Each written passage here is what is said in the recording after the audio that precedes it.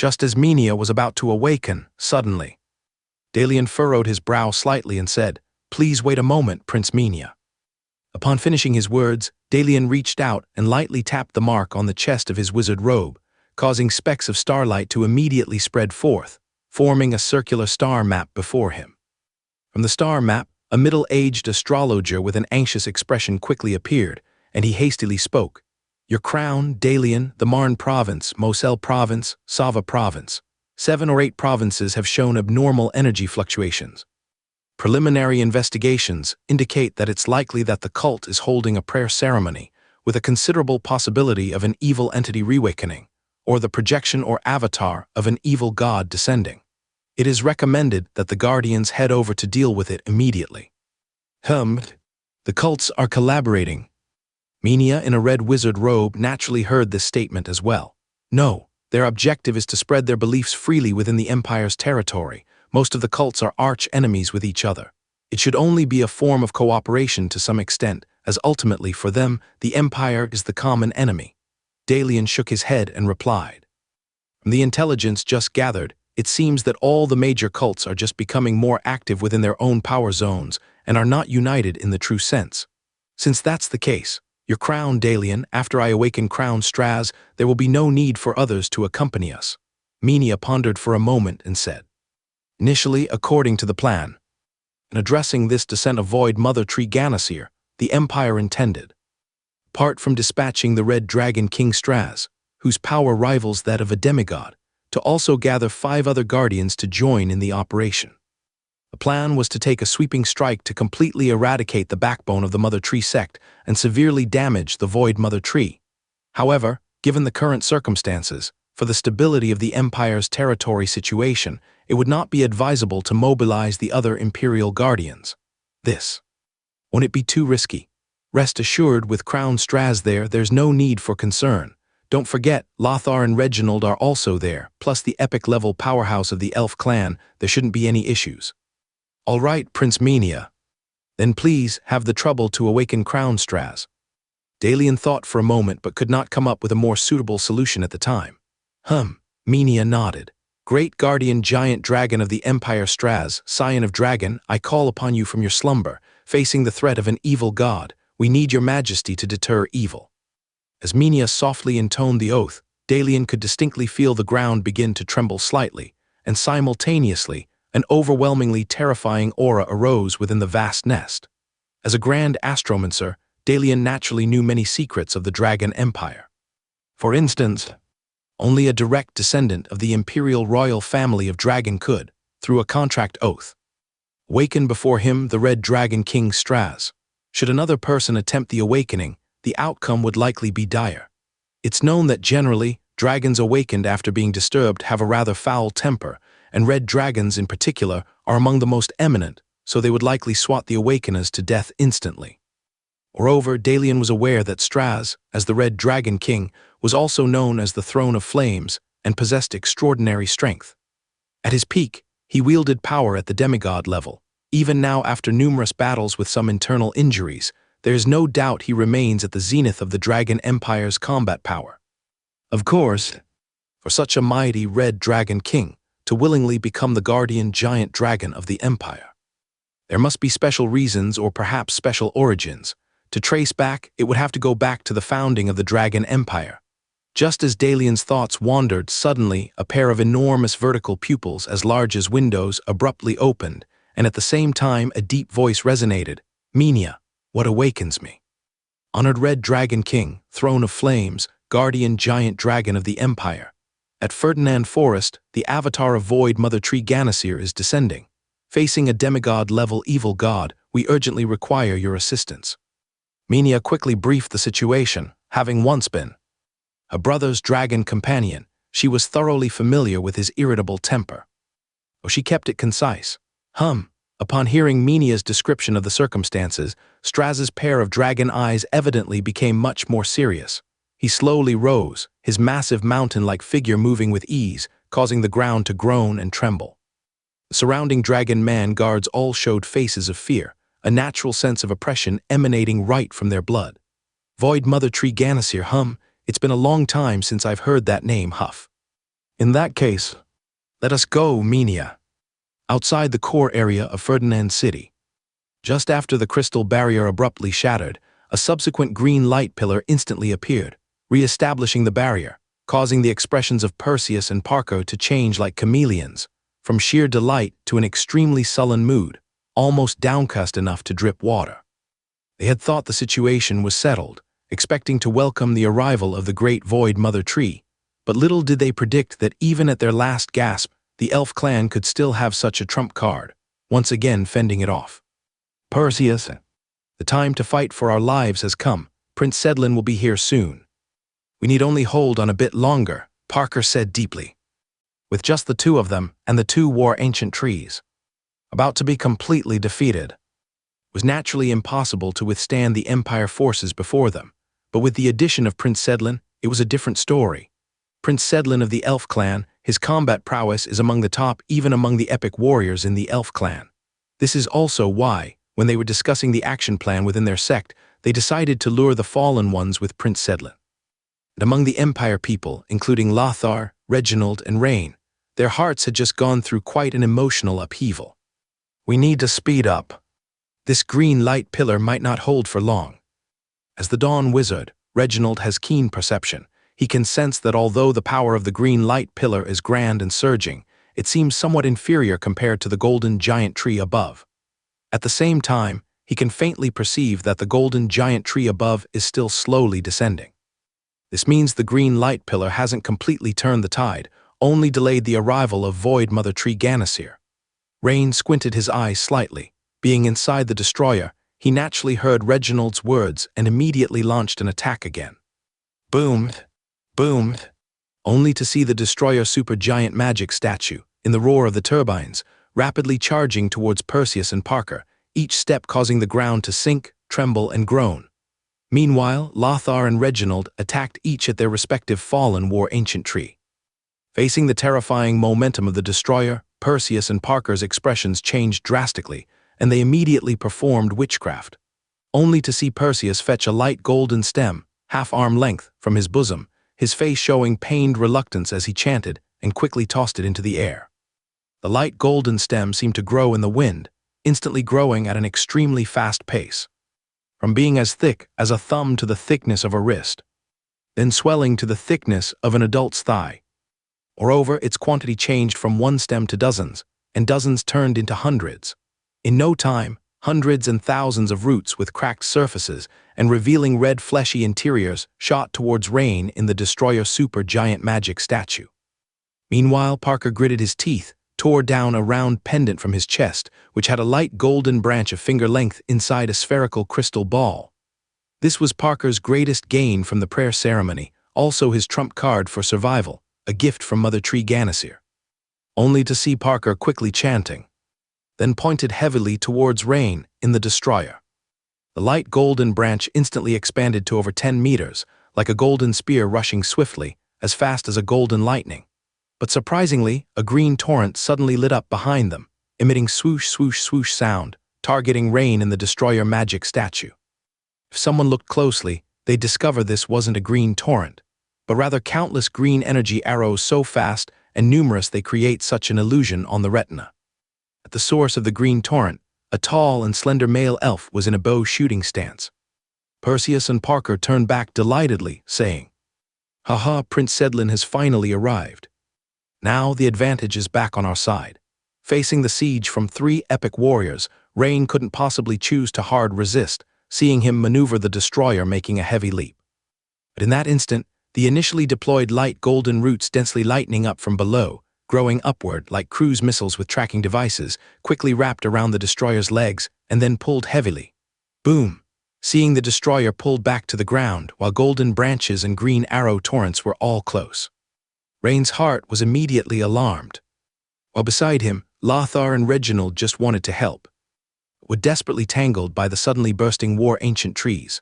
Seeing the 2 fallen war ancient trees, preferring to take Lothar and Reginald's fatal attacks repeatedly, but choosing to hold them temporarily and firmly, clearly to cooperate with Perseus and Parker's attack on Rain, aboard the long-range airship at the rear.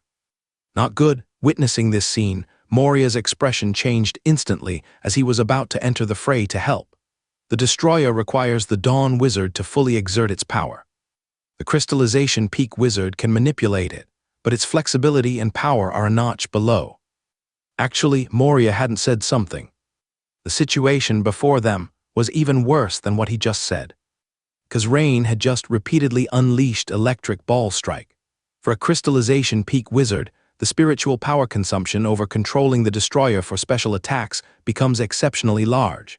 The 10 minutes he mentioned was without controlling the destroyer for special attacks. So in the current situation, even if Rain could miraculously withstand the opponent's attack, his spiritual power would still be nearing depletion. Lord Moria, what should we do then? Beside him, Beyonce's face turned pale hearing this. You command the gunboats for attack here, I'll go help. Moria said one last thing to Beyonce, planning to use floating technique to jump off the airship. His only thought now was, should Rain's spiritual power run out, he could quickly replace and recontrol the destroyer magic statue. But at this moment, a unique wave of spiritual power suddenly emanated from the destroyer demon statue on the battlefield, immediately followed by a blue sphere of light enveloping the destroyer. This caused Moria's body, which was about to leap forward, to tense up. She suddenly raised her head, staring ahead intensely, her eyes filled with disbelief, surprise, and joy. Thomas Vortex Shield. But how is this possible? Only to see a blue energy shield appear on the surface of the destroyer, blocking the dense attacks of golden branches and green energy arrows. Beyonce, on the other hand, looked puzzled, not quite understanding. A demon statue using an energy shield for protection is this strange. Although Thomas Vortex Shield is one of the destroyer's unique abilities, it requires the controller to be a Dawn Wizard to execute. Moria murmured. Upon hearing Moria's words, Beyonce finally understood something, and immediately her beautiful eyes widened, her small mouth slightly open, staring at the large figure in the distance in shock. Oh my, Lord Moria, does that mean the captain? I don't know how Rain managed it, but I believe there's only one explanation, that Rain just stepped into the rank of Dawn Wizard. However, despite saying this, Moria was still a bit puzzled as to how Rain achieved it. A few seconds ago, facing a deadly siege, Rain knew that if he wanted the destroyer and himself to avoid being severely injured, it would be best to use the Thomas Vortex Shield recorded in the control manual. A special protective shield said to withstand all epic-level attacks. But there's a requirement. The controller must be a 4th-level Dawn Wizard. Only the condensed spiritual power of a Dawn Wizard can activate the Destroyer Demon statue to deploy this top-level defense technique.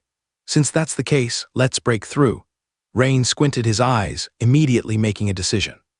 He needs to eliminate the nearby enemies as soon as possible to rescue Anna. As for whether the 4th-level Witchcraft Steel Armor technique is the best choice among innate wizardries, comparatively, it is no longer important now.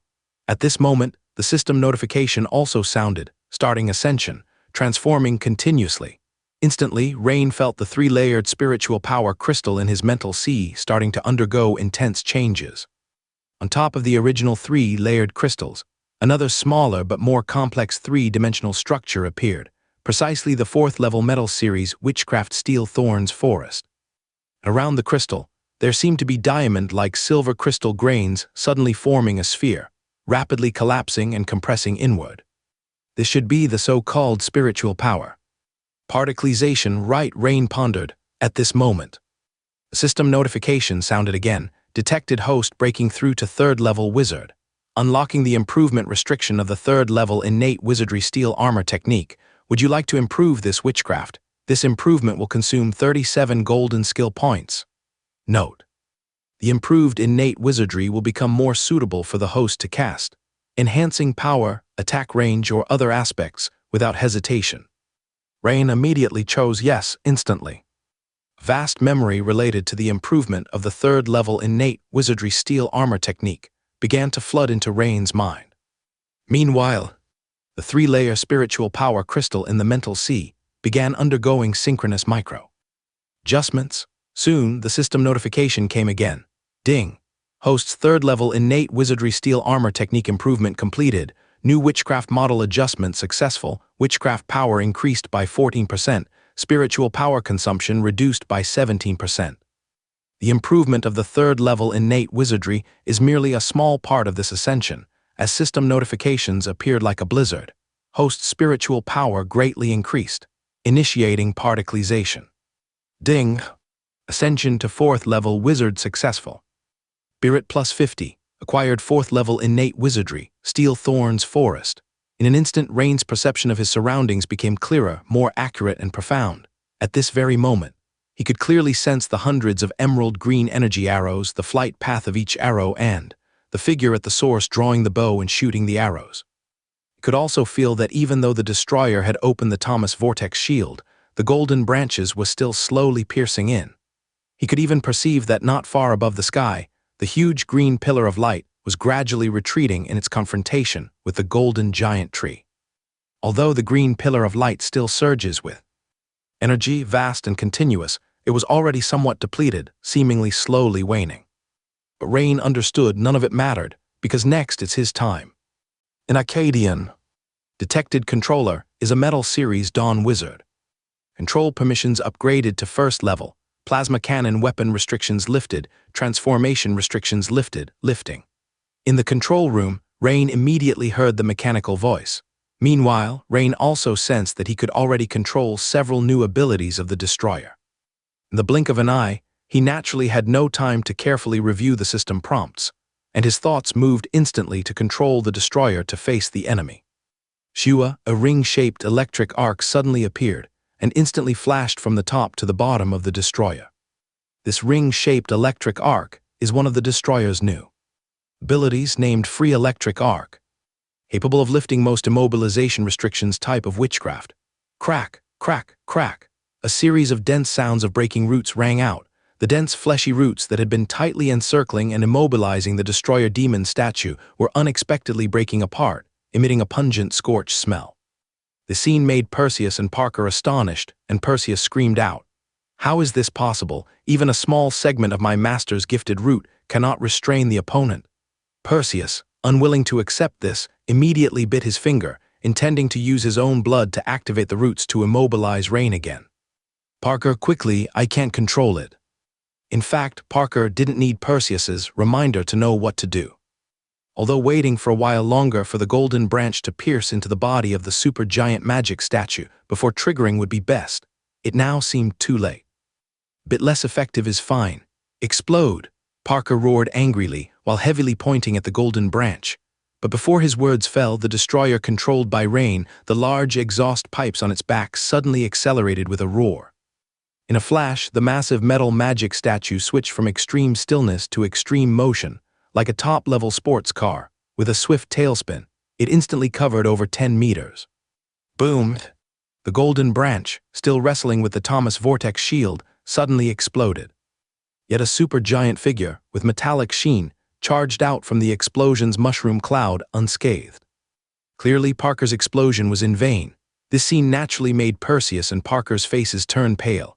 After all, they used all their trump cards, but what now? The opponent somehow dodged and remained unscathed. How could they fight? For a moment, both lost their will to fight. And the fallen war ancient tree obstructing Lothar and Reginald, due to originally being inferior in strength, after a brief burst, their momentum quickly subsided, drastically reducing their strength. Coupled with earlier series of heavy injuries, they were already powerless to stop Lothar and Reginald. As the two were giving the final blows to the fallen war ancient trees, intending to assist Rain, a momentary pause appeared as they glanced over. Reginald looked at the destroyer demon statue, at least 40% faster and unscathed. His eyes flashed with a hint of astonishment. No need for them to assist. If assistance is needed, it is the two from the Mother Tree sect who need it. Just now, if I didn't sense it wrong, the prior burst of spiritual field seemed to be dawn-level waves. Could it be? The Rain Captain the girl shouted earlier is actually a Dawn Wizard. But this seems unlikely. There are only a few Dawn Wizards born from sword bearers. Reginald thought quickly, pondering. But no matter how he recalled, he found nothing, only growing more curious about this unfamiliar Captain Rain. Easily dodging the combined attack of the Mother Tree sect, Rain naturally began to counterattack. Crunch! Suddenly, at the chest of the destroyer demon statue, two thick panels slid down, revealing a row of 3, totaling 6 dark cannon mouths. Plasma burst. Rain silently recited in his mind.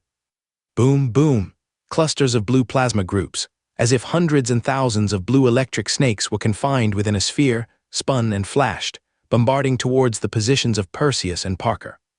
Feeling the destructive energy within, the two immediately turned pale and swiftly fled. But neither anticipated that the plasma burst was a carpet bombing, extending over hundreds of meters, instantly engulfing the panicked and fleeing Perseus and Parker. Prince Sedlin, more than 100 meters away from the two, flashed, planning to aid, but at this moment flashed back to his original spot. Clearly, the power of the plasma burst was something even he dared not face head-on. Boom, boom, boom. The dense explosion sounds echoed like rain hitting banana leaves, just like the thunderous rumble of a rainy season. For a moment, the booming sounds almost connected into one. This made Lothar and Reginald, who planned to circle from the rear to chase these two, abandon their pursuit. The continuous shock of the ground, accompanied by the ever-growing mushroom cloud, startled the elves praying devoutly within the green vortex shield, causing them to look towards Rain's direction. Among them naturally included Anna. Somehow, perhaps due to the girl's keen telepathy, Anna always felt that the recent explosion undulations might be related to Rain. But even if it's Rain, facing the one above, the girl raised her head and glanced at the golden giant tree in the sky. Her newly brightened eyes instantly dimmed again, as if hopeful and yet particularly worried. However, this distraction of the elves caused the green energy threads converging towards the elf mother tree Andarl to fade a bit, and the terrifying pressure from above suddenly increased. This startled the elves and half-elves, Anna included, and they quickly bowed their heads, praying devoutly.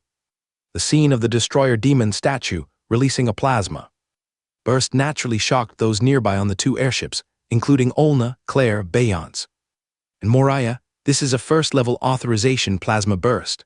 As expected, it's Dawn. Only a Dawn wizard could possibly perform this move. Familiar with the destroyer control manual, Moriah was so excited that his whole body was trembling. In an instant, a full sense of happiness filled Moriah's heart. He felt that in his decades as the sect leader of the Bixu Mechanization School, today was his happiest day. From acquiring the destroyer supergiant magic statue to now seeing Rain, a school disciple, step into Dawn, although he hadn't quite figured out how it happened.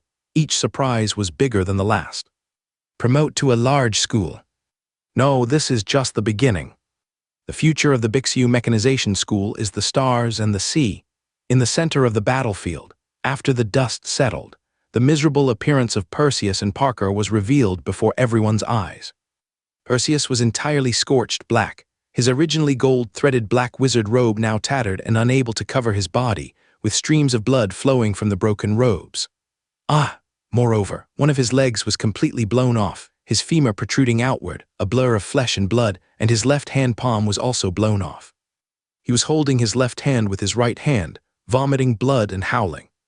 As for Parker, he was in no better condition. His robe was in tatters, emitting black smoke. One eye was already gone, seemingly shot through by shrapnel from the explosion. Both legs below the knees were completely gone, as if amputation had occurred, and he could only wriggle and struggle on the ground. Actually, to others, the fact that both could survive the incredibly intense plasma explosion was already considered highly formidable. Boom, boom. Rhythmic heavy footsteps came beside them, and Perseus and Parker strained to look at the towering, metallic, glossed, fierce demon statue, their Adam's apple moving up and down, seemingly planning to plead for mercy. But unfortunately, Rain gave them no chance. The next second, darkness fell before their eyes. After that, they knew nothing. From others' perspective, Rain controlled the destroyer and very neatly lifted the hundreds of tons heavy leg and stomped on them heavily, like an elephant crushing ants by the roadside with its foot. And just now, this scene seemed to make Prince Sedlin's eyes' blackened areas slightly shrink, as if somewhat regaining clarity. He spoke in the common tongue. Humans from the Dragon Empire, I am Prince Sedlin of the Elf clan. Everything that happens here has nothing to do with the human empire. According to the ancient covenant, I hope you will leave quickly. At this time, Lothar and Reginald had already arrived beside the destroyer controlled by Rain. Hearing Prince Sedlin's words, they exchanged a glance and burst into laughter. Prince Sedlin, look at the golden giant tree above your head. Do you really still have the face to represent the Elf clan? Reginald said with a hint of sarcasm. It is precisely because of you that the Elf clan is in such a great calamity. You are a traitor to the Elf clan. To both humans and elves, traitors are always despised. HMPH, what do you know? With some regained sanity, Prince Sedlin was obviously stung by the word traitor from Reginald and immediately retorted. The elf mother tree Andorl's lifespan is already entering its end. Only the arrival of the great void mother tree Gainshire can bring a bright future to the elf clan. Just as Prince Sedlin was about to say something else, Rain had no intention of listening to his nonsense and directly launched a plasma ball at him. But Prince Sedlin's reaction and speed were extremely fast. Figure seemed to remain in place, but the real body had retreated over 100 meters, arriving not far from the green vortex shield. Rain and the other two quickly closed in. Though Prince Sedlin had fallen, he merely had an imagined master in his mind who could save the elf clan. His combat awareness and strength, however, were not affected. Having just witnessed the destructive power of the destroyer demon statue's plasma cannon, Prince Sedlin naturally knew there was little chance of winning against it, let alone the fact that his opponent had two additional epic guardians. As an epic ranger of the elves, skirmishing was his way to victory. Moreover, retreating to this position naturally had its reasons. Here and now, under the blessing of the nearing golden giant tree Gainshire, his strength could indeed be elevated to another level. Beast Herd charge. As Prince Sedlin shot a large green energy arrow into the sky, the next second, the arrow burst open like a green firework. Immediately afterward, tiny green light spots fell from the sky like a torrential downpour. Each green light spot, upon touching the ground, fused with vines, shrubs, flowers, and even trees, transforming into fierce beasts like green glowing bulls, bears, and wild boars, all adept at charging. In an instant, thousands of green light transformed beasts charged toward the crowd. Absolute barrier. A massive humanoid shadow appeared in front of Lothar, plunging a similarly enlarged spiked shield shadow heavily into the ground, blocking his front. No matter how the energy made beasts charged or exploded, they remained unmoved. Meanwhile, Reginald cast a huge earth-colored semi-spherical energy vortex shield around himself and then conjured Earth Hand, swatting away the green beasts left and right. Both defended on the spot, but Rain was the exception. Rain controlled the destroyer, fearlessly charging straight toward Prince Sedlin as if a bowling ball sped into a swarm of ants. Witnessing this, Prince Sedlin was slightly startled and immediately altered his attack method, drawing his bow once more and aiming at the destroyer demon statue. A swirling cross-energy vortex appeared at the tip of the green arrow. As it charged up, the cross-energy vortex spun faster and grew larger. The next second, swoosh, with a sharp sound tearing through the air, a green arrow accompanied by the cross-energy vortex at its tip flew at lightning speed with the momentum of piercing all, aiming for Rain's destroyer demon statue. "Beware, it's a vortex strike," Lothar loudly warned. He was well aware of Prince Sedlin's power, having received classified intelligence from the Empire after uniting with Earth Pulse, Reginald. The fallen among the elves was indeed Prince Sedlin. Vortex Strike, Prince Sedlin's most powerful single-target attack maneuver, boasted extraordinary penetration power. Even if he, titled the Emperor Barrier, would prefer not to face this strike head-on unless necessary. Yet the destroyer, controlled by Rain, showed no signs of evasion, merely reactivating the Blue Thomas Vortex shield while slightly raising its left arm. PSSH. The green arrow instantly made a large dent in the light Blue Thomas Vortex shield, as if someone had poked a balloon with a finger. The cross-vortex at the green arrow's tip had an extraordinary penetration power, managing to pierce through most of the Dawn Witchcraft defying Thomas Vortex shield. However, in the next moment, it was stopped by the metal arm shield that suddenly appeared on the destroyer's left arm. ZZZ. The green arrow penetrated almost half a meter into the metal arm shield. But that was it. Given the thickness of the destroyer's arm shield, it only slightly grazed the metal surface of the arm beneath, leaving a small dent. The unrelenting destroyer, much to Prince Sedlin's surprise, was now just over 100 meters away from him, the plasma cannon already activated, its dark muzzle flickering with blue arcs. "Oh no," Prince Sedlin squinted, heart tensing, preparing to dodge. Suddenly, a pair of earth-colored large hands burst from the ground, clasping him tightly, like someone swatting a fly. The one who acted was Reginald, with his earth element Dawn Witchcraft, titled Earth Pulse. Perhaps dueling Prince Sedlin alone would be challenging, but intervening timely from the side to stall his actions was no problem at all. Though the Earth hands wouldn't hold Prince Sedlin for long, this brief pause was enough for the sky-filling blue plasma balls to engulf him. Boom, boom, boom. The continuous booming resounded around once more. A few seconds later, the explosion ceased. Yet the dust hadn't settled, leaving everyone uncertain about Prince Sedlin's fate. However, at this moment, the Empire's people all lifted their eyes toward the side. For just a while ago, besides the elves' grand prayers, they also heard another kind of prayer mixed in. On the right side of the green vortex shield, dozens of Mother Tree sect members in black robes, with golden leaf branch, and even tree symbols on their chests, surrounded an elderly man in black robes, praying aloud. Great Void Mother Tree, your radiance, only your protection will, we pray for your descent. Creak. Instantly, a thick blood-red beam of light shot straight into the sky. At that moment, the void emitted a sound akin to glass about to shatter from excessive strain. The enormous golden tree, occupying half the sky, seemed to step closer to this world, dramatically increasing its oppressive force. Even the gigantic green vortex shield, opposing the golden tree, now displayed a clear depression at its top. The hemispherical green energy vortex shield was being compressed into an ellipsoid, giving everyone a sense that it was about to break, teetering on the brink of collapse. As the Pope man of the Mother Tree sect looked triumphantly at the sky, a sudden warning arose in his heart. As he abruptly turned his head, a group of Empire warriors riding various flying mounts came into view, led by the two guardians, charging toward them, and the massive creature at the center made even him shudder. No wonder Perseus and Parker couldn't stop them. I didn't expect the Empire to have such a super giant magic statue, even Prince Sedlin couldn't match it. But, you're too late. Man's lips curled into a slight smile, thinking to himself. Rain controlled the destroyer, rushing toward the green barrier, while Lothar and Reginald swiftly charged toward the prayer ceremony site of the Mother Tree sect, which was clearly nearing its end. Suddenly, a fierce beast roar echoed from the dust-filled plasma cannon bombing area. Next, a massive earth-yellow giant bear, scorched and covered in injuries, angrily charged out of the dust, pouncing fiercely toward the destroyer demon statue. The giant bear stood over 25 meters tall, with stout and powerful limbs. Even compared to the size of the destroyer, there was not much difference. Clearly, this was a special transformation performed by Prince Sedlin. Boom, the giant bear leaped into the air, striking heavily with its claws at Rain's destroyer. But suddenly, a steel fist with a metallic sheen quickly crossed the air like lightning, hitting the bear's abdomen hard. The bear's fierce expression abruptly froze. A noticeable dent appeared on its abdomen, and the spine on its back snapped with a snap. Simultaneously, with the spine no longer there to hold it off, the back weirdly bulged with a huge bump.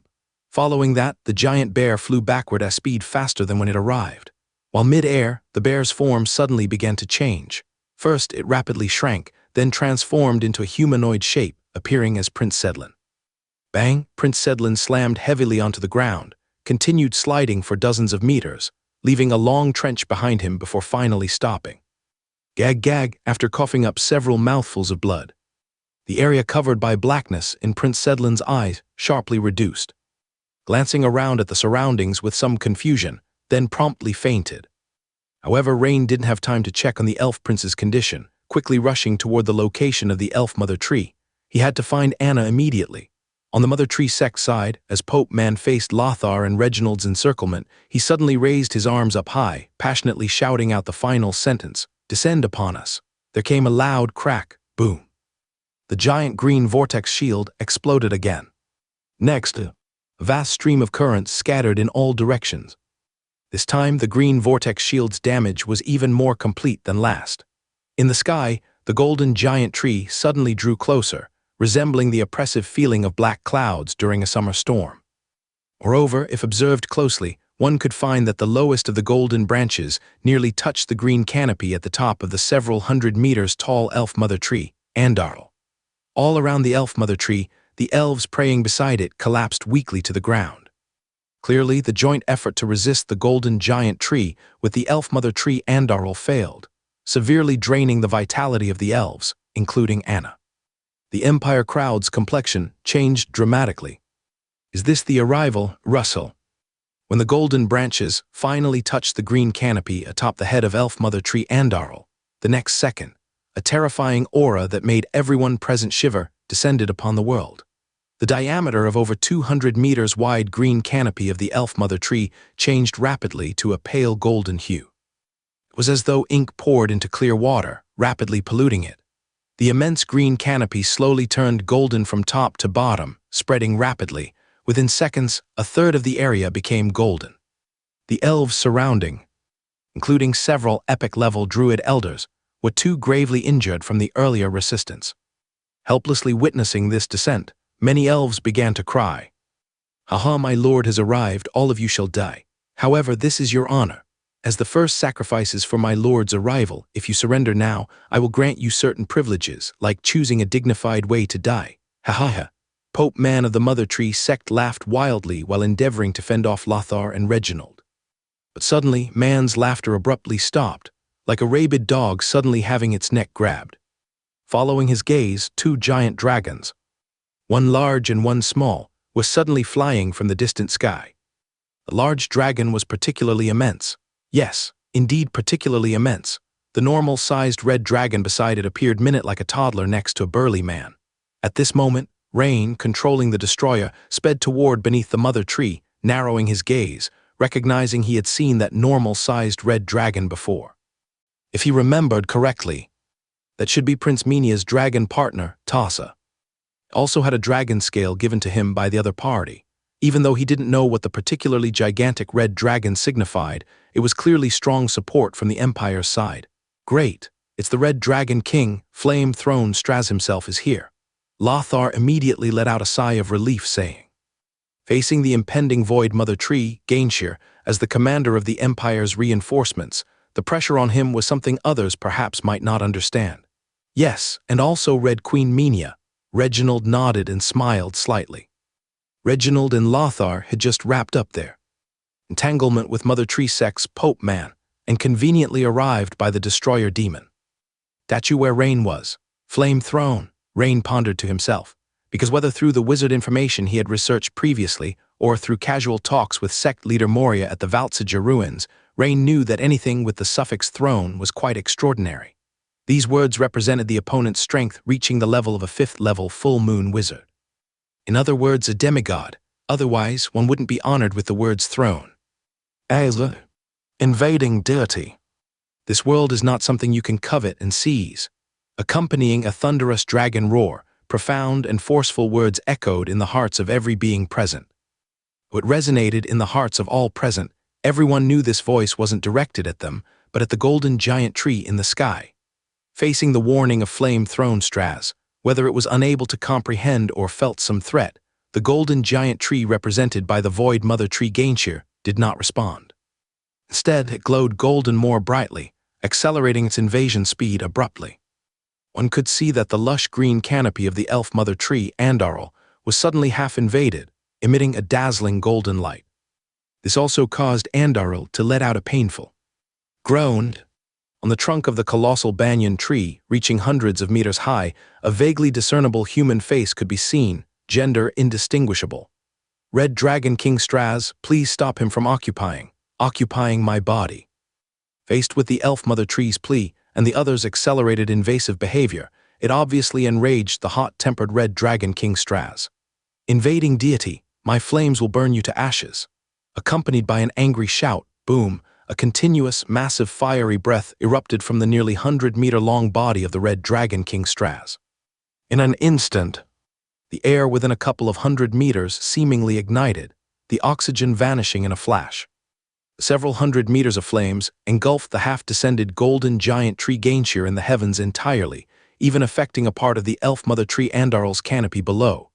It seemed as though half the sky was ignited by the supreme flames of the Red Dragon King Straz. And beside him, Red Queen Minia looked on this scene with a calm expression. This is the power of the Red Dragon King.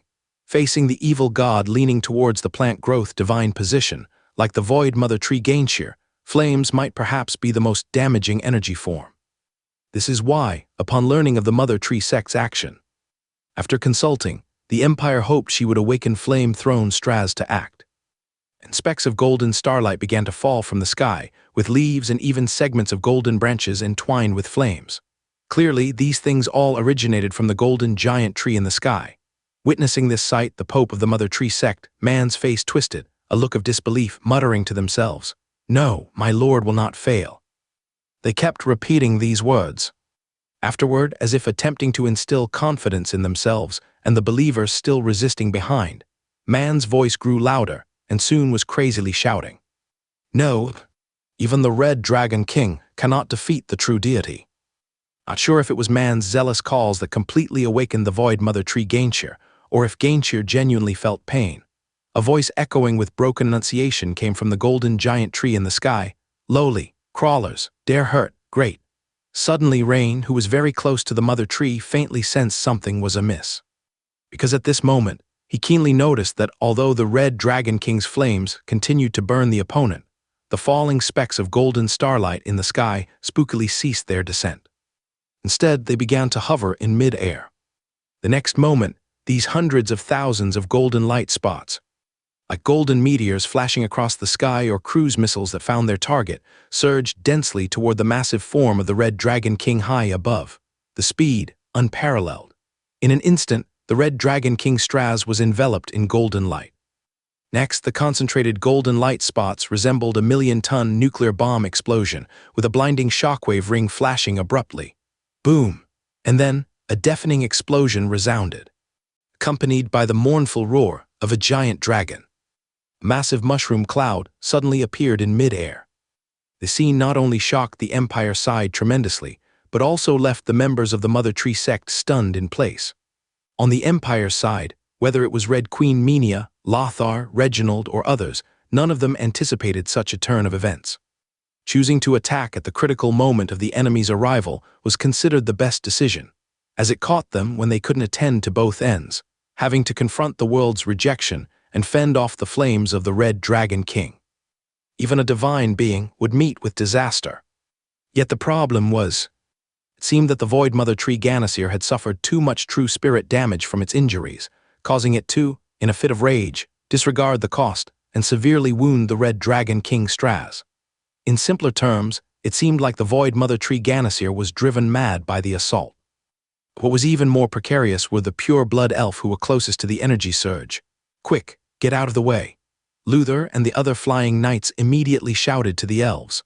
Evidently, the aftereffects of a battle between demigods were not something ordinary people could witness from the sidelines. However, the problem was that most elves, having exhausted themselves during a previous major prayer, were now too fatigued to escape from the core battle zone of the two demigod-level entities. Amidst the elves, Anna's slender and fair hand was tightly clasped with her Aunt Delana's. Delana held Anna in her arms lovingly and said, "Child, don't be afraid. If this is the fate of all elves, then we shall bravely face the end when it comes. Amen." Anna nodded, leaning against Aunt Delana's embrace, saying nothing. Her beautiful eyes slowly closed, yet her long eyelashes twitched slightly, as if she was remembering or expressing the unrest in her heart. She didn't know why, but although she felt unafraid in Aunt Delana's arms, unconsciously, crystal-clear tears welled up at the corners of her eyes. Perhaps it was because of regret. In that instant, many past memories flashed through Anna's mind. Her mother's gentle companionship, her own struggles living alone, but most of all, scenes with Rain. Faced with the spreading tide of erupting energy nearby, followers of the Mother Tree sect in black robes, unable to dodge, were like frost under a scorching sun. No, like thin rime. In an instant they were vaporized. Without even the chance for a scream, they and their black robes were ashes in a heartbeat. This was a demigod-level confrontation. Even though it wasn't the core zone, the dissipating energy clouds were not something below the legendary level could withstand. But just then, a blue barrier suddenly appeared in front of Anna and Delana, while at the same time, a tall figure shielded them and the nearby pure-blood elf. Elsewhere, tan-colored shields and giant spiked shield projections emerged, protecting a considerable number of pure-blood elves. Anna, seeming startled by the absence of pain, trembled as she opened her beautiful eyes. The next moment, she was astounded to find the sky obscured by a massive metallic-hued figure. "This is..." Delana also showed puzzlement on her face. "It's me, soon," a familiar voice resounded. "Rain, how did you get here?" Anna's eyes widened, filled with joyous surprise. At that moment, the enormous red dragon in the sky, its dragon scales shattered, teetered as if it would fall at any second from the sky. However, Straz barely managed to flap its massive wings, stabilize its form, and swiftly turned to fly off into the distance. The golden tree in the sky also shattered with a crash, disappearing slowly. Just when everyone thought the two demigod powers had suffered mutual destruction, suddenly, the elf mother tree Andarl was glowing entirely with a golden light. The scene caused the despairing man to suddenly widen his eyes with immense joy, exclaiming, "Ha ha ha! I knew it, my lord cannot possibly be defeated. My lord has descended." The scene naturally caused the faces of everyone present from the Empire to change drastically. What is the might of a demigod? The aftermath of a confrontation just now has already made it abundantly clear. Even someone as formidable as Red Queen Minia, because she was too close to the side of Red Dragon King Straz, was instantly severely injured in the aftermath of the Void Mother Tree Ganasir's attack, which was like hundreds of golden meteors striking down. At this moment, Minia and her dragon companion Tassa are struggling to get up from the fallen ground, both in a very poor state. On the scene, the Empire's epic-level defenders who remain unharmed are just the Emperor Barrier Lothar, and Earth Pulse Reginald, along with Rain, who has just settled Anna and Delana. But the enemy has a newly descended divine presence, whose power is unfathomable, the Mother Tree Ganasir, as well as a member of the Mother Tree sect. Pope Man, whose battle power is no less than Reginald. Of course, the focal point of everyone's attention is naturally the former. With the defeat of the Red Dragon King Straz as leverage, for the moment, no one dares to approach and test the opponent's strength. Quick, the opponent was attacked by Crown Straz during their descent. The descent is incomplete, so even if it barely succeeded, it's at most epic peak strength. If the opponent fully recovers, then. At this moment, Minia, clutching at her chest in a red wizard robe, shakily stood up, her face anxious. Minia's condition is very poor at the moment. If not for the few automatic defensive which artifacts she habitually wore, she might not have perished, but her injuries would be far more severe than they are now. What pains her more is her dragon partner Tassa at her feet, who had just recuperated from his injuries 2 days ago, yet was once again severely injured, now moaning in pain. Upon hearing Minia's warning, the two Imperial Guardians, Lothar and Reginald, quickly exchanged a glance and decided to go forth and test. After all, if the opponent is merely at epic peak, there's still hope for battle. Of course, to be cautious, Reginald immediately cast a 4th-level Earth Element defensive Witchcraft Earth Shield on Lothar, who was already skilled in defense, holding a sturdy shield. Thus, under dual protection of shield and witchcraft, Lothar rapidly charged toward the newly descended Mother Tree Ganasir. And naturally wanting to stop him, the Mother Tree Sex Pope Man was blocked by Reginald's Earth Hand. However, just as Lothar was charging forward, unexpectedly to most, the first to launch the attack were actually 2 airships. Whether it was courage without fear or having heard Minia's warning, both Olna's, Claire's sword holder airship, and Beyonce's, Moria's long-range airship formed a battle line in the sky, tilting their side to the golden giant tree and opening fire fiercely. Instantly, gun barrels extended and retracted, heavy artillery roared. Boom, boom, boom, but very unfortunately, these high-speed kinetic shells exploded unexpectedly within tens of meters from the golden giant tree. A giant golden hemispherical shield had completely protected the covered hundreds of meters tall golden giant tree. Evidently, though airship-heavy artillery might heavily damage a legendary strongman if it hits directly, and perhaps surprisingly cause slight injury to epic-level strongmen, there's absolutely no chance of hurting the Void Mother Tree Ganasir before us. Yet it's not entirely useless, at least allowing the Empire's strongmen to directly feel the opponent's strength level. Indeed, as Red Queen Minia had reminded us, epic peak, not a demigod level. After all, if it were at demigod level, facing such artillery bombardment, there would be no need to expend divine power to deploy protective barriers. Just the domain power alone could annihilate those shells. This brought some peace of mind to Luther and others, a crowd of legendary strongmen. They began commanding their flying mounts from afar, spreading into a large formation, surrounding the golden giant tree from a distance in the sky, and launching repeated long-range attacks. In an instant, metallic short spears, arrows, witchcraft, etc., poured onto the golden giant tree. Though the effects were minimal, it attracted some of the opponent's attention, or perhaps consumed some divine power, creating an opportunity for the charging Imperial Guardian Lothar. At this time, Lothar had already charged into the domain range of the golden giant tree. One could see Lothar holding sword and shield, bursting with a fierce belief power like flames surrounding his body, charging into the golden domain of the void mother tree Ganasir. As if a meteor crashing into the ocean. In an instant, he attracted most of the attention of the void mother tree Ganasir, with over 10 golden branches sweeping and striking at him. The deeper he went, the more viscous the golden domain became. Quickly, Lothar slowed down, unable to dodge. Bang! A golden branch tens of meters long struck Lothar, known as the Emperor Barrier, head-on. Instantly, Lothar was slapped away like a cannonball thrown dozens of meters away. Boom! Heavily hitting the distant ground, and a small mushroom cloud emerged. The scene was met with mixed emotions by Rain and other Empire reinforcements watching. The joy is that the opponent's series of counterattacks just proved, indeed, as Red Queen Minya had said, the descent process was interrupted by Red Dragon King Straz, so the opponent's descent this time is incomplete. After being interrupted, the opponent now only possesses the strength of an epic peak. What's worrisome is that even at epic peak, seeing the opponent's colossal figure of several hundred meters, and Lothar's failed attempt, it's evident that this epic peak is perhaps the toughest kind of epic peak to deal with. Rain, who placed Anna and Delana at the rear, now manipulates the destroyer to stand up. Anna, Madam Delana, I'm going in. You guys stay safe. Rain, you be careful. Anna tried to dissuade, but she quickly realized. At this moment, Rain is actually like her just now, unable to say no to certain things. She is because of her clansmen. Rain is the same. All right. As soon as he finished speaking, Rain dashed towards Lothar's direction, and at the same time immediately activated the destroyer's plasma burst. Boom, boom, boom. Instantly, a large swath of blue plasma exploded, forming a barrier, directly repelling several metal branches that were about to pursue the victory. Whoosh, a familiar figure darted out from the smoke. It was Lothar. It's just that his body surface 4th level defensive witchcraft, that earth yellow energy vortex shield has disappeared, and the sturdy armor on his body seems to have faint cracks. Can 4th level defensive witchcraft only block once? This made Rain slightly surprised in his heart. This level of power is perhaps something that even the super giant demon statue destroyer, which excels in melee combat, cannot achieve. Thinking about it, it makes sense.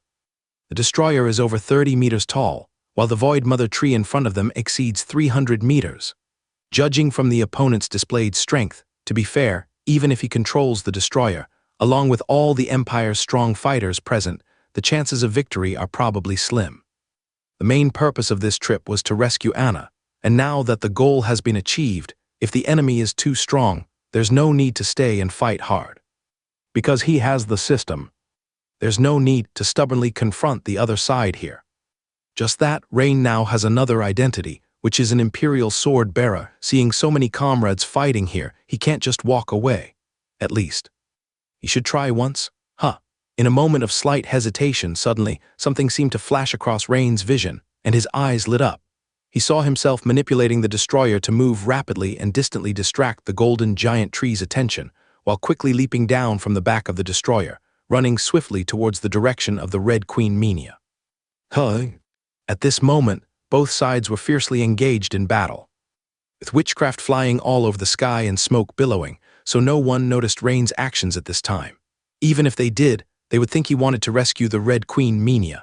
While Rain stopped halfway, he quickly bent down and lightly touched a pool of glowing golden blood on the ground with his hand. This was precisely the largest pool of blood dripping from the sky when the Red Dragon King Straz was injured. As Rain's hand touched this golden, exceedingly sticky blood, sure enough, a system prompt appeared immediately. Ding! Host has touched a small amount of Red Dragon King's blood essence. Discovered a large amount of absorbable dragon gene segments. Absorb. Note, absorption of this dragon gene segment can significantly enhance the host's dragon bloodline concentration. Significantly. For a moment, Rain didn't know what to say. The severe injury of the Red Dragon King was naturally a bad thing, but if the opponent wasn't injured and didn't drip blood, he wouldn't have a way to absorb its gene segments. Alas, we're all comrades of the Empire. After absorbing your blood, I'll try my best to eliminate this so-called Void Mother Tree clone. Rain couldn't help but sigh in his heart. Then without hesitation, chose yes. In an instant, he felt a surge of heat, even stinging, burning hot flow from the fingertip touching the golden blood, swiftly circulating throughout his body. The entire process continued to alter his body even after he stood up, and Rain also returned to the back of the destroyer once more. It seems due to the peculiarity of the Red Dragon King's bloodline concentration. Once the hot stream was fully absorbed, the system prompts flooded in. Congratulations, your mutated dragon bloodline concentration has increased to pure blood. Congratulations, with the enhancement of the bloodline power. You have unlocked the 5th form of the mutated dragon bloodline, giant dragon form. The host in the 5th form will continue to possess the special ability of a void dragon virtualization. Virtualization effect consumes a certain amount of spiritual power to virtualize the body. During virtualization, immune to 90% physical attacks, immune to 50% witchcraft or other energy attacks. The host in the 5th form will continue to possess the special ability Double Heads effect. In addition to the main head, a void dragon's head will grow, capable of releasing void breath. Ding! Host's dragon bloodline concentration increased to pure blood. The power of Dragon Vein Wizard's core skill, Dragon Soul Strike, is enhanced. Mutated dragon bloodline 5th form, giant dragon form. After activation, the entire body becomes dragon-like. Immune to all low and medium-level poison and disease effects, immune to witchcraft damage below 200 degrees. Note the duration is positively correlated with bloodline concentration and constitution. The bloodline concentration has actually increased. Indeed, it is the blood of the Red Dragon King. Seeing this prompt, Rain couldn't help but feel overjoyed. 5th form, giant dragon. Hiss, another trump card. The power of Dragon Soul Strike has increased. In that case, maybe it's possible to compete with this epic peak deity in front of us. Suddenly, Rain looked at the imposing golden giant tree before him, his eyes shining brightly. But immediately, Rain thought of something else. In dragon beast form, his physical energy consumption is immense, so in giant dragon form wouldn't it be? Rain focused his thoughts, seemingly recalling something, and quickly reviewed the previous system notifications. Congratulations! You've defeated a formidable enemy and earned 58 golden skill points. Congratulations, your hidden will attribute has improved. Congratulations, your Dragon Vein Wizard Legend profession level has increased. Congratulations, your Dragon Vein Wizard Legend profession level has increased. Previously, he slew Perseus and Parker and later defeated the elf trader Prince Sedlin. These three were indeed epic powerhouses, especially the latter, who seemed to be a seasoned epic. This allowed his legendary profession Dragon Vein Wizard to level up 4 times, rising from LV9 to LV13, earning him 4 attribute points and 4 skill points. Combined with the previous remaining 2 attribute points and 8 skill points, Rain now has a total of 6 attribute points and 12 skill points. As for golden skill points, although 37 points were consumed during improvement, another 148 points were awarded, so his total golden skill points have reached a historical high of 388 points. Of course, what Rain values most now is naturally the attribute points. With 6 attribute points, even if his physical energy consumption is huge in giant dragon form, it's enough to sustain for a period. But, to be on the safe side, it's best to send the destroyer first. When Rain advanced to Dawn Wizard, he gained maximum control authority over the destroyer. You must know, the most potent move of the destroyer is indeed the self-detonation of the large energy furnace. Of course, once this move is used, the destroyer is essentially wasted and becomes entirely uncontrollable. But compared to taking direct risks himself, there's nothing to hesitate over this point. Having arranged his tactics, Rain immediately controlled the destroyer to rush towards Mother Tree Ganasir. Swoosh, swoosh. As the destroyer demon statue entered the golden domain and approached the giant golden tree, dense pale golden roots like giant pythons suddenly emerged from the ground, winding swiftly towards the destroyer. Thomas Vortex Shield. Rain immediately activated the Vortex Shield, continuously sidestepping and dodging while launching plasma bursts, continuing to advance. The scene immediately attracted everyone's attention. Because at this moment, the destroyer controlled by Rain was already tens of meters away from the void Mother Tree Ganasir. Many were surprised at why Rain didn't control the destroyer to fight from outside, but chose to break in. Suddenly, as the destroyer's speed declined due to the influence of the sticky golden domain, a thick golden root immediately curled around its leg, followed by a second and a third. Rain! Anna's beautiful eyes widened, covering her mouth with her hand, exclaiming. Then, a familiar figure shot out like lightning from the destroyer's back. Crack! Suddenly, a large furnace core installed with abyss fire crystal stone on the destroyer's chest sprang out. Immediately after, this spherical-shaped furnace darted like a missile toward the golden giant tree in front. Due to the extremely close proximity, the void mother tree Ganasir seemed not to react entirely. After all, the roots had already caught hold of this metal lump. How could the other side suddenly? Boom! A powerful explosion akin to a small nuclear bomb instantly spread outward, with the void mother tree Ganasir at its center. In the depths of everyone's hearts, Ganasir's agonizing groan echoed. A group of Empire powerhouses all took a sharp breath. Meanwhile, they felt an indescribable sense of satisfaction in their hearts. Damn the pain that Red Dragon King Straz from the Empire just suffered, the other side has now thoroughly enjoyed. However, only one person witnessing this scene had mixed feelings. On the long-range airship. Sigh, forget it, consider it for the Empire. It's just a pity it was the destroyer demon statue. Sect leader Moria murmured to himself. Actually, when he saw Rain control the destroyer continuously advancing, he anticipated Rain's possible next move. After all, he also read the destroyer control manual. At this moment, the Red Queen Minia finally turned her attention to Rain.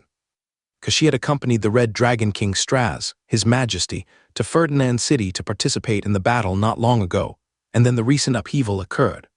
Although the arrival of the Void Mother Tree Ganasir was interrupted, the Red Dragon King was severely injured and left, and she herself was also not lightly injured.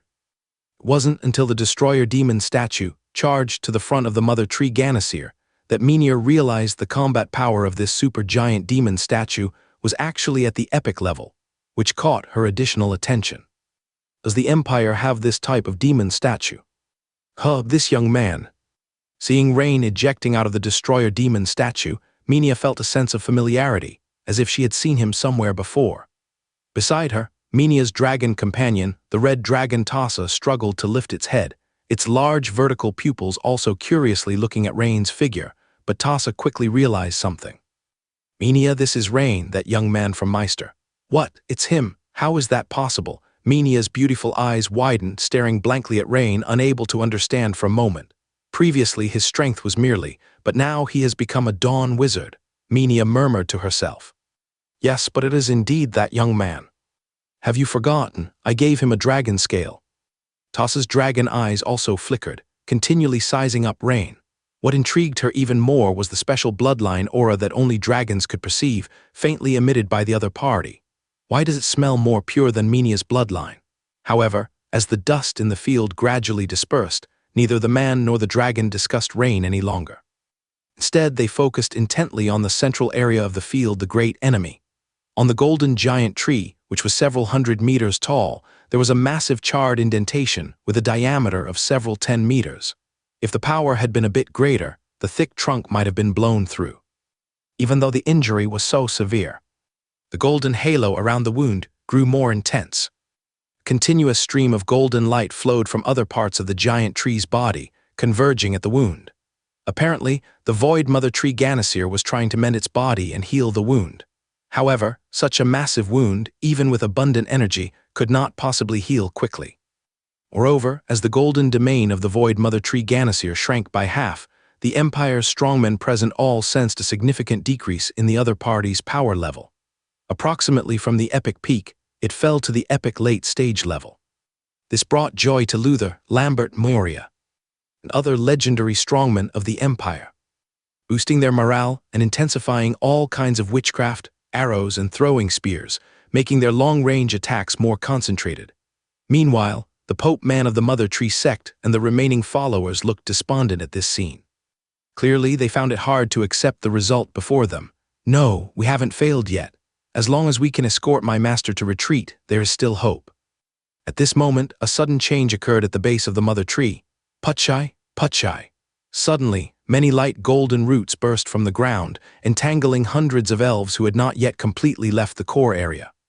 Once these roots wrapped around the elves, numerous spikes suddenly emerged. quickly piercing the bodies of these elves who were barely alive after 2 explosions.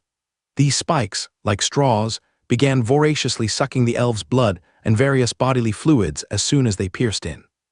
In just a few seconds, the elves that were pierced seemed to have their bones dissolved away, their entire bodily essences absorbed, leaving only a thin layer of skin drifting away in the wind. With the death of over 100 elves, the healing speed of the golden giant tree's wound greatly increased.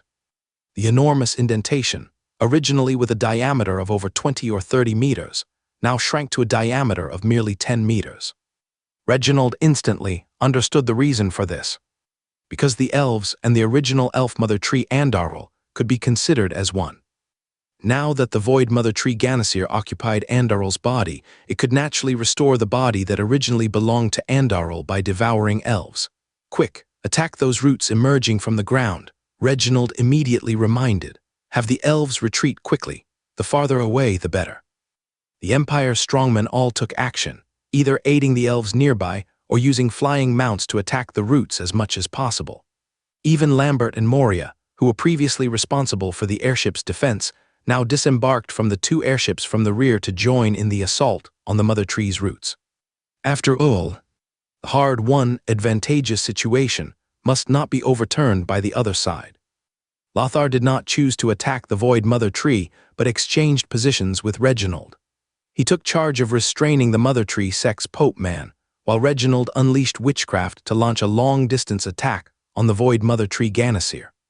Because even for Lothar, who holds the title Emperor Barrier, engaging in close combat with the void mother tree, towering several hundred meters, was still too dangerous. But if it was merely a matter of restraining the Pope Man of the mother tree sect, that was much easier. Once Reginald disengaged from his entanglement with Man, he immediately began chanting loudly. Earlier, he never had the chance to unleash the Dawn killing move. But now, after the void mother tree suffered successive heavy blows, the situation became completely different, and his Dawn killing move finally found its place. He believed that at this moment, even if his Dawn killing move couldn't seriously injure the void mother tree, it would still cause considerable trouble for the opponent. First-level witchcraft mud technique.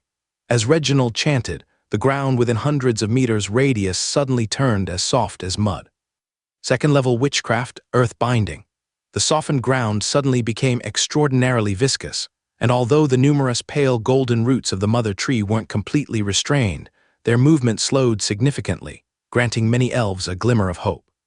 Third-level witchcraft giant stone skill. Soon, in the air not far ahead of Reginald, gigantic stone with a diameter of over 10 meters abruptly appeared. The fast-spinning stone continued to absorb earth element energy and swelled rapidly. Fourth-level witchcraft earth hand. A pair of huge earthen hands burst out from the ground, gripping the now enlarged massive stone, positioned slightly back, ready to throw. Dawn-killing move, giant rock throwing. With the last chant, the Imperial Guardian Reginald, bearing the title Earth Pulsation, pointed fiercely at the golden giant tree ahead. Whoosh! Accompanied by a violent whistling sound. The earthen hands flung the stone forward like a comet. The stone, trailing a long earthen energy tail flame, shot swiftly toward the void mother tree Ganashill. Rain, who had just steadied himself, squinted his eyes slightly, as if he had thought of something, and immediately began to rapidly chant the fourth-level innate wizardry Steel Thorns Forest, which he had mastered not long ago, yet wielded with exceptional precision. As Rain initiated Dragon Soul Strike. With doubled spiritual power consumption, row upon row of metallic gloss shrubs shot sharp spikes like a silver-green belt deep into the golden domain of the void mother tree, striking heavily from another side. Immediately, Reginald's earth element Dawn Killing moved giant rock throwing and Rain's fourth-level metal. Ceres Witchcraft Steel Thorns Forest almost simultaneously slammed into the golden giant tree. In a split second, the golden giant tree received 2 new injuries, and the original wounds ceased to heal. Ah! The painful moan of the void mother tree Ganashill echoed once again in everyone's heart. Is the power of my Dawn killing move, giant rock throwing, really so strong? Strange, what's going on? Or did the opponent's defense dramatically drop? Hearing the wail of Mother Tree Ganashill, Reginald was slightly taken aback, puzzled in his heart. His original intention was merely to cause some trouble for the opponent, but now it seemed the effect of the Dawn killing move. Giant rock throwing was unexpectedly great, but soon Reginald shook his head, no longer dwelling on this issue. Since it's effective, he'd seize the moment and go for the kill. Experienced in combat, Reginald was naturally decisive and not hesitant. He swiftly pulled a glowing blue potion from his chest and drank it in large gulps. His spirit immediately invigorated, casting the earth element dawn-killing move.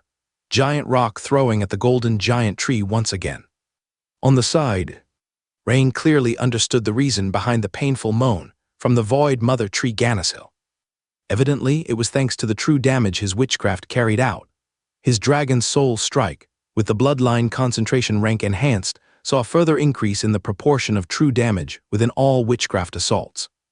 Moreover, currently a 4th level Dawn Wizard, equipped with Steel Heart Advanced Meditation Method 4th layer, the power of metal witchcraft was further amplified.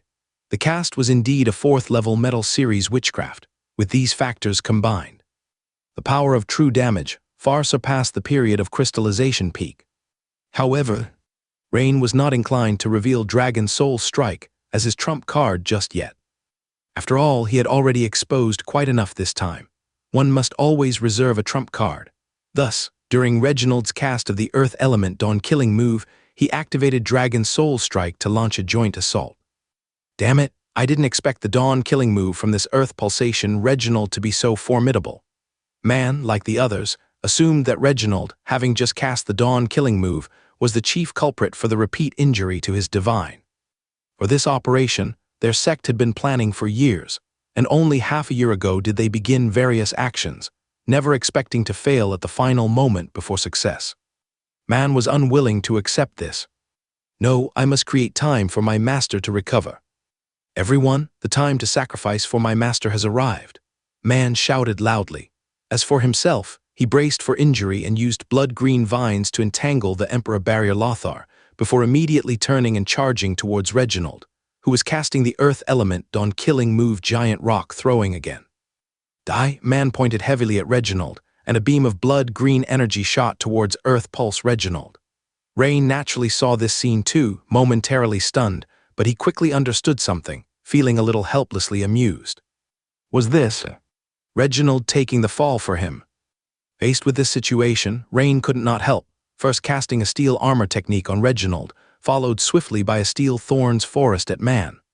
Faced with Rain's strike, Man did not choose to evade, merely crushing a ring to activate a vortex-shaped 4th level defensive witchcraft, then continued casting at Reginald.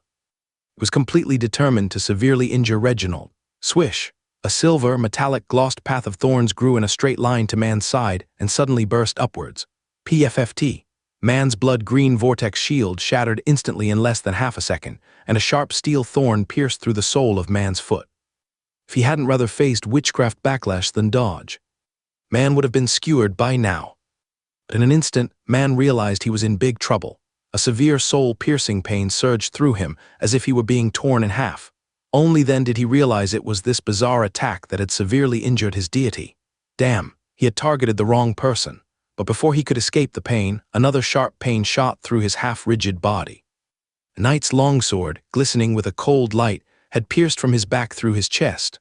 The one who struck was Emperor Barrier Lothar, who had just broken free from the blood-green vine entanglement and caught up from behind.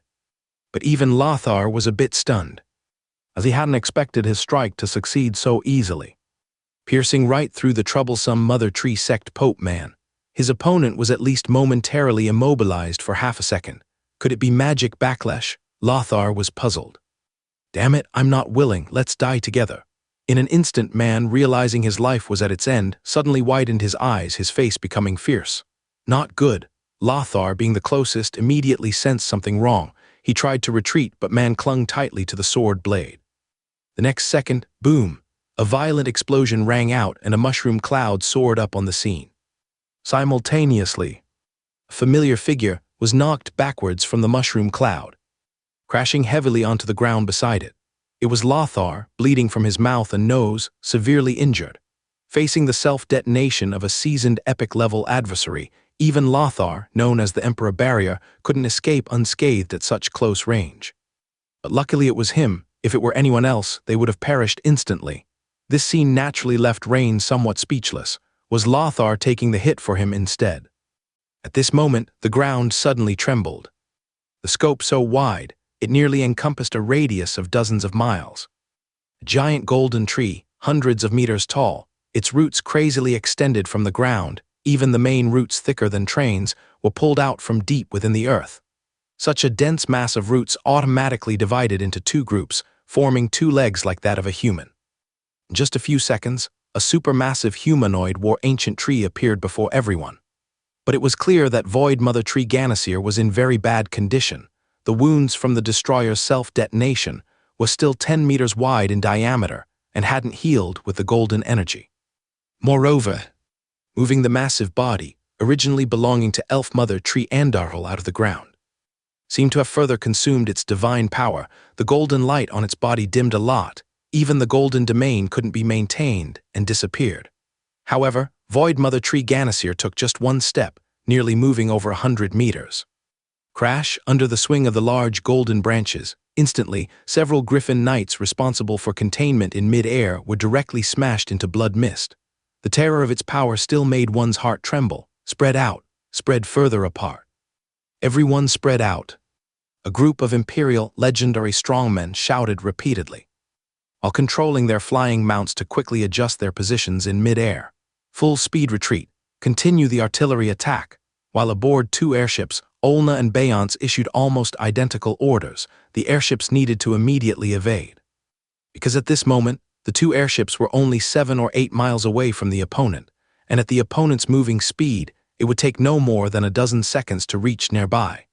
However, as the two airships turned to retreat, the heavy artillery on the side continued to roar like a barrage. This time, several dozen shells solidly hit the body of Void Mother Tree. No longer shielded by barriers, it was evident that Void Mother Tree Ganasir was indeed near exhaustion. Ants, you will pay heavy for your foolish actions. My strength will rule here. Spiritual shockwaves from Void Mother Tree Ganasir echoed around. However, contrary to everyone's expectations, when the Imperial strongman thought Void Mother Tree Ganasir would first charge towards the epic strongman Earth's Pulsation Reginald, to attack this Imperial Guardian who inflicted the most serious damage. Instead, Void Mother Tree Ganasir took great strides towards Rain's location. However, after a slight hesitation, everyone could somewhat understand. After all, it was Rain who had controlled the Destroyer Demon statue to self-destruct, causing severe wounds to the opponent. Void Mother Tree Ganasir's strides were too astonishing. Each step was over 100 meters away, causing earth-shattering tremors, like a typhoon passing. And as Rain was the target, he slightly sensed that using kite tactics might be impossible. Though the opponent's stepping frequency wasn't fast, its strides were huge, making its overall speed surpass his. But actually, facing the significantly weakened Void Mother Tree Ganasir, Rain no longer held the previous sense of awe. On one hand, he unlocked the fifth form of his mutated dragon bloodline. On the other hand, more importantly, after his bloodline concentration reached pure blood, the core skills description of Dragon Vein Wizard had changed tremendously. Dragon Soul Heavy Strike Effect. When this skill is activated, the spiritual power consumed by your witchcraft will double, but during this period, all the witchcraft released will carry partial true damage. Note, the power of true damage is proportional to the dragon bloodline concentration, spiritual power intensity, and witchcraft power. Note, during the transformation into giant dragon, all attacks are considered witchcraft attacks. Indeed, the content of the second note. This means that as long as Rain activates Dragon Soul Heavy Strike. After transforming into the giant dragon, all attacks, including physical attacks, including giant dragon breath, etc., will be deemed as witchcraft attacks, carrying true damage. This is the confidence Rain has to engage in close combat with the divine entity's avatar. Seeing Rain facing the swiftly attacking Void Mother Tree Ganasir, his eyes narrowed slightly. Instantly his whole form began a drastic transformation. Roar. Rain's form suddenly expanded, muscles knotted, dragon scales emerged. His body length rapidly changed from around 2 meters to 3 meters, 5 meters, quickly exceeding 10 meters, 20 meters, until the body length surpassed 30 meters. Only then did the growth speed completely slow down. The form that appeared in front of everyone was a true giant dragon, dark silver in color, tightly packed and thick scales, each larger than an adult's palm, shining with a mysterious metallic sheen. Under the dark silver scales, The dragon's body had smooth lines, knotted muscles, surrounded by circle after circle of dark silver energy arcs, while each claw at the end of its limbs sparkled with a cold gleam. More distinctively, the giant dragon actually had two heads. One was a normal dark silver-colored head, and the other was a semi-transparent void dragon skull. However, except for the color, the shape of both dragon heads was identical. On top of the head, there are two slightly curved horns, with three smaller horns aligned in a row in the center. Facing the strongest enemy ever, Rain seamlessly stepped into the fifth form, activated the dual heads, and reached his strongest form, a dual-headed giant dragon form. A powerful and imposing aura not only made the charging Void Mother Tree Ganasir slow its pace slightly, but also made the Empire's strong ones nearby turn their heads in amazement, utterly dumbfounded. This form. Reginald, who was casting the third Earth Element Dawn killing move, almost interrupted his spell when he saw this, barely managing to sustain it to avoid witchcraft backlash. Dual-headed. The severely injured Emperor Barrier Lothar, witnessing this scene, managed to support his near-shattered body with his knight's longsword, with a smile on his face. He knew this time the Empire was stable, and Luther, riding the two-headed chimera, opened his mouth but didn't know what to say. From afar, Anna and Delana exchanged a shocked glance and continued to stare blankly at the two-headed giant dragon before them. Among everyone, the most shocked was the Red Queen Minia. How is it possible, this? This is actually a pure-blood dragon vein transformation. Moreover, it seems the Void Dragon bloodline is integrated into it. As a direct descendant of the royal family, Red Queen Minia naturally noticed this sight first. Her beautiful eyes widened. Her cherry-small mouth opened as if it could fit an apple. In an instant, many thoughts popped into Minia's mind. Could it be my brother's illegitimate child outside? But the age doesn't match up. Could it be the illegitimate child of my emperor nephew outside? Or a descendant of other royals with a bloodline reversion? Beside Minia, her giant dragon companion Tassa also widened its dragon eyes, but showed a look of sudden realization. No wonder she caught that scent just now. Indeed, this bloodline concentration seems higher than Minia's. Rain transformed into the two-headed giant dragon. Both heads simultaneously showed identical grim expressions. Instantly his chest puffed up, aimed at the charging Void Mother Tree, unleashing two distant breaths. One was a blue void breath from the Void Dragon skull, and the other was a fiery red breath from the normal skull. One blue, one red, two dragons' breaths directly bombarded the Void Mother Tree Ganasir, but unexpectedly for Rain, swish. Meanwhile, Void Mother Tree Ganasir also launched an attack. Rain didn't expect, even at a distance of nearly 200 meters, the opponent could still attack him. A large section of Golden Tree Branch, lightning fast, attacked the dual-headed giant dragon he transformed into from the side. As the alarm bells rang, virtualization. In a flash, Rain decisively used the virtualization ability derived from the Void Dragon, reducing 90% of physical attacks and 50% of energy attacks. Boom! The transparent giant dragon Rain transformed into, like a cannonball flying backwards, drew a straight line, and instantly crashed to the ground, forming a mushroom cloud, dust rising. However, Rain's two differently colored giant dragon breaths also hit the Void Mother Tree Ganasir directly. Ah, despicable ants! Instantly, Ganasir screamed bitterly again. The gigantic golden trunk trembled uncontrollably in pain. The broken golden branches and leaves fell like rain, and its whole golden glow dimmed considerably once more. Void Mother Tree Ganasir, as a divine descent, naturally feared Team Rain's attack, which carried true damage. This damage, capable of piercing through layers of defenses, directly injuring the true spirit, brought it irreversible terror. Remember, its previous descent process was interrupted by Red Dragon King Straz, originally planning to descend with 40% true spirit, only managing roughly 30% completion. Later, when the Destroyer Demon statue self-destructed, the 30% true spirit was severely damaged again, probably leaving only around 20%. Next, after consecutively receiving Rain's witchcraft attack with true damage, now, the remaining true spirit is barely above 10%. Power significantly reduced. Just as everyone thought Rain was seriously injured, suddenly, from the column of dust, emerged the figure of the two-headed giant dragon. It was Rain, as he charged toward the Void Mother Tree Ganasir again. Just after activating virtualization, Rain was immune to 90% of physical attacks, Naturally, his injuries were minor. Moreover, after directly enduring the attack, Rain felt even more confident. He was confident that even if he didn't activate virtualization to resist the other's strike, it would at most result in mere tendon tears and fractures. The dual-headed giant dragon he transformed into immediately launched a counterattack. Ren's right claw gathered strength. A mass of intense dark silver light condensed at the claw tip, and the next moment, a dark silver phantom claw, 20 to 30 meters long, flashed through the air. Immediately, it appeared right before the trunk of Void Mother Tree Ganasir. PFFT, boom! The dark silver claw phantom pierced directly into the thick golden trunk over a dozen meters deep, and then a violent explosion occurred. The Void Mother Tree Ganasir was in excruciating pain.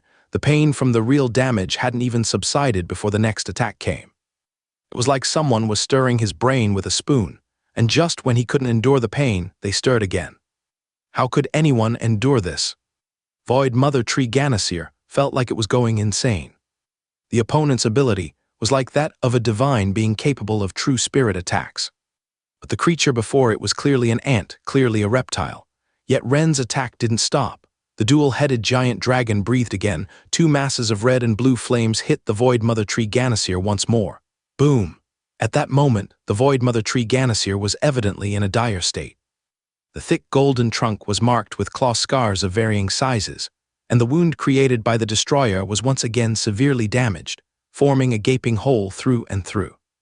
Although Ren had already activated weakness mastery, the clearly unhealed wound was obviously the biggest weakness. Thus, the battle thoroughly entered Ren's phase. Every 10 seconds, Ren recharged, rapidly recovering his stamina and spirit. Then, the twin dragon heads continuously breathed, launching melee attacks on the Void Mother Tree Ganasir. After 5 repetitions, Ren suddenly noticed that the giant golden tree before him went quiet.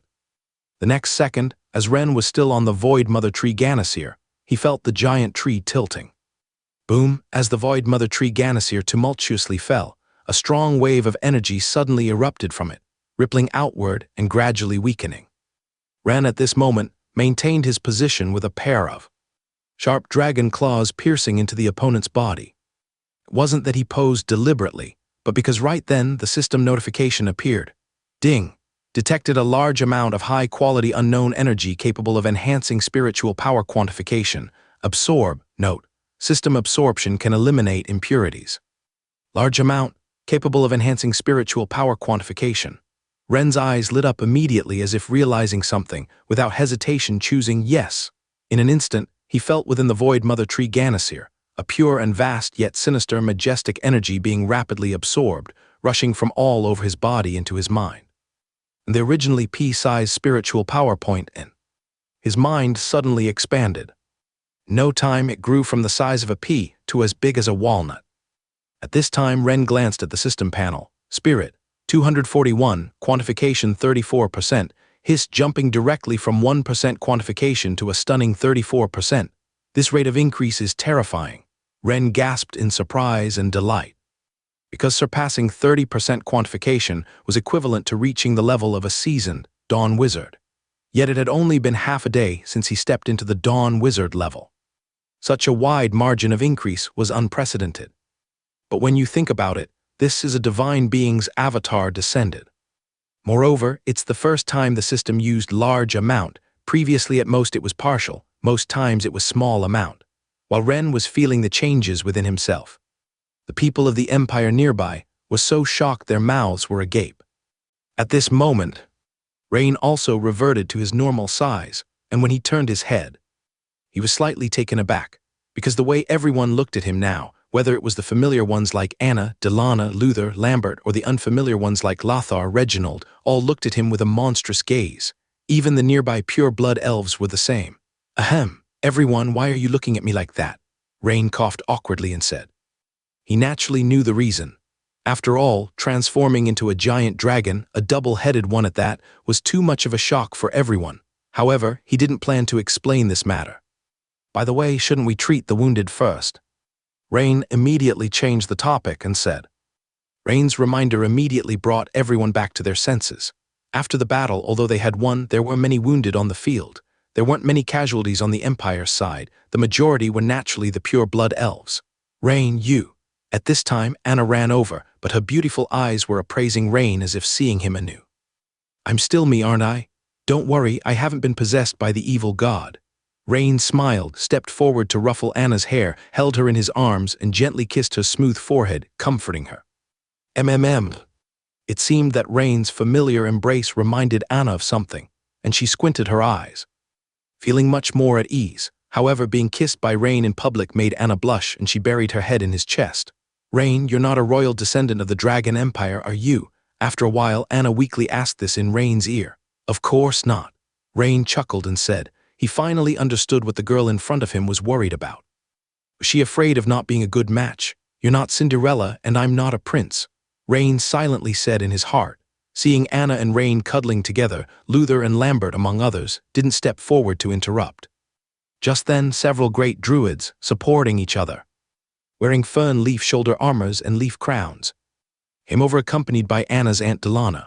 Their gaze swept back and forth over Rain and Anna, and the oldest druid elder at the head smiled kindly and said, Lord Rain, thank you for your help to the elf clan, sparing them from a catastrophe. You will always be a friend and the most honored guest of the elf clan. As he spoke, he also led several great druids behind him in a deep bow to Rain. Elders, this is what I should do. This move frightened Rain, who had been talking to Anna. For a moment, Rain didn't know what to say, and Anna seemed to be just as bewildered as he was. In fact, this was also Anna's first time seeing the big figures of the elf clan. Fortunately, Delana dispelled the awkwardness, smiled, and said, Rain, this is Auburn Moonblade, the druid grand elder of our elf clan. Grand Elder Auburn, hello, Rain quickly said. Rain could naturally sense that these elf elders before him actually had epic strength, but their injuries were quite severe. Otherwise, during the previous battle, they wouldn't have been powerless on the sidelines. Oh, you're Elder Nasha. At this time, Anna beside Rain looked at a female elf elder with a bit of excitement and nervousness. This puzzled Rain somewhat. Wasn't this Anna's relative? It seemed she hadn't mentioned it before. Elder Nasha is one of the most legendary figures among our elf female druids, and she's also my mother's teacher's teacher, Anna quickly said, seeing Rain's confusion. Child, you're Darin Yuling's child, right? The beautiful elf woman with slight crow's feet stepped forward, held Anna's hand, and smiled. Yes. Yes, she didn't expect the other's attitude to be so kind and amicable. Always, as a half-blood, even in Bassaran town, Anna had felt a bit insecure. After all, within the elf clan, attitudes towards half-elves varied. Good child. I heard from Delana that you have a fondness for the druid path. Would you like to be my disciple? Can I really? Anna was overjoyed, seemingly in disbelief, and she couldn't help but look at Rain to the side, and Rain naturally smiled and nodded. But I'm a half-elf, and is my talent really good enough to be your disciple? Anna said nervously. Anna's words made everyone around laugh. Rain easily saw through the goodwill gesture. He had helped the elf clan tremendously, and it would indeed be strange if they didn't show any gesture of appreciation. Even if Anna's druid talent was subpar, any druid elder would immediately take her as a disciple. In fact, if Anna hadn't mentioned Elder Nasha, the Auburn Grand Elder would have also proposed making Anna his disciple. Such a pure child. Nasha Songbird smiled, extended her hand to gently stroke the top of Anna's head. As a soft green light flashed by, her smile became even more radiant. Child, you need not worry, you possess an excellent druid talent. Nasha Warbler confidently encouraged. Really, that's great, Elder Nasha, I'm willing to become your disciple. Anna, assured, nodded emphatically, her beautiful eyes shining. All along, Anna had hoped to be of some help to Rain. But needless to say, even last time when they returned to Meister, Rain's strength greatly exceeded her expectations. This time, the strength Rain displayed is likely something she cannot match, no matter how hard she tries in this lifetime. However, as far as Anna is concerned, she still wants to improve her own strength as much as possible. At the very least, she must not become a burden to Rain. Yet upon hearing the name Darin Yuling mentioned by Elder Nasha, Rain immediately recalled the clues about Anna's mother, extracted from Reagan, one of the 3 brothers from the Dragon Scale Brotherhood. The Golden Age bar on the 4th ring of the Imperial City, through a transmission array located in the basement wine cellar. Rain silently recalled. Previously, it was due to a lack of strength, but now he believes he possesses sufficient strength to begin the investigation. This time, even if he faces that second prince directly, he is confident. At this moment, A mature and graceful female voice came from the side. "Rain, do you remember me?" Minia, draped in a red wizard robe, approached slowly with a smile. "Prince Minia, hello, it's been a long time." Rain slightly bowed and greeted. "Long time no see, Rain. Perhaps later we should have a good talk." "Of course," Rain nodded, smiling. In fact, it was anticipated that Minia would seek him out. When he decided to use the giant dragon transformation, the royal family would inevitably find him, and the Red Queen Minia before him seemed to be the best person to communicate with. However, at the moment, she should first handle some matters with the elf clan.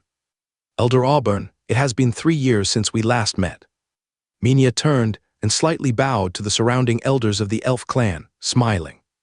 "Indeed, Prince Minia," Elder Auburn returned the greeting. "By the way, may I ask where King Starion is? With such a significant event occurring, I don't seem to see King Starion's presence." Minia looked around inquiringly. This. Elder Auburn and several other druid elders exchanged glances, hesitated, and then sighed, continuing. "Prince Minia, it's not that we intended to hide anything, but when King Starion left Ferdinand Forest, he specifically instructed us not to disclose his departure." Elder Auburn glanced at the fallen mother tree Andorl and the many ruined parts of the imperial palace, showing sadness. "However, now there isn't much need for secrecy. Over 6 months ago, King Starion took his captain of the personal guard to the legendary Silver Moon Glade to search for the mother tree seed." Upon hearing this, Rain's expression became enlightened. No wonder he never saw the elf clan's demigod-level powerhouse. Being such a historically rich elf clan, even if they have weakened, it is impossible for them not to have a demigod-level powerhouse. Also, Rain now understood why the Mother Tree sect would go to great lengths to seduce Prince Sedlin into corruption. Because with King Starion's absence, Prince Sedlin, a prince with royal blood of the elves, would inevitably gain much more say within the elf clan. This holds true even if King Starion had arranged for the great druids to co-govern. This could not be avoided. The reason the elf clan concealed the absence of their demigod-level powerhouse is quite understandable, to prevent enemy interventions. Moreover, in the elf clan's eyes, even the Dragon Empire, with all its human might, isn't entirely trustworthy. "Oh, Silver Moon Glade," Minia muttered, deep in thought. "Yes, it's the residence of another branch of our elf clan, the Silver Moon Elves. After the upheaval over 10,000 years ago, we lost contact with them. Recently, there have been reports of a passage to the Silver Moon Glade being discovered in the Eagle Federation, so I understand. If there is another place where the Mother Tree seed might exist, the most likely place should be the Silver Moon Glade." Minia seemed to have thought of something and said, "Indeed, wise Prince Minia," Elder Auburn nodded. By this point, Rain had entirely grasped the reason for King Starion's absence. He went to seek out the so-called Silver Moon Elves to find the Mother Tree seed, aiming to solve the problem of their own Mother Tree's lifespan running out. But Rain felt vaguely uneasy, as if something was not quite right about the timing of these events. King Stalion had just left, and already the Mother Tree sect began to tempt Prince Sedlin. The timing seemed way too coincidental. So, maybe the information King Stalion got wasn't necessarily true. Minia's delicate face grew solemn as she spoke, and this was just what Rain had been thinking. Hearing Minia's words, Elder Auburn and the other druid elders seemed to realize something, and their expressions changed. However, King Stalion's strength likely means he's not in danger, though he might be trapped in some secret realm. Minia thought for a moment before continuing. Her words made the elves collectively breathe a sigh of relief. Seeing this, Rain couldn't help but sigh internally. When it comes to conspiracies, elves are ultimately way behind humans. If the Mother Tree sect schemes were in a human empire, they wouldn't be considered very clever, but... Speaking of which, why was the elf clan's Mother Tree so easily invaded? Logically, Mother Tree Andorl's strength shouldn't allow such ease. At that moment, Minia asked another question. According to ancient records, whether it's the Void Mother Tree Ganasir or our Mother Tree Andorl, it seems they all originate from the world tree Terrahill deep in the cosmos. Elder Auburn mulled over it before speaking slowly. So, if the Void Mother Tree Ganasir wants to descend, the same origin Mother Tree Andorl is its best choice, allowing it to fully unleash its power. Listening on the side, Rain nodded. So that's how it is. No wonder the Mother Tree sect went to so much trouble with the Ferdinand Forest elves, not only planning ahead, but mobilizing almost the entire sect's elite for this operation. However, precisely because of this, the Mother Tree sect was caught in one fell swoop. The entire leadership, one pope and 2 deputies, were all killed. For a while there should be no spare energy to stir up trouble anew. Suddenly, Rain sensed something and immediately turned his head. Others too turned their heads to look, to find that Prince Sedlin, who had been defeated by Rain and whose life was uncertain, was not dead. At this moment he was clutching his chest, staggering toward the fallen elf mother tree Andaro, appearing utterly desolate. Yet unlike before, his eyes now seemed clear, at least not as hollow and lifeless as before. Moreover, his aura was extremely weak, so the Empire's powerhouses watching didn't step forward to stop him. As for the other pure-blood elves, they looked on at their prince with complex expressions, seemingly uncertain what to say. On one hand, they all knew their prince seemed to have fallen for a cult's temptation in seeking rebirth for the mother tree. On the other hand, it was precisely because of their Prince Sedlin that the clan suffered such heavy losses this time, nearly having an already scarce population. Thud. Prince Sedlin knelt beside the elf mother tree Andaro, weeping and repenting. "It's all my fault. I am the elf clan's sinner. I've awakened, but it's ultimately too late. Mother tree, please forgive me." While Elder Auburn and others were moved and intended to step forward to console Prince Sedlin. Suddenly, Prince Sedlin emitted a dense green light and then turned into bits of green starlight, seeming to merge into the elf mother tree Andaro. Prince, seeing this, Elder Auburn and other pure-blood elves exclaimed. Although Prince Sedlin has undoubtedly committed a grave error this time, most of the pure-blood elves, including Elder Auburn, did not harbor excessive intentions to make things difficult for him. The most they would do is put him under house arrest and wait for King Sterion to return to handle the situation. But the current scene made them all moved, as many pure-blood elves quickly ran toward the location of Prince Sedlin's disappearance near the elf mother tree Andaro. The seduction by the evil god is truly harmful.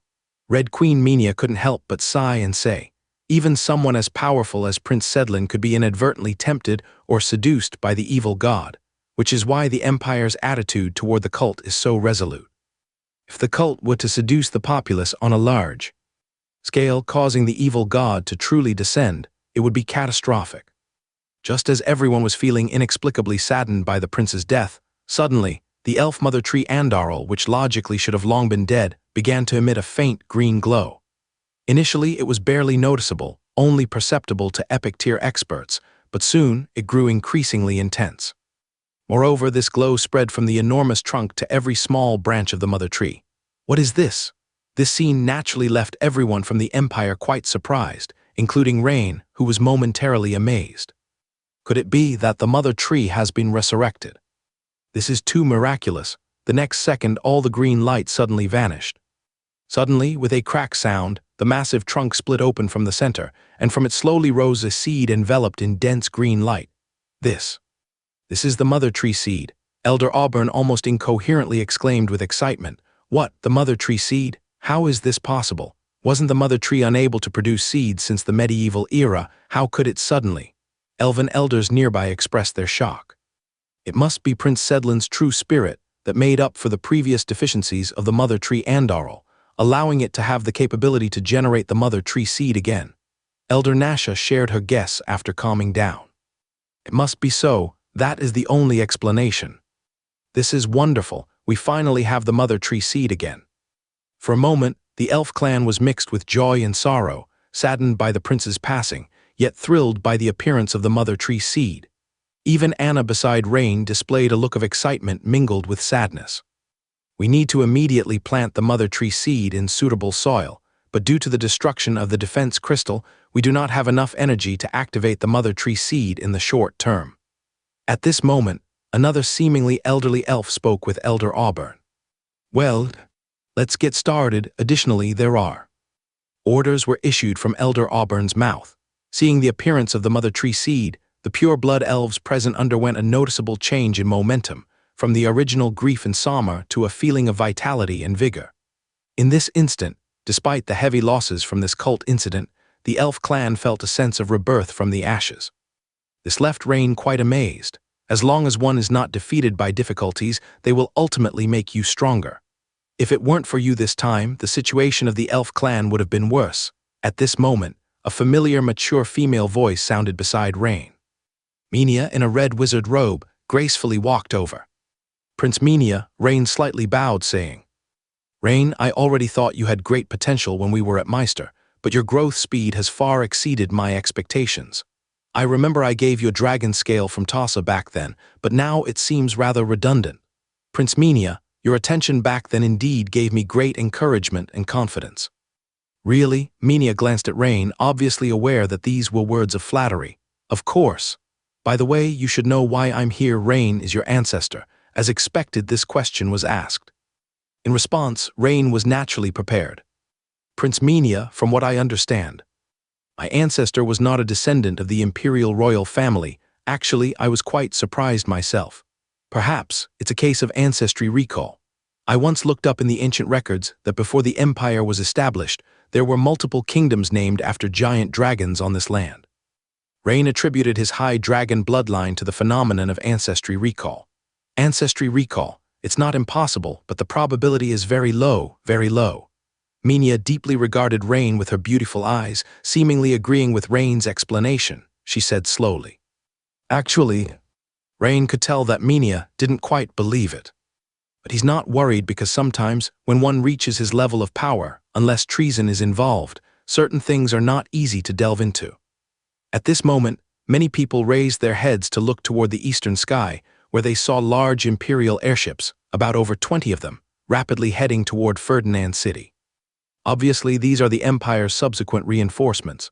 Ah, Prince Minia, is this the Empire's second batch of reinforcements? Yes, this is the Empire's second batch of reinforcements. Soon, as the airships docked, Red Queen Minia, as the representative of the imperial royal family and the highest official on site, was naturally busy beyond measure, leaving no time to continue speaking with Rain. Rain, well done at this moment. Sect leader Moria walked over, wearing a look of deep satisfaction, and patted Rain on the shoulder. Sect leader, I'm sorry, I had the destroyer self-destruct that.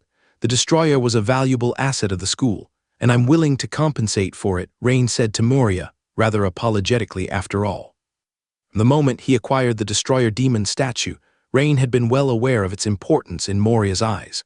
It's not an exaggeration to say that Moria had high hopes for the destroyer as the foundation of the Bixiu Mechanization School.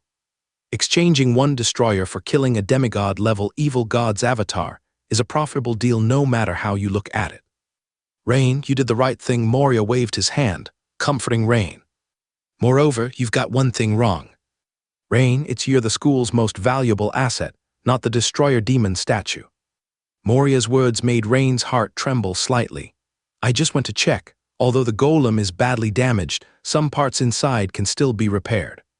I think, as long as we organize the manpower to study it well, even if we can't create a replica of the destroyer, we could still manage to build a supergiant magic statue with about 70 to 80% of its power.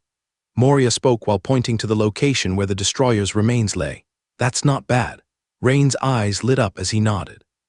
I've already contacted the school, and it won't take long for them to send people over. By the way, Mentor Megaro will also come, said Moria, seemingly remembering something about the Valtsija ruins, showing a smile. Megaro is also coming, that's great. Rain nodded and said with a smile. That's right, your friends have arrived. We'll talk later. I must first arrange for the collection of the destroyer's remains, Moria said, glancing to the side with a smile. All right, sect leader. On the side, Luther and Lambert walked over together. Lord Rain, you've again surpassed my expectations of your capabilities. Lord Luther, Lord Lambert, thank you both. Lord Rain, don't mention it. I'm not just helping out for no reason, it's also a kind of training for me. I feel that with a few more days of honing I might step into that realm, said Lambert, beaming. Oh, that's great, then I'll congratulate Lord Lambert in advance. Rain couldn't help raising his eyebrows in congratulations. This did not really surprise him either. After all, Lambert had been close to the Sword Saint realm since last time. This time, he also went through several wars and even got insights from the aftermath of a demigod battle, so it's quite normal to gain some revelations. Lord Lambert, you. Luther, who was beside them, clearly didn't know about this and looked shocked. Alas, becoming friends with you too, I don't know if it's unfortunate or lucky for me, it's really overwhelming. Luther shook his head in frustration. Upon hearing this, both Rain and Lambert laughed. After a while, Lambert and Luther also went their separate ways. At this time, Elder Nasha, accompanied by Anna, approached apologetically and said, Lord Rain, there's one more thing. I'm wondering if I could trouble you again. Oh, Please go ahead, Elder Nasha. Rain was a bit puzzled. It's like this. Currently there are still many elves who have fallen into the hands of other cults around us. But in a short period, we may not have the ability for a complete rescue. Therefore, we have just reached an agreement with the Empire to start a joint rescue operation immediately. And I heard that you came to Ferdinand Forest this time. For Anna. As she said this, Elder Nasha glanced at Anna beside her. Rain immediately understood. The elf clan hoped he would also participate in the rescue operations, but it seemed like the Empire indicated that his presence this time was a personal matter, and he held the autonomy for subsequent actions. This is why Elder Nasha personally came to find him. Of course, none of this is without compensation. We will give you enough generous rewards. Meanwhile, at a camp not far from Ferdinand City, a group of people wearing black robes with black flames embroidered on the cuffs, led by an elder, was quickly retreating. The Mother Tree sect's operation this time should have failed. We need to withdraw. Vice Pope, how is that possible? The Mother Tree sect went all out this time. Could they have still failed? A few subordinates nearby showed expressions of disbelief. After all, the massive object in mid-air before the giant golden tree was visible even from tens of kilometers away. That's at least demigod-level power. Even that has failed. How strong is the Empire anyway? Just now, over 20 large airships of the Empire passed by in succession. If the Mother Tree sect was dominating, what do you think would happen? The elder didn't answer directly but asked in return. There would definitely be a battle. A subordinate couldn't help but respond immediately. Once he finished speaking, the others also had faces of realization. Because when several Empire airships arrived above Ferdinand City earlier and no battle had broken out, it was clear that the situation there was already under the Empire's control. Sir, you are indeed wise. Retreat quickly. Yes, sir. At a hidden camp several kilometers northwest of Ferdinand City. Sir, should we retreat now? There should still be quite a few scattered elves nearby. We retreat immediately. A middle-aged man in black knight armor said in a deep voice. If I'm not mistaken, the elves should soon join the Dragon Empire in searching Ferdinand Forest. Staying here now is not a wise decision. But didn't we see that giant red dragon wounded and fleeing? Although we haven't received the signal from the Mother Tree sect and are inside contact, something unexpected must have happened. To be safe, retreat quickly. Yes, sir. Similar scenes continued to unfold in various parts of Ferdinand Forest, and when Rain and other strong figures from the Empire conducted a sweeping search for cults in Ferdinand Forest, the results were very limited. Most of the cult organizations had already retreated. Only the Plague sect remained at their camp and was swiftly surrounded and annihilated by the strong forces of the Empire and Elf clan, rescuing many captured pure-blood elves. When Rain returned to Ferdinand City, Elder Auburn and Elder Nasha approached him. Lord Rain, thank you so much for your continuous assistance. Here is a token of our appreciation from our clan. Elder Auburn gestured to a pure-blood elf woman holding a tray nearby. On the tray were two items. The first was an ancient tree heart that Rain had seen before, but this time there were as many as 10. The second item was an amulet. Even without touching it, Rain could clearly feel the powerful energy fluctuations surrounding it. It was clearly a rare and precious high-rank witch artifact. Anna blinked her beautiful eyes. As a member of the elf clan, she naturally knew the immense value of these gifts. The preciousness of the ancient tree heart went without saying. As for the amulet, known as Ferdinand's Heart, it was a token bestowed upon the most honored guests by the elf clan. With it, the bearer could make a request to the elf clan. At the same time, it was a high-rank witch artifact itself. Elder Auburn, these items are truly too precious. I believe I only did what I was supposed to do. Rain waved his hand, politely declining. Lord Rain. After some courteous refusals, the elves were exceptionally insistent, hoping Rain would accept. Elder Auburn, can I choose a different kind of reward? Rain glanced at the fern leaf shoulder guard on the opponent and something crossed his mind. Upon hearing Rain's words, Elder Auburn and Elder Nasha exchanged glances. Could it be that Lord Rain's prior refusal was just a polite decline, and his true aim was for other more valuable treasures? Elder Auburn, I heard from Anna that the elf clan has unique insights and skills in leather making. If it's not a secret, could you arrange for a skinning master for me? I'd like to learn about the elf clan's leather armor crafting. What? This completely unexpected answer left Elder Auburn and Elder Nasha dumbfounded. Lord Rain, forsaking such precious gifts before him, wanted to learn skinning instead. Lord Rain, are you talking about leather making? Elder Auburn, after calming down, confirmed again. Yes, I want to find an elf skinning master to learn from. As for these gifts, I'll accept the amulet, and the rest can be considered the cost of learning. Is that acceptable? Lord Rain, actually. Elder Nasha is our clan's top skinning master. But the gifts, Elder Auburn continued to persuade. Anna, feeling excited, gently tugged at Rain's sleeve and whispered, Rain, do you really want to learn leather making from the teacher? In the end, Rain, unable to refuse their kindness, accepted the amulet and 3 ancient tree hearts. Elder Auburn stated that all materials used by Rain during his leather-making studies would be supplied free by the elf clan. Very soon, Rain handed the 3 ancient tree hearts to Moria. This naturally delighted Moria immensely, as the ancient tree hearts could be used to create radiation shielding devices, allowing more people from the school to explore the Valtsija ruins in the future. Ferdinand City, the garden outside a warehouse in the Imperial Palace. Rain was demonstrating his mastery of skin-making skills to Elder Nasha, while Anna watched Rain's adept movements with great interest. It was Anna's first time realizing that Rain could actually make leather armor. In the area soon, Rain crafted a fishman's scale chest armor and a thick leather chest armor, respectively. Elder Nasha picked up the fishman's scale chest armor and looked at it carefully, nodding approvingly, saying, Lord Rain, I think I know your level in leather armor crafting. First of all, regarding your crafting of specific leather armor components, such as chest armor, your craftsmanship has reached master level. Even I wouldn't be much better. It's impeccable. Hearing her teacher's words, Anna's beautiful eyes widened, gazing at Rain in astonishment.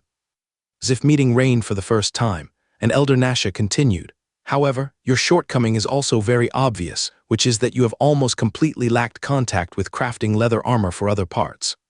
Regarding Elder Nasha's frank evaluation, Rain nodded with no disagreement. At the time, he was aiming for speed.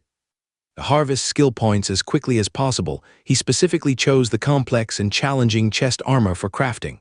Hence, leather armor crafting for other parts, such as boots, leg armor, etc., he had never learned or mastered. I think the first step should be to master the crafting of protective leather armor for all body parts. After that, I will teach you the elves' skinning skills. What do you think? Nasha smiled. The proficiency Rain displayed in skinning made her realize that what he said before was not false. He genuinely wanted to learn skinning. Of course, in this aspect, Elder Nasha, you are the master, and I will follow your arrangements. Rain had no objection, smiling and nodding. Then why don't you try crafting leather boots first? Here is a pattern of our clan's commonly worn engraved leather boots. You can take a look and try to craft them, and if there are any issues, we can communicate further. Elder Nasha was very polite throughout the conversation. Due to Rain's contribution to the elf clan, not only her, but almost all pure-blood elves would bow in greeting when they saw Rain. Moreover, Rain was an epic strongman. With these combined, even Elder Nasha, who was also an epic strongman, treated Rain with much respect, without any negligence due to his age. All right, Elder Nasha.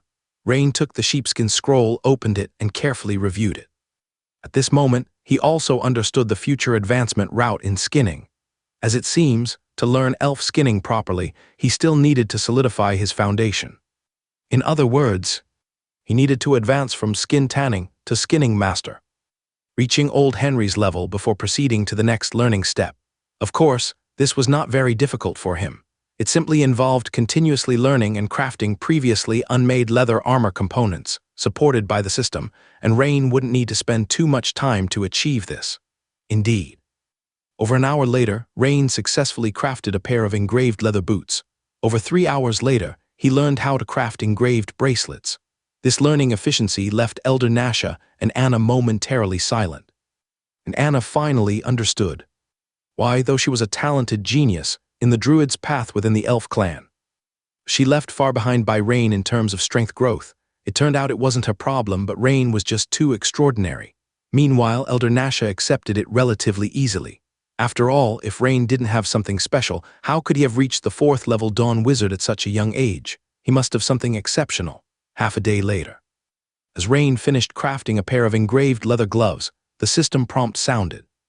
Detected that the host has met the conditions for advancing to skinning master. First, skin tanning LV5 above. Second, agility 7 points above, strength 8 points above, constitution 6 points above. Third, mastered the crafting skills of leather armor for different body parts. All current conditions met, advanced to Skinning Master. Note: after advancing to Skinning Master, the new profession panel for Skinning Master will cover the original skin tanning panel. Regarding whether to change professions, of course, it required no consideration, and Rain decisively chose yes. Ding, advancement successful. Successfully advanced to Skinning Master. Strength +1, agility +2. Obtained Skinning Master core skills. Leather armor making LV1, leather armor making LV1, passive. Due to your frequent leather armor crafting, related success rate increases. With previous experience in advancing multiple life professions, Rain was not surprised by the crafting-biased core skills and the rare attribute points reward from the advancement. At the same time, the original skin tanning panel disappeared and was replaced with the Skinning Master panel. Of course, both were basic panels. Under the panel there was a brand new icon. The icon featured a diagram of a set of leather armor. Top: very simple. Under the icon was a line of small text, core skill. Leather armor making LV1, passive. Leather armor making LV1, passive effect. An additional 10% increase in success rate for any leather armor production. It's quite standard. Rain nodded slightly in his heart. Although he had already transitioned to leather armor master, reaching the level of Old Henry, Rain wasn't in a hurry to transition to elven skin making. Because for him, acquiring attribute points and skill points through life professions was the most crucial. Especially after experiencing a great battle at this moment, his attribute points were only left with 3 points. This was after he defeated the Void Mother Tree Ganasir clone. His Dragon Vein Wizard had leveled up twice, gaining 2 attribute points and 2 skill points. Currently, including points from leveling up, Rain now had a total of 3 attribute points and 14 skill points, along with 532 golden skill points. That's right, Rain earned 144 golden skill points as a reward in the battle against Ganasir. 3 days later, Rain handed a dark leather top decorated with tree vines to Anna. Wow, it's so beautiful. Rain, is this the moonlight coat? Anna's bright eyes looked at the dark leather armor in surprise. Yes, Anna, do you like it? It's a gift for you. This moonlight coat, apart from having good defense performance, also serves to conceal the body in the jungle, commonly worn by elven druids. Of course, for Anna, this moonlight coat was crafted by Rain himself, carrying special significance. I love it, Anna nodded emphatically. After receiving it, Anna quickly tried it on. The dark leather armor was extremely snug, fitting just right, outlining Anna's graceful figure perfectly. Even her chest area was just right. A bit more would be loose, a bit less would be tight. Anna joyfully twirled around, walked a bit, then seemed to suddenly think of something, wondering, Rain, it's such a perfect fit. But, you never asked for my size, Rain, how did you? But the next second she couldn't continue, because she instantly realized something, turning crimson. Rain gestured with his hand, making Anna shy to not raise her head. Over these 3 days, Rain had elevated his Skinning Master from LV1 to LV7, leveling up 6 times. The remaining attribute points increased from 3 to 9 points, and the remaining skill points from 14 to 20 points. The advancement was so slow because Rain was interspersed with doing some other things. The day before yesterday, the team from Bixu Mechanization School arrived, including Rain's mentor Megaro, and about a dozen different series of mechanical masters. All came this time. Faction leader Moria summoned the most academically accomplished individuals within the school this time. Of course, considering the significance of the Valtsager ruins, such arrangements were quite normal. Coincidentally, Moria also completed 3 new sets of radiation protection devices, along with the previous 2 sets, totaling 5 sets. Thus, upon faction leader Moria's invitation, Rain spent half a day accompanying the school team into the Valtsager ruins once more, thoroughly checking the high-risk points within the ruins. This was naturally no difficulty for him as he stepped into the Dawn Wizard level. Unfortunately, inside the ruins, there wasn't a second destroyer or a similar top-level demon statue. After confirming no threats to the safety of the school exploration team, Rain continued learning skin-making skills back in Ferdinand City. As for the detailed exploration that followed, being a very time-consuming and energy-draining task, it was naturally most suitable for faction leader Moria and his mentor Megaro and other professionals to conduct. Just as Rain and Anna were chatting intimately, the capable, mature woman Olna walked over from afar, smiling. Lord Rain, Miss Anna, sorry to interrupt. Miss Olna, no, not at all, I'll go familiarize myself with what the teacher taught me. Anna's pretty face reddened slightly, saying, these days she and Rain were like glue, regarding some special druid techniques taught by Elder Nasha. Although subjectively Anna didn't want to neglect them, there simply wasn't enough time to practice. Because Anna knew Rain might leave Ferdinand Forest in a few days, while she had to stay to learn the way of the druid. In other words, in the foreseeable time, the days she could spend with Rain might just be these few, naturally making her cherish them. This left Anna quite troubled, wanting to practice druid techniques while also wanting to accompany Rain. In fact, Anna was somewhat seeking trouble for herself. Due to Rain's influence, Anna's talent level is completely irrelevant to Elder Nasha and even the elf clan. In fact, it can be exaggerated a bit. Even if Anna were extremely dull and had no druid talents, because she's Rain's companion, the elf clan would spare no expense to train her into a druid. Lord Rain, the Empire's Supreme Military Council, adjusted your rank to Deputy Chief yesterday. Although your specific duties are yet to be determined, you are temporarily still serving within the Imperial Swordsmen. Correspondingly, you will be equipped with a 12-person guard and will have access to confidential intelligence at the Empire level along with a series of other permissions. Deputy Chief, hearing what Olna said, Rain nodded. After this event, his rank would change, though it was expected. Indeed, the things represented by an epic level of battle power are numerous. The rise and fall of a Duke family, even a Guardian family, stability in one or multiple provincial situations. However, being a deputy chief was a bit unexpected because it was equivalent to General Augustus rank. Personnel appointments at this rank were beyond Marshal Alfred's decision. Only the Emperor, or the Empire's Supreme Military Council, in the Emperor's absence, can appoint and remove personnel at this level. This means that Rain has already stepped out of the swordsman system and entered the Empire's highest vision. Lord Rain, these are the Empire's important recent battle reports. Olna handed Rain a document and said. Rain quickly looked through after receiving it. Soon, Rain slightly frowned and sighed. It seems the Empire's recent situation is still severe. Initially, Rain thought that after the Mother Tree sect was almost entirely annihilated, some cults should have restrained themselves a bit. But now it appears not to be the case. Some cult organizations have become even more active.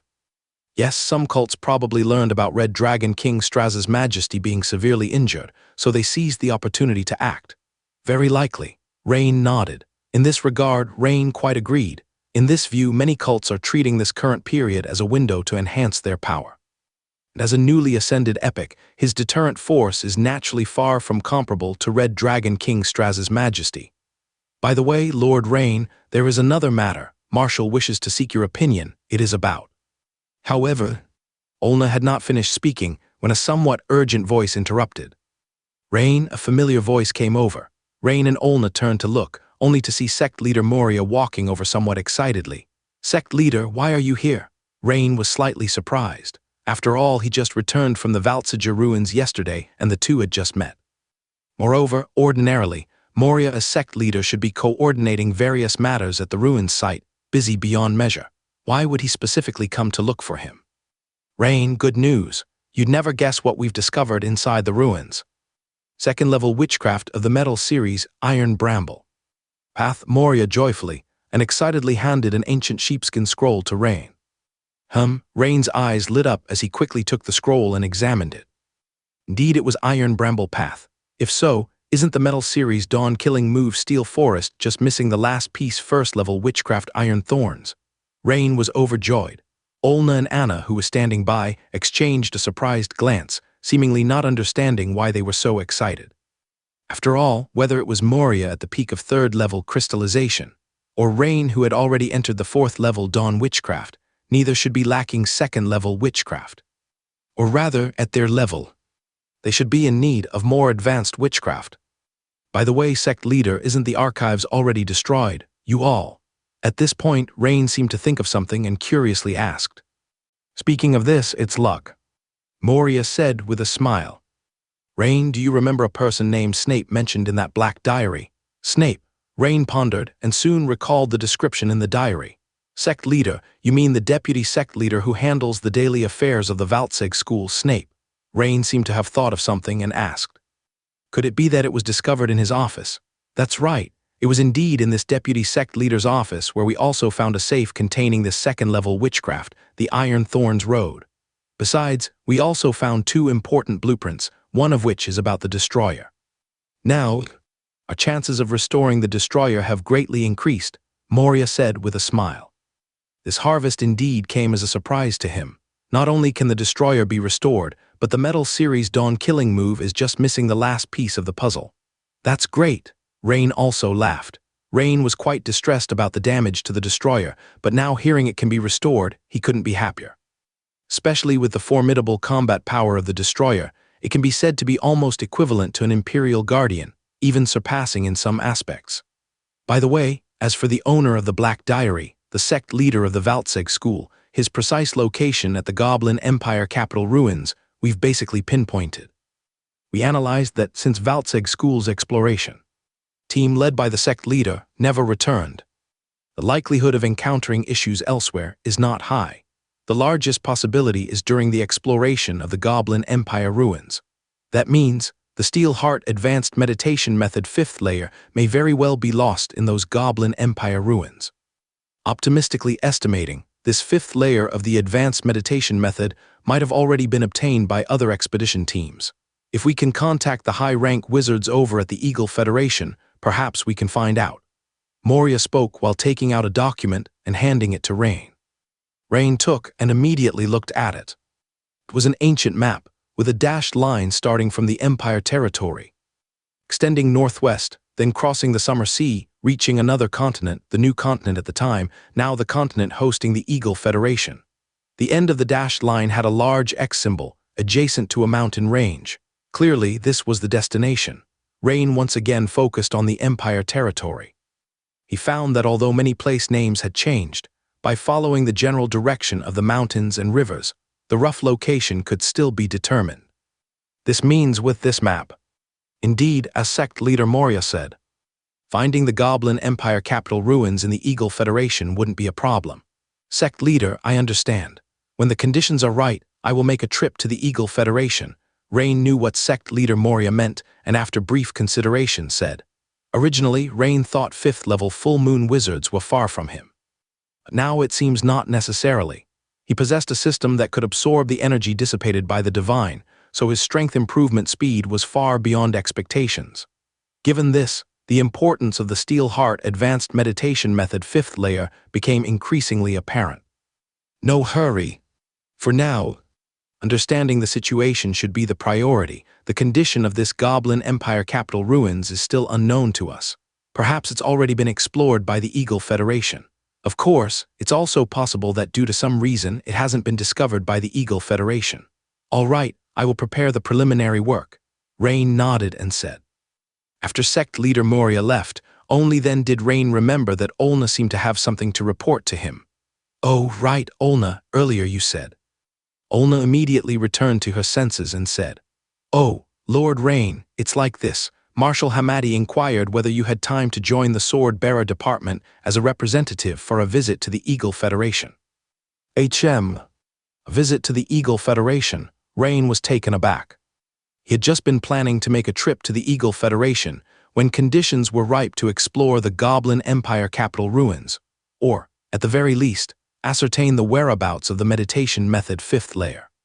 While Rain was pondering, Olna added, You know, last time the Eagle Federation sent a delegation here, this time is equivalent to a return visit by the Empire. Oh, and the leader of the Empire's delegation is Red Queen Prince Minia. Rain nodded. He was naturally aware of the previous visit by the Eagle Federation delegation. Visit the Federation, he certainly wanted to. After all, whether it's the Dawn killing move mentioned by Hamadi last time, or the Steel Heart Advanced Meditation Method 5th layer, to finally piece them together, he needed to make a trip to the Eagle Federation. It's known that the Dawn killing move counts as a real lethal move. From the Earth element Dawn killing move used by Reginald Earth Pulse, its power was at least 3 times that of ordinary 4th level witchcraft.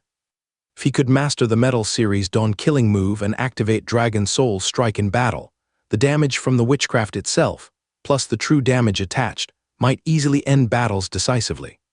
Moreover, there wouldn't even be a need for bloodline transformation. The importance of meditation method 5th layer is equally self-evident. Only this time going, there's no need to explore the goblin relics if we can get our hands on that 4th level witchcraft Hamadi mentioned. It won't be in vain. The only thing making Rain a bit hesitant is about Anna's mother. Originally, he planned to start the rescue mission for Anna's mother, Darren Yuling, once he returned to the Imperial City. With his current strength, he no longer needs to be as cautious and concerned as before when doing this. After some thought, Rain asked, "Is the time confirmed?" "Yes, it's confirmed. The plan is to depart in 7 days. The visit is about a month. If Lord Rain, you decide to go, I suggest you arrive at the Imperial City at least a day in advance to prepare a bit for the visit affairs," Olna quickly said. Rain nodded, looking thoughtful. 7 days? If he wants to rescue, it would be too rushed. After all, Anna's mother has been missing for more than 2 years, so there's no hurry within this half-month. He cannot even confirm whether Anna's mother is still alive. Acting rashly, if the Dragon Scale Brotherhood obliterates traces, then Rain immediately decided to wait until he returns to discuss it. "Olna, send a message to Marshal Alfred for me. I agree to participate in this visit." "Okay, Lord Rain, I'll do it right away." With that, Olna quickly left. At this time, Anna, who was not far away, briskly walked over. Her big, beautiful eyes showed both loss and curiosity, saying, "Rain, are you going to represent the Empire to visit the Eagle Federation?" Rain rubbed Anna's head, comforting her. Although he really wants to stay longer in Ferdinand Forest, some things he must go and do. "I heard the Eagle Federation and the Empire here are quite different." "Yes, not only are the political systems different, but also the level of social development varies. But I haven't been there, so this time is just right to take a look."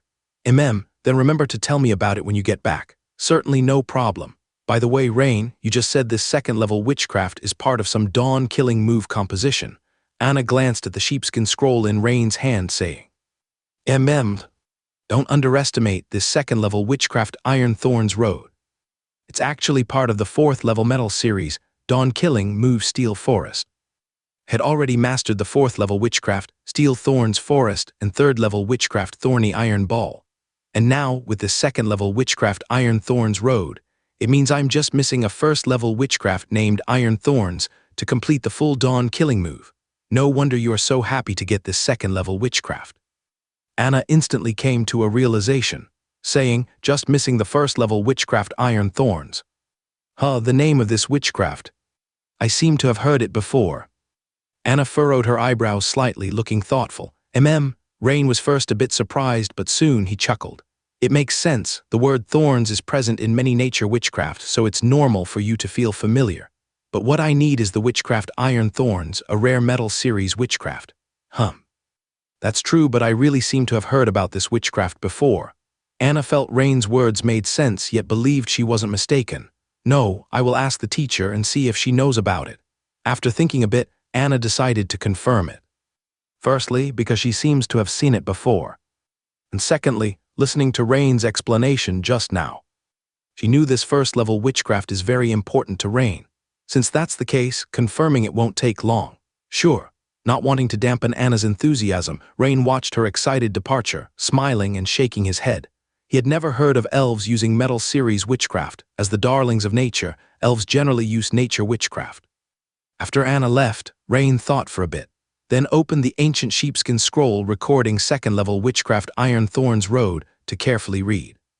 Having acquired a new 2nd-level witchcraft, naturally, it's not without reason to learn. Moreover, he is now accumulating skill points precisely to quickly enhance his witchcraft. However, Iron Thorns Road, being only a 2nd-level witchcraft, as Rain had already entered the realm of 4th-level Dawn Wizard. Therefore, he plans to self-learn and try to improve it first. A quarter of an hour later. System prompt appeared. "You've undertaken the learning of Iron Thorns Road, related insights enhanced. You've comprehended a new skill Iron Thorns Road. Your skill Iron Thorns Road has been enhanced. Experience +4. Indeed. Mastering 2nd-level witchcraft with the level of a 4th-level Dawn Wizard is much easier." Rain took only a quarter of an hour to grasp this new metal series witchcraft. Meanwhile, at the bottom middle of the Dragon Vein Wizard Epic panel, there appeared a brand new icon. The design on the icon is a path composed of sharp thorns, glimmering with a dark silver metallic luster. Furthermore, the small text below the icon is as follows. Iron Thorns Road LV1, 1/100, Iron Thorns Road LV1 effect. Consumes a certain amount of spiritual power, using a specific witchcraft model to induce surrounding metal energy particles, forming an Iron Thorns Road, conducting piercing attacks on all targets in a straight line. Note: casting time 3 seconds. Straight line attack. This is indeed somewhat similar to the Thorny Iron Ball. It appears to be a weakened version of the 4th level witchcraft Steel Thorns Forest. Steel Thorns Forest can attack in a fan shape or even circular around it, but this Iron Thorns Road seems to only attack targets directly ahead in a straight line. However, this is very much in line with the power level of a 2nd level witchcraft. Rain, look, what is this? Anna, like a nimble little deer, quickly ran over while waving something at Rain, her face full of joy. With Rain's vision, he clearly discerned the sheepskin scroll Anna held, recalling Anna's purpose for leaving. Astonishingly, a thought surged to his mind. Could it really be? Rain rose suddenly and strode quickly toward Anna. Rain, I found it. I was sure I wasn't mistaken. As Anna spoke, she handed the sheepskin scroll directly to Rain, her high chest still heaving violently from the recent run. Upon receiving it, Rain opened the scroll, revealing the words Iron Thorns. This is real. Rain was truly astonished. Yes, in these past few days while studying with the teacher, I stumbled upon it unintentionally. Rain, you were wrong about something. Although we mostly use nature witchcraft, it doesn't mean the library only holds nature witchcraft-related texts. In fact, it houses many other types of witchcraft too. Anna said with a slightly playful tone. I see, it was presumptive of me. Anna, thank you. Rain gently picked up Anna and then kissed her deeply. 5 days later. In these 5 days, Rain did not proceed with the leather armor crafting, but repeatedly practiced the newly acquired witchcraft. By this time, Rain has elevated the newly mastered 2nd level witchcraft Iron Thorns Road from LV1 to LV5, 76/2000. Upon reaching LV5, the speed of improvement for Iron Thorns Road also began to slow down. As for 1st level witchcraft Iron Thorns, because of its lower difficulty, Rain directly raised it to LV6, 23/3000, which means a Rain to elevate both new witchcrafts to LV20. It only requires 7 and 6 points, totaling 13 skill points, and he currently has 14 skill points. Although he can continue practicing to slowly improve, Rain is about to visit the Eagle Federation. Of course, the most important thing is the temptation of the Dawn killing move. Rain doesn't want to wait any longer. After a brief contemplation, Rain allocated 7 skill points plus 8 golden skill points into the 2nd level Witchcraft Iron Thorns Road. As the 2nd level Witchcraft Iron Thorns Road rose from LV1 to LV20, instantly, a vast memory concerning the Witchcraft Iron Thorns Road flooded Rain's mind. At that moment, Rain felt as if entering a mystical space. Continuously practicing the 2nd level Witchcraft Iron Thorns Road, several minutes later, Rain again allocated 6 skill points and 8 golden skill points into the 1st level Witchcraft Iron Thorns. Due to the 4th level Witchcraft Steel Thorns Forest, becoming innate wizardry when advancing to 4th level Dawn Wizard. Now, as the latter 2 2nd level Witchcraft Iron Thorns Road and 1st level Witchcraft Iron Thorns have also reached LV20, in terms of proficiency, the 4 different levels of witchcraft have fulfilled the requirements for releasing the Dawn killing move. Next, Rain needs to keep trying and master the knack of sequentially releasing these 4 types of witchcraft. This process is actually the part Rain is most confident about, because after consuming 16 golden skill points, he still has a total of 516 golden skill points. Rain looked around the garden and walked directly forward, soon finding a relatively open clearing in the forest, where he began to experiment. 1st level Witchcraft Iron Thorns, 2nd level Witchcraft Iron Thorns Road, 3rd level Witchcraft Thorny Iron Ball, 4th level Witchcraft Steel Thorns Forest. After more than 10 minutes, the system prompt sounded. Ding. Host has comprehended the prototype of the Dawn killing move. Would you like to consume 286 golden skill points to perfect the deduction? It actually requires 286 points. Rain couldn't help but open his eyes slightly, feeling quite surprised. This is too exaggerated. You must know that previously, the deduction of the crystallization kill move Sawtooth Cutting net only consumed 79 golden skill points. This time, it's more than tripled. Originally thought 500 and some golden skill points was a lot, but now it seems it's not that much after all. Rain couldn't help but think silently. Of course, despite his inner murmuring, Rain quickly chose yes. Saving up so many golden skill points is meant to be used. Being able to enhance combat power, naturally, there's no need to be stingy. As before, the system's deduction and perfection essentially involve making the dawn-killing move Steel Forest adapt personally to Rain himself. To make this dawn-killing move more suitable for Rain. To cast with faster casting speed and also slightly increased power. Therefore, despite the high cost, Rain knows it's quite worthwhile. If it were any other Dawn wizard doing this, it would probably take at least 100 years to start, with the addition of skill points. Instantly, a surging torrent of witchcraft training memories flooded into Rain's mind, as if he were repeatedly practicing the combination of these for witchcraft in some mysterious space, for 200 or 300 years. When Rain opened his eyes again, his understanding of these for witchcraft had become perfectly integrated. Ding! Deduction successful. Host has comprehended the Metal Series Dawn-killing move, Steel Forest. Finally have my own Dawn-killing move. Rain showed a joyful expression. Unable to contain his excitement, he decided to find a place to properly exert his mastered first Dawn-killing move. Since this place is located at a corner of the Elf Palace Garden, performing the Dawn-killing move here would likely alarm the entire upper echelon of the Elf clan. Therefore, Rain rode Bloodfeather to a clearing in the dense forest tens of kilometers away. As Rain silently chanted spells, the Metal Series energy fluctuations around him suddenly intensified dramatically. Dawn-killing move, Steel Forest. Just saw Rain gently pressed one hand on the ground. The next second, dark silver ring-like ripples swiftly spread from his standing position, 50 meters, 100 meters, 200 meters, 220 meters. Swish, swish, swish. If viewed from above, you'd see a giant circular area where all trees, shrubs, and low flowers transformed into metal. While on the clearing, various sizes of metallic luster trees and thorns with sharp spikes appeared instantly. For a moment, the area around Rain seemed to turn into a steel forest. Seconds later, boom! The steel forest shattered. All the trees, shrubs, and even vines within the coverage area were reduced to powder, leaving only a vast circular wasteland. At this time, a trembling mole poked its head out from its hole, looked at the bare ground, and immediately shrank back with a whiz. It has effects similar to petrification. Rain thought silently. It's almost a concept of metallization. Based on the previous effects, it seemed like the original shrubs and trees were covered in a layer of metal, while the clearing would quickly be covered with metallic shrubs, but no matter which kind, dense metal spikes would promptly form on the surface. With the added piercing effect, Rain was naturally satisfied with the power of this dawn-killing move. Not good, just saw Rain's expression change, quickly riding Bloodfeather to leave the scene, because he was just concentrating on finding a place without people, but didn't expect to completely destroy a large area of forest. Everyone knows the elves place the utmost importance on protecting the natural environment, and the druids are even extreme environmentalists among them. Rain naturally has to leave quickly, otherwise, although it won't cause trouble, he might be complained about by Anna.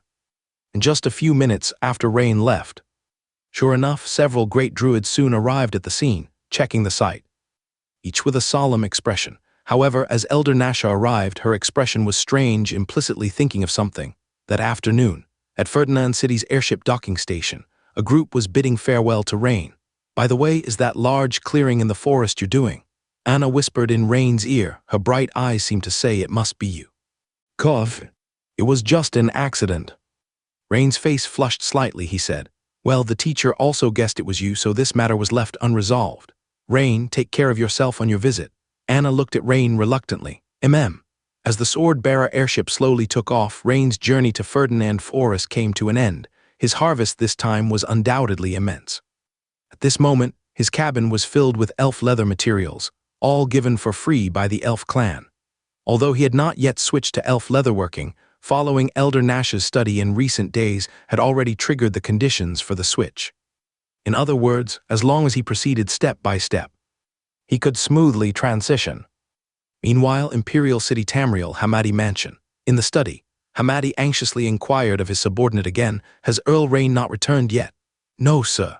We have arranged 2 teams to keep watch at Earl Rain's mansion 24 hours, and we will know immediately once Earl Rain returns, the servant respectfully said. report immediately if there are any updates. As soon as Hamadi finished speaking, he waved his hand impatiently to dismiss the servant. He continued pacing back and forth in the study. After a while he let out a long sigh. Why hasn't Lord Rain returned yet? If he doesn't come back soon, things won't be able to proceed. A couple of days ago, upon receiving word from his superior, Royce, saying that representatives from the Empire would visit the Federation again, the two of them agreed that it was an excellent opportunity to invite Rain to the Federation. As for securing a spot in the Empire delegation, if it was just one slot, it wasn't too difficult for them. The problem was, ever since Lord Rain went to Ferdinand Forest, he hadn't returned. Such matters naturally required Rain's personal consent to proceed, otherwise it could backfire. And so they have been waiting until now. But more crucially, just yesterday, his superior Royce seriously told him that they must persuade Rain to join the delegation. The reason being, news from Ferdinand Forest indicated that Lord Rain's potential was even greater than initially anticipated. This shocked Hamadi at the time greater than expected. Wouldn't that place him as the top talent in the Federation's recruitment hierarchy? Hamadi was well aware of what this meant. Viscount Earl Rain has returned. Suddenly, a slightly urgent report came from outside the door. Great. Arrange for a carriage immediately, Hamadi said with a look of delight. In a ring of the Imperial City. Second Prince Mansion in the study. Your Highness, it's confirmed. I found 2 Empire personnel who participated in the battle back then and bribed them heavily. It's confirmed that Rain transformed into a 2-headed giant dragon and delivered the final blow to the evil god's avatar. Buchanan spoke with a grim face, his thoughts diffusing outward. Ever since he received news of Bostaff's death a few days ago, he had been terrified. Knowing that Lord Bostaff, whose strength was comparable to an Imperial Guardian, wasn't a match for that Rain, and the series of subsequent information left him even more astounded. Even the second prince was quite amazed upon hearing the news and immediately instructed him to conduct a comprehensive and detailed investigation to ascertain the situation in Ferdinand Forest. However, the more he investigated, the more it terrified Buchanan. This Rain was simply monstrous. Based on their descriptions, the dragon form Rain transformed into was completely different from any Imperial Dragon Knight dragon they had seen. One of the dragon heads was almost translucent. After Buchanan finished his account, Second Prince Everton nodded and said, "Indeed, this greatly differs from the reports in the Empire's official channels." This was why he had Buchanan conduct a detailed investigation.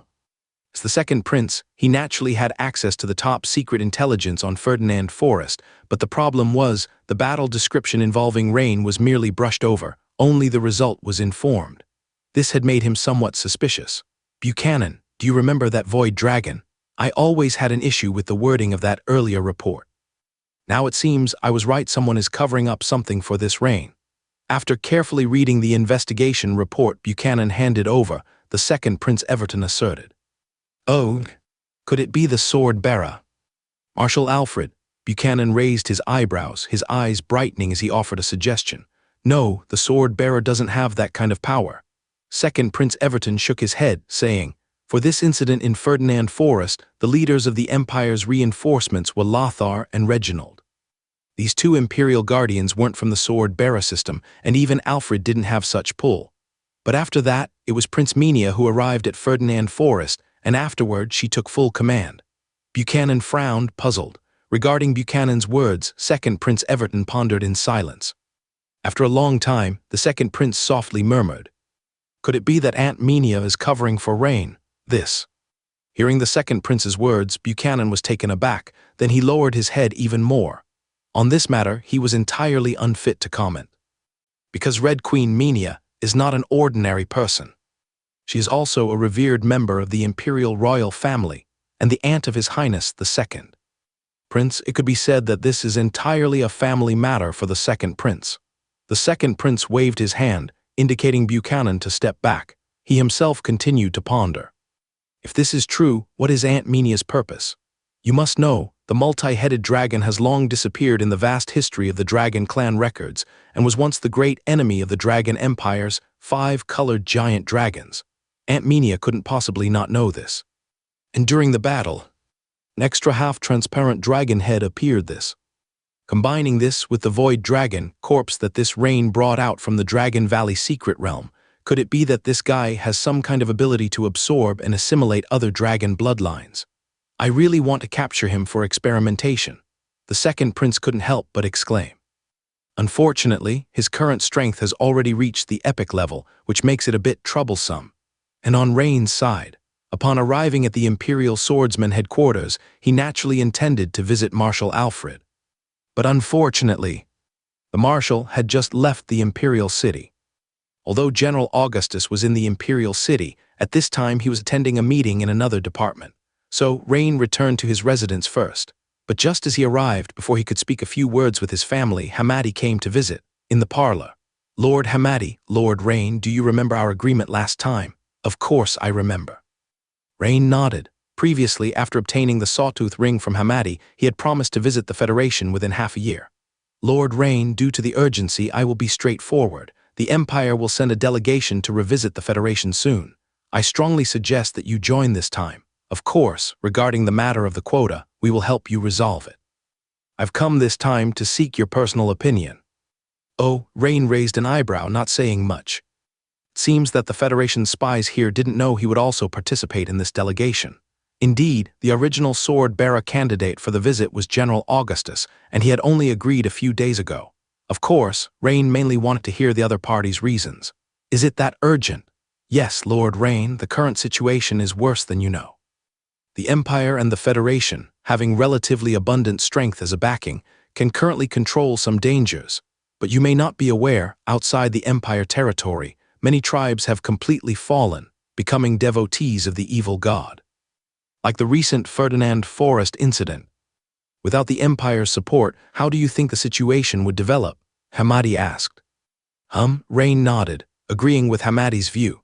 This aligns with the information he learned from confidential reports within the Empire after his promotion to deputy chief. Many primitive tribes on islands have been seduced and fallen, embracing the evil god in their entirety. Therefore, in the near future, avatars of the evil god at the demigod level are bound to descend. At that time, the Dragon Empire will face a great crisis and challenge. Lord Rain, so we earnestly hope you can make a trip to the Federation soon. If that's the case, then sure. As for the delegation quota issue, there should be no need to trouble Lord Hamadi. I can handle it. However, I too have something that requires Lord Hamadi's assistance. Rain smiled and said. Upon hearing Rain agree, Hamadi tried his best to hide it. But the smile at the corners of his eyes revealed that he was not as calm as his expression suggested. He quickly said, Lord Rain, please go ahead. As long as it doesn't violate principles, I can guarantee there won't be any problems. Oh, that's great. Rain smiled slightly and nodded. I'm going to the Eagle Federation this time to learn more about the situation over there, so I want to move freely and explore different parts of the Federation. At this point, Rain paused slightly. Hamadi's expression became serious and he asked, Lord Rain, what do you mean by moving freely? As a spy, he was naturally concerned about the words, explore everywhere. Rest assured, Lord Hamadi, I won't be going to any confidential military departments of the Federation, but rather I want to understand the customs and learn about several cities. Rain naturally understood the key point of Hamadi's concerns and explained with a smile. That shouldn't be a problem, Lord Rain. Hamadi breathed a sigh of relief. He planned to report this matter immediately later. After watching Hamadi leave, Rain took out a map from the side. The purpose of the conversation with Hamadi was naturally because Rain wanted to investigate the situation of the Goblin Empire capital ruins.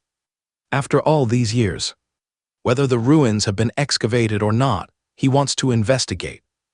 Moreover, this matter is not really suitable for involving sword-bearers in the investigation. But even with immunity as a diplomatic personnel, one cannot move freely in foreign territories, and Rain needed such a privilege. It seems that there shouldn't be a big problem now. The map in front of him was brought to him by Olna from the Sword Holder headquarters, which was a map of the entire Federation. Given that the Federation has many spies in the Empire, naturally, the Empire also has many eyes and ears in the Federation. Rain pointed to a certain place on the map and said, Softly, it should be here. Following Rain's finger, one could see that it was near a place called Resarad Canyon. Rain was basically certain that the location of the Goblin Empire capital ruins should be on one side of Resero Canyon. Just nearby, not far from Resero Canyon, there was a large Federation city named Zerea. That's nice. I can go to Zerea under the guise of sightseeing. I wonder if we'll pass through here at that time. Rain wasn't yet clear about the Empire's return visit route, but it seems he could ask in advance. In the next 1.5 days, Rain didn't arrange much official work. Instead, he chose to spend time with his family. The beautiful woman, Jennifer, and the barbarian girl. Lagare were still in Minster, busy with the matters of the Merchant Guild. We're not in the Imperial City. However, Jennifer sent a letter reporting the recent dynamics of the Merchant Guild and that she had begun preparations for the new store in the Imperial City.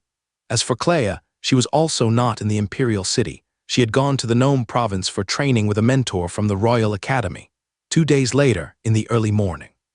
At the Imperial City Royal Airship Dock, a group of people was bidding farewell as a giant streamlined airship took off, and at both the front and back of this airship, 3 long-range airships were escorting it.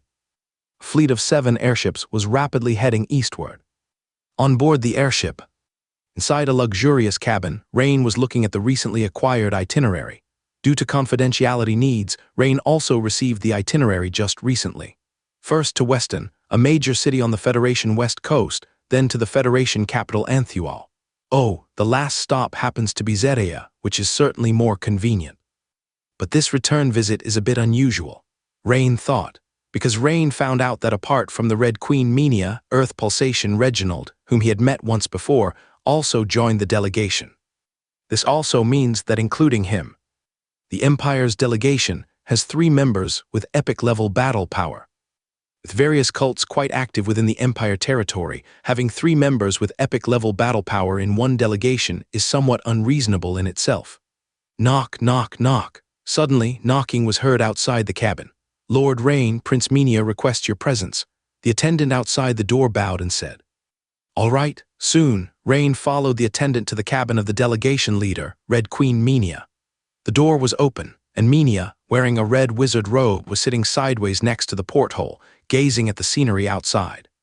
Seemingly hearing footsteps, Menia turned her head to look at Rain, smiled and nodded, saying, "Rain, you're here, have a seat."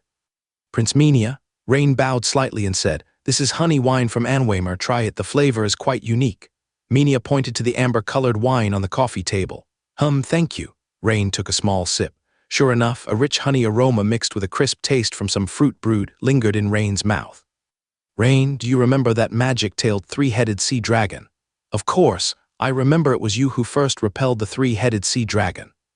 Regarding the magic-tailed 3-headed sea dragon, Rain naturally had a deep impression from his time in Meister.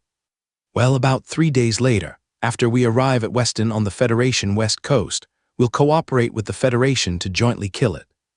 Upon hearing Menia's words, Rain couldn't help but raise an eyebrow, quite surprised.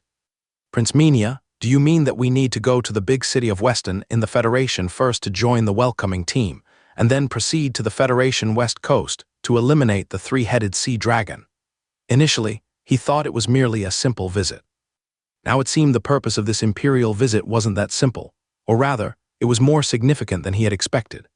"Yes, although we have repelled the magic-tailed 3-headed sea dragon's harassment of the Empire's coast several times, it has been able to escape successfully each time thanks to the advantageous terrain of the sea.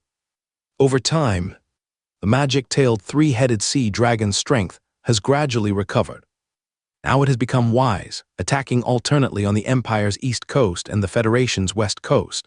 This poses a great threat to both us and the Federation, so this time we will unite to eliminate it completely. In some sense, this will also be the first substantial cooperation between the Empire and the Federation." "I see." Rain showed a look of realization. He had previously been puzzled as to why the Empire would appoint Red Queen Prince Menia as the delegation leader to the Federation. Even for a return visit, this level seemed too high. Now it seemed that this was the reason. This mission was not merely a return visit, but held more profound cooperation. Significance, recalling what Amati had said before about the increasingly severe conditions, it seemed to be forcing the 2 most powerful countries to cooperate. "By the way, Rain, you're now a 4th-level Dawn Wizard, right?" Menia's beautiful eyes glanced over Rain, asking. "Yes, Prince Menia." Rain nodded. There was no need to hide this, nor could it be hidden. "Well, in the fight against the magic-tailed 3-headed sea dragon, try not to use your bloodline transformation. The matter of the two-headed giant dragon during the Ferdinand Forest incident has been suppressed by me. Rain was slightly surprised and glanced at Minia. What do you mean? Rain asked. There are some complicated internal matters in it. You just need to remember this point. Try not to perform the two-headed giant dragon transformation, especially in front of the imperial royal family. Minia gave Rain a deep look, saying no more.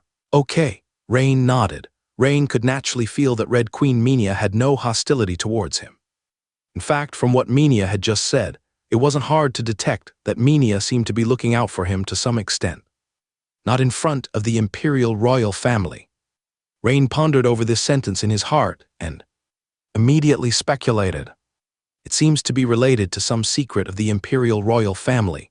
A quarter of an hour later, Rain took leave and returned to his cabin. Soon, he shook his head, deciding not to think about it for now. Since Minia had reminded him, he would try not to perform the two-headed giant dragon transformation in front of everyone. In fact, for the current Rain, ever since mastering the dawn-killing move Steel Forest, even without transforming, the difference in combat power wasn't that large. This was also the significance of the dawn-killing move. However, regarding attribute points, it's still best to accumulate as many as possible. Whether used to restore spiritual power or physical strength, they are essential for battle. Rain contemplated. Rain moved to the desk. On the desk were various leather tanning materials. Previously, considering the lengthy journey to visit the Federation, Rain had prepared a lot of leather tanning materials in advance. Taking advantage of the leisure time during the journey, he could now enhance his skinning master's profession level, and once he reached about LV10, he could transition to elf skin tanning. Since Rain's skinning master profession level had already reached LV7, the experience provided by the Moonlight Coat was insufficient for quick upgrading, so Rain would attempt a new leather chest armor. This piece of leather chest armor, named the Thorny Wood Coat, like the Moonlight Coat, is also commonly used by druids.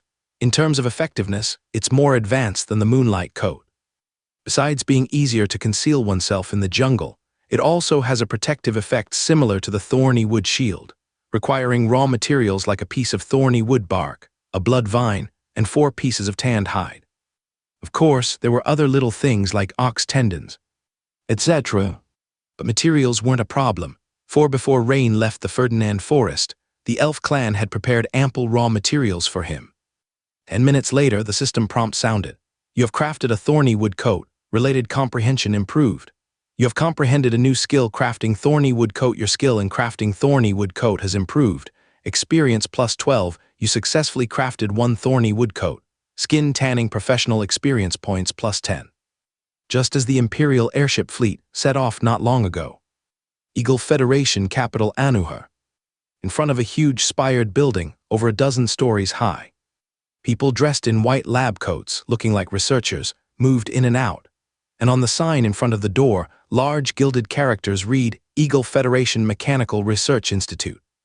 Inside an office on the top floor, the decor was simple, with only a few potted green plants on a deep red coffee table for decoration, seemingly aligning with the impression of researchers as old-fashioned and minimalist. However, behind the dark office desk, instead of a bald, middle-aged man, there sat a young woman in a white lab coat. Her wavy blonde hair and beautiful appearance suggested she was just over 20, and she was diligently flipping through thick documents. Knock, knock, knock. The sound of knocking was heard. Come in. Lady Rebecca, the diplomatic department says the delegation from the Dragon Empire has already set off. Shouldn't we prepare to depart too? Asked a young woman in a short suit and pencil skirt. No rush. Normally they need 3 days to reach the west coast. But for us, 1 day is enough, Rebecca replied without lifting her head. All right. By the way, Lady Rebecca, the intelligence department says that this time Rain, the key personnel the Dragon Empire wants to win over, will also be coming. The intelligence department hopes we can communicate more with them. If we can arouse their interest in our research and have them voluntarily stay, that would be the best outcome. Seemingly intrigued by the topic, Rebecca immediately put down the documents in her hand and raised her beautiful eyes to look at her secretary. As a top-tier genius of the Federation's Research Institute, and a genius metal series wizard in the early stages of third-level crystallization, Rebecca Hayden knew all too well the significance of a high-ranking metal series wizard to the Federation Mechanical Research Institute. This is indeed good news. By the way, our research institute's mission this time is to deploy the newly developed Ajax in actual combat, right? Yes, Lady Rebecca. Have the others ready. We will depart in an hour. After a 3-day journey crossing the vast summer sea, the Empire delegation finally arrived above the major city of Weston on the Federation west coast at dawn on the 3rd day. Rain also stepped out of the cabin and came to the side of the airship to observe the scene in front of him. Compared to most county towns and province towns of the Dragon Empire, which had a medieval feel, Rain felt that Weston had almost taken the first steps into an industrial revolution. In front of him were rows of city buildings, and even more so, numerous large smokestacks. At this moment, the smokestacks were emitting waves of black smoke, casting a dim and slightly oppressive veil over the entire sky. Looking down from the smokestacks, there were sprawling factories, and with Rain's eyesight, he could clearly see a large number of workers in plain, worn clothes coming and going from the factories early in the morning. As for the city center, although the bustling crowds on the streets were still predominantly using horse-drawn carriages, Rain could now see that on some main roads, there seemed to be some sort of bus-like transportation, powered by steam engines. Look over there, is that steam power? At this moment, more people gathered on both sides of the airship. Many also noticed that steam-powered locomotive. Yes, it seems so, and the boats on the river too. That's right. On the river that meandered through the city center, steamships were also clearly visible, and their numbers were not insignificant. Although the Empire had large energy furnaces, their numbers were very few, while the Federation's steam power had almost been fully deployed, applied to all aspects of people's daily lives. This scene before their eyes delivered an incomparable impact to the people of the Empire. With the Dragon Empire's airship fleet gradually landing at the official airship dock near Weston City Hall, a group of people led by an elderly man were already waiting at the docking point. Rain also spotted a familiar face, the Federation's envoy who previously visited the Empire, Special Envoy Trina. Today, she was clearly dressed with special care. Trina was wearing a waist-cinched, light white silk blouse with wide sleeves, elaborately adorned with lace at the collar and cuffs, exuding a subtle opulence in both material and craftsmanship. Her lower body attire was relatively simple, a pair of form-fitting and elastic black riding pants, which excellently outlined her voluptuous curves. The entire ensemble was luxurious yet practical. Despite her status as a Federation envoy, she stood half a step behind the elderly man. Evidently, this elderly man was the principal host, holding a position above Trina. Rain could sense that although this man was also a transcendent, his level of competence was not high, approximately at the night peak or great night level. This is the difference compared to the Empire. Although individual strength isn't particularly formidable, he is the Federation's deputy speaker, meaning that in the Federation, personal strength is not the sole determinant of status. Upon seeing Prince Minia in a red wizard robe step off the gangway first, the Federation crowd immediately greeted him with smiles. Your Highness Prince Minia, welcome to the Federation. This is our Federation Deputy Speaker, Bertrand Ruiz. Trina introduced with a smile. Welcome to the Federation, Prince Minia, the elderly man named Bertrand said with a radiant smile. Bertrand, you are too kind. It's an honor for me to visit the Federation. Minia nodded with a smile. The official diplomacy segment followed, and Minia also briefly introduced his entourage. This is Guardian Reginald from our Dragon Empire. Welcome to the Federation, Lord Reginald. This is Lord Rain, representative of our Imperial swordsmen. Lord Rain, you are truly young. Lord Rain, we meet again. At this point, Trina elegantly approached, smiling. Lady Trina, long time no see, your charm remains unchanged. Rain slightly bowed. Oh, you two know each other. Red Queen Minia's eyes flickered with surprise, and she lingered her gaze on Rain for a moment. Yes, your Highness Minia, during my visit to the Empire, we were attacked by corruption dragon Agnes, and at that time it was Lord Rain who ensured our safety. Indeed it was. After some casual conversation, the Federation staff escorted the Empire delegation towards Weston City Hall. The first banquet hall was already adorned with flowers, ready for the subsequent welcome ceremony. However, as they walked, Rain subtly sensed a feeling of scrutiny. He noticed one gaze seemed to frequently settle on him amidst the crowd. To others, this observation might be subtle, but for him, a fourth-level Dawn wizard, the repeated scrutiny was very apparent. Thus, Rain slightly turned his head and spotted the observer. The observer was a young woman, quite beautiful, but he was certain he had never met her before. Perhaps because among the Empire's delegates, I am relatively young. However, since she had been observing him persistently from the beginning, Rain couldn't help but pay more attention to her. Interestingly, the weak particles around her were so familiar to Rain. They were also Metal Series particles. A Metal Series wizard? Interesting. Rain couldn't help but ponder, just as the group headed towards the banquet hall. Suddenly, a man in Federation military uniform quickly approached Federation Deputy Speaker Bertrand, whispering a few words. Including Rain, whether it was Red Queen Minia or Earth Pulse Reginald, they were all Dawn wizards, exceptionally perceptive, so even without deliberately listening, they effortlessly heard what was being said. Sir, signs of the magic-tailed three-headed sea dragon have been discovered at sea. The entity is swiftly advancing towards the west coast city of Obedin, expected to arrive in half an hour. Your thoughts? Didn't it just attack 10 days ago? According to your military's assessment, the three-headed sea dragon wouldn't be capable of launching an attack for at least another week. Upon hearing the officer's words, Federation Deputy Speaker Bertrand furrowed his brows and responded. From his expression, he was clearly conflicted. Because according to diplomatic protocol, naturally, the guests should first familiarize themselves with the Federation's customs, attend the welcome banquet to deepen rapport, and then discuss cooperation and other matters. But who would have thought the magic-tailed three-headed sea dragon would appear at this moment? According to its attack pattern, typically after one attack, it wouldn't launch another for half a month, yet now it was clearly defying the norm. Vice Chairman, since the magic-tailed three-headed sea dragon has appeared, we should seize the opportunity.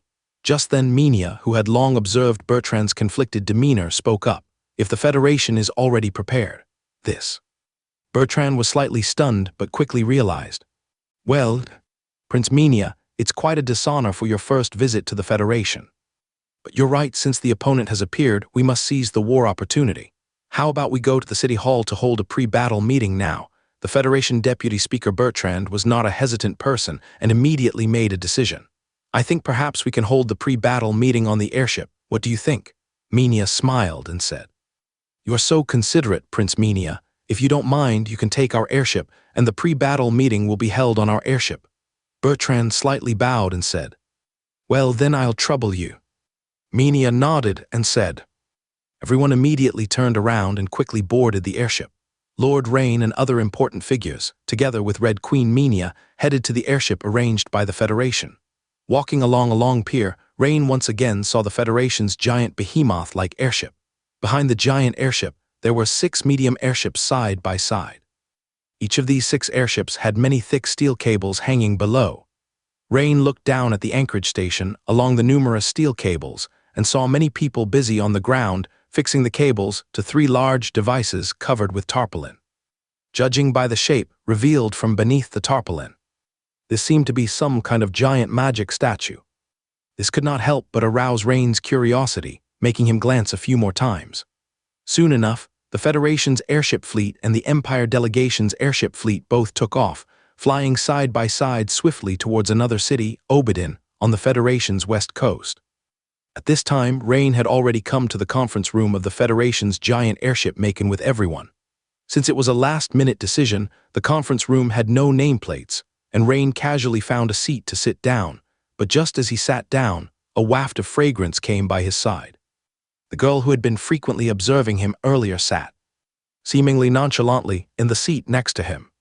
Seeing Rain look up at her, the girl slightly smiled and said, Hello, Lord Rain, I am Rebecca, part of the Federation Mechanical Research Institute and the person in charge of the Ajax magic statue this time.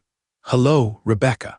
Although he could tell that Rebecca seemed to be approaching him deliberately, it was within his expectation. When in the Imperial City Tamriel, Hamadi had communicated with him about this, so it was natural someone from the Federation would come to contact him. However, Rain did not expect that the person approaching him was not a stern intelligence officer like Hamadi, but rather seemed to be a talented girl proficient in magic statues. Honestly, Rain was very interested in the so-called Ajax magic statue being developed by the Federation. Although there was no sight of its actual combat power yet, judging by its size, its combat strength should not be low, but who knows how it would fare against the Destroyer Demon statue. I heard that Lord Rain is also a Metal Series wizard. Are you interested in the making of magic statues? The girl's bright eyes looked at Rain as she spoke. Oh, it seems Miss Rebecca is quite familiar with me. Indeed, I am very interested in magic statues. That's great, maybe we can exchange some insights on the subject. As the two were chatting, the meeting officially began. Respected Prince Menia, please allow me to first introduce the Federation's preparations and plans. A Federation officer, who was clearly an advanced general, quickly began to speak. This time, we have prepared 3 newly developed Ajax supergiant magic statues to engage in a frontal battle with the magic-tailed 3-headed sea dragon. Of course, this is actually a tactic aimed at attracting the magic-tailed 3-headed sea dragon's attention. Meanwhile, we hope the Empire can cut off the opponent's retreat, trapping the 3-headed sea dragon on the Obidin coast, preventing it from retreating back to the deep sea. Cutting off the opponent's retreat, that's not a problem. But to avoid the magic-tailed 3-headed sea dragon detecting our encirclement, we need to detour from a remote area, which will take about 5 minutes. Menia nodded and said, So, can the Ajax magic statues hold off the 3-headed sea dragon for those 5 minutes? The tactic of encircling the magic-tailed 3-headed sea dragon had been attempted by the Empire before. But the problem was, the magic-tailed 3-headed sea dragon was quite cunning and would quickly retreat into the deep sea once it sensed more than 3 epic-level battle powers. Well, the advanced general hesitated for a moment and looked at the Federation deputy speaker. Bertrand.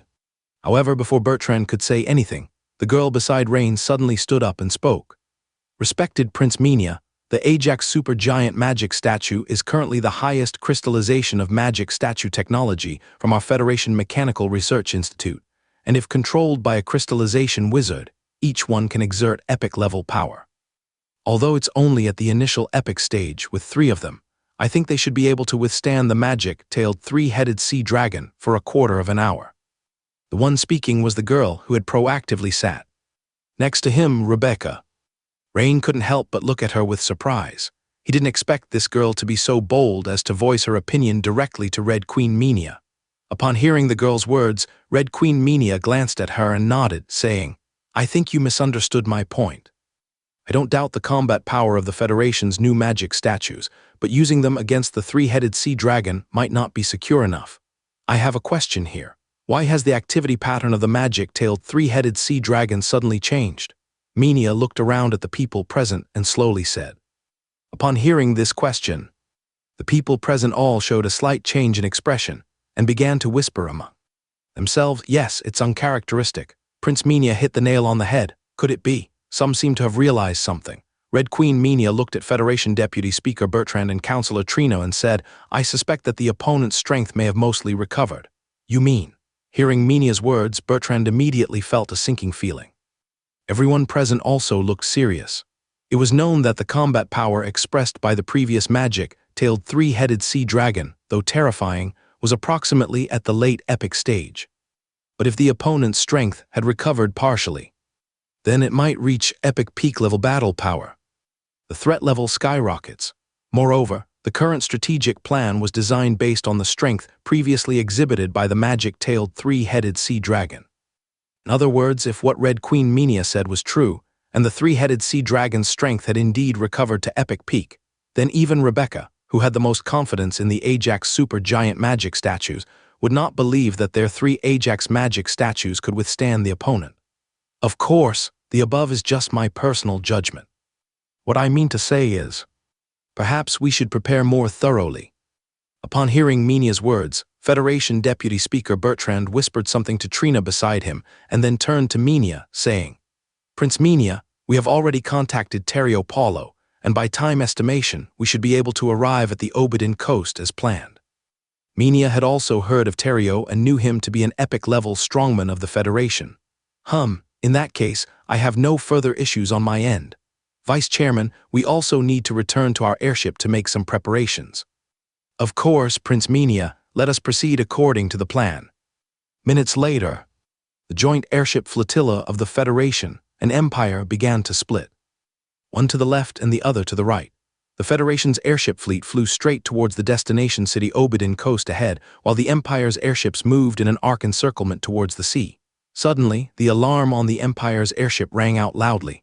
Attention, everyone! Magic-tailed 3-headed sea dragon spotted. the lookout shouted. A few minutes ago, in a small conference room on the side of Minia's cabin, Rain, Reginald, and Minia were discussing battle deployment. Your crown, Reginald, the encirclement of the magic-tailed three-headed sea dragon this time might be more difficult than we previously anticipated. My idea is that Tassa and I handle the right flank, while you and your giant dragon partner, Ted, handle the left flank. Hearing this, Reginald's eyes flickered. He tilted his head slightly to look at Rain, seemingly wanting to say something, but didn't speak immediately. As for the vassals of the magic-tailed three-headed sea dragon, Rain, can I leave them to you to handle? The Red Queen Minia turned to Rain and asked. Vassals? Rain thought for a moment and understood why Minia arranged it this way. Because Minia had a previous conversation with him, advising him to avoid using the two-headed giant dragon transformation in front of others as much as possible. This battle arrangement seemed to consider his combat strength without transformation, only requiring him to deal with the vassals of the magic-tailed three-headed sea dragon. Of course, no problem. Rain nodded decisively. However, upon hearing this, Reginald couldn't hold back. Even though Earth Pulsation Reginald was much older than Rain, having experienced the previous battle of Ferdinand Forest, he greatly admired Rain's combat strength and maintained a very friendly attitude. He said, Prince Minia, in terms of combat strength, Lord Rain's abilities are above mine. I'm not sure why you're not allowing Lord Rain to handle the left flank. Rain lacks a giant dragon partner, which puts him at disadvantage in the fight against the magic-tailed three-headed sea dragon.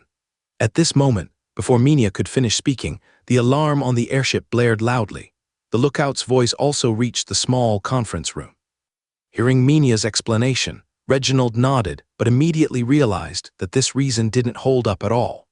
Rain's flexibility after transforming into a giant dragon was likely even beyond that of their dragon riders. However, seeing Minia and Rain already getting up to head to the ship's side, he simply shook his head and said no more.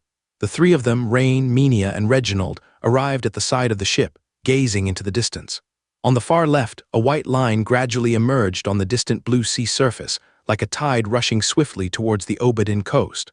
The long coastline seemed like a dividing line. One side was a continent covered with vegetation, while the other was a boundless blue sea. Rain seemed to have seen something, squinting his eyes and observing motionlessly. With his vision, he could already gradually make out the outline in the distance, and the faintly visible three long necks indicated it was undoubtedly the magic-tailed three-headed sea dragon. Given that such a distinct outline was visible from such a long distance, it was evident how large the opponent's size was. Seeing the magic-tailed three-headed sea dragon, Rain distinctly remembered that back in Meister, he didn't even have the capability to observe from afar. Unexpectedly, he now possessed the strength to directly face the opponent. Turn right rudder, circle from behind.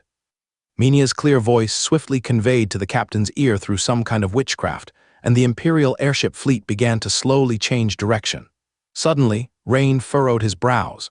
After looking repeatedly, he faintly sensed something amiss. Prince Minia, your crown, Reginald.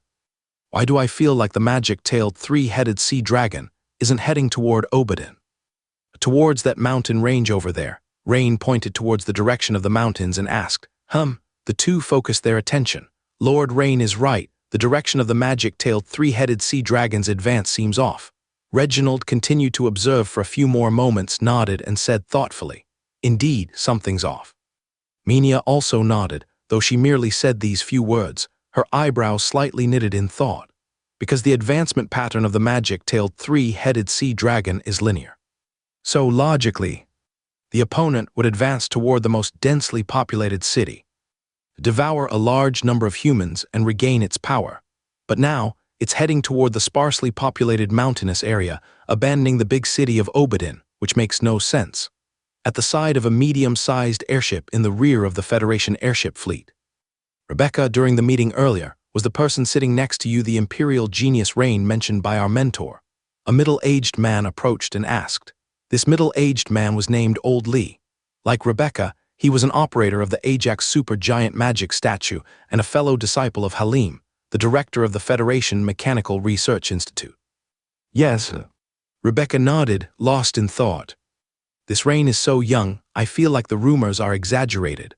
Old had always harbored romantic intentions towards Rebecca. Seeing Rebecca show strong interest in this Rain, whom he had never met, he naturally felt a sense of male competition. However, in response to Old's question, Rebecca seemed to snap back to reality, but instead of answering directly, she asked in return, "Old, do you know why I sat next to this Rain?" "Why?" Old asked, puzzled. He was certain that Rebecca had never met this Rain before, and such a proactive action wasn't typical of a lady, nor was it Rebecca's character. At the same time, a genius girl with academic achievements possesses not only talent, but also meticulous thinking, never doing anything meaningless. This was why Alder admired Rebecca. Wisdom and beauty coexist, because I want to perceive the opponent's level of strength, Rebecca said softly. Alder looked enlightened with a face that said, "Ah, I see." However, the next second he became more curious and immediately asked, "Oh, and the result?" The result isn't something you'd want to know. Although intelligence indicates the opponent is a crystallization wizard, I feel, not quite like that. Not quite. That's actually normal, looking at Ryan's age. The opponent seems to be younger than you by a year or two. Alder then gave a gentlemanly smile, as if relieved. But even you, the rare genius girl in the Federation, have just stepped into the crystallization wizard level. If the opponent is stronger than you, that's what's weird. At the same time, Alder expressed what he thought was a reasonable inference while slightly praising Rebecca. "No, Alder, I think you misunderstand me." Rebecca shook her head and said, Rebecca's words also attracted the attention of another middle-aged man nearby. The man, with a crew cut, was around 40 years old, with a resolute demeanor, named Benito Lely. He was different from Rebecca and Alder, not from the Federation Mechanical Research Institute, but from the Federation Military Department, being transferred for this special task due to also being a rare metal series wizard. He was naturally aware of Alder's pursuit of Rebecca, but he didn't intend to intervene. Not that Rebecca wasn't attractive enough, but because he was already married and had a cute daughter. Therefore, he wasn't interested in listening to the two's casual chat. However, when Rebecca mentioned the Empire's Ryan, he became intrigued. "Because when I sat next to him, I didn't sense any spiritual power fluctuations. It was too abnormal. Even for my mentor, I can always sense a hint of unfathomable spiritual power fluctuation." Rebecca's pretty face turned slightly serious as she spoke. How can this be?" Alder's smile stiffened. Clearly, this answer was beyond his expectations. Benito also paused upon hearing this remark. "At first, I didn't believe it either, but the problem is, the fact is right here." Rebecca looked thoughtful and said, "Wait, is it possible the opponent has a certain which artifact, one that can obscure spiritual power fluctuations?" Alder suddenly thought of something and immediately said, "Maybe." Rebecca waved her hand, unwilling to discuss this topic further. At this point, Benito suddenly glanced towards the sea. "You two, we may have to mobilize." He looked at the sea and reminded them. At Benito's reminder, Rebecca and Alder immediately stopped chatting and turned their eyes to the sea. A white line could be seen swiftly rushing toward the shoreline. In this direction. After a few seconds of observation, Rebecca frowned slightly, then looked at the position of Obedin and immediately noticed something was wrong. Because from the current path of the magic-tailed three-headed sea dragon, it was not heading towards the Federation city of Obedin. Rather, it was heading to the mountains on the other side. Something's wrong. The attack target of the magic-tailed three-headed sea dragon seems to not be Obedin. Benito also immediately responded and said in a deep voice, Alder's expression also froze. The same situation was naturally observed by someone at the Federation's main airship. In the captain's room, a group of Federation high-ranking generals watched the situation on the sea. "Sir, the opponent's target doesn't seem to be Obedin," a lookout hand confirmed repeatedly, then immediately reported. The high-ranking generals present all picked up bronze binoculars and examined it again. "If it's not Obedin, wouldn't that be better? The evacuation work in the city wouldn't need to be so urgent. Moreover, we can fight freely, not having to worry too much about the cannons." A high-ranking military general didn't think much but showed joy as he spoke. "Should we investigate further? But time seems short. At the opponent's speed, at most 5 minutes before they can land the coast."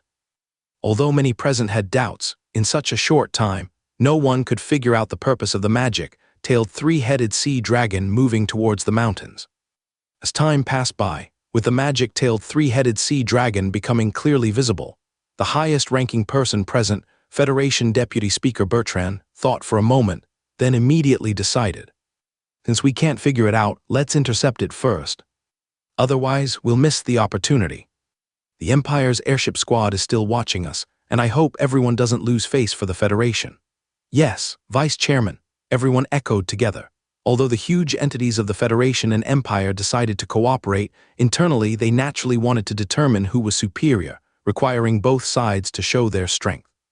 Therefore, this encirclement of the magic-tailed three-headed sea dragon could be seen as a display of each side's strength, a show of muscle.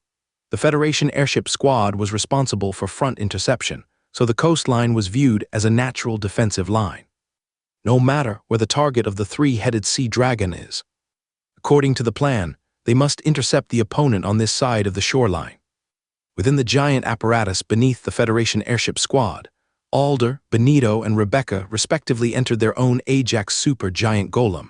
Ajax golem ready to deploy. The messenger's voice came out. 3, 2, boom. The first Ajax plummeted from tens of meters high in the air, directly into the shallow sea area tens of meters ahead of the coastline. Boom, followed by the second and third ones. The actions of the Federation were clearly seen by the Empire airship squad on the other side naturally. Seeing the appearance of the Ajax supergiant golems, Ryan couldn't help but flash a hint of surprise in his eyes. Judging by the power device, it seemed to be in the same league as the destroyer. Though the body was slightly smaller, the gap was not large. However, the main difference seemed to be the operation mode. Compared to the automated control system of the destroyer, the Ajax golem before them seemed to follow another line of thought. Using crystallization wizards with high spiritual power as operators. Seeing this, Ryan seemed to understand why the Federation paid him so much attention. For giant metal golems, high-rank metal series wizards are naturally the best operators. Even in terms of maintenance, metal series wizards are the most suitable craftsmen or engineer candidates. Not only can they greatly improve the speed and accuracy of golem production, but general battle damage can also be quickly repaired. This aspect is especially crucial during frequent battles. The level of golem production in the Federation indeed precedes ours, Reginald said, with a sigh, looking at the scene before him, and the Red Queen Menia didn't say anything, still pondering why the magic-tailed three-headed sea dragon headed towards the mountains. As the three Ajax golems took a triangle stance in the water tens of meters ahead of the shoreline. Benito, the operator from the Federation military department, stood at the front, while Rebecca and Alder stood one on each side. The approaching magic-tailed three-headed sea dragon obviously noticed this situation. Roar. However, it had no intention to stop, instead letting out a roar and directly charging forward. Boom, boom, boom. The first to attack was not the Ajax golem, but rather the 6 medium airships of the Federation airship squad. The 6 airships lined up horizontally in a battle formation immediately spewed fire towards the magic-tailed three-headed sea dragon.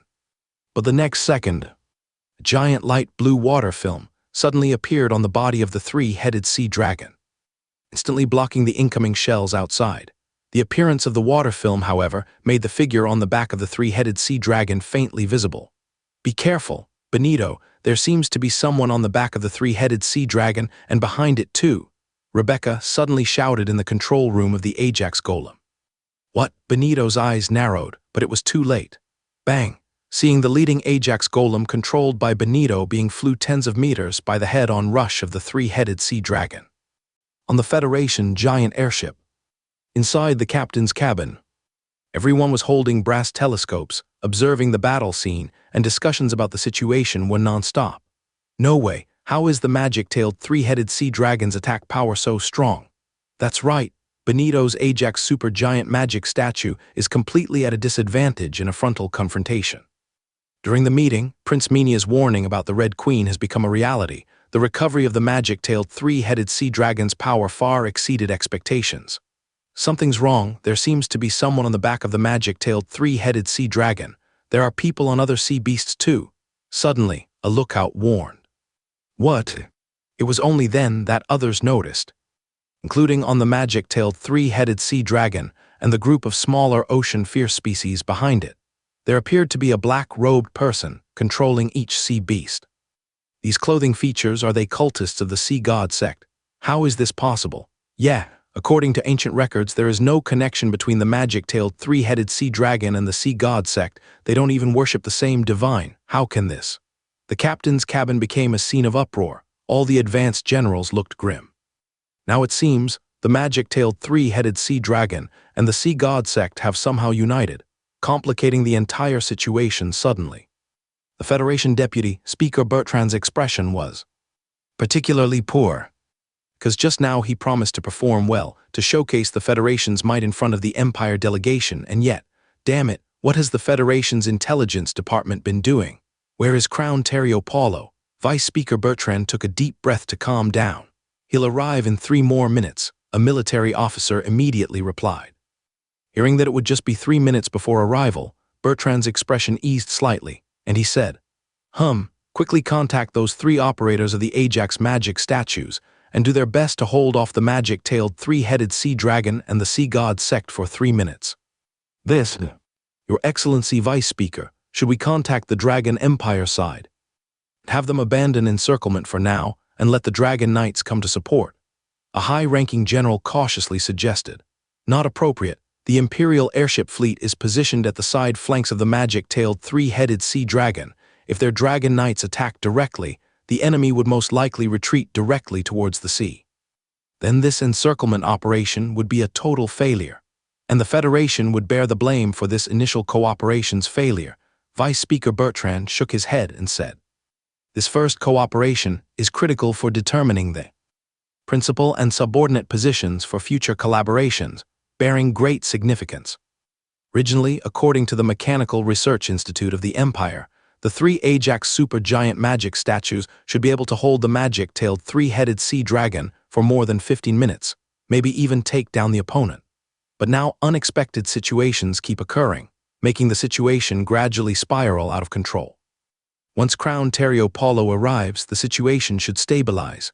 Meanwhile, on the Empire airship fleet, Red Queen Minia, possibly due to having been reflecting a lot just now, wasn't particularly surprised upon seeing the scene. Instead began explaining to Rain.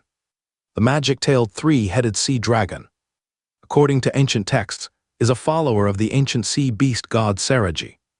Therefore, in ancient times, the magic-tailed three-headed sea dragon was also called Seragi's son. Now it seems, with the revival of the nether sea goddess, the sea god sect has somehow established a connection with the magic-tailed three-headed sea dragon before us.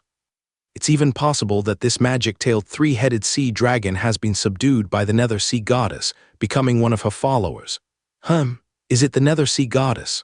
Rain had a vivid impression of the black-robed girl avatar of the opponent. Including the previous 2 encounters, if met again, it would be the 3rd time. However, to be honest, Rain didn't have a bad perception of the opponent, because every time the nether sea goddess appeared, Rain seemed to have gained something good. Besides, for some reason, possibly due to an increase in strength, when Rain heard about the nether sea goddess and saw the magic-tailed three-headed sea dragon in front of him, he didn't feel fear but instead had a strong urge to fight. Meanwhile, the fierce battle on the coast was in full swing. Although the Ajax magic statue controlled by Benito was instantly knocked flying, the statue itself was quite heavy, and the magic-tailed three-headed sea dragon, due to this collision, paused momentarily, immediately creating an opportunity for Old and Rebecca. The 2 Ajax magic statues leaped toward the three-headed sea dragon from the left and right, each grabbing one dragon head and swinging giant steel fists, executing an attack similar to a steel fist combination. Bang, bang, bang. The successive heavy steel fist blows, though not causing major damage to the tough-scaled magic-tailed three-headed sea dragon, did prevent it from breaking free for a moment, roaring in anger. However, the dragon head in the middle, without any constraints, immediately launched a counterattack, aiming at Old's Ajax magic statue on the right and launching a dragon breath attack. Watch out! Rebecca sensed the energy fluctuation, and her beautiful face changed as she exclaimed, Alarm, don't worry, Rebecca, I'm. Just as Old was confidently maneuvering the Ajax to dodge, suddenly, the black-robed old man on the back of the magic-tailed three-headed sea dragon gave him a slight smile and then pointed at Old's magic statue. Dozens of transparent black water snakes suddenly appeared and instantly wrapped around the legs of the old demon statue, pinning it firmly in place before Old could come up with a countermeasure. The next moment, A pale blue powerful breath struck the old Ajax magic statue. Boom! Old's controlled Ajax magic statue struggled to raise its hands crossed in front of its chest, but was directly blown away, with a large dent on the surface of its thick metal arms. Not good. The witchcraft's power and casting speed at this level indicate the enemy is likely a dawn wizard. Rebecca's heart was alarmed at the sight of the black water snakes entwining Old's magic statue. The situation before her was extremely dangerous, because besides the magic-tailed three-headed sea dragon, it was also a high-ranking sea god sect member at the 4th level dawn wizard level, watching from the side, ready to strike. If her Ajax magic statue continued to engage, it was like dancing on the edge of a knife, risking severe damage at any moment. Damn it, where is Benito?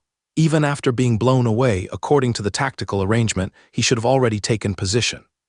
Rebecca was in a panic. However, perhaps due to underestimating Rebecca and the others, the black-robed elder did not cast again after his first move. Instead, after Old was blown away, the left dragon head lost control and immediately sprayed a frigid white frost breath toward Rebecca. Its frost breath, facing frost breath, which magic statues fear the most, Rebecca had no choice but to abandon the fight with the right side sea dragon head and fly back. At this time, Rebecca's peripheral vision noticed that Benito was already surrounded by more than a dozen large sea beasts. Though the aura of these sea beasts didn't quite reach epic level, it was close enough. With this many, it was no wonder Benito couldn't break through to provide support in a short time. Hang on for 3 more minutes. Terrio Paulo will arrive momentarily. An instruction from the giant airship came to the Three's control room. 3 minutes. But with the current situation, even 1 minute seems impossible. Old exclaimed angrily. On the Imperial airship fleet, Prince Minia, the situation with the Federation doesn't look promising. Should we take action earlier? Rain asked, seeing the scene in front of him. The combat ability of the Federation's Ajax magic statue has basically been fully displayed. The statue's defensive power is quite solid, but its attack power is somewhat lacking, unable to inflict significant damage on the magic-tailed three-headed sea dragon whose strength has almost recovered. Moreover, cultists from the Sea God sect are assisting on the side. If the Federation only relies on these 3 statues, they might soon be unable to hold out. No need, the Federation hasn't contacted us. They likely have emergency measures, like Terrio Paulo who hasn't shown up yet. Minia shook his head and said, and if we mobilize now, once the magic-tailed three-headed sea dragon escapes, it'll be our problem. To be clearer, Minia added another point. Just as they were talking, the combat situation on the coastline changed dramatically. The unrestricted magic-tailed three-headed sea dragon also began to spray with its 3rd dragon head. This time, it didn't attack any Ajax magic statue, but sprayed toward the sky. A large mass of mist instantly dispersed, like ink dripping into a cup of clear water. The air around the 3-headed sea dragon suddenly became foggy, quickly spreading hundreds of meters, enveloping the 3 Ajax magic statues within. Quick, activate the detection device, Rebecca immediately warned. The 3 statues' tops suddenly sprouted a disc, followed by the sound of some engine starting. Pale red images of the 3-headed sea dragon and other sea beasts appeared before the 3. Not good, Old. The 3-headed sea dragon is directly in front of you to the right. Be careful. But it was too late. Bang, bang, bang. A series of violent collision sounds rang out. Boom, a large metal statue was flung out, with the right arm of an Ajax magic statue torn off. Obviously, this Ajax magic statue had nearly lost its combat capability. And now, only a minute had passed since the start, the Federation's 3 Ajax defense line was on the verge of collapse. There was a spirit connection between the Ajax magic statue and its operator, so when the statue was severely damaged, the operator's pain was extremely intense. Old screams echoed, causing both Rebecca and Benito's faces to change dramatically. On one hand, they realized that the strength of the magic-tailed three-headed sea dragon, as the Empire's Red Queen Minia said, had indeed recovered to the epic late stage, stronger than before. On the other hand, after their joint defense line was breached, only they 2 remained, unable to fend off the ongoing attacks of the magic-tailed three-headed sea dragon. This meant interception had failed. Quick, retreat immediately. The command from the Federation airship flagship resonated in the 3's control room. This time, from the sound, it was personally issued by Federation Vice Speaker Bertrand. At this moment, In the Federation airship captain's quarters, Vice Speaker Bertrand held the communicator. His face was sullen and threatening to darken with anger. Because now it's no longer an issue of whether to intercept or not. If we continue to intercept, both Rebecca and Benito will also be severely injured. At that time, the Federation's reputation would be utterly lost. Even if Lord Terrio Paulo arrives, it wouldn't be possible to withstand the magic-tailed three-headed sea dragon and the sea god sect without the assistance of the three Ajax magic statues. Retreat 10 miles. Rear airships commence cannon attack. Urgent orders were issued one after another. As the Ajax magic statues retreated, the magic-tailed three-headed sea dragon and the sea beast swarm controlled by the sea god sect unexpectedly did not attack Obedin, but continued to move towards the direction of the Fadir Mountains. This left everyone in the Federation a bit puzzled. However, at this moment, someone suddenly exclaimed, "Look, it's Lord Terrio." A silver light ball was seen rapidly flying from the sky behind, on the Imperial airship. "Oh, that's a sword saint," Rain said curiously after seeing the silver light. "Yes, I've traveled through the Eagle Federation before. Terrio is a famous sword saint of the Federation, quite formidable in combat," Reginald explained beside him. On the coast, the silver light ball swiftly closed in on the magic-tailed three-headed sea dragon, and the two undamaged Ajax magic statues immediately collaborated to pin it down from both sides. "Oh, a Federation sword saint." The black-robed elder on the three-headed sea dragon was somewhat surprised. He was quite certain that this operation inside the church was supposed to be secretive, with no chance of it being exposed. If encountering the Federation's airship fleet was a coincidence, then running into a Federation sword saint was just too many coincidences. Could it be that the Federation also had some important operation nearby? Deep water domain. Facing the approaching Federation sword saint, numerous light blue water spheres suddenly materialized around the magic-tailed three-headed sea dragon, each about 1 meter in diameter, hovering within 100 meters radius. Super Divine Cross/. With a tiger-like roar, 2 giant sword phantoms, each several tens of meters long, formed a cross shape and suddenly charged from hundreds of meters away in the sky. Bang, bang, bang, boom. Instantly, the giant sword phantoms collided with the countless light blue water spheres, and a violent explosion swept all around. As the smoke and dust settled, a towering, 2-meter-tall, brawny gold-haired man with a full beard, clutching a dual-handed greatsword, landed about 100 meters in front of the magic-tailed three-headed sea dragon. It was Federation sword Saint Terrio Paulo. Although he had halted the advancement of the magic-tailed three-headed sea dragon, his expression was unusually grave at this moment. Originally, he intended to seize the opportunity of the surprise attack to unleash his ultimate move and secure a decisive advantage. But now it seems that what awaits him is a tough battle. Even his ultimate move, Super Divine Cross/, seemed unable to completely break through the domain of the magic-tailed three-headed sea dragon. Its sword of belief was worn away by the dense light blue water spheres after penetrating about 4/5 of the way. However, Terrio's strike was not without its effect. At least it made both the magic-tailed three-headed sea dragon and the black-robed elder behind it take him much more seriously. For a moment, neither side made another move. Meanwhile, on the Imperial airship, "It's about time, Lord Reginald, we should make our move." Minia first spoke to Reginald beside him, then she turned to Rain and said, "However, Rain, the plan has changed. Stay put on the airship for now. I just have a hunch they might have other means. Be ready to adapt as the situation unfolds." "Well, all right, Prince Minia." Rain hesitated briefly before nodding in agreement, because he too felt something was amiss. At this time, the Imperial airship fleet had already approached within 10 kilometers behind the magic-tailed three-headed sea dragon, and it was evident that the other side should have already noticed them, yet showed no intention of retreat. This was not logical. Could it be that they weren't afraid of being pincered from both front and back? It was curious to see what exactly the other side had up their sleeve. Sensing the summon, 1 red and 1 yellow giant dragon took off from the last 2 airships of the Imperial fleet. Minia and Reginald each leaped onto their respective dragon companions, swiftly flying toward the direction of the magic-tailed three-headed sea dragon.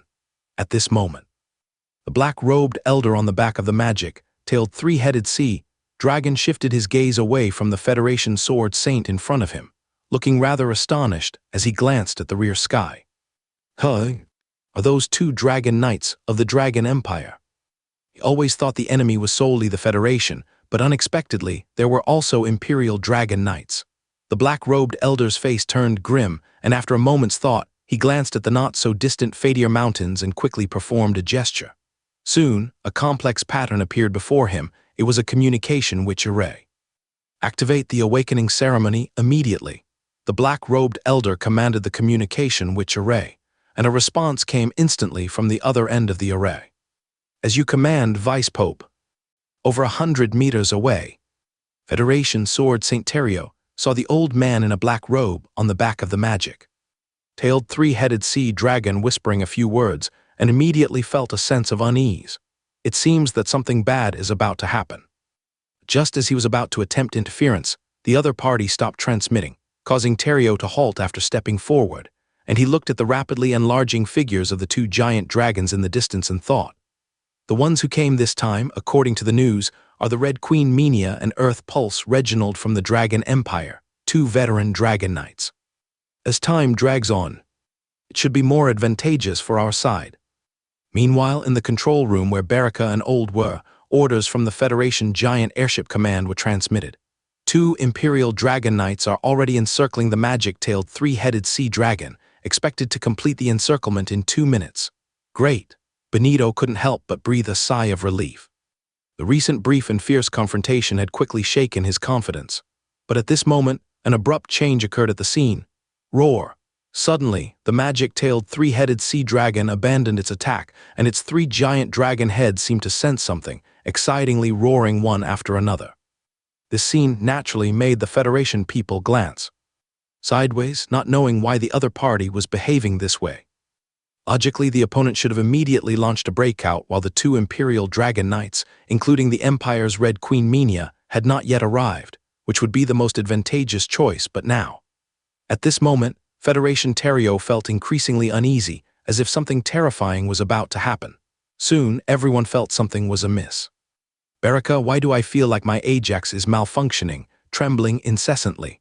Old, positioned slightly toward the rear due to the magic statue's one broken arm, suddenly exclaimed. No, it's not just yours. My Ajax magic statue is also trembling. Benito said in a low tone, It's the earth is trembling. Rebecca immediately reacted. Pay attention to the mountain behind you. A warning came from the Federation airship control room. What? The three turned to look. Just behind them, the towering mountain was now tumbling with rocks. Many massive falling rocks even required their careful evasion. The ground tremor originated from this. What's going on? Old realized that today's battle was full of unpredictable circumstances, such as the combat power of the magic-tailed three-headed sea dragon and the sudden appearance of the sea god sect, all completely beyond his expectations. At this moment, he was already a bit confused. Rebecca, however, was much calmer, quickly analyzing possible scenarios. If a creature caused such a degree of mountain landslide, one can imagine how large the creature must be. Could it be that the legendary mountain giant has awakened? Rebecca muttered. Roar! Suddenly, from the ruptured mountainside, emerged a gigantic dragon head, roaring skyward, followed immediately by a second and third head. Is this another magic-tailed three-headed sea dragon? But how can it be so gigantic? Compared to this, the magic-tailed three-headed sea dragon we were fighting just now is simply like a child. And look, the scales on its body are surprisingly white. Seeing this scene, even the veteran of the military, Benito, was deeply shocked. Even Federation Sword St. Terrio was thoroughly stunned upon witnessing this. At the same time, Minia and Reginald, who were controlling their giant dragons to fly quickly, were also surprisedly watching this scene. Prince Minia, this magic-tailed three-headed sea dragon is unusual, white scales, it seems to be. Reginald thought, recalling seeing related records in some ancient book. Indeed unusual, if I remember correctly, the other side should be the ancient sea dragon king, known as the ice sea giant demon Gazrian. Minia said, her beautiful eyes flashing with a hint of brilliance. Upon hearing Minia's reminder, Reginald immediately recalled something, his eyes widened suddenly, saying, Indeed, but didn't expect it to be this mythical creature which is a demigod level. No, after a long period of seal its strength has significantly decreased. I can feel that its current strength is not at a demigod level. Minia shook her head and said, Except, the opponent is definitely not easy to deal with. Meanwhile, on the Federation giant airship. In the captain's room, a group of advanced generals also changed their expressions drastically. Oh my, this is another magic-tailed three-headed sea dragon. I remember now. Ancient records describe magic-tailed three-headed sea dragons as being referred to as Zeraji's offspring. There's a connection between them, said a military advanced general with crystallization wizard-level strength. The wizard's vast knowledge allowed him to grasp some hints of the situation. But why didn't it come over here before? Perhaps this is the reason the magic-tailed three-headed sea dragon and sea god sect were together. But some questions remained unanswered, even for this crystallization, wizard-level military general. Is it possible the sea god sect discovered a sealed area in the Farhir mountain range at some point, inside which is another magic-tailed three-headed sea dragon? The problem now isn't that. But how do we fight against two magic-tailed three-headed sea dragons? Moreover, the one that just awakened is evidently much larger than the previous one. Judging from this, its combat power is likely above the former. What I need to know now is what to do, not how this happened. This has already happened. I need to know how to solve it, Federation Deputy Speaker Bertrand said with a frosty expression. In the airship room, the advanced generals exchanged glances. Yes, knowing how to solve the problem is crucial. Tracing back to the source can be left for later, however. It's not that they don't want to provide constructive suggestions, but in the face of absolute power, in their view, surviving the upcoming battle would already be fortunate. As for victory, that's basically unthinkable, although the situation far exceeds expectations. It's not to the point of collapse yet, a middle-aged general stated gravely. The Empire has 2 Dragon Knights, plus Lord Terrio. We have 3 seasoned, epic-level battle forces on our side, whereas the opponent has 2 magic-tailed three-headed sea dragons, plus a cult epic. Overall, the strength is still balanced. He did not mention the 2 Ajax magic statues, and everyone understood that these 2 statues roughly offset the remaining sea beasts and sea god sect followers. That's right, although the encirclement failed, there's no risk of collapse. Someone immediately understood this point and agreed. Is this the problem? Deputy Speaker Bertrand asked seriously. We have gathered a lot of elites, spending such great effort. Is it just to watch the sea god sect revive another more powerful magic-tailed three-headed sea dragon? Everyone, don't forget the significance of our action this time. This left the advanced generals of the Empire present in silence. They then recalled that even at the top of the Federation, not everyone was willing to cooperate with the Empire.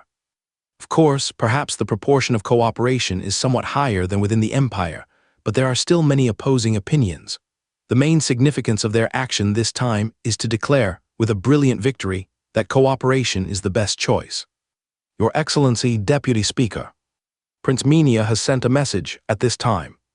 A messenger ran into the captain's room and said, "Read it."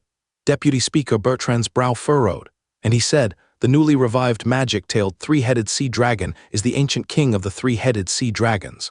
Known as the icy giant demon Gazrian, the opponent just revived. And its power has greatly decreased, but once it escapes, it won't take long to recover its strength rapidly like the previous magic-tailed three-headed sea dragon demigod level." Upon hearing this, many advanced generals gasped. What, a demigod-level monster? Don't panic. Didn't Prince Minia also say that the opponent's current power has greatly decreased? It's likely at the late epic level at most, just the epic peak. But we don't have anyone who can withstand even an epic peak here.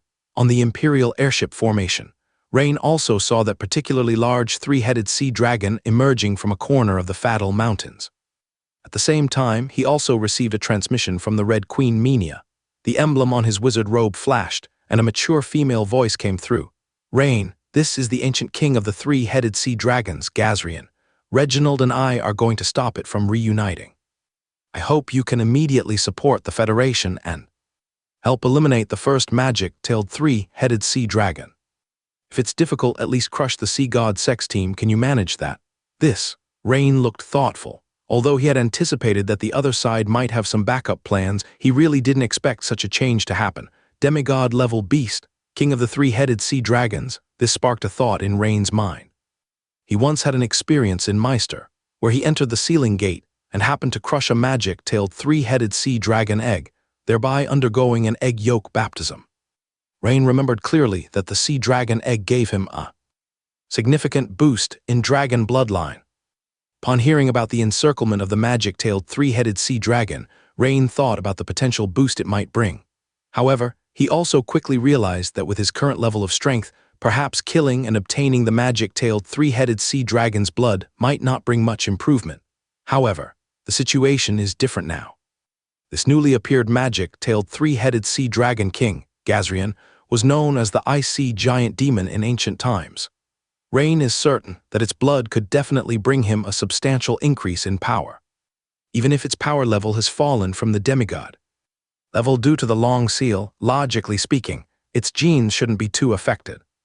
Additionally, from Menia's recent description, in its prime, Gazrian's strength could at least be on par with the Red Dragon King Straz, possibly even above Straz. So what Rain is contemplating now is whether to directly confront Gazrian, or follow what the Red Queen Menia suggested, deal with that magic-tailed three-headed sea dragon and the sea god sect. After a slight consideration, Rain made a decision, saying, "All right, Prince Menia, I'm departing now." If you do encounter a critical situation, Rain, you can perform a transformation. Don't have any concerns. Menia hesitated slightly but added another sentence. All right, I understand. Indeed, this is also what Rain was thinking. Although Menia was vague, he already knew that the imperial royal family seemed to have some kind of taboo regarding the multi-headed dragon bloodline, but he couldn't possibly refrain from using this ace in a crisis. After all, life is only once. As for the royal family, that will have to be dealt with after surviving. Hearing Rain's agreement, Menia immediately relayed the message to the Federation.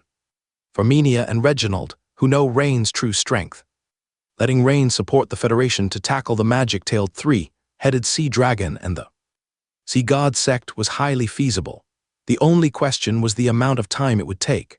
However, when Menia's decision was communicated to the Federation giant airship, it caused an uproar among the advanced generals in the captain's room. Report to the esteemed lords.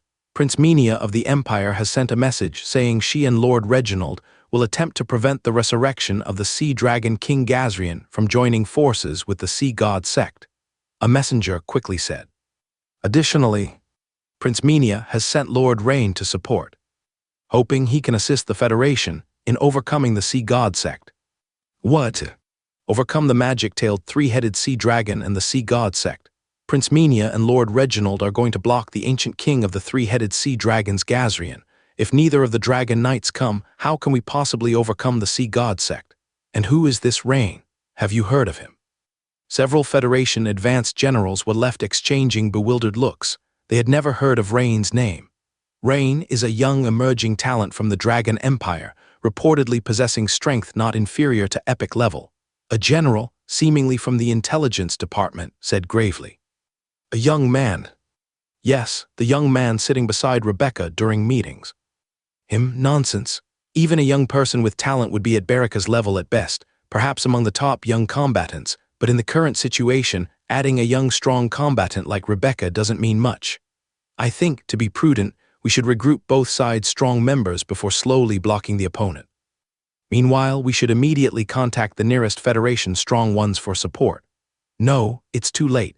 The opponent is only a few kilometers from the coast. This distance for Gazrian's size can be covered in just a few minutes. Prince Menia also just said, we mustn't let Gazrian return to the sea.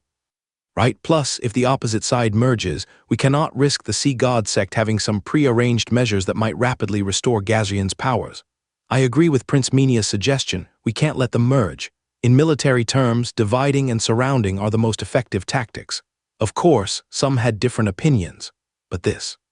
For a while, the generals couldn't reach a consensus, turning their attention to the on-site highest authority, Federation Deputy Speaker Bertrand. Bertrand frowned, mulled it over for a while, then decisively said, respond to Prince Menia. We will act on her suggestion immediately. Yes, sir. The messenger saluted immediately. The center of the battlefield. What? Collaborate with the Empire's strongman Rain to defeat the magic-tailed three-headed sea dragon and the Sea God sect ahead. Are you kidding me? The Empire has gone mad. Has the Federation gone mad too? Ald, who was dodging huge falling rocks at the rear, couldn't help but exclaim upon hearing the command from the control room. Benito, who heard this command, remained silent in the control room as well. Although he didn't say anything, he also felt that this command was somewhat enigmatic. Just adding one young Empire strongman Rain, can we turn the tide? Who is this Rain supposed to be? Fourth-level Dawn Wizard or Dragon Knight? However, a long career in the military taught him one thing, and that is obedience. So, although Benito was confused, he would still carry out the orders from above, considering retreat only when the situation became unfavorable. Ald, perhaps Rain's power is beyond our imagination. Don't forget I mentioned to you earlier, when sitting beside Rain, I felt he was even more fathomless than my mentor. But no matter how unfathomable at that age, he couldn't possibly be a fourth-level Dawn Wizard, right? Ald replied. In his view, Rebecca was merely infatuated with Rain. Rebecca, let's take a step back. Even if this Rain possesses the crystallization peak strength akin to my mentor. In a one-man scenario, without the support of a supergiant magic statue, how much fighting power could he actually exert? Even with a mentor, along with the support of that prototype magic statue excavated from the goblin ruins, I estimate it wouldn't be a match for the magic-tailed three-headed sea dragon. Ald argued excitedly. Listening to Ald's analysis, Rebecca hesitated for a moment, not knowing how to respond. Undeniably, Ald's reasoning was logical. But she believed that there must be a reason behind the decisions made by Empire's Prince Minia. Suddenly, Sword Saint Terrio shouted loudly, "Watch out!" Meanwhile, he rushed forward like an arrow leaving the string. Whoosh! The magic-tailed three-headed sea dragon seized the moment of their distraction, its third dragon head spitting out a cloud of dense fog towards the sky. The previously clear blue sky overhead suddenly turned dark and gloomy, as if signaling the onset of a storm. A large mass of dense fog rapidly spread to the surrounding hundreds of meters. Whoosh! Whoosh! The other two dragon heads focused their frost breath and rapid stream breath on Benito's Ajax magic statue. Federation Sword Saint Terrio immediately understood their plan. The Sea God sect and the magic-tailed three-headed sea dragon intend to seize this opportunity to crush an Ajax magic statue, and then break through from the side to join forces with the Gazrian giant beast. Sword Blade Storm, Terrio roared, swinging his greatsword and rapidly spinning. A tornado rapidly formed and expanded from a height of a dozen meters to over 30 meters, until over 50 meters.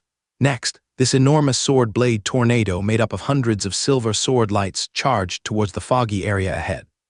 In an instant, the dense fog became violently churned. In the area traversed by the sword blade tornado, the fog abruptly cleared. Injuring even some Sea God sect believers and sea beasts caught unawares, screams echoed as skin split open and blood splattered. Boom! However, the sneak attack by the magic-tailed three-headed sea dragon was successful. Benito's Ajax magic statue, hit by the frost breath, suddenly slowed down while trying to evade, followed by a fierce collision from the three-headed sea dragon. Metal covered by low temperatures becomes extremely brittle. After this collision, not only was the magic statue knocked tens of meters away, but its metallic arms also shattered. Suddenly, only Rebecca's Ajax magic statue remained intact in battle strength on sight. Though Sword Saint Terrio inflicted significant damage to many sea beasts, in comparison, the losses on the Federation side were considerable. If you count the epic strongmen from the Sea God sect, the scales of victory were gradually tipping toward the magic-tailed three-headed sea dragon. Damn it, Rebecca couldn't help but curse unladylike. Ald's analysis at the wrong time distracted Benito slightly. Otherwise, the situation wouldn't have deteriorated so quickly. At this moment, Rain was riding a blood-feathered horned eagle, flying towards the area occupied by the sea beasts and the Sea God sect. However, flying wasn't the strong suit of the blood-feathered horned eagle. Its speed in the air wasn't particularly fast. Momentarily, not even Rebecca had much confidence left in her heart. Meanwhile, Red Queen Minia and Earth Pulsation Reginald had already arrived before Gazrian, the ancient sea dragon king of the Fadal Mountains. Gazrian, too, had broken out of the shell from the Fadal Mountains. The enormous figure, resembling a small mountain over 100 meters tall, was the largest creature Reginald had ever seen, second only in size to the Mother Tree. However, whether the Elf Mother Tree or the Void Mother Tree, both were plants, while the creature before them was a giant beast and cannot be simply compared. Reginald Crown, please trouble yourself to strike first. All right, Prince Minia. Reginald nodded, looking serious, though there are many earth witchcraft techniques such as mud technique, swamp technique, earth wall technique, etc.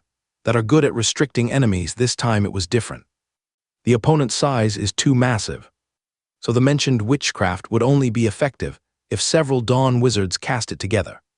Otherwise, it won't have much effect. Of course, to prevent the opponent from regrouping, besides delaying their actions, there's another method, which is to enrage the opponent to make the giant beast in front chase you. But to achieve this, Reginald knew clearly that he could only succeed by performing a Dawn-killing move of the earth element. Therefore, Reginald took action with a Dawn-killing move. He controlled the earth-colored giant dragon Ted beneath him, quickly arriving at Gazrian's left wing, and immediately began chanting and casting. First-level witchcraft mud technique. With Reginald's loud chanting, the ground within several hundred meters around the icy giant demon Gazrian instantly turned as soft as mud. Second-level witchcraft earth binding. The ground, which was like a marsh, suddenly became viscous. Although Gazrian wasn't completely trapped, each step became much slower than before. Third-level witchcraft giant stone skill. A massive rock with a diameter of over 10 meters suddenly appeared in mid-air in front of Reginald. The rock spun rapidly while continuously absorbing the converging earth element energy, and it quickly expanded. Fourth-level witchcraft earth hand.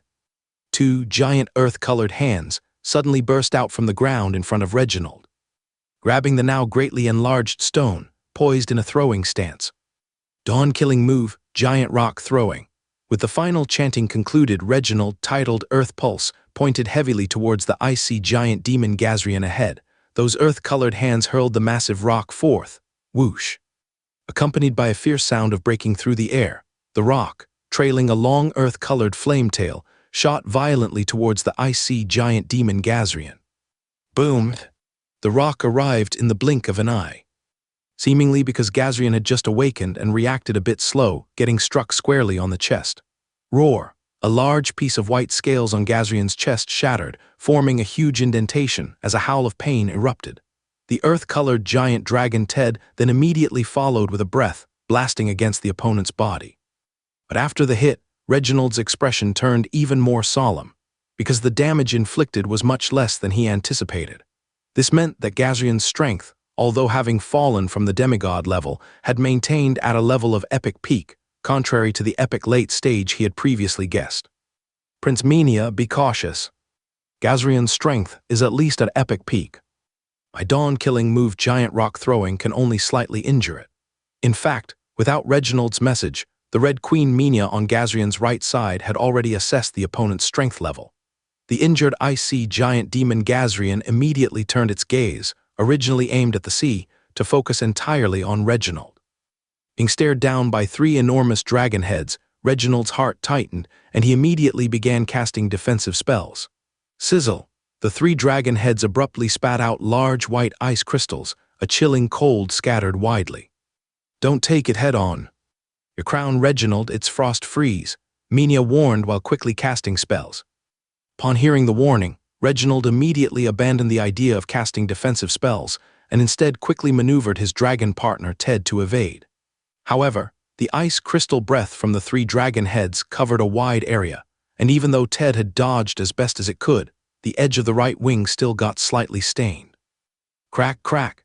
Instantly, the area touched on Ted's wing formed a thick frost that rapidly spread from an area less than a meter to quickly extend 4 or 5 meters. Roar! Reginald's dragon partner Ted let out a pained howl, its flying body beginning to shake fiercely. Luckily, with Minia's timely warning, the injured area on Ted wasn't very large. At this moment, though, one of Gazrian's dragon heads suddenly darted forward like lightning, crossing dozens of meters in a flash, opening its bloody mouth wide towards Ted for a fierce bite.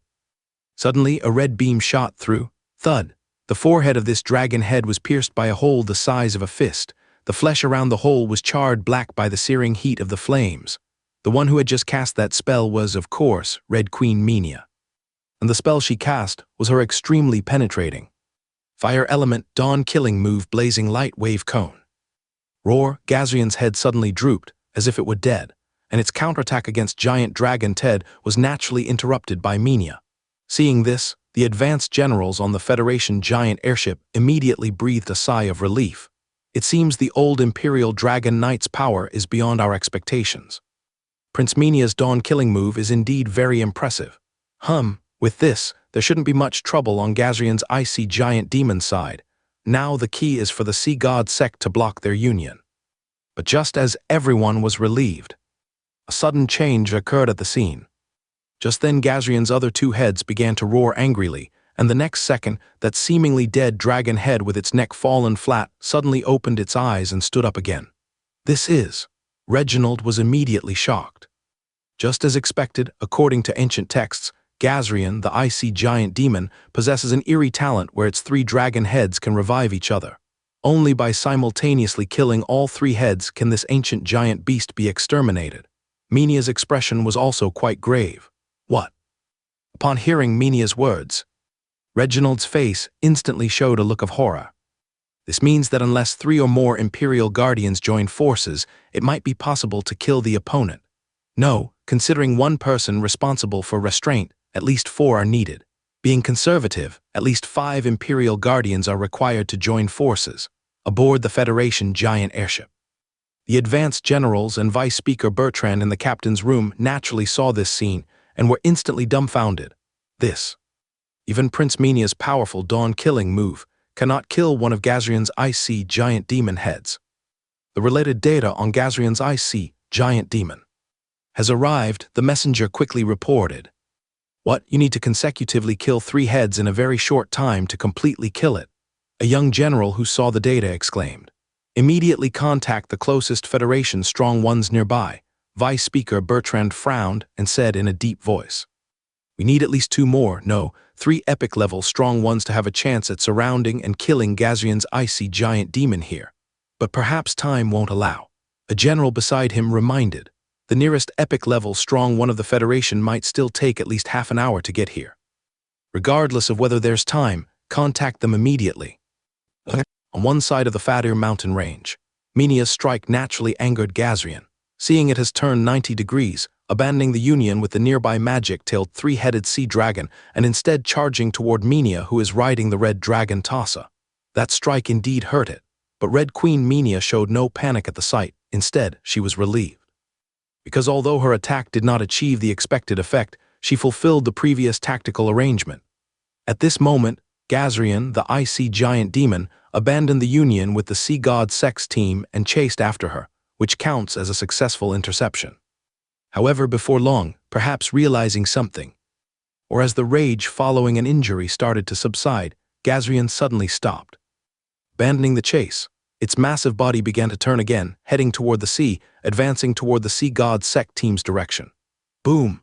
Another giant rock with a tawny comet tail flame smashes into Gazrian, the icy giant demon. This made it abandon the union again, starting to chase after Reginald, who was riding a tawny giant dragon.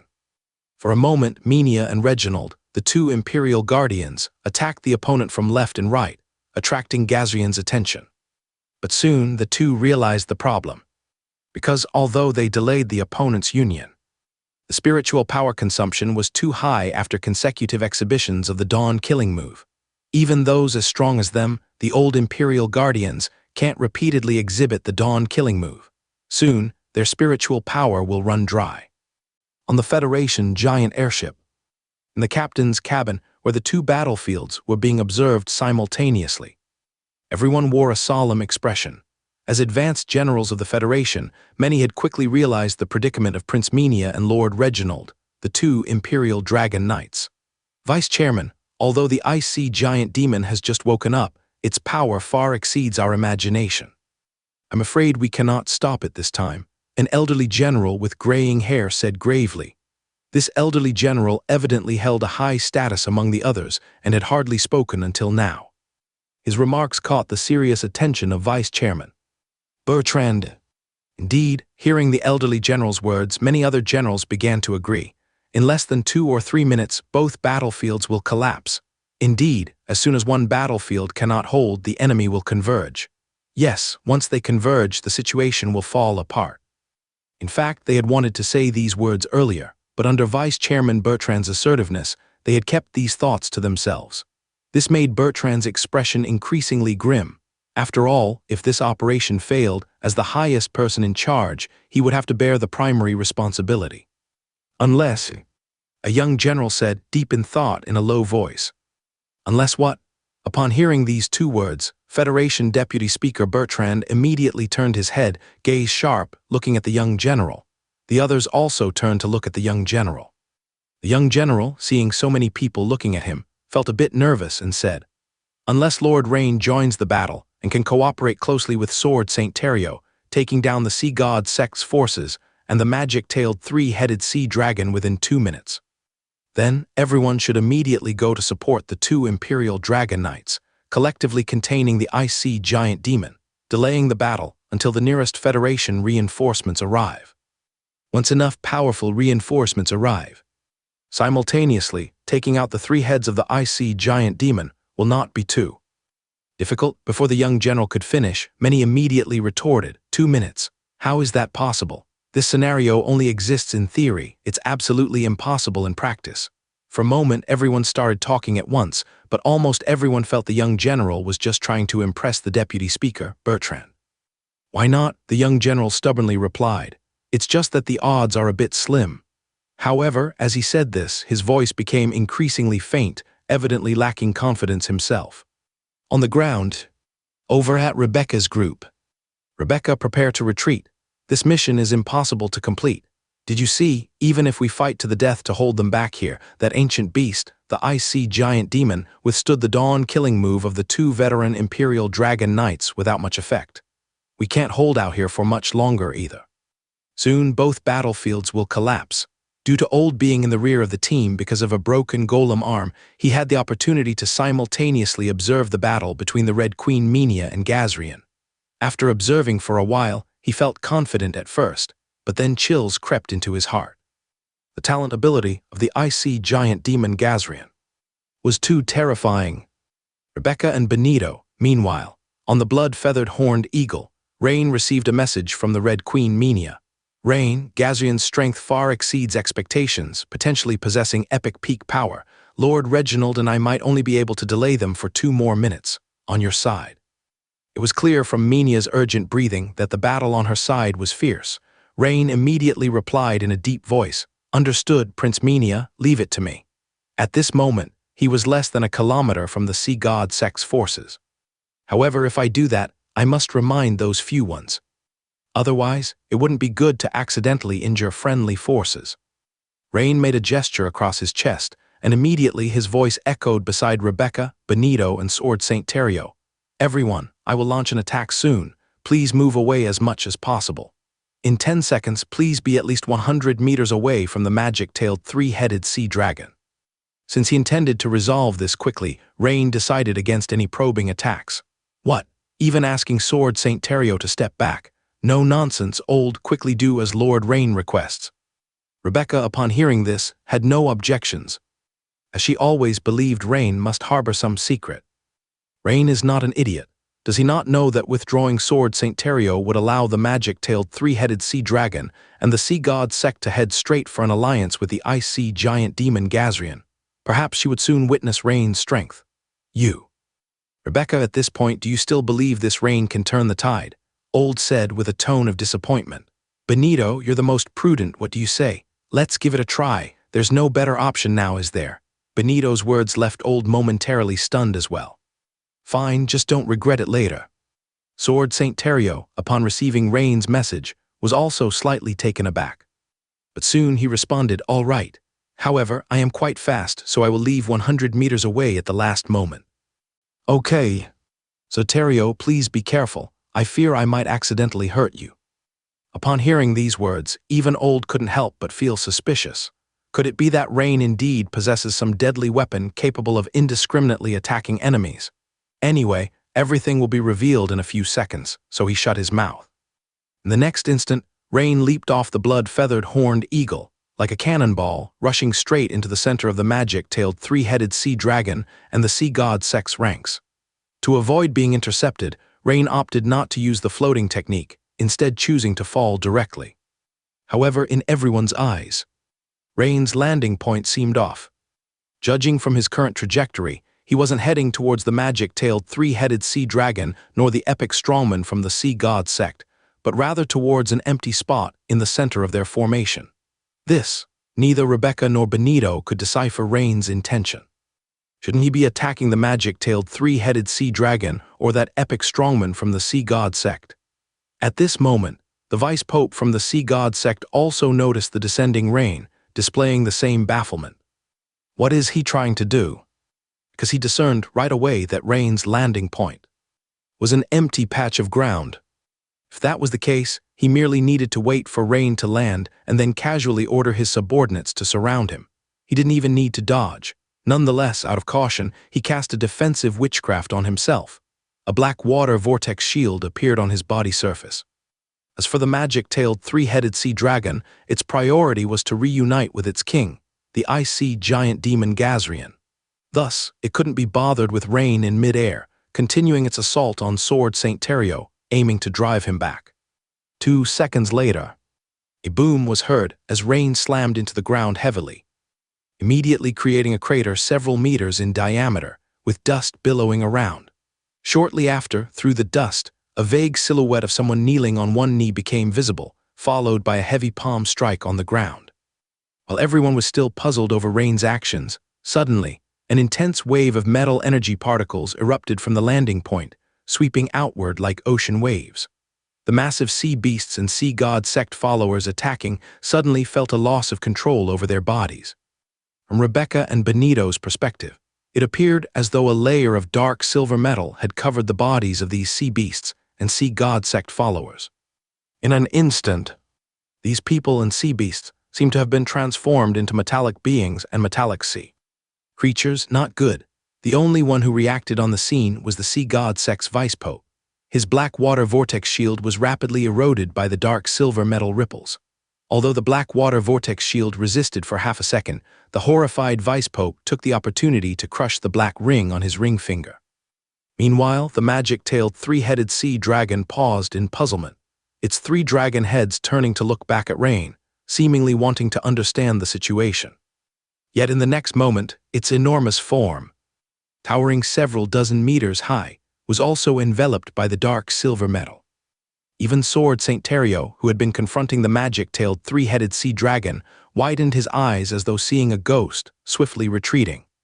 As a sword saint, his honed perception told him that if enveloped by this dark silver metal, he would certainly suffer grave injuries, possibly even face death.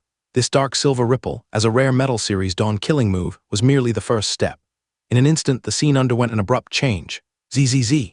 Within the covered range of several hundred meters, dense, sharp, spiked metal plants appeared out of thin air and rapidly grew, instantly piercing through everyone and sea beasts within the area. The uneven heights of these metal plants formed a steel forest covering the entire region. Before the fierce species sea beasts and sea god sect followers could even scream, they were pierced through completely, instantly returning to silence. Only the magic-tailed three-headed sea dragon emitted a mournful scream. It seemed Rain had specially attended to it. At this moment, its body was impaled by gigantic metal trees towering several dozen meters. The varied cavities were gushing blood, even while the magic-tailed three-headed sea dragon tried using its talent ability to heal itself. The true damage assaults felt as though its soul was being torn apart. Nearby, the sea god sect's vice pope clutched his head in pain, struggling. He bore no visible injuries, seemingly due to the ring witch artifact he crushed, which neutralized most of the steel forest's damage from the Dawn killing move.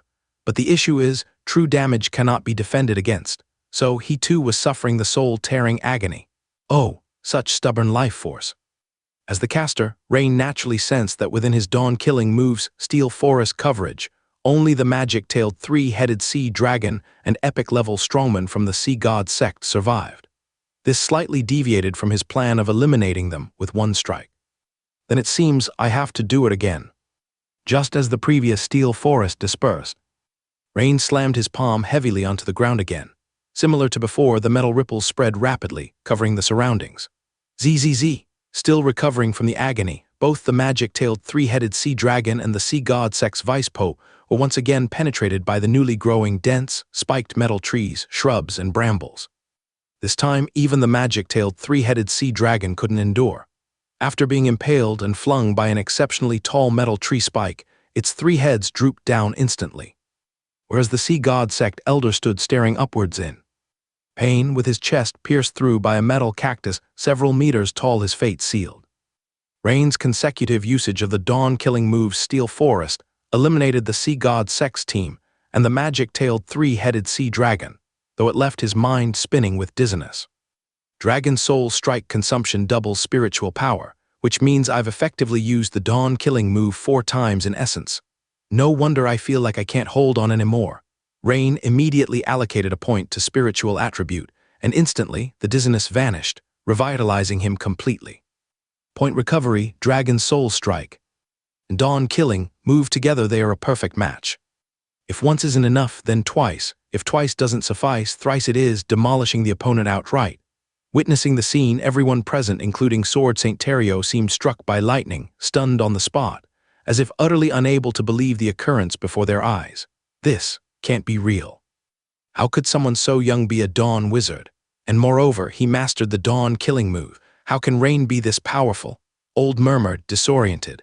He had previously doubted Rain repeatedly, but now he couldn't shake the feeling like the fool was himself. Sword St. Terrio was struggling against the magic tailed three-headed sea dragon, yet it was vanquished in 2 moves. Rain is terrifying. Benito watched with eyelids twitching relentlessly. Rebecca's beautiful eyes widened, her cherry lips agape. She pondered about Rain possibly being strong. Yet never had she imagined he would be this formidable. No wonder he's ranked at the top of the Empire's list of sought-after individuals. Sword St. Terrio, after regaining his composure, bowed his head silently in thought. That sensation just now, his dawn-killing move, is truly peculiar. His acute senses told him Rain's dawn-killing move was very unique, with extraordinary power intertwined within. Meanwhile, aboard the Federation giant airship, in the captain's room, a group of advanced generals stood in shock, mouths agape. "See, I told you, even if only theoretically it can be realized." The young general's face was flushed with excitement, visibly thrilled as he clenched his fist and waved it fervently. Next, just hold the icy giant demon Gazrian at bay. When other Federation elites arrive, we'll achieve total victory. The other advanced generals on the airship looked at the young general with an expression that seemed to say he was a fool. Is this really the issue at hand? Shouldn't a normal person be shocked by Lord Rain's power? However, this guy did say something correct. Though the ancient giant beast, icy giant demon Gazrian, has yet to be defeated, the scales of victory have greatly tipped in our favor. So everyone breathed a sigh of relief, as if a heavy burden had been lifted. Vice Speaker Bertrand held his bronze telescope for a long time without putting it down. He watched Rain slowly approach the figure of the magic-tailed three-headed sea dragon, a gleam of brilliance flashing in his eyes. No wonder the intelligence department has been strongly suggesting that we must find a way to recruit this Empire's genius youth, Rain. Remember, Trina mentioned Rain in her report after her visit. But who would have thought that he could be such a genius? It's just, now, wanting to recruit this exceptionally talented young man, ordinary methods may not work. Vice Speaker Bertrand's thoughts began to drift. After all, from Red Queen Minia's attitude, it's clear that the Empire also highly values Rain, having given him an extremely high position. Combined with his background in the Empire, conventional recruitment tactics might be too slow and ineffective. Bertrand solemnly said, "Immediately contact the intelligence department and get the latest intelligence report on Lord Rain. Such youth, such talent. In the Empire, it's truly a waste." On the ground, after killing the magic-tailed three-headed sea dragon, Rain approached the enormous corpse and reached into the bleeding wound. In others' eyes, Rain was cautious, verifying whether the beast was truly killed. As Rain's hand reached into the still warm wound, a system prompt suddenly appeared. Ding. Host has touched the blood essence of the magic-tailed three-headed sea dragon. Detected absorbable dragon gene segment. Do you want to absorb? Note: absorbing this dragon gene segment will enhance the host's dragon bloodline concentration. Just as expected, the system mentioned partial. Given my current state, this offers improvement, but not significantly so. Rain smiled and immediately chose yes. Instantly, Rain felt a warm current flow from his hand inside the magic-tailed three-headed sea dragon's body, swiftly circulating throughout his entire body. After 1 or 2 seconds, Rain quickly rose and left. The process was smooth, concealing it from others. However, Rain could feel subtle changes and enhancements deep within his body, although the changes weren't significant. For example, on the attribute panel, the mutated dragon bloodline still showed as pure blood. This indicates no change in bloodline level. he had anticipated this situation. Bloodline level, akin to a staircase, only advances after reaching a certain increase. Moreover, it becomes increasingly difficult to improve at higher stages. As more dragon genes are absorbed, the general giant dragon blood and mixed blood dragon descendant bloodline essence seem to have diminishing effects on me. In that case, the icy giant demon Gazrian might offer a pleasant surprise for great enhancement. Rain's eyes sparkled as he looked towards Gazrian's colossal figure in the distance, pondering. Failing to advance to the next stage doesn't matter. Subtle enhancements in bloodline concentration will boost the proportion of true damage. Dragon Soul Strike. My strength has also improved at that moment. Amidst gaps in combat with the icy giant demon Gazrian, Minia on Red Dragon Tassa glanced back at Rain's battlefield. The scene stunned her. The area around Rain was strewn with the corpses of sea beasts and sea god sect's black-robed cultists, clearly all slain. Even the magic-tailed three-headed sea dragon, which had fought her twice, now lay in a pool of blood. Minia clearly remembered seeing the battle here 10 seconds ago. Federation Sword Saint Terrio was struggling to hold off. And Rain had yet to arrive. But after such a short moment, the magic-tailed three-headed sea dragon and sea god sect's forces were annihilated. For a moment Minia was bewildered. However, being lost in thought during battle is perilous. "Watch out, Prince Minia!" exclaimed Reginald beside her. A massive ice crystal mist was sweeping towards Minia and her dragon partner Tassa in the sky. It was icy giant demon Gazrian's special breath, Frost Freeze. The Red Queen Minia snapped back to reality, her expression changing as she urgently controlled Red Dragon Tassa to evade. Although narrowly avoiding it, Tassa's defensive witchcraft like Resistance Fire Ring and Flame Shield shattered upon slight contact with the massive ice crystal. For a moment, a clash of high and freezing temperatures enveloped the surroundings in mist. Reginald was surprised by Minia's distraction during the battle. For Red Queen Minia, a Dawn wizard with extremely rich combat experience, such behavior was unprofessional. This made Reginald couldn't help but turn back to take a look, but what he saw left Reginald dumbfounded. At the same time, he understood why the Red Queen Minia made such an uncharacteristic mistake just now. Although he had witnessed Rain's combat abilities in the Battle of the Ferdinand Forest, and believed that Rain together with that Federation Sword Saint Terrio was stronger than the magic-tailed three-headed sea dragon and the sea god sect team. In his view, accomplishing this in a few minutes would still be quite difficult. But who would have thought, in just over 10 seconds since he last turned his head, the opponent was wiped out. Rain didn't even use Dragon Bloodline. Transformation this. Beside the corpse of the magic-tailed three-headed sea dragon, Rain quickly walked toward Sword Saint Terrio not far away, smiling. "Lord Terrio, we should immediately go to support Prince Minia." "Oh, yes, of course." The suddenly awakened Federation Sword Saint Terrio nodded quickly, saying. His attitude was friendly, clearly treating Rain as the leader, without any trace of an old epic-level expert's arrogance. At this time, Rain again turned to the three surrounding individuals controlling the Ajax magic statue and said, "Miss Rebecca, if you three still have the combat strength, you can also come along. Having you beside us for some remote support could relieve some pressure from us." Because Rain observed that even though two of the three magic statues had their arms damaged, melee engagement with an ancient giant beast like the icy giant demon Gazrian was nearly suicidal. So, whether the arms were damaged or not was actually unimportant. The important thing was that the Ajax supergiant magic statue had considerable remote attack capabilities.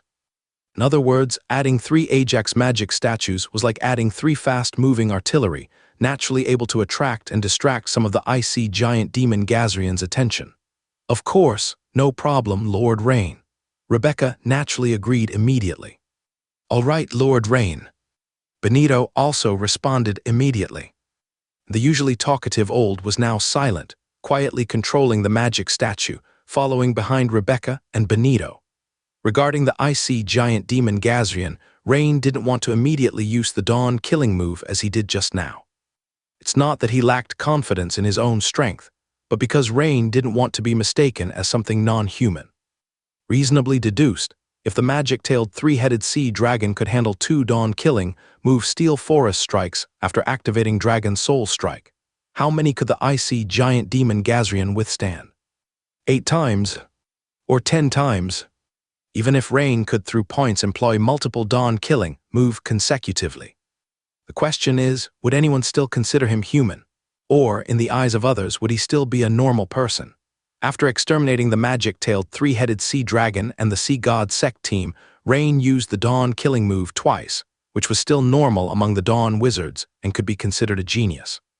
But using the dawn killing move continuously 8 or 10 times to kill the icy giant demon Gazrian would definitely make people suspect whether Rain was an avatar of a divine or something else, but in any case, they wouldn't see Rain as human.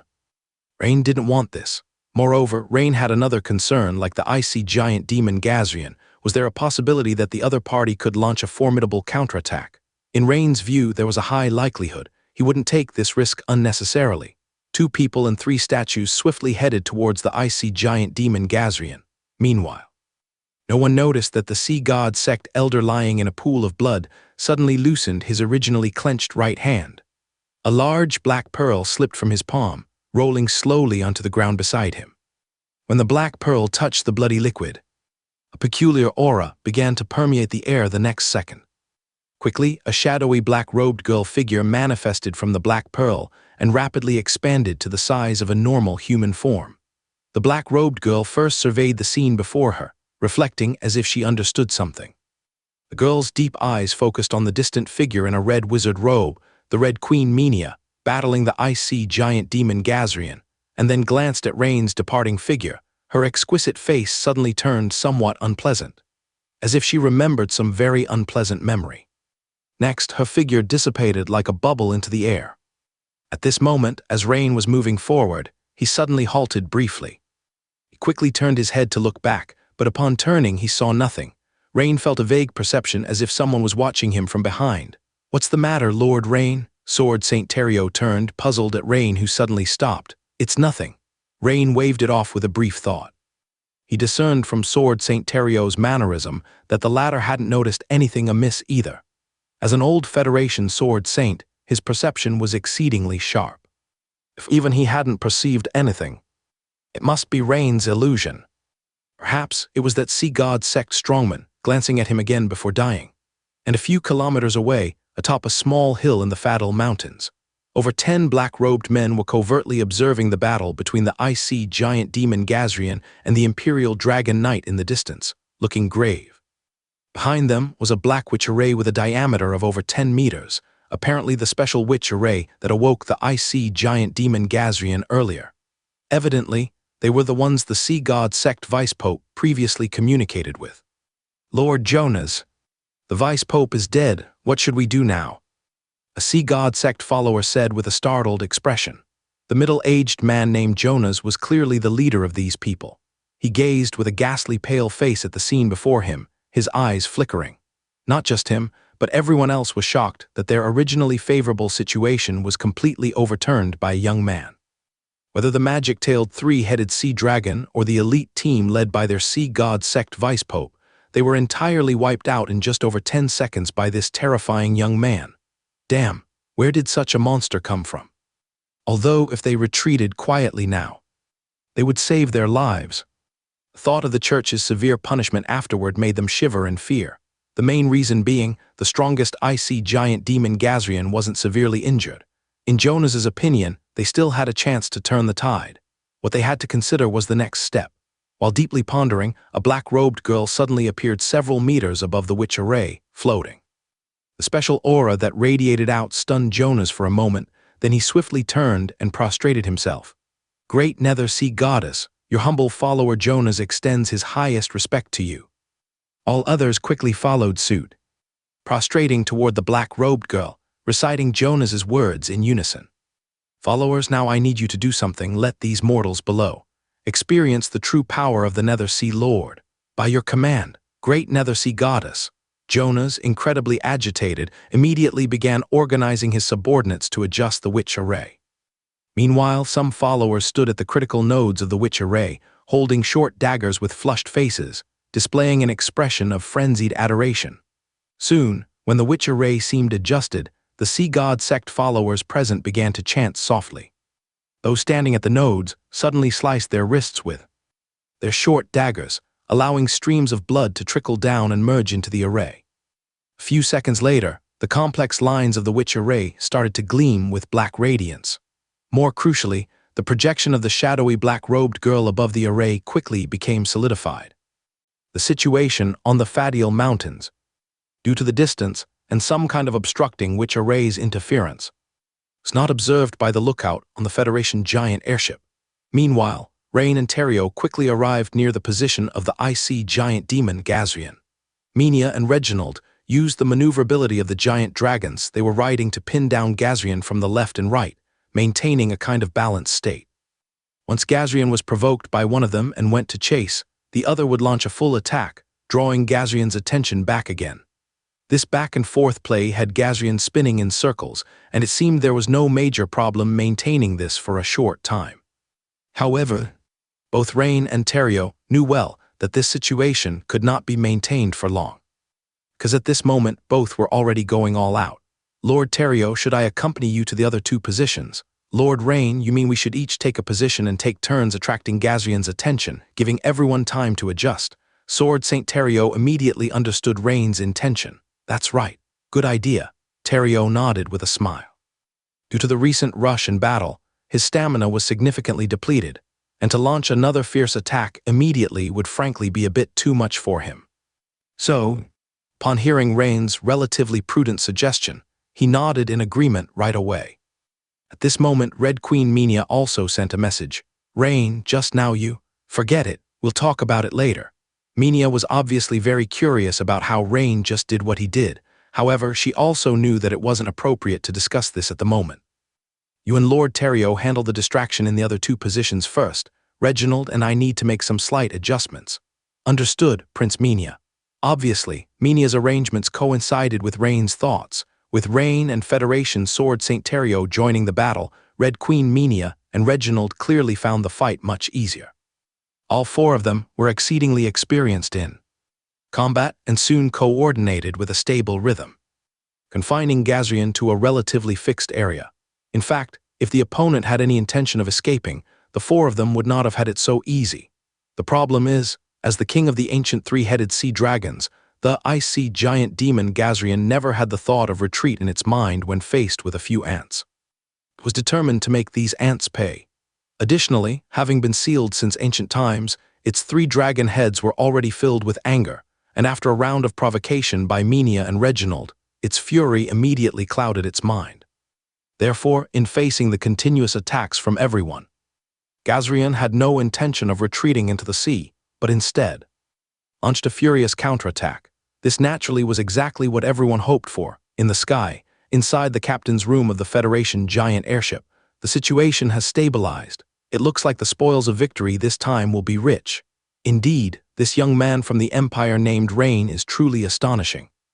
Many Federation generals, seeing the situation stabilizing, couldn't help but breathe a sigh of relief. The Vice Speaker, Bertrand, meanwhile, watched the battlefield below, displaying a smile for the first time. As long as the situation stabilized first, and since this was on Federation territory, their side's forces could only grow stronger as the battle progressed. How long until the arrival of the nearest epic-level powerhouse? Vice Speaker Bertrand asked. Approximately another 20 minutes. Very good. Bertrand nodded slightly. Provided that they could hold out for these 20 minutes, the battle afterward would basically have no suspense. In the center of the battlefield, due to Rain's timely support after just a few minutes of adjustments, Minia and Reginald almost fully recovered. Minia said, "Everyone, it's about time. Perhaps we can try to pressure the opponent." Obviously, Red Queen Minia also knew that the IC giant demon Gazrian was not so easily dealt with. The opponent certainly still had some sort of ace up its sleeve. It's just that with their current attack strength, the opponent did not feel threatened yet. Moreover, not all the abilities of the IC giant demon were recorded in the ancient texts, so she needed to observe it personally. I agree. Good. No problem. Upon hearing Minia's message, everyone naturally had no objections. Instead, they were eager to try. For Rain, the ancient giant beast before them would most likely bring about another increase in his bloodline concentration. And for the others, to be able to slay the famously formidable IC giant demon from ancient times was naturally a great honor. The left head is mine, Rain. You take care of the one in the middle. Lord Reginald will attack the right one. As for Lord Terrio, finish it off." According to the records in the ancient texts, only by simultaneously eliminating all three of Gazrian's heads would there be a chance to thoroughly kill this ancient giant beast. Under the direction of the Red Queen Minia, the four immediately began a coordinated attack. Blazing light wave cone. A red beam of light flashed in front of Minia, striking towards Gazrian's right dragon head. Giant rock throwing. A massive boulder, like a meteor, roared towards Gazrian's left head. Steel forest. A forest of dark golden metallic spikes covered towards Gazrian's central head. In the face of this crisis, the icy giant demon Gazrian seemed to recover some clarity for a moment. Its three dragon heads roared angrily at the sky simultaneously. A layer of halo composed of ice crystals suddenly appeared on the surface of its massive body, and in the next instant, the halo rapidly spread in both upward and downward directions, forming an ice crystal ball that enveloped Gazrian's enormous body. In an instant, red beams, massive rocks, and a steel forest hit the large ice crystal ball almost simultaneously. Boom, boom. Two mushroom clouds appeared in succession. The Federation sword Saint Terrio, responsible for the final strike, had already charged forward, but he was surprised to find that Gazrian was unharmed amidst the dust. Even the ice crystal ball on its body surface had hardly changed, indicating that this ice crystal's defensive power was incredibly exaggerated. Even after taking 3 dawn killing moves, it still hadn't shattered. "It didn't break," Terrio quickly communicated. "It didn't break." Reginald's expression changed. He was aware of the power of his giant rock throwing and also knew the strength of Minia and Rain, but he didn't expect that even with the joint attack of all three, the opponent remained unharmed. "Prince Minia, are there any records in the ancient texts?" "There's no mention in the ancient texts, but I think our actions have at least uncovered one of the opponent's trump cards. Besides, mobilizing ice energy to this extent might not be much for the icy giant demon in. It's prime, but it's definitely not an easy task for it currently." "That's right." Rain nodded while watching the huge ice crystal ball. Red Queen Minia's words were exactly what he wanted to say. In that case, I might as well test the defensive power limit of this ice crystal ball." The yet-to-act Federation sword Saint Terrio took a deep breath. He couldn't believe the opponent's defense was so strong. In the next moment, he shot toward Gazrian like a bolt of lightning. Super Divine Cross Slash. 2 intersecting. Dozens of meters, long silver sword lights hurled toward the ice crystal ball on the icy giant demon's body surface. Evidently, after accumulating power, Terrio's killing move had grown considerably stronger. Sizzle, sizzle. Unlike with witchcraft, the collision between the Super Divine Cross Slash and the ice crystal ball didn't form mushroom clouds, so everyone could clearly see the 2 silver sword lights cutting into the ice crystal ball. Only to hear a crack, as a clear shattering sound rang out, and a cross-shaped gap appeared on the large ice crystal ball's surface. Did it succeed? Cut through. Upon hearing the shattering sound, the 3 inside the Ajax supergiant magic statue, including Rebecca, showed expressions of delight. After all, the previous participants, whether it was Red Queen Minia or Rain, were all part of the Dragon Empire. But this time was different. The one who acted was Federation sword Saint Terrio. Most importantly, it was a success. It still takes our Federation sword saint to act. Elder, who had remained silent from the start, seemed to awaken from some oppressive emotion and exclaimed excitedly. However, on the side, Rain sensed a vague uneasiness. This was the warning brought by danger perception. "Retreat quickly, Lord Terrio." Before Rain could finish, suddenly, crack, the entire ice crystal ball burst open.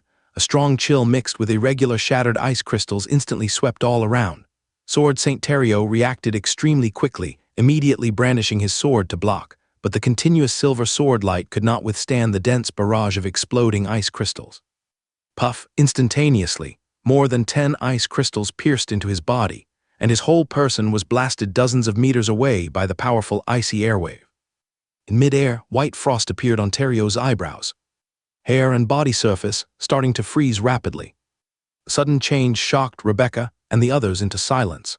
This situation also naturally made the expressions of the advanced generals on the Federation giant airship change drastically, because from the moment when Federation sword Saint Terrio was hit and sent flying, it seemed that he was seriously, even heavily wounded. If the Federation lost a veteran sword saint in this battle, even if they ultimately won, there would be nothing to celebrate. That was the triumph of the Dragon Empire, not the Federation. Lord Terrio, how are you? Rain's figure flashed, placing himself in front of Terrio protectively. It's nothing, just a minor injury. However, I'm afraid I won't be able to provide the same support as before in the upcoming battle. After landing, Terrio quickly got back on his feet, but his movements were visibly stiffer than before. The blood seeping from the corner of his mouth had turned into blood-colored frost. Terrio could clearly feel an unusual cold penetrating his body from the surface. It's worth noting that even a sword saint, with a body honed through thousands of battles, couldn't withstand such cold invasion. The opponent's chill is too terrifying. I need some time to expel the cold that has invaded my body, Terrio reminded Rain. Meanwhile, a corner of the Fatal Mountains. The silhouette of the dark-robed girl atop the witch array grew more defined, and the recent energy waves naturally caught her attention. Oh, they actually forced Gazrian out of the ice crystal barrier. Indeed, these people are elites among mortals, and Gazrian has suffered significant loss in strength after a long seal. This imbalance has substantially narrowed the power gap. However, this is a good thing. It seems pacifying Gazrian won't require too much effort. The dark-robed girl waved her hand, and countless black vortices appeared around her. These vortices varied in size but shared a similarity in that they seemed to imprison something, with white figures constantly surging within. Go! With the Nether Sea goddess Hela's melodious voice, hundreds of black vortices gracefully ascended, forming a vast cloud that swiftly moved toward the center of the battlefield. Battlefield center. Just as Rain and the others continued their defense, suddenly, from one side of the Fatal Mountains, a large cloud quickly floated in. Then, it began to rain lightly and steadily. Given the unpredictable weather by the sea and everyone's focus on Gazrian, they initially didn't notice the peculiarity of the rain. However, the light rain soon turned into a heavy downpour, shrouding the area in mist. The sky grew darker. In a short time, except for Gazrian's massive figure intermittently visible, areas beyond 10 meters were difficult to discern. This naturally alerted everyone to a peculiar situation. This rain is odd, commented Sword Saint Terrio as he adjusted himself, furrowing his brow. There's something strange in these raindrops that's hard to define. Rain sensed the rain on his palm and transmitted. Indeed, this rain, even the clouds, came unusually. Suddenly, Rain felt a cold aura rapidly approaching from behind. He turned swiftly, seeing a vague white figure whose features were unclear, appearing in the rain about 7 to 8 meters behind him. The figure reached out, its pallid, sharp fingers exuding an unusually chilling aura. Evidently, the figure intended to ambush him. The moment Rain noticed it, the figure didn't retreat or halt its advance. Instead, it accelerated, shooting toward Rain like a swift white bolt. Slash! A silver arc sliced through.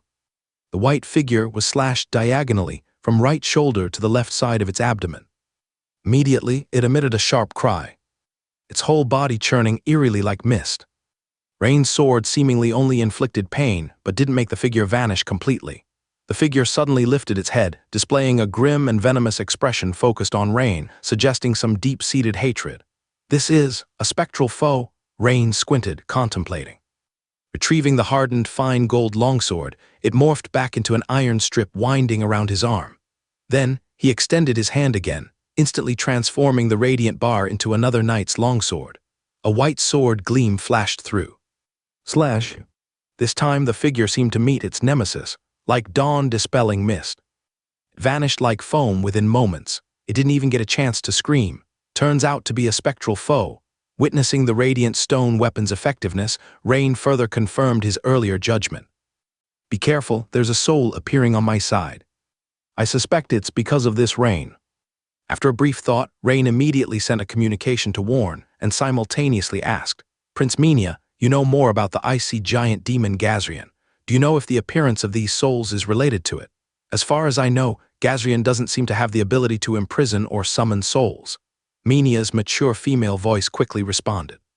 However, your situation does resemble SZZ, Nether Sea.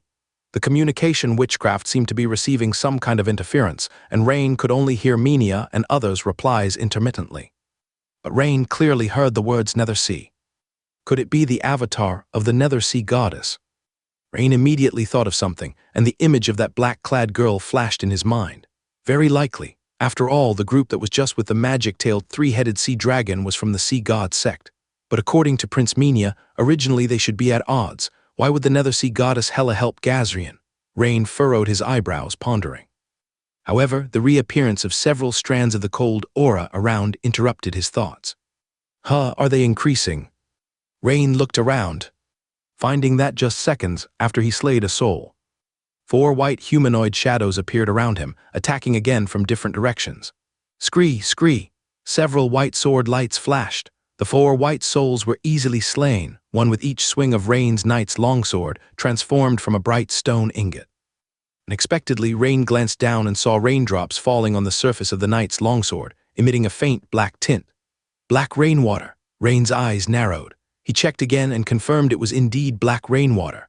Also, once the raindrops made contact with the bright stone's white glow, some of it turned into faint black smoke, an oddly familiar sensation. Just moments ago, he hadn't noticed this due to the faint fog surrounding them. This feeling seems to be from the black water souls cast by the nether sea goddess Hela. Could this entire area be her domain? Rain couldn't help but look up at the sky and surroundings, surprise flashing in his eyes, in the center of the battlefield. After casting an ice crystal barrier, the ice sea giant demon Gazrian's aura was noticeably weaker than before. However, its 3 massive dragon heads also looked up at the sprawling gray clouds in the sky, its slitted pupils for the first time showing confusion, surprise, and even a hint of fear. Although with its innate ice domain, all raindrops were frozen into ice grains before reaching its body. Not far around its huge body, there were also faint white silhouettes appearing. These white shadows floated, moving quickly in the increasing rain, blending with the mist and blurring details. But one thing was certain. These things, seemingly souls, were multiplying. The same scene occurred around Minya and Reginald in midair. Currently, Minya, riding on the red dragon Tassa, was surrounded by a flaming ring with a diameter of 30 to 40 meters, keeping the rain completely at bay. Moreover, as the flame restrained the rainwater, Minya's red wizard robe was not stained with any water, nor did it experience any soul attacks. In contrast, in another part of the sky, Reginald, controlling the earth-yellow giant dragon Ted, was protected by a yellow vortex shield, but was still attacked by 3 souls.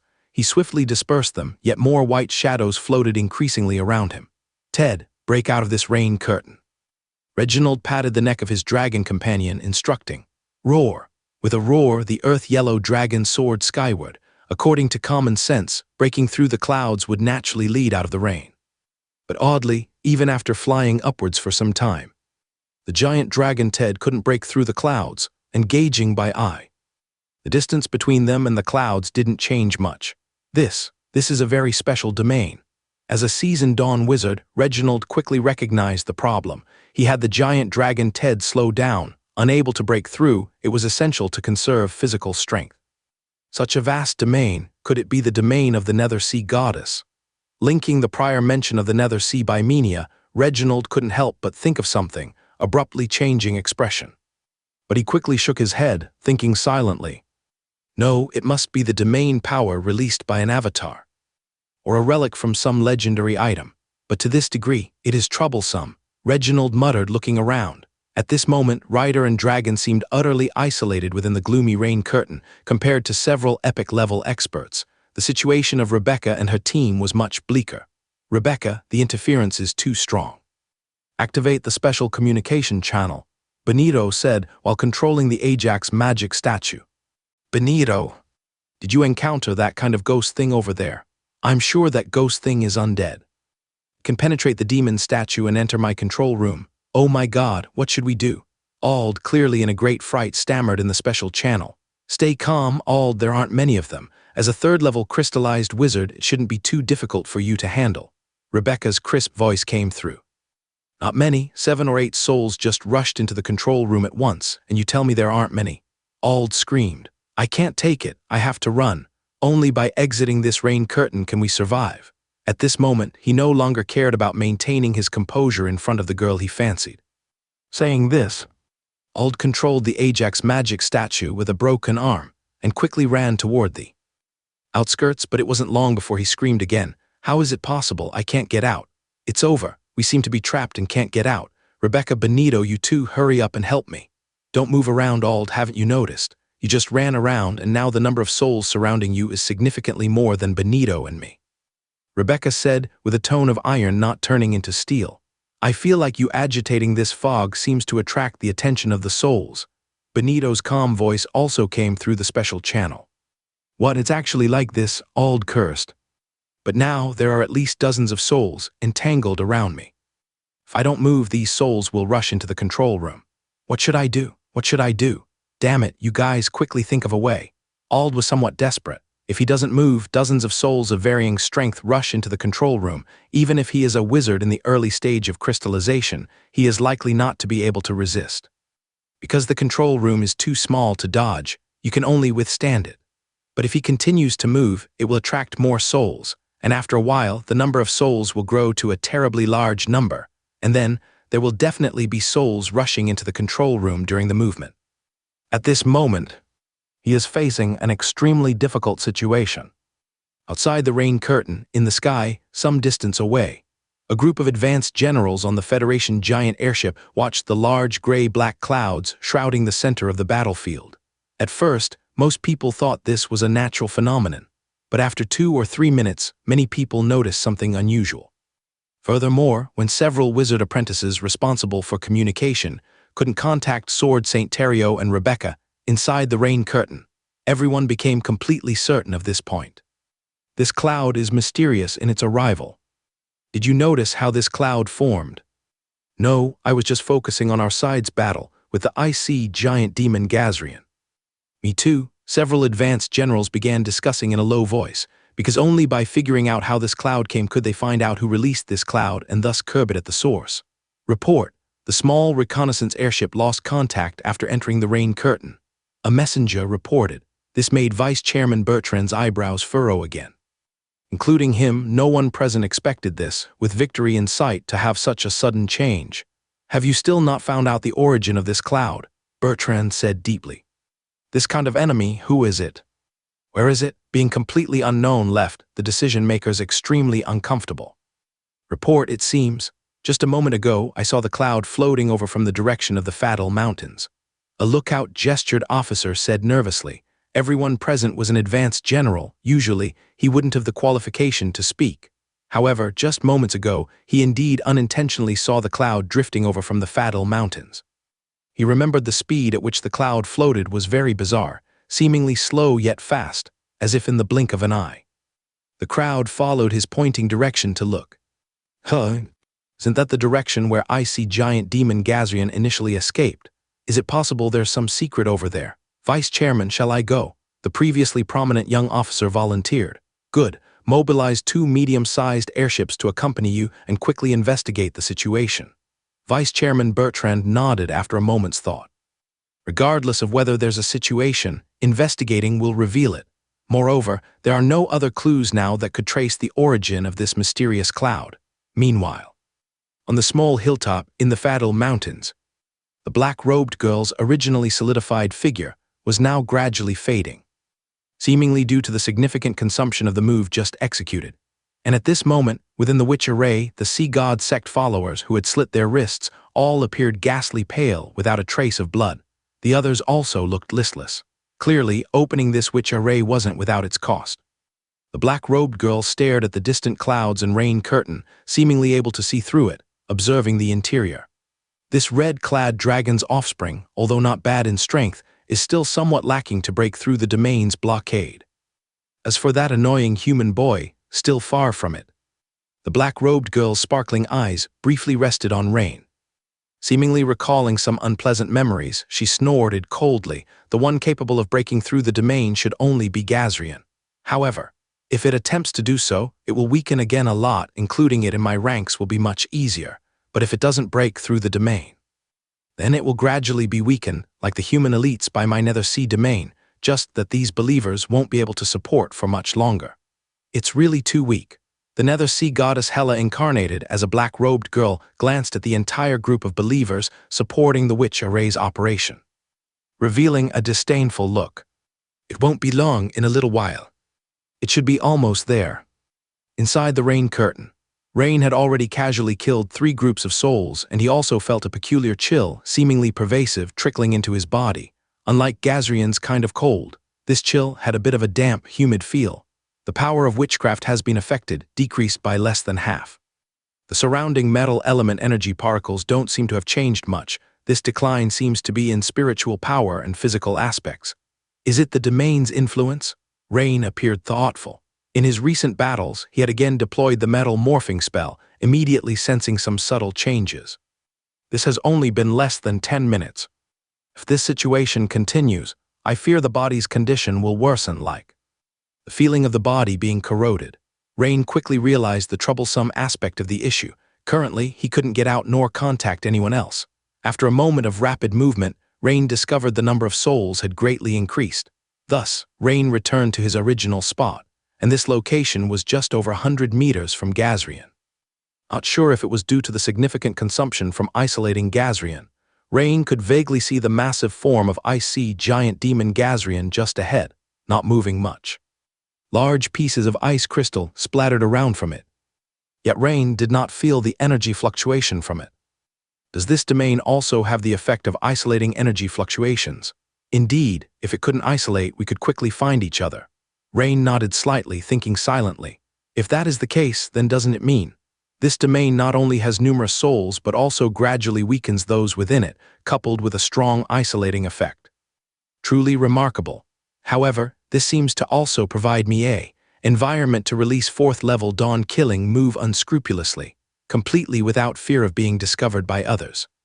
Rain looked toward the direction of Icy Giant. Demon again, a sharp gleam in his eyes. Due to advancing his skinning master profession level from LV7 to LV9 on the way to the Federation. Rain gained 2 attribute points and skill points once more. After just slaying the magic-tailed 3-headed sea dragon and the sea god sex epic strongman, although the dragon vein wizard's level was too high and didn't increase further, it brought Rain a generous reward of golden skill points. Currently, he has a total of 11 attribute points, along with 22 skill points and 427 golden skills. Basically, if my spirit is in good condition, I can endure the doubled spiritual power consumption after activating the Dragon's Soul Strike and consecutively use the Dawn Killing move twice. Calculating like this, adding points continuously 5 times would allow me to perform the Dawn Killing move 10 times. Although Prince Minia mentioned before, according to ancient texts, to kill Gazrian, all 3 of its heads must be destroyed simultaneously. However, what I actually rely on is not the damage from witchcraft itself, but the true damage that comes with it. Even if Gazrian is extremely strong, I'm guessing 10 consecutive uses of the Dawn Killing move with accumulated true damage will surely be enough to give him a hard time. In the worst case, if the opponent is weak enough, using the metal morphing spell to instantly create 3 throwing spears could also simultaneously kill its 3 heads. As for the Nether Sea Goddess or the potential threats within Sea God sect, after killing Gazrian, absorbing dragon genes should further enhance my strength. Plus, I've saved quite a few attribute points, so the situation should be better than it is now. After some contemplation, Rain immediately proceeded quickly in the direction of Gazrian. Soon, a giant silhouette resembling a white skyscraper appeared in the distance through the rain and fog, coming into Rain's view. The massive body and shocking power of the ice sea giant demon Gazrian, even within the Nether Sea domain, couldn't be completely obscured. As Rain once again glanced at the looming Gazrian ahead, he silently chanted a spell. The next second he slammed his dark silver hand, radiating dense metal energy particles heavily onto the ground. Boom! Instantly, waves of dark silver metal ripples, centered on his palm's strike, spread towards the large fan-shaped area ahead. This time, Rain precisely controlled the coverage range of the Dawn Killing move Steel Forest. Quickly, dark silver metal ripples covered Gazrian's colossal body, swiftly moving upwards along its extremely thick legs. And at this moment, the icy giant demon Gazrian naturally sensed the sudden attack. As expected of a former demigod-level creature, even without a proper counterattack, the cold aura and white ice crystal halo emitted from its body instinctively began to fend off the dark silver metal ripples. This slowed the coverage of the metal ripples dramatically, sluggish as a snail when it reached the neck area. Rain squinted his eyes, deciding not to attempt a full coverage of Gazrian's enormous body, but instead trigger an explosion of the dawn-killing move Steel Forest. Suddenly, sharp metal spikes of irregular sizes burst forth in the dark silver metal-covered area. Kai, Kai. In an instant, Gazrian's white scales ruptured, and hundreds to thousands of dense holes appeared on its neck and below. Pale blue blood immediately spurted out from these holes. Ugh! About to counterattack, Gazrian suffered severe injuries, and the three dragon heads emitted agonizing cries one after another. Simultaneously, its aura became noticeably weaker. In reality, what caused Gazrian so much pain was precisely the effect of the dragon's soul strike. The true damage embedded within the dawn-killing move utterly bewildered the ancient giant beast recently freed from its predicament. It works. Rain rejoiced inwardly, but soon after his expression froze. Because Rain discovered that the countless holes on Gazrian's body were healing at an observable speed, and even the shattered scales were instinctively shedding and regrowing new white scales. Evidently, if the attack was purely witchcraft, even the dawn-killing move wouldn't cause Gazrian much trouble, as its injuries would undergo high-speed healing. At this point, Gazrian, being attacked, retaliated fiercely. The three dragon heads charged violently towards the frontal area in quick succession. Boom, boom, boom. The three dragon heads penetrated the ground like giant riding spears, instantly boring three deep pits with soil flying everywhere. Yet Rain swiftly maneuvered to Gazrian's left side, evading this swift counterattack from the opponent. Simultaneously, his right hand, glowing with intense dark silver light, again slammed heavily onto the ground. Boom! Waves of dark silver ripples rapidly spread all around and continued upward along Gazrian's lower limbs. This left Gazrian astonished and enraged. Again, Kai Kai. Once more, Gazrian's freshly healed body was pierced by dense metal spikes, leaving it riddled with holes. Ag! The consecutive soul-tearing agony made Gazrian roar in pain, unleashing powerful sonic waves that caused nearby fog to surge like crashing waves. Simultaneously, the enraged icy giant demon Gazrian's massive body surface explosively unleashed a strong ice pulse. In an instant, all the raindrops around turned into black ice crystals, and with the shockwave, they violently blasted in all directions. For a while, the curtain of rain was torn open for hundreds of meters wide, and even the dark clouds in the sky were almost pierced through. Inside the rain curtain, a miserable scream came from inside the control room, and it was Old crying out. Rebecca and Benito discovered that the Ajax magic statue controlled by the opponent came to a slow halt, while dozens of white wraiths flew out from within the statue. Clearly, under the siege of these wraiths, the opponent had fallen on the spot. Damn it, Old. Although Old had various faults, he was still a teammate. Rebecca couldn't help but slam the dashboard in front of her heavily. The situation was becoming increasingly severe for the two of them left now. Rebecca, did you notice that both spiritual power and the body are gradually becoming rigid? The power of witchcraft has decreased by at least 10%. If we don't find a way to break out sooner or later, we will end up like Old, gradually invaded and besieged to death by wraiths. In Benito's deep voice, there was a strong sense of anxiety for the first time, because even if they stayed put, the longer they remained in the domain, the wraiths began to find them as well. He naturally wanted to escape. Benito had a wife and a lovely daughter. He had a strong desire to survive. You're right, but the problem is this domain is strange, seemingly having some kind of special isolating effect. If we don't plan a breakout properly, running around carelessly will only attract more wraiths and lead to a quicker death. Rebecca's crisp voice echoed. She understood that the more critical the moment, the more composed one must remain. Benito, do you vaguely hear a roar? Does it seem like Gazrella's roar? Although the Nether Sea domain had a special isolating effect, Gazrian was by no means ordinary. To completely isolate it, it would require the true form of the Nether Sea goddess to come.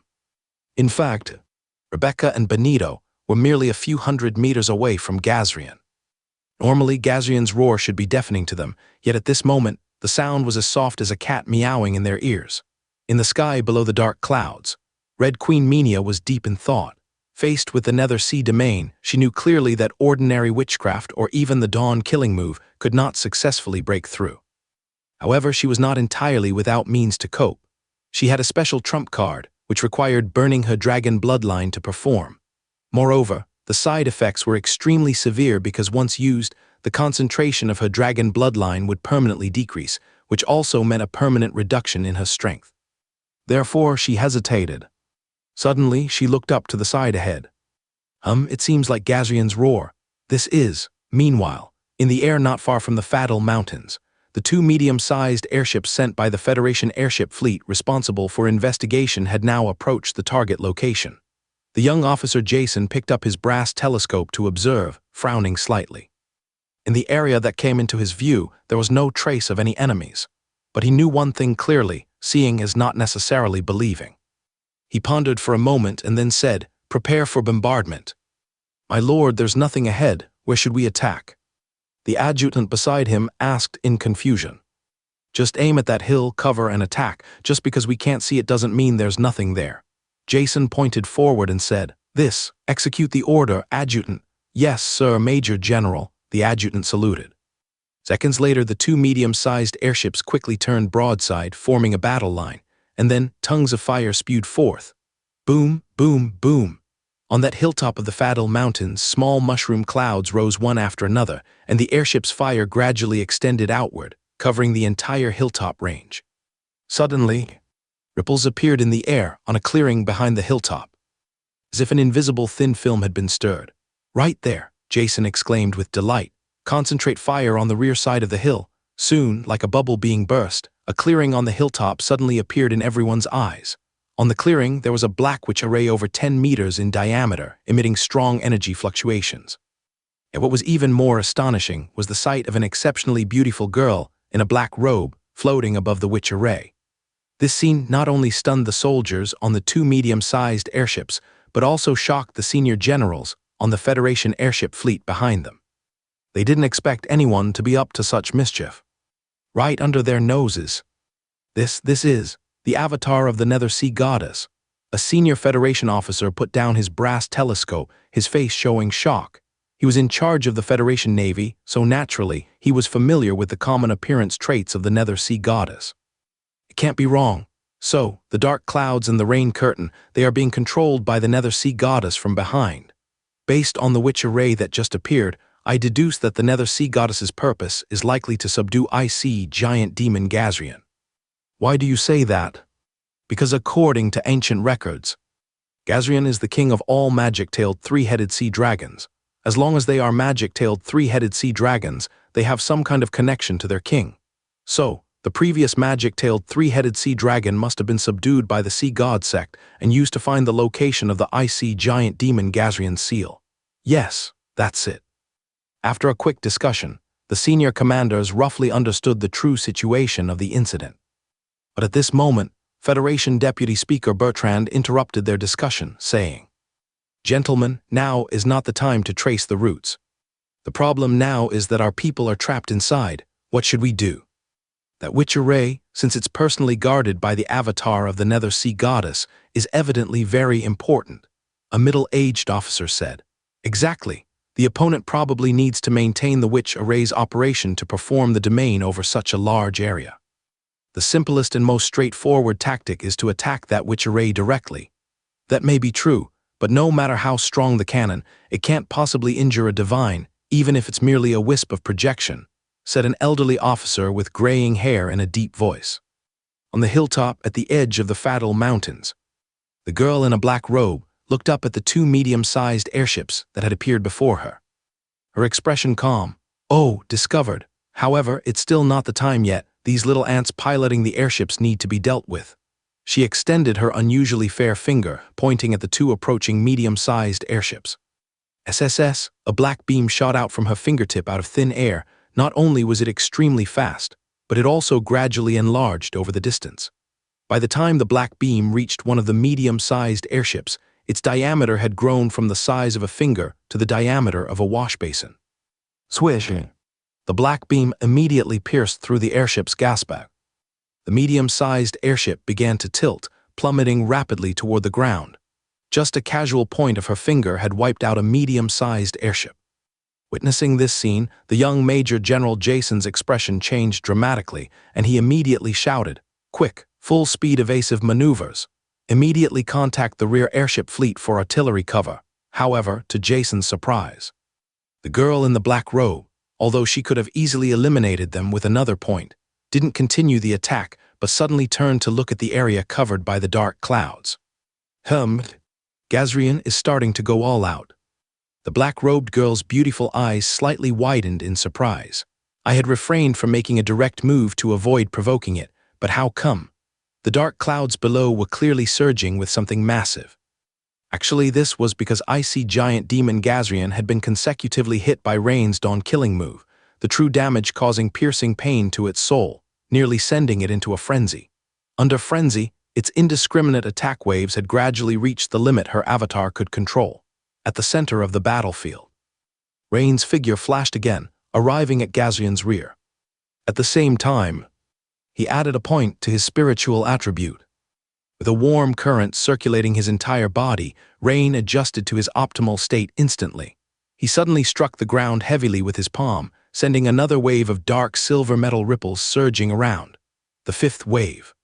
When Rain activated the Dragon Soul Strike and executed the fifth dawn-killing move Steel Forest, the surface of Gazrian, the icy giant demon, suddenly condensed into a large amount of white ice crystals, quickly forming into a mass. In an instant, it actually sealed itself within an irregular, towering piece of ice over 100 meters high. At this moment, Rain's dawn-killing move suddenly detonated.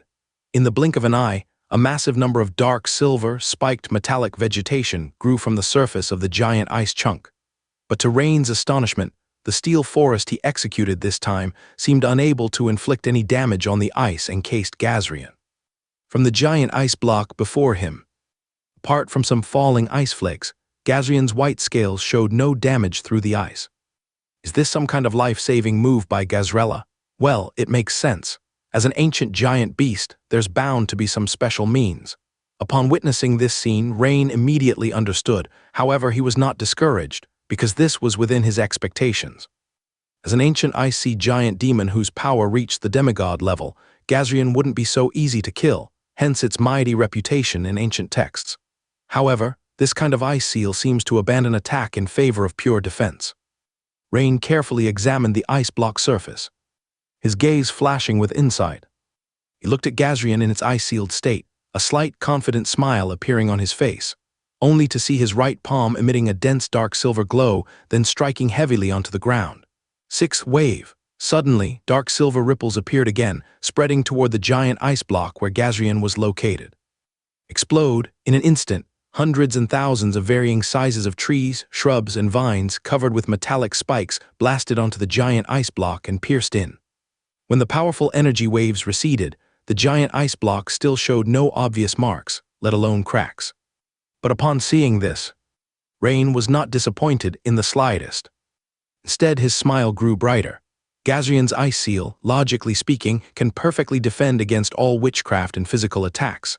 But the problem is, this move also cannot defend against real damage. By deploying this ice seal, it inadvertently trapped itself within the ice block. And I can confidently use the dawn-killing move to attack it. Just as Rain executed the sixth dawn-killing move, he carefully sensed once again. He could feel the real damage interspersed within witchcraft harming Gazrian. Additionally, the life force within the giant ice block was diminishing slightly further. It seems that the level of real damage is quite high. The Dragon Vein Wizard truly deserves its legendary status. As Rain regained his strength and was about to execute the dawn-killing move again, suddenly, Gazrian in the ice block seemed to sense some sort of crisis. At that moment, the massive and incredibly hard ice block unexpectedly cracked open. A giant fissure, over 100 meters long, began extending upwards from the center of the ice block.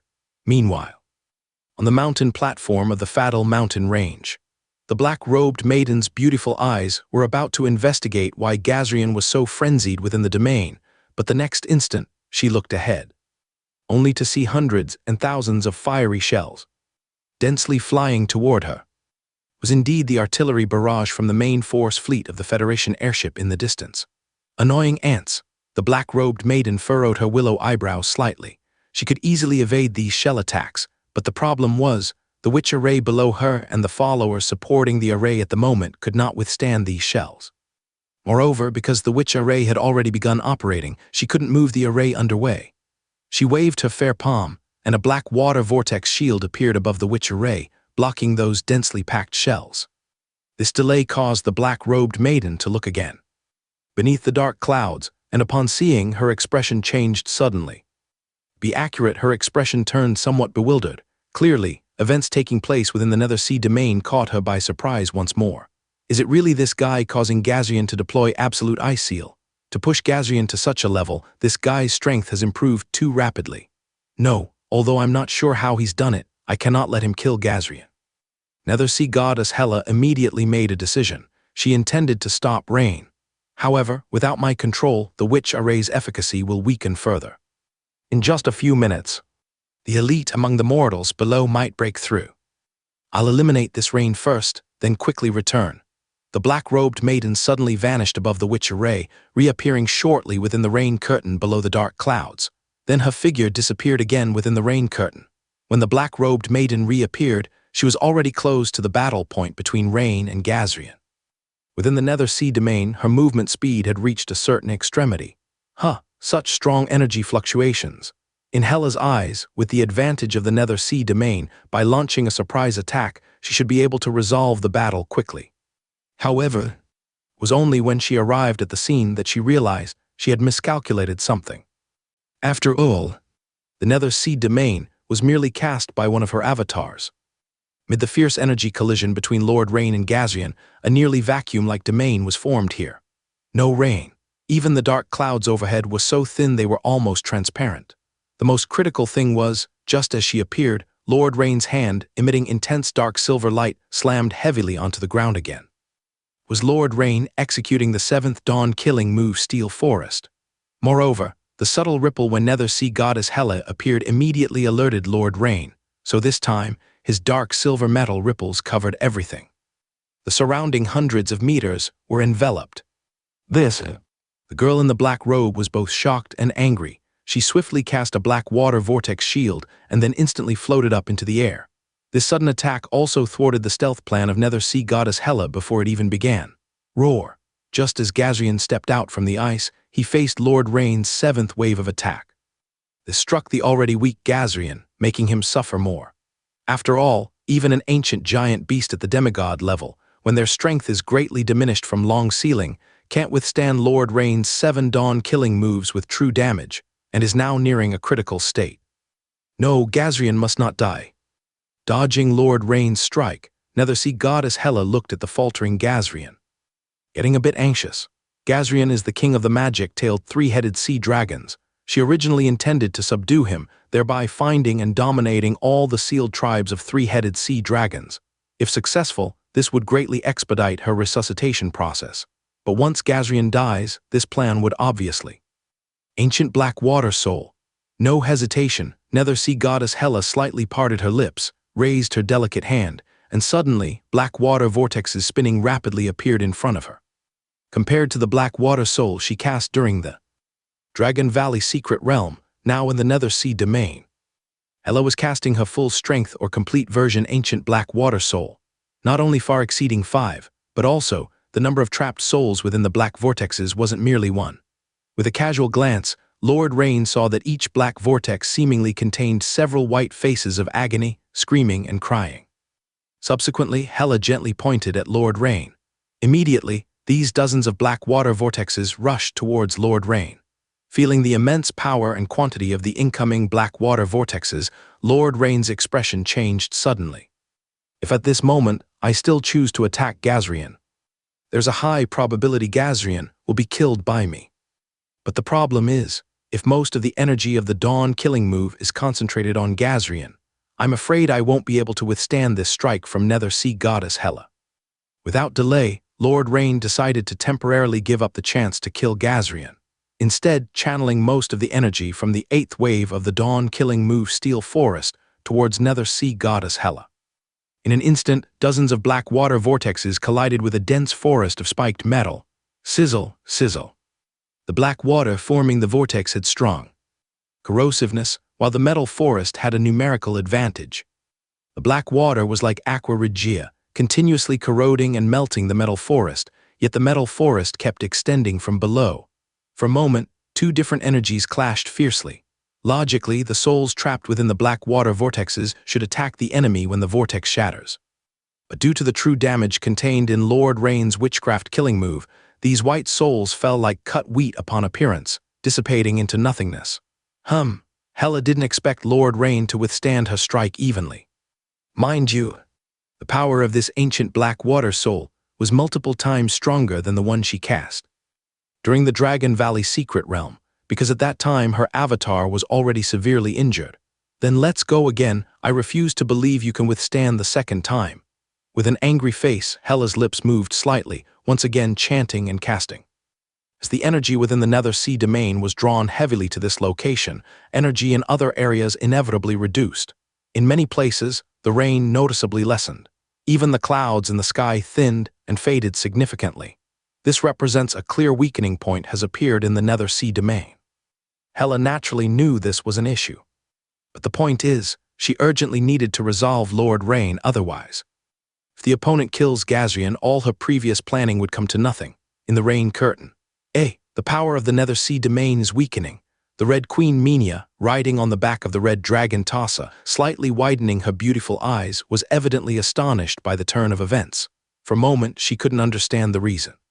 However, in the next second, she patted her dragon companion beneath her, and the two instantly shot into the sky. Good opportunity, let's rush out first.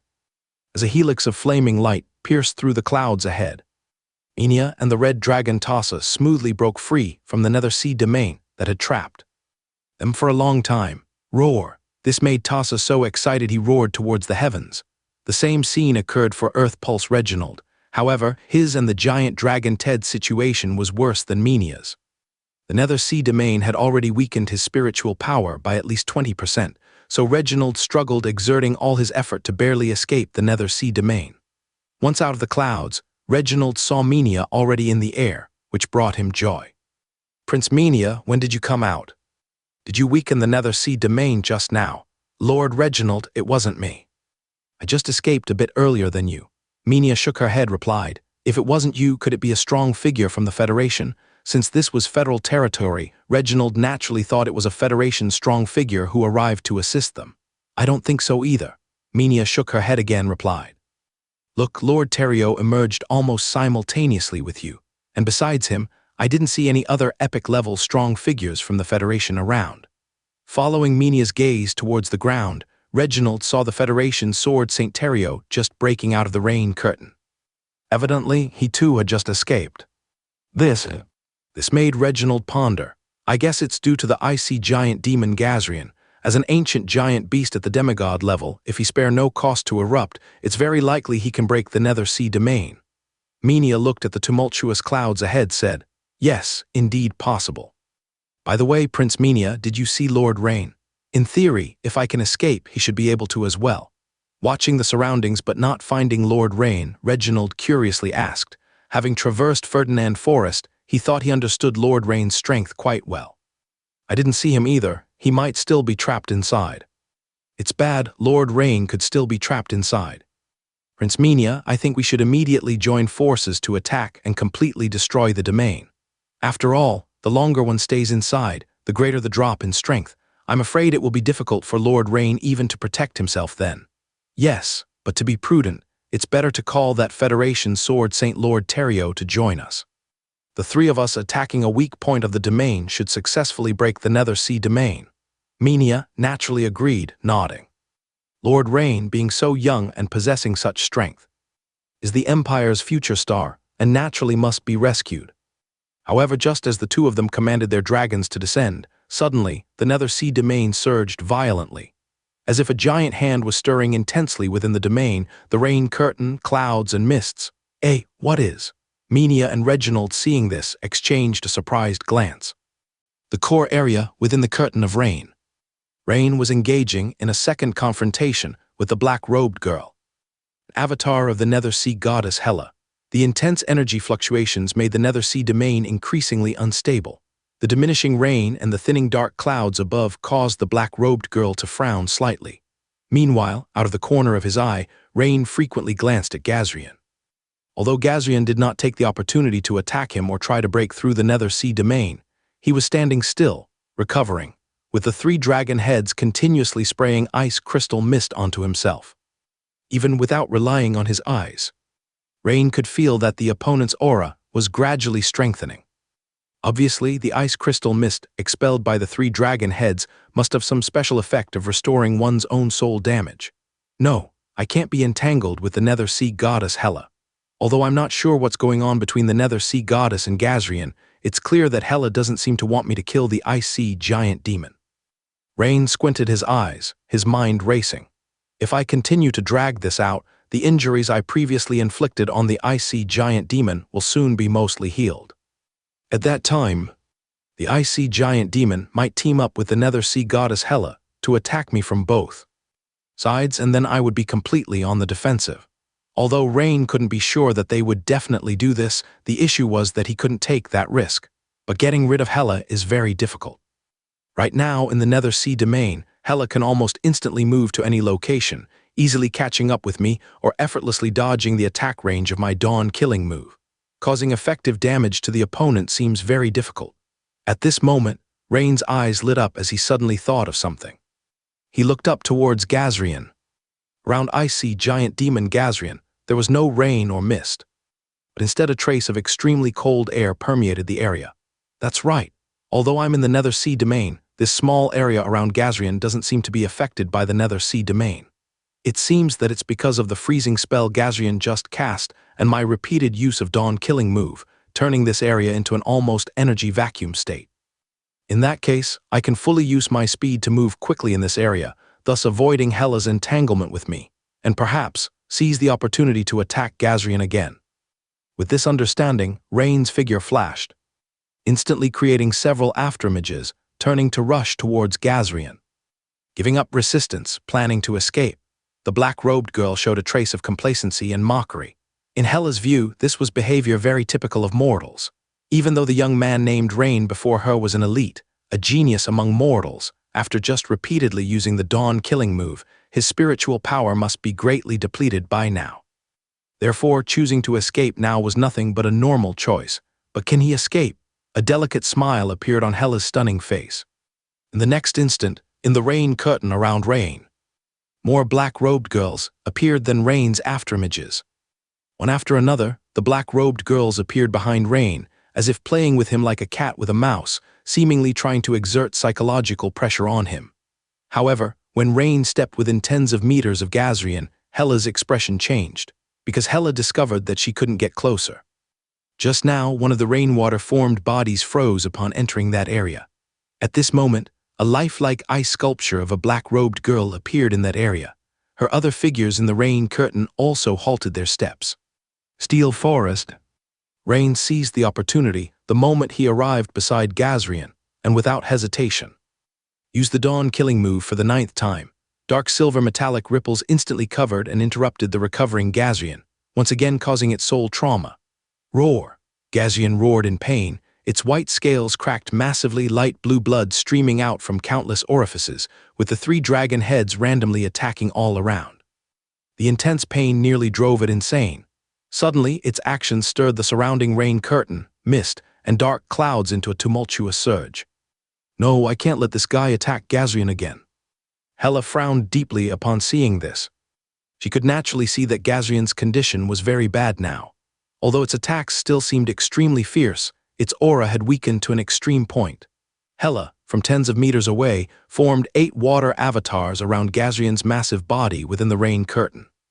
Just as Rain was about to deliver a final strike to Gazrian, suddenly, a sharp cone formed from black water shot towards him. Faced with unknown witchcraft, Rain had no choice but to abandon executing the Dawn killing move, and with a flash of his figure, evade once more. Puff! The cone formed by black water, with immense penetration power, dug a bottomless hole, the size of a bowl, into the ground. This made Rain's heart tremble. Such strong penetration power, even the 3rd-level combined witchcraft steel armor he mastered might be hard-pressed to resist. As he moved swiftly, several more black cones from multiple directions attacked him once again. Only now did Rain realize that all around him, numerous black-robed girls, avatars of the Nether Sea Goddess Hela, had surrounded him. Really troublesome. This caused his original plan of moving rapidly around Gazrian to evade the Nether Sea Goddess Hela to be thwarted by the opponent. In other words, he wouldn't have the chance to stop and unleash the dawn-killing move on Gazrian. As for other witchcraft, although Rain could cast them instantly, their power was too weak to decisively defeat Gazrian. Looks like I have no choice but to use that move, Rain said as he performed the top-secret technique Shadow Step to move swiftly. Nethersea Goddess Hela, it seems your strength as a divine being is not that impressive. The last 2 times, both your projections and avatars were defeated by me.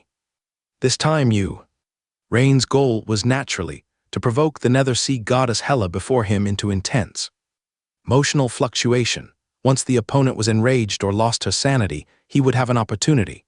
"Shut up, you worm." The black-robed girl was trembling with rage.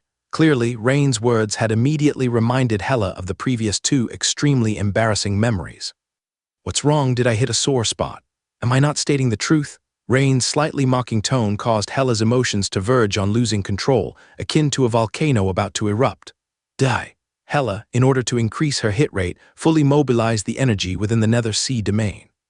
The number of rain-formed figures instantly doubled, and more concentrated black water cones shot towards Rain. On the edge of the Nethersea domain, 2 Ajax magic statues stood motionless in the rain. Yet more and more white spirits gathered around them. But suddenly, quite a few spirits uncharacteristically left and drifted towards the depths of the rain curtain. Benito, the number of spirits here suddenly decreased. How about on your side?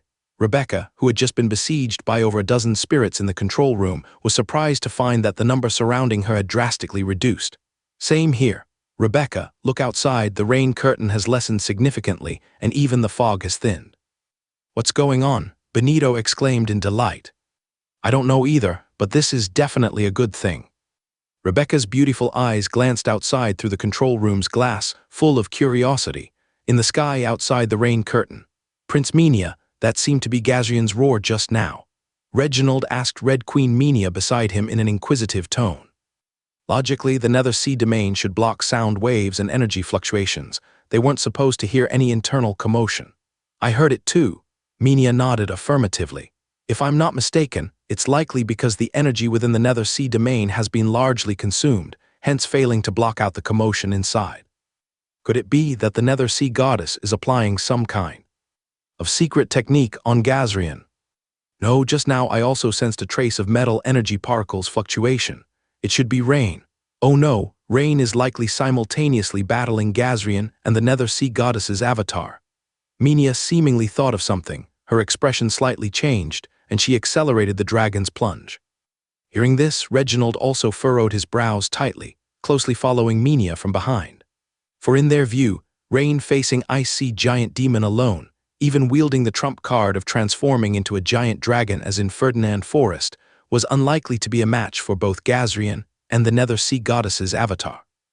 They must breach the Nethersea domain immediately to provide support. Otherwise, this Empire prodigy Rain might fall in a foreign land. The 2 dragon knights dove down in an instant, arriving beside Federation Sword St. Terrio. Prince Minia, Crown Reginald, are you out as well? What about Lord Rain? Sword St. Terrio looked around and noticed Rain's absence, prompting him to ask. Lord Terrio, Lord Rain is likely still trapped within the Nethersea domain, and it seems he's under attack. I hope we 3 can team up immediately to break the Nethersea domain. This is the Nethersea domain. Terrio's eyes widened, instantly understanding something. Yes, it's likely being controlled by one of the Nethersea goddess's avatars. Can the 3 of us handle it? We'll know once we try. We stand a good chance. The battle inside seems intense, causing issues with the energy distribution. We just need to find a weak spot in the Nethersea domain to potentially shatter it completely. All right, I'll follow your lead. Thank you, Lord Terrio. Prince Minia, when I was breaking free just now, if I'm not mistaken, there seems to be a noticeable weak point in the center of the clouds. Perhaps we can attack from there, Reginald suggested. What are we waiting for? Let's go. Reginald then controlled his dragon partner Ted, swiftly carrying Federation Sword St. Terrio, and flew towards the sky. Soon the 3 people and 2 dragons arrived at the central area of the dark clouds and saw a nearly thin, almost transparent region. Indeed, it's a weak point, declared the keenly perceptive Sword St. Terrio, who immediately noticed that the Nethersea domain was relatively weak here. Gentlemen, shall we begin? Yes, of course. The three epic-level powerhouses each unleashed their ultimate moves, jointly directing an attack at the center of the Nether Sea domain. Giant Rock Throwing, Super Divine Cross Slash, Blazing Light Wave Cone. Instantly, a massive intertwining of red and yellow sword lights roared towards the thinnest part of the dark clouds. Boom! Below, the recovering icy giant demon Gazrian suddenly sensed a strong energy wave coming from above, and a strong sense of alarm surged in its heart. The fastest-moving red beam, however, did not hit any of its three heads. Instead, it shot directly into its larger, easier-to-hit body. The remaining large rock and cross-shaped silver sword light, however, precisely struck each of its heads. This sudden attack, an unexpected event, left the black-robed young girl and Rain, who were in the midst of battle, momentarily stunned. What an opportunity! Rain's eyes lit up, and he immediately transformed the hardened essence gold in his hand into a sharp throwing spear, launching it towards the last dragon head. Squelch! In an instant, all three dragon heads of Gazrian met their demise simultaneously. Its massive body began to wobble unsteadily, the instinctively maintained protective ice domain around it failed to hold, and ice energy began to dissipate en masse. No! The Nether Sea goddess Hela exclaimed angrily, looking up at the sky. Through the massive hole, in the center of the dark clouds, she saw the three people and two dragons outside. Hela's gaze particularly lingered on the Red Queen Minia, dressed in a red wizard robe, for a moment. Damn ants! Scions of dragon! But Hela knew very well at this moment that her plan had failed this time. If she stayed any longer, the hastily gathered avatar might also fall into the hands of these ants. I'll be back. The black-robed young girl took one last deep look at Rain, and then dozens of figures began to vanish on the field. Huh, they're leaving just like that? Rain was slightly puzzled. He had thought that the enraged Nether Sea goddess Hela would stay for a big battle. But unexpectedly, the opponent left so decisively this time. It seems her emotional control has improved. Incredibly, she's becoming harder and harder to deal with. At this moment, as the Nether Sea domain slowly faded away, the roaring of dragons echoed in the sky. It's Prince Minia and the others, I must hurry. Rain's figure flickered, and he appeared beside the blood-soaked ice-sea giant demon Gazrian and reached his palm into one of its wounds. As Rain's hand probed into the wound, the hand touching the light blue blood suddenly felt a stinging hot stream that quickly transmitted through his arm into his entire body. Soon, as the hot stream was absorbed, system notifications began to scroll rapidly. Host Bloodline Mutation, Special Ability 2 Heads upgraded to Multi-Head. Host will have the special ability 3 Heads in the 5th form. 3 Heads effect. Apart from the host's main head, the host can independently choose and grow 2 additional dragon heads with different attributes, thereby acquiring corresponding dragon abilities, including but not limited to Dragon's Breath, talent abilities, and melee abilities, etc. Note, the current host has control over the Void Dragon's Head, Corrosive Dragon's Head, Ancestor Dragon's Head, and Red Dragon's Head. 3 heads. Seeing the special ability Double Head elevate to 3 heads, Rain was quite surprised. However, he was also somewhat puzzled, because in theory, the demigod-level Gazrian should have been enough to raise his bloodline concentration once more. According to the system's description, although the bloodline concentration has increased, it hasn't stepped into the next level. Could it be that the pure blood level of the dragon bloodline is at its end? No, it shouldn't be. Rain pondered and carefully checked the system prompt once again. When he saw the 4 words bloodline mutation, he had a thought. Perhaps the issue is that Gazrian doesn't have a pure giant dragon bloodline. That's why my dragon bloodline concentration didn't increase, but instead, the special ability of Double Head was enhanced. Rain felt he had found the reason. Of course, for more accurate answer, he would need to consult some ancient texts. However, 3 giant dragon heads, isn't that exactly Gazrian's form? No, it's not.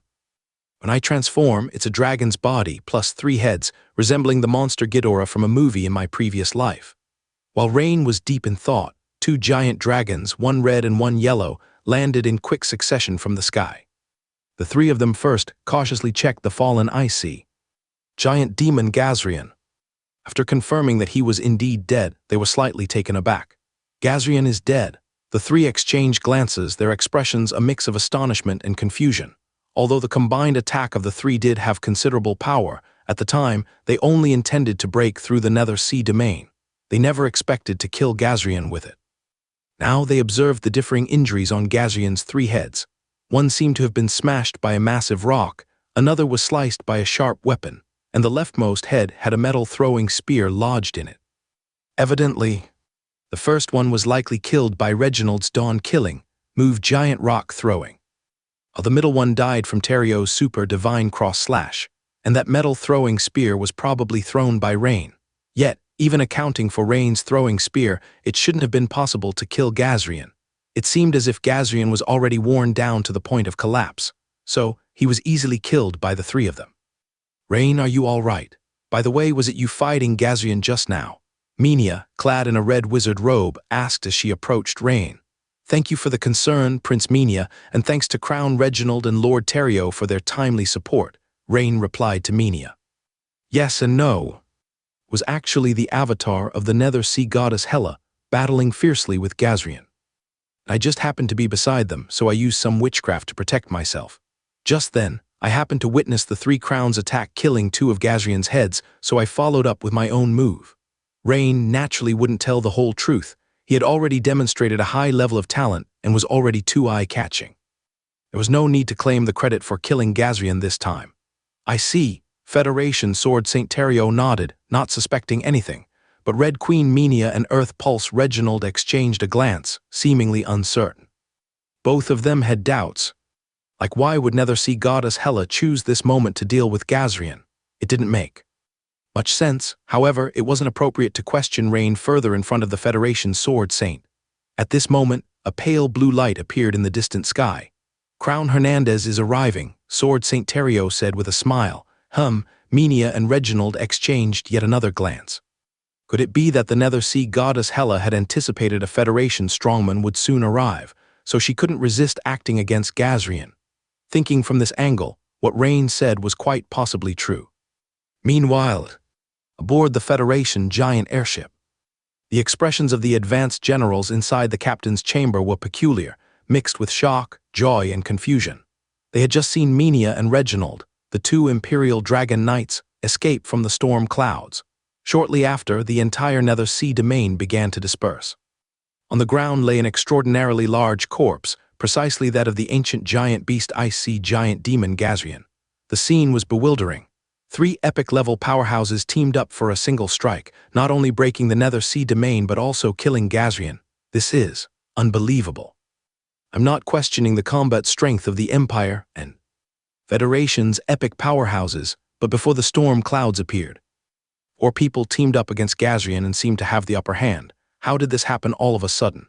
Indeed, something must have occurred within the Nether Sea domain that we did not see. By the way, they say that young Imperial talent named Rain was inside when Gazrian suddenly died. Could it be related to him? Unlikely. I think it was due to the Nether Sea goddess. The advanced generals discussed actively. After all, the reversal happened way too quickly. Moreover, what exactly happened inside the Nether Sea domain remained unknown to them. Lords, a messenger reports that Lord Terrio has informed us that the Nether Sea goddess has departed and the Ice Sea giant demon Gazrian has been killed. A messenger urgently reported. Yes, command the airship formation to move forward. Vice Speaker Bertrand nodded and said. The General Staff is to immediately conduct an analysis assessment based on the recent events. As you command, Vice Chairman. With the arrival of the Federation and Empire's joint airship formation, the subsequent matters had little to do with Rain. Meanwhile, Vice Speaker Bertrand was intently reviewing the latest intelligence on Rain. Prefers mature women and seems to have a liking for Senator Trina. Reading this line, a flicker of surprise crossed Vice Speaker Bertrand's eyes. Is the intelligence reliable?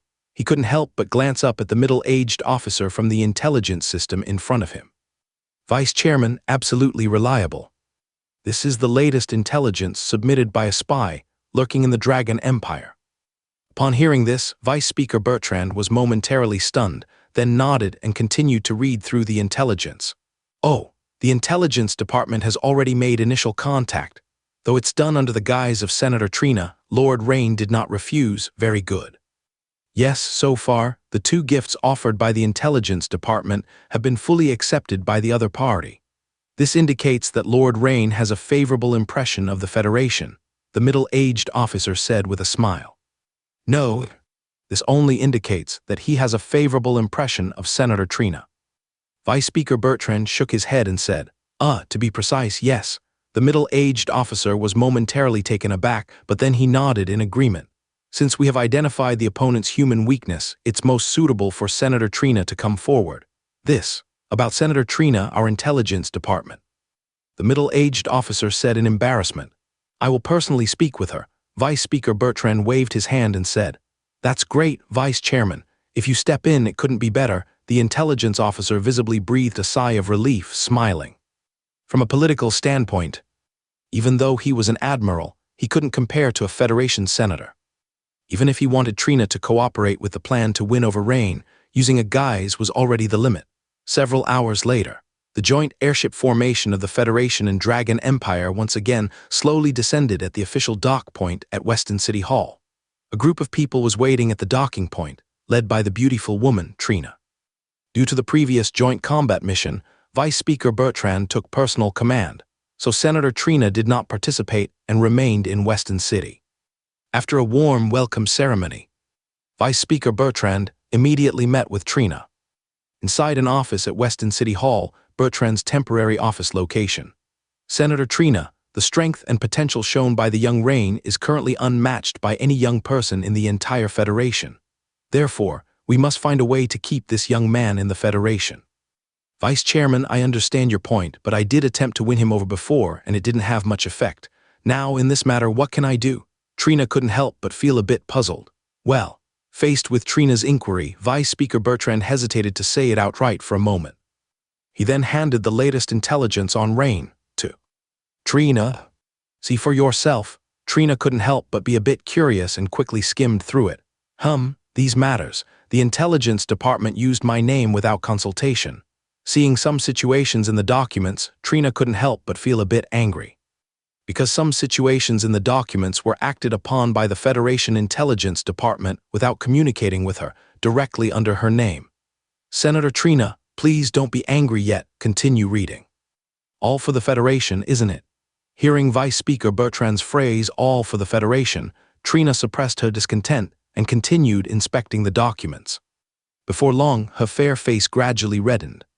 This, Vice Chairman, is the conclusion in the documents reliable. Rain prefers mature women. Trina finally understood why the Federation Intelligence Department used her name, and the purpose of Vice Speaker Bertrand's conversation with her this time. Her husband, Grand Duke Heidelberg, died in battle last year with a reawakened ancient giant beast. Subsequent multiple occurrences of giant beast resurgences also made the Federation, which was just starting its steam revolution, realize that even with firearms, ordinary people could not resist the giant beasts. Only top combat power and mechanical geniuses are decisive factors in battle against giant beasts. Reliable, according to intelligence, the young Lord Rain's only weakness is his fondness for women. Moreover, compared to young girls, he seems to prefer mature women. In the Empire, he has more than 2 mature women under his command. Hearing this, Trina's face reddened further. Although Vice Speaker Bertrand did not explicitly state what exactly she'd need to do, someone as astute as Trina naturally understood Bertrand's implication. This. Is there no sufficiently excellent young girl to capture his interest? Currently, there is none. Of course, we haven't conducted an all-Federation selection of young girls. But judging from Rebecca's interactions with Rain, even such an outstanding young lady as your daughter Rebecca does not seem to attract much interest from Rain. Instead, to you. This. All right, I'll try. Trina pondered for a moment before reluctantly nodding, her face flushed. On her last visit to the Empire, she mentioned Rain to her daughter Rebecca. Rebecca seemed to be very interested in Rain. Otherwise, Rebecca wouldn't have joined this mission. Well, looking forward to good news from Councillor Trina, Vice Speaker Bertrand couldn't help but smile slightly. When Trina was young, she was known as the flower of the Heidelberg Duchy. Even he had harbored intentions of pursuing her. After leaving Bertrand's office, Trina's face showed signs of conflict. It wasn't that she was averse to Rain. In fact, on her visit to the Dragon Empire, when she encountered corruption Dragon Agnes, Trina had a good impression of Rain, who fought the dragon alone. The problem is, Rain is younger than her daughter Rebecca. If she really were to be with Rain, alas, what a situation. Perhaps maintaining a temporary ambiguous relationship with Rain might be more appropriate. It would persuade Rain to leave the Empire for the Federation, while also preserving her own reputation. Trina mused to herself. That evening, in the banquet hall of the Weston City Hall, the Federation hosted a grand reception for the Empire delegation. Due to the first joint battle resulting in a major victory, the specifications for this welcome banquet were very high, with the Federation Deputy Speaker and Prince Minia from the Empire delegation attending. This made Rain, who originally intended to stay in the airship cabin to continue leveling up as a skinning master, also attend the event. Rain sat in a corner of the banquet, seemingly not wanting to attract attention, but the noble ladies coming to toast him kept coming in an endless stream. "Oh, Lord Rain, your popularity exceeds my expectations. So many ladies with various charms, don't you find any of them attractive?" Rebecca, dressed in a white evening gown, sat beside Rain and joked with a laugh. "It's not that they are unattractive, it's just that I'd rather discuss the making of demon statues with Miss Rebecca." "Oh, Lord Rain, I find you very eloquent. Is this a roundabout compliment for me?" Rebecca couldn't help but cover her mouth and giggle. This powerful and enigmatic young man seemed to possess a natural, mysterious allure towards the opposite sex. Rebecca's beautiful eyes would frequently glance at Rain. At this moment, a beautiful, mature woman with an extraordinary aura, without deliberate dressing, walked gracefully towards them. "Mother, why did you come so late?" Seeing Trina, Rebecca happily went up and hugged her arm. Rain's eyes widened slightly, surprised to see the young girl before him and then look at the beautiful woman beside her. "Rebecca, Counselor Trina is your mother?" Rain was stunned. "Yes, Lord Rain, couldn't you tell before?" Rebecca stood playfully beside Trina, and indeed, their beautiful faces shared at least 6 or 7 similarities, standing together like a pair of sisters. This, truly unexpected. Rain had never thought in that direction before, hence he never noticed. At this point, the beautiful woman Trina raised her glass and smiled, toasting to Rain. "Lord Rain, on behalf of the Federation, I thank you and the other Crown members for jointly defeating the IC giant demon. I really hope Lord Rain was born in the Federation, rather than in the Empire." Trina's upper body was dressed in a corset-style light purple silk button-up shirt, and she wore a pair of form-fitting black hunting trousers, accentuating her ample bosom and hips, with a slender waist, showcasing the beautiful curves of a mature woman. A closer look would reveal that whether on the shirt or hunting trousers, there were gold-threaded patterns or lines, extremely exquisite workmanship hinting at its high value, highlighting the noble status of the beautiful woman before them. Even compared to the many young, noble ladies, Trina's aura was still unique. "Thank you, Counselor Trina, for the compliment. Actually, killing the icy giant demon Gazrian was mainly due to the efforts of Prince Minia, Lord Reginald, and your Federation's sword Saint Lord Terrio. I just assisted from the side and seized the opportunity at the end. Lord Rain, you are too humble." Lord Terrio spoke very highly of your performance in battle. The beautiful Counselor Trina's eyes glanced at Rain pleasantly. Since Rain wanted to inquire about the follow-up on the witchcraft sawtooth ring from Trina, his speech was naturally polite. Meanwhile, Trina, who had the task of befriending Rain, was equally conciliatory in her words. Going back and forth, the two left Rebecca on the sidelines. Rebecca, standing nearby, couldn't help but cast a suspicious glance at Rain and her mother. She felt that something was amiss between them. Not only were they chatting more and more agreeably, but there also seemed to be something else between them. At this moment, Rain felt the timing was right and smiled as he said, "By the way, Counselor Trina, there's something I'd like to ask you privately if you don't mind." "This?" Trina's face flushed slightly. Remembering the conversation she had with Vice Speaker Bertrand not long ago, she nodded and said, "Of course, Lord Rain, there's a lounge nearby, we can talk inside." Rebecca looked at her mother in shock. In her impression, ever since her father's death, her mother Trina had always been indifferent to men pursuing her. Yet facing Lord Rain's invitation for a private chat, she agreed without hesitation. What about a woman's reserve? Could it be that mother actually has feelings for Rain? Rebecca felt her previous notions about her mother had completely collapsed. No, it must be because during the battle, Rain, together with several other strong individuals, killed Gazrian. So mother is representing the Federation in expressing gratitude to Rain. It must be that. Mother's actions just now were official behavior. After thinking it over, Rebecca finally found a comforting reason for herself. However, watching her mother and Rain's figures disappear at the lounge entrance, she couldn't help but feel uneasy. Inside the lounge, Trina and Rain sat side by side. The scenario of a lone man and woman together was something Trina hadn't encountered for many years. She glanced at Rain, her cheeks flushed, and somewhat embarrassedly brushed her hair, trying to ease the tension in her heart. Originally, Rain wanted to directly inquire about Trina regarding the ongoing fourth-level witchcraft of the Sawtooth Ring. However, seeing Trina, this mature, beautiful woman, with her hair tousling gesture and blushing charm, he couldn't help but feel a slight stir in his heart, beginning to appraise the beauty in front of him. Fair oval face, looking dignified and elegant, now with a hint of blush adding more allure. A voluptuous upper body, slender waist and peach-like hips, her figure completely rivaling young girls. Plus her status as a Federation senator. Rain suddenly felt a surge of heat in his lower abdomen, even getting somewhat dry-mouthed.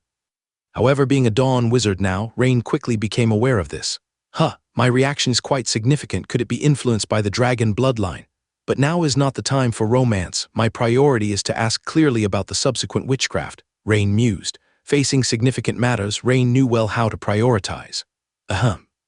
Trina, the senator, the few metal series witchcrafts you previously entrusted Hamadi to gift, I liked them very much. However, I've discovered there should be another fourth-level metal series witchcraft.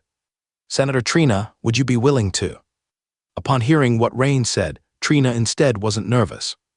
So Lord Rain was inquiring about this matter, not what she thought. She had already reviewed the data before coming, and had been prepared for it. Actually, the opinion of the Federation Intelligence Department was that the subsequent fourth-level metal series witchcraft could be given to Rain, but Rain must agree to join the Federation. Even if Rain couldn't join immediately, at least he had to consent to joining the Federation's intelligence system. Trina certainly understood the purpose, which was to have leverage, so if Rain broke the promise, the secret of once joining the Federation intelligence system would be exposed. However, Trina immediately opposed it. The reason was simple. If she led this matter, it had to be done her way. Moreover, she didn't think Rain was someone who would accept coercion. Of course, the subsequent fourth-level metal series witchcraft is with me. If Lord Rain needs it, I'll give it to you once we arrive in Anther Hall. On hearing Trina's words, Rain was slightly stunned. She just agreed. Hearing Trina agree so easily was clearly beyond Rain's expectations. Rare fourth-level metal series witchcraft, its value is needless to say. Even if she had a great affection for him, directly gifting such a valuable item doesn't make sense. For important matters, Rain's mind was clear. Opportunities don't just fall from the sky. Thinking about it, Rain solemnly said, Senator Trina, forgive my directness. What do I need to do then? Seeing Rain's demeanor, Trina hesitated slightly. With some embarrassment, she said, Well, Lord Rain, just now I saw Rebecca chatting with you. You two are of similar age and both metal series wizards. You should have many common topics, right? Rain listened in confusion. Why did Rebecca suddenly get mentioned? Rebecca has high standards. She almost never chats alone with young men. How do you find Rebecca? Seeing Rain puzzled, Trina could only be direct. This Rain was a bit speechless. Senator Trina was planning to introduce her daughter Rebecca to him. To be honest, while Rebecca is indeed very pretty, Rain doesn't have any romantic feelings towards her in that regard. Thinking of this, Rain looked again at the refined, mature senator beside him. If it were her instead, it wasn't entirely out of the question. Seeing Rain silent, instead evaluating her, Trina couldn't help but blush, feeling both shy and delighted as well as a bit annoyed. Indeed, what the intelligence said was absolutely correct. This young Lord Rain has a preference for mature women like her, which is such a unique taste. It seems that the plan I made earlier, to match Rebecca, is basically out of the question.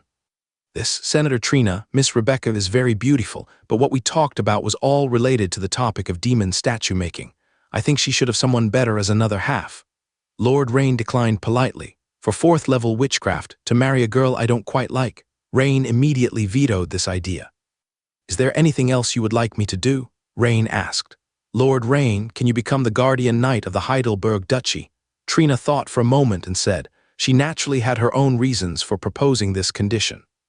As long as Rain becomes the guardian knight of the duchy, he could slowly evolve into a guardian of the Federation. Guardian knight? Rain is well aware of what a guardian knight needs to do. Family Guardian Knight, as the name implies, protects a family with which Rain only promised one, the Crawley family where Jennifer belongs. In fact, now Jennifer is the head of the Crawley family, and she's his person, naturally no harm. As for the personal guardian knight, Rain has currently committed only to Clea.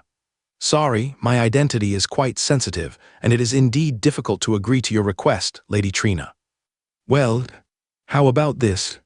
I can agree to become your personal guardian knight. Rain thought for a moment and said, after all, the other's condition isn't too demanding or even rather relaxed, but as his status as Vice Chief of the Imperial General Staff, it's not appropriate to serve as the guardian knight for a duchy under the Federation. Of course, after repeatedly refusing the beautiful woman twice, Rain also proposed a condition he could accept. As a personal guardian knight, it was much easier to explain. Moreover, Rain took advantage of it because Trina, as a Federation senator, is unlikely to encounter any security issues. That is to say, his role as guardian knight is more in name. Trina's face reddened further upon hearing this. After all, becoming her guardian knight is equivalent to directly expressing pursuit of her, isn't it? This, all right. Trina thought for a moment and agreed. Indeed, this counts as taking their relationship a step further, though it is still quite a distance from the minimum requirements of the intelligence department. After Rain and Trina emerged from the lounge, Rebecca, who had been waiting for a while, quickly approached, gave Rain a heavy huff, and dragged her mother away. Seated at the main seat of the hall, the Red Queen Minia's beautiful eyes lingered briefly on the just exited Rain and Trina before swiftly moving away. Meanwhile, accompanying Vice Speaker Bertrand naturally saw this scene, and his smile grew more radiant. Prince Minia, interested in dancing, "Thank you, I haven't danced in a long time." After the banquet, the Empire delegation prepared to return to the residence to rest. However, just as Rain was about to board the carriage, Minia suddenly called him. "Rain, come in my carriage." "All right, Prince Minia." Although Rain was a little puzzled about why Minia was looking for him, he nodded in agreement immediately. Rain followed Minia, clad in a red wizard robe, into the same carriage cabin. But as Minia stepped into the cabin, the hem of the red wizard robe flared significantly when she lifted her leg, bringing a fragrant breeze and revealing two long, white rounded legs. Furthermore, due to her bending motion, the well-fitted wizard robe outlined Minia's round, tempting curves before Rain's eyes. This made Rain momentarily stationary as he looked. Deeply admiring Minia's excellent figure, it was undeniably on par with the beautiful woman Trina. However, Rain glanced briefly and immediately shifted his gaze. Knowing full well that the Red Queen Minia is a veteran dawn wizard with extremely sensitive perception, lingering too long would certainly be noticed and thus awkward. Once they were seated, Minia's beautiful eyes looked at Rain, speaking bluntly. "Rain, be careful of the Federation's sugar-coated shells." Minia's words made Rain's face blush slightly, though in the dim light of the cabin's oil lamp, it wasn't very clear. "Well, okay, Prince Minia, and some private invitations, refuse them if you can, try not to attend. There are many people here in the Federation who do not welcome us. Besides, I've received transmission from the Empire's spy within the Federation. Some opposition forces may take action soon." "Oh, opposition forces," Rain thought thoughtfully. Actually, he knows there are opposition groups within the Empire as well. For example, many powerful nobles still firmly oppose cooperation with the Federation, which is complex in reasons, involving both interests and historical feuds. Tracing the historical feuds would lead to the story at the very beginning of the Federation's establishment. It's evident the Federation is the same way. Yes, particularly a force named the Zaral Rebellion, which has been very active recently. Minia nodded and said, "The Zaral Rebellion?" Rain raised an eyebrow. This, he is quite familiar.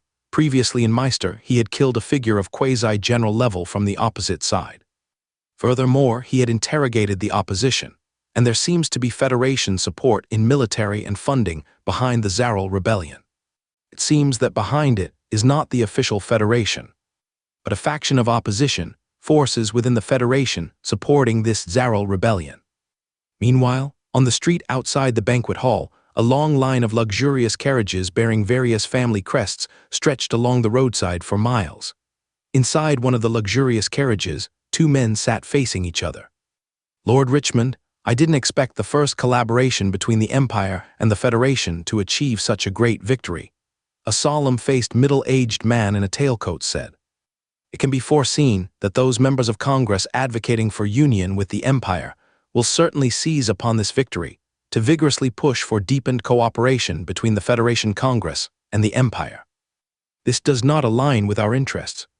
So, Lord Richmond, As one of the leaders of the Zaral rebellion, you should act swiftly.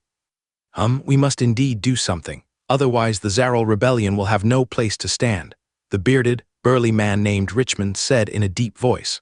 However, please inform Congressman Nelson and Congressman Stein that it's still too early to draw conclusions. I hope the esteemed members will continue to support us as always.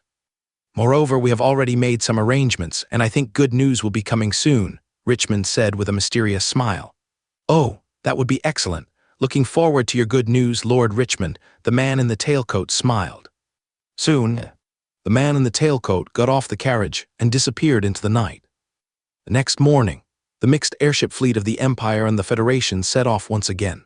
The Empire delegation, accompanied by Vice Speaker Bertrand, Congressman Trina, and a group of reception staff, headed to the Federation capital, Anther. In Anther, the head of the Empire delegation, Red Queen Minia, will meet with the Federation speaker. Of course, none of this has anything to do with Rain. At this moment, he was in the luxurious cabin of the airship, fully focused on advancing his skinning master profession level. 2 hours later, the pleasant sound of a system notification rang out. Have made a thorny wood coat, related comprehension has increased. Your skill in making thorny wood coat has improved. Experience +12, you successfully made a thorny wood coat. Professional experience for skinning master +10. Congratulations, your skinning master level has increased. Not easy, I finally brought the skinning master to level 10. Rain placed the completed thorny wood coat aside, glanced at the system notification, and smiled. Now he can finally switch to the elf skinning profession. As if thinking of something, Rain glanced at the bottom of the attribute panel where the skill points were. After defeating the icy, giant demon Gazrian, due to the high level of the Dragon Vein Wizard, his level only increased by 1. Reaching level 16, but the golden skill points reward was quite generous, with a harvest of 247 points. Now, with the skinning master level up by 1, he gained 1 attribute point and 1 skill point. So subtracting the 5 attribute points used during the battle, at the moment, Rain has a total of 8 attribute points and 24 skill points, while the golden skills amount to a whopping 674 points. Not bad, the skill points are sufficient. When arriving at Anther, once I acquire the 4th level Metal Series Witchcraft, I can rapidly become combat ready. The golden skill points are also sufficient. I should be able to directly complete the new Dawn killing move. Then I will master 2 types of Dawn killing moves. Thinking of this, Rain's eyes lit up. It should be known that among 4th level Dawn wizards, the difference in combat strength is significant. The powerful Dawn killing move is one of the key factors affecting combat strength. Additionally, Rain has his own peculiarity. With his core skill as a Dragon Vein Wizard, the Dragon Soul Strike, the greater the witchcraft power, the higher the true damage. 8 attribute points can indeed handle a big battle, but it's still a bit lacking. I should quickly switch professions to save more attribute points. Just as Rain was about to switch professions, suddenly alarms blared across the airship. Enemy attack, Rain frowned and said, because logically facing such a massive mixed airship fleet of the Empire and Federation, it is unlikely for enemies to proactively attack. Rain, filled with doubt, quickly walked out of the cabin. When Rain arrived at the side of the ship, Minia and Reginald also stepped out of the cabin almost simultaneously. A few of them looked into the distance at the same time. What greeted Rain's eyes was a mountain range on the lower right side of the airship fleet, with a mountain pass from which thick smoke and fiery red lava intermittently spewed out. As time passed, the volcanic smoke grew larger, surging to the sky like a black tide, dyeing a large portion of the sky dark in an instant. Volcanic eruption? Reginald frowned slightly. No, it's not just a volcanic eruption.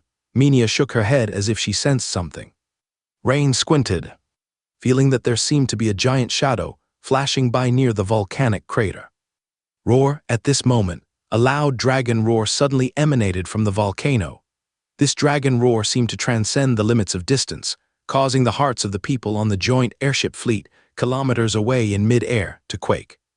Mid the shock of everyone, boom, a huge fiery red figure leaped out from the volcano. Soon after, it unfolded gigantic red wings that could obscure the sky, kicking up lava and black smoke hundreds of meters high from the volcano.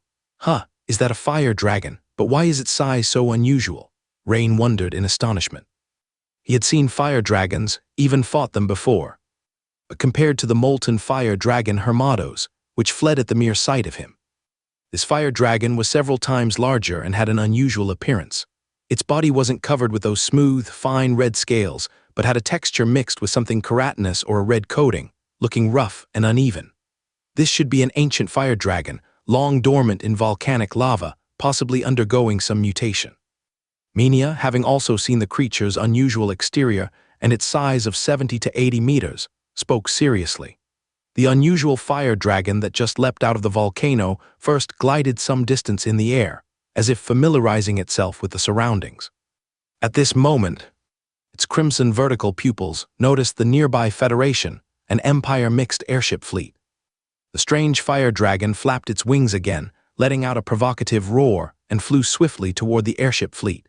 Although the fleet was composed of over 20 airships of varying sizes, making it extremely conspicuous, it was hard not to notice.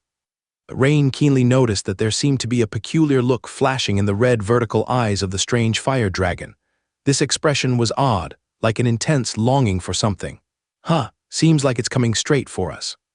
That's a bit strange, as our mixed airship fleet looks tough to deal with at a glance. Logically, dragon creatures are quite intelligent and won't engage in battles with equally strong enemies on their own. Rain couldn't help but feel puzzled, lowering his head in thought. After pondering, Rain turned to look at Red Queen Minia beside him. Facing this suddenly awakened strange fire dragon, he felt that the Federation alone likely couldn't hold it off. At this time, Earth Pulse Reginald also spoke in a deep voice. Prince Minia, this strange fire dragon's power is quite unusual. I'm afraid the Federation will find it difficult to handle it alone. No hurry, let's wait a moment. Don't forget this is the Federation's territory. Minia shook her head and said. Upon hearing Minia's words, Rain instantly understood something and nodded. Minia's meaning was clear. This is Federation territory. Moreover, this fire dragon comes precisely now, not earlier or later, which is quite intriguing. Of course, most importantly, this incident will give the Empire more leverage in future negotiations with the Federation. The unchanging aspect of international relations is interest. Report, Prince Minia, the Federation has signaled, hoping we accelerate forward, leaving the battlefield, and the Federation airship fleet will handle the fire dragon. A messenger came to the ship's side and said, Yes, accelerate forward. Minia nodded. Upon hearing the messenger's news, Rain couldn't help but admire Minia's judgment. As expected from someone of imperial royal family descent, Minia has a natural sensitivity to politics. Unlike the previously planned joint battle, this is a sudden incident, and indeed, the Federation will try to handle it themselves. Rain wasn't in a rush and turned to watch the development of events. However, he suddenly thought of another matter and smiled wryly to himself. No, if the Federation can't withstand it and Senator Trina on the flagship is endangered, I'll still have to step in. After all, I just promised Lady Trina to be her guardian knight. I can't go back on my word. Can I? I thought being this guardian knight was just a title, but unexpectedly, it's already becoming practical. A minute earlier, on the Federation giant airship in the captain's room, the sudden appearance of this strange fire dragon immediately dissipated Vice Speaker Bertrand's previously good mood. Smack, Bertrand slammed the table with a heavy hand, angrily scolding. What is the intelligence department doing? A strange fire dragon reawakens precisely as our airship fleet passes by. Is that a coincidence? What would the Empire delegation think of this? Such incidents happening repeatedly would only make our Federation look incompetent. It will put us at a disadvantage in cooperative negotiations with the Empire. The barrage of reprimands left all the advanced generals present as silent as cicadas in late autumn, undaring to provoke Bertrand's temper at this moment, especially the officer from the intelligence department, who was blushing with shame. It's critical to realize that aside from the powerful individuals like the Red Queen Minia, Earth Pulse Reginald, and Rain, most of the Imperial delegation were just ordinary people. If the airship were to be destroyed by this sudden and abnormal fire dragon, there would be no chance of survival. Moreover, if a significant portion of the Imperial delegation were to suffer casualties within the Federation's borders, the repercussions would be disastrous. Please calm down, Vice Chairman. I believe it's not the time to assign blame right now. We need to engage immediately in battle deployment. The only one who dared to speak was the elegant female parliamentarian Trina. Hearing Trina's mature feminine voice, Bertrand's expression eased slightly. He took a deep breath to calm his impatience and said in a deep voice, "Admiral Rise, you are tasked with commanding the next battle. Ensure the safety of the Imperial delegation's airship and decisively take out the incoming threat." "Understood." Vice Chairman Admiral Rise immediately saluted. Though he was unfamiliar with the strange and abnormal fire dragon that had appeared, he would do his utmost. First and second airship formations. Accelerate and form a lateral bombardment barrier. Additionally, request Sword St. Terrio and Lord Hernandez to provide support immediately. Orders were swiftly relayed from Admiral Rise as he issued them. 2 lines of medium-sized airships, 5 in each line, totaling 10, adjusted their courses slightly and quickly positioned themselves at the fore of the hybrid formation's flank, facing the incoming abnormal fire dragon head-on.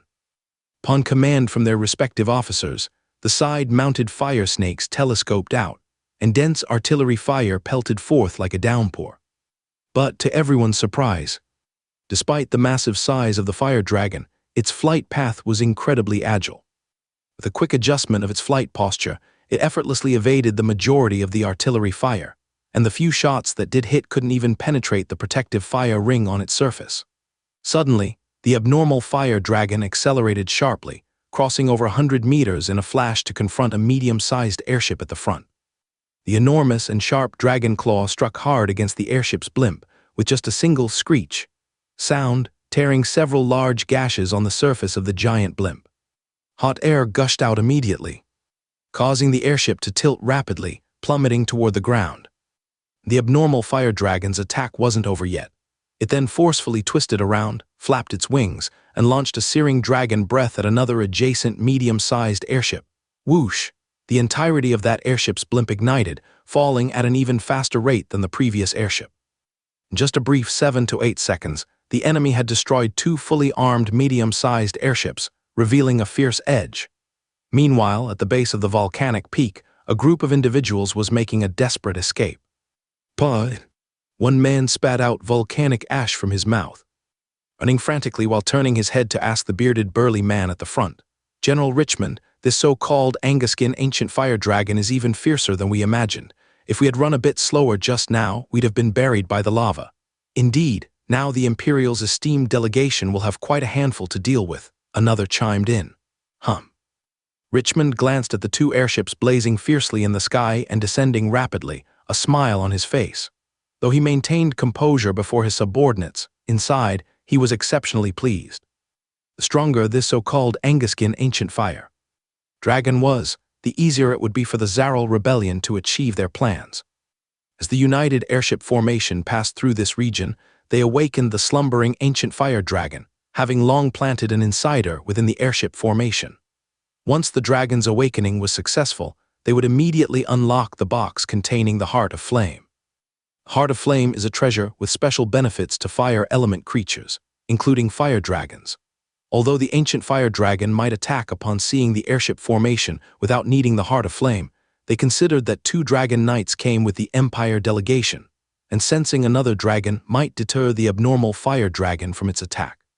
Thus, to be safe, they specially arranged for the valuable Heart of Flame.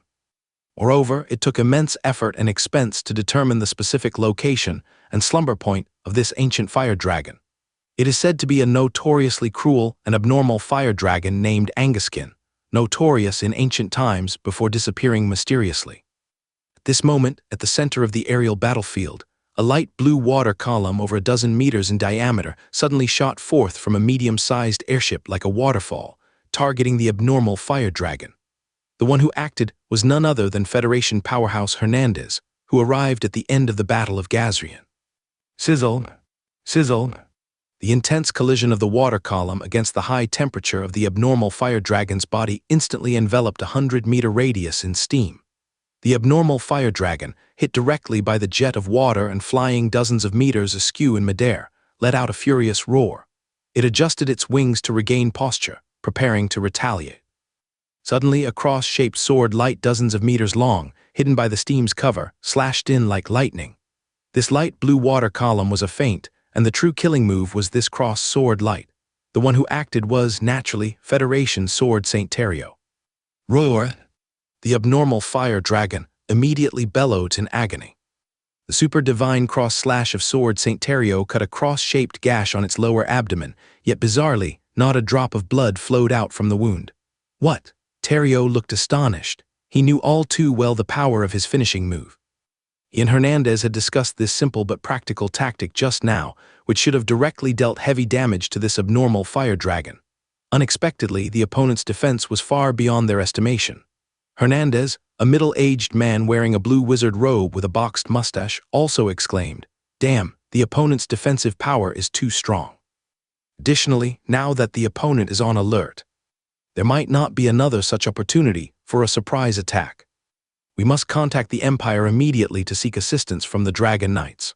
Aboard the Imperial airship's deck, Rain, eyes slightly squinting, closely examined the cross-cut on the abnormal fire dragon's skin and soon discovered the secret. This ancient fire dragon's bizarre appearance was likely due to the year-round immersion in magma, which had merged with its dragon scales, transforming them into a special kind of molten armor.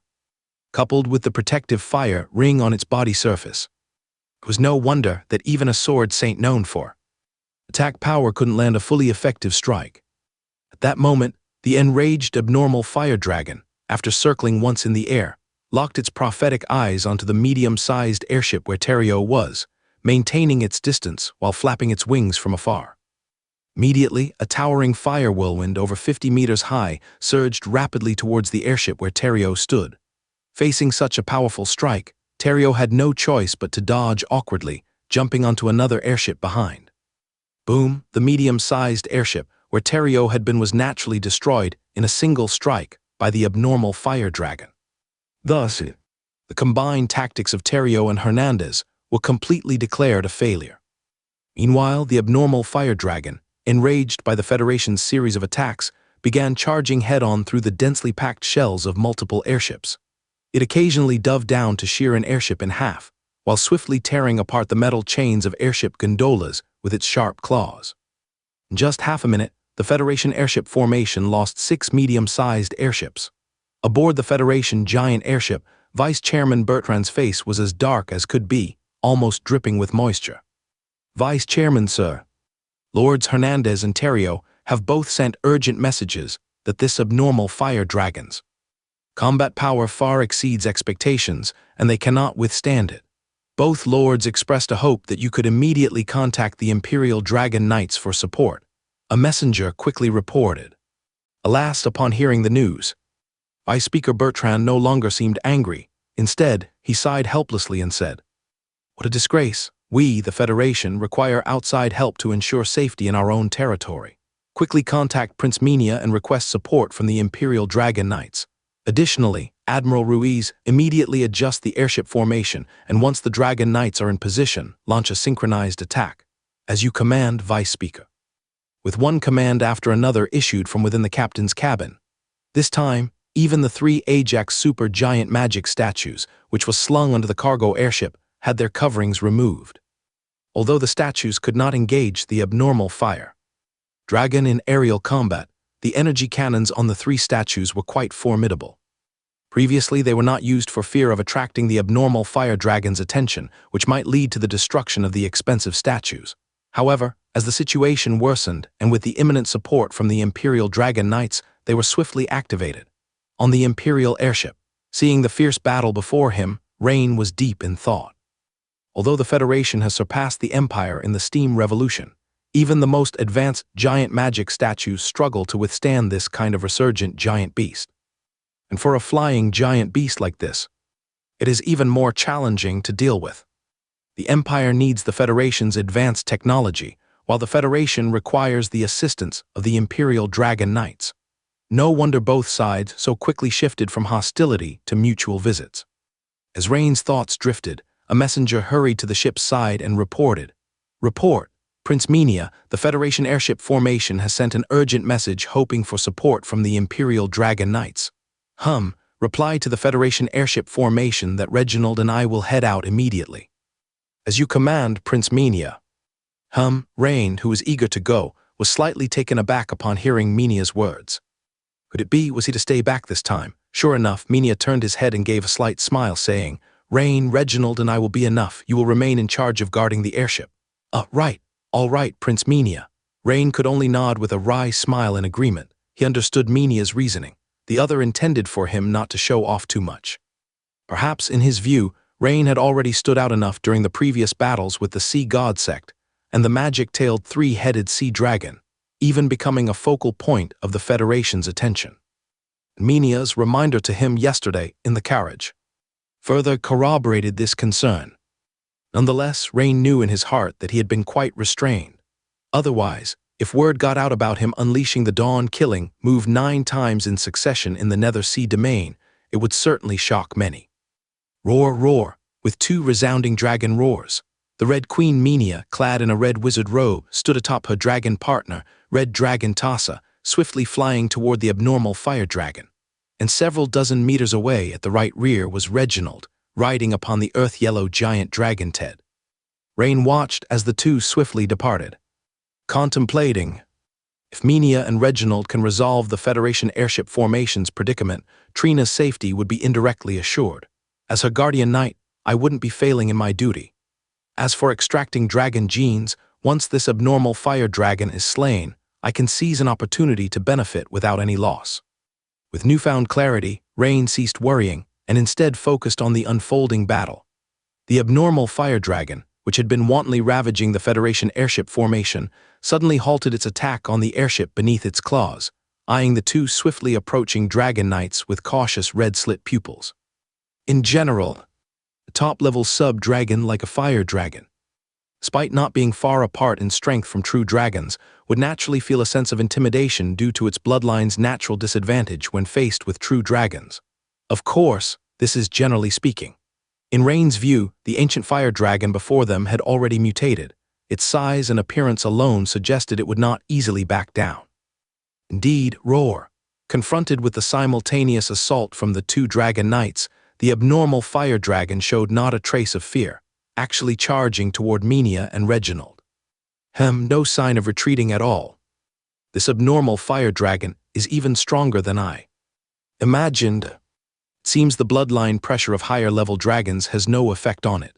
Rain couldn't help but narrow his eyes, because typically, when an ordinary fire dragon encounters a red dragon, it would feel fearful to some extent. Yet the giant, abnormal ancient fire dragon before them clearly defied this norm. Due to the opposing paths of the abnormal fire dragon and the Empire's 2 dragon knights, they engaged in combat within just a few seconds. In an instant, 2 intensely burning dragons' breaths collided in mid-air. Boom, 2 fiery columns clashed fiercely in the air, but in terms of power, it was evident that Red Dragon Tassa's fiery breath was not a match, as it was suppressed to within 10 meters of itself within mere seconds. Although Minia had anticipated that the opponent would not be easily handled, she did not expect that Tassa, as a pure blood-red dragon, was unable to suppress it at all. Of course, as a seasoned epic-level powerhouse, while surprised by this scene, she reacted swiftly. Prince Minia quickly chanted a spell, raised her fair finger, and a red spiral beam shot from her fingertip, piercing through the raging flames of the clash, directly targeting the abnormal fire dragon. SSS. It was Minia's Dawn killing move with extremely high penetration power the blazing light wave cone. Meanwhile, the earth-toned giant dragon Ted, under the control of Earth Pulse Reginald, launched a breath attack from above the back of the abnormal fire dragon. Gravel breath. A breath filled with numerous gravel particles rushed downward, targeting the abnormal fire dragon's back. Though the battle initially seemed unfavorable, the 2 veteran dragon knights swiftly turned the tables, showcasing their skilled combat prowess. This prompted Federation Sword St. Terrio on a nearby medium airship to express his admiration. Prince Minia of the Empire has such extensive battle experience that even epic-level strong individuals find it hard to compare. Indeed, especially since she has a mighty dragon partner, the reputation of the Imperial Dragon Knights is well-deserved. Hernandez, who had joined, concurred. At this moment, the duo was some 700–800 meters away from the abnormal fire dragon. Additionally, Hernandez was concerned that his water witchcraft would collide with the abnormal fire dragon's protective fire ring, generating a steam cloud that would obscure their vision. Thus, the 2 refrained from immediate action, waiting for a strategic opening. However, just as everyone assumed a successful strike would yield significant results, The abnormal fire dragon suddenly shifted from horizontal to vertical flight, dodging giant dragon Ted's gravel breath. At the same time, after taking Minia's blazing light wave cone head-on with its chest, it accelerated towards red dragon Tassa, delivering a powerful claw strike. PFFFT.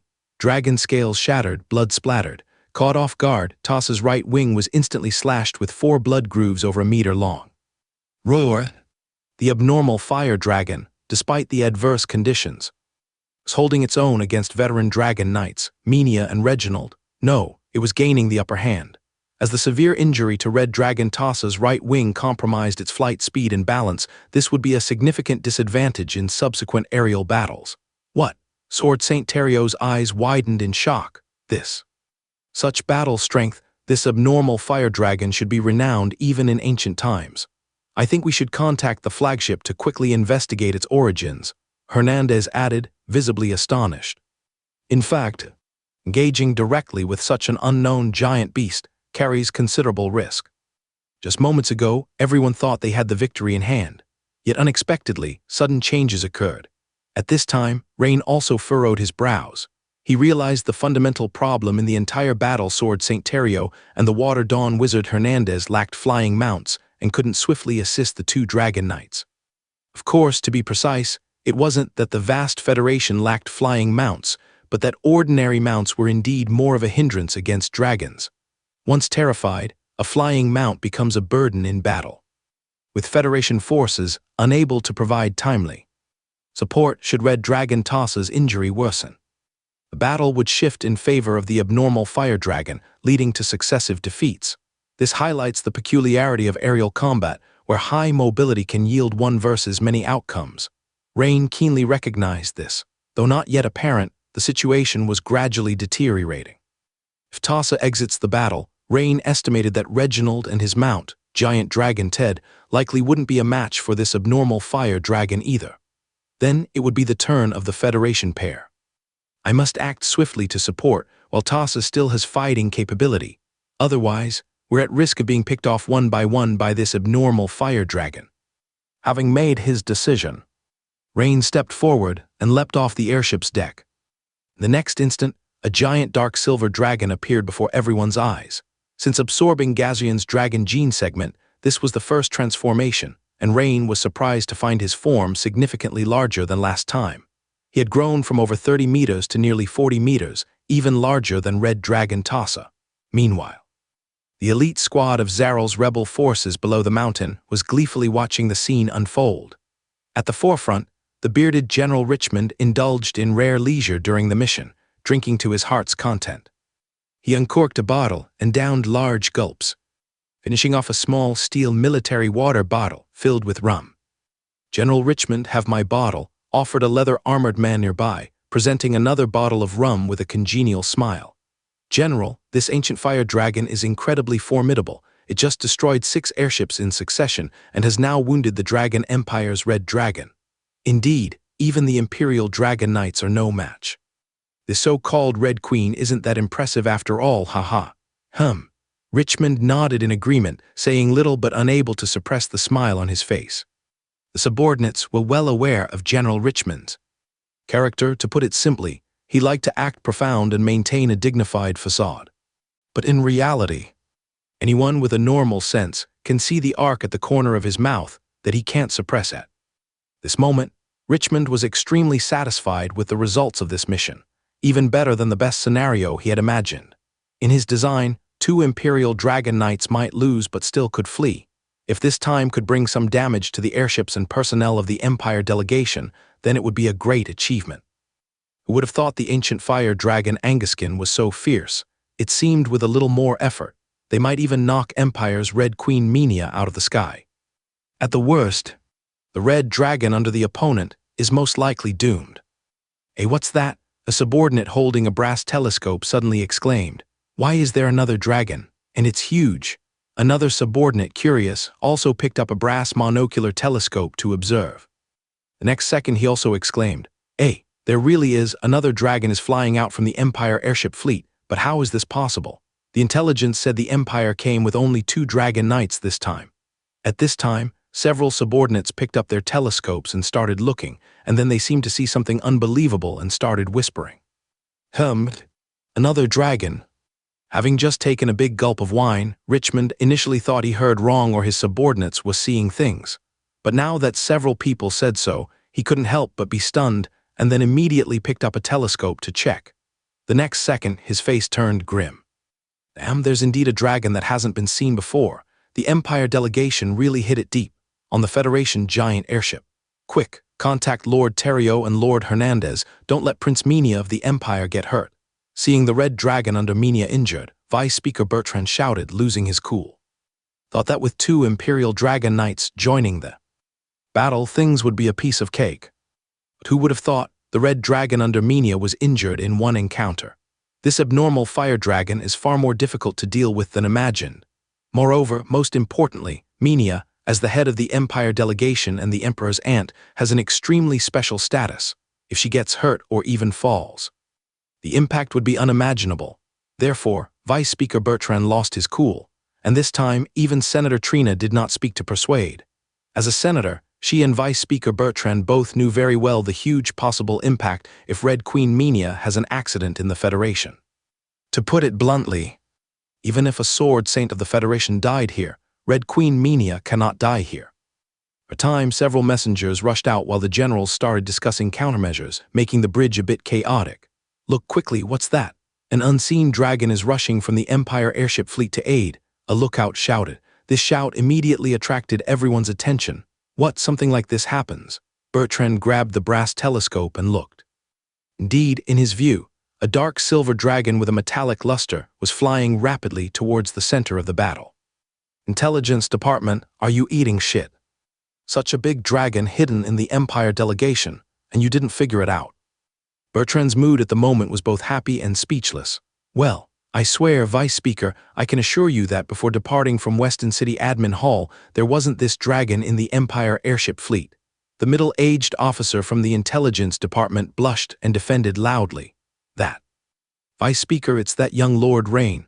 Just now I saw, the young Lord Rain jumped off the airship, and the next second he transformed into a dragon. A general with graying hair recalled, slightly hesitating while speaking. Because he doubted earlier whether his old age made him see things, and thus hadn't immediately raised this point. But checking again, found indeed missing the figure of the young Lord Rain on the deck of the Empire's flagship airship. He then had some certainty to speak. After all, during such intense battle, Rain couldn't have returned to the cabin. What? Rain transformed into a dragon. Including Vice Speaker Bertrand, other advanced generals all picked up their telescopes to look at the dragon again. Sir, confirmed the deck of the Empire airship fleet no longer has Lord Rain's figure, a lookout reported loudly after careful checking. This statement left the answer unmistakable. The dark silver dragon before the eyes must be transformed by Rain. As for the graceful woman, Trina, similarly holding a brass telescope to view, her beautiful eyes opened wide, and her cherry-red mouth opened large. Such expression appearing on a highly authoritative Federation senator was indeed rare. And amidst everyone's shock, at this moment Rain had already flown close to the abnormal fire dragon. At this moment, the situation in the sky had transformed into a chase. Red Queen Minia was seen maneuvering the injured red dragon Tassa, flying up and down to evade attacks, while the abnormal fire dragon pursued relentlessly, appearing determined to kill red dragon Tassa.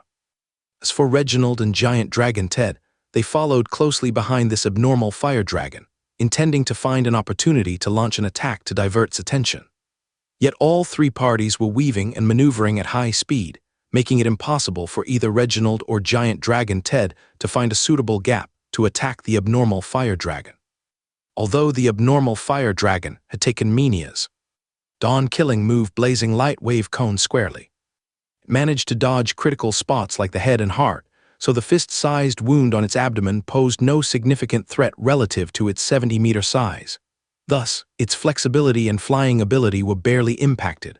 Conversely, Red Dragon Tassa, since it was injured on its right wing, its flying speed and maneuverability suffered somewhat, now being pursued closer and closer.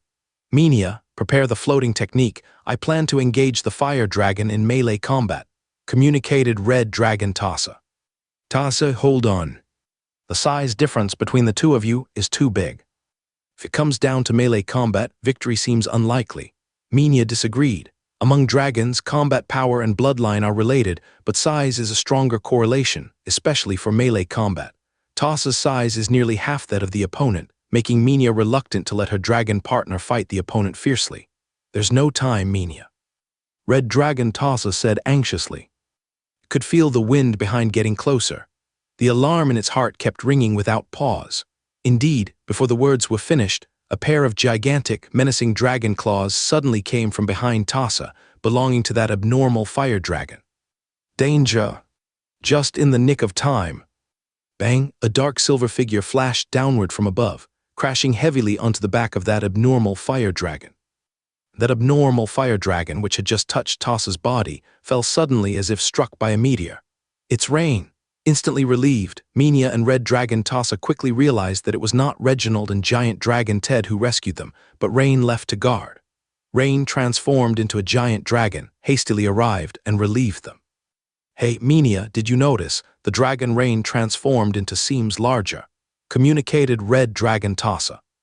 Minya listened with slight amazement, immediately focusing her gaze on the dark silver dragon, entangled with the abnormal fire dragon. Midair, indeed, although the dark silver dragon's size was still less than that monstrous fire dragon's 70-meter bulk, the difference wasn't significant, appearing to be at least 40 meters long. Certainly larger than before. Minya, I'm going down to help. Rain alone might not stand against that abnormal fire dragon. Red Dragon Tassa circled in midair, slowly halting, and said, Wait, let me treat your right wing's wound first. Saying this, Minya began to mutter a spell.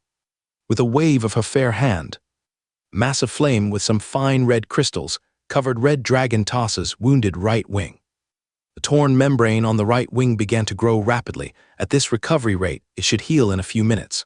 This is one reason why Dragon Knights require dual selection. Same attribute Dawn Wizards and Dragons can mutually benefit. Quicker, Minya.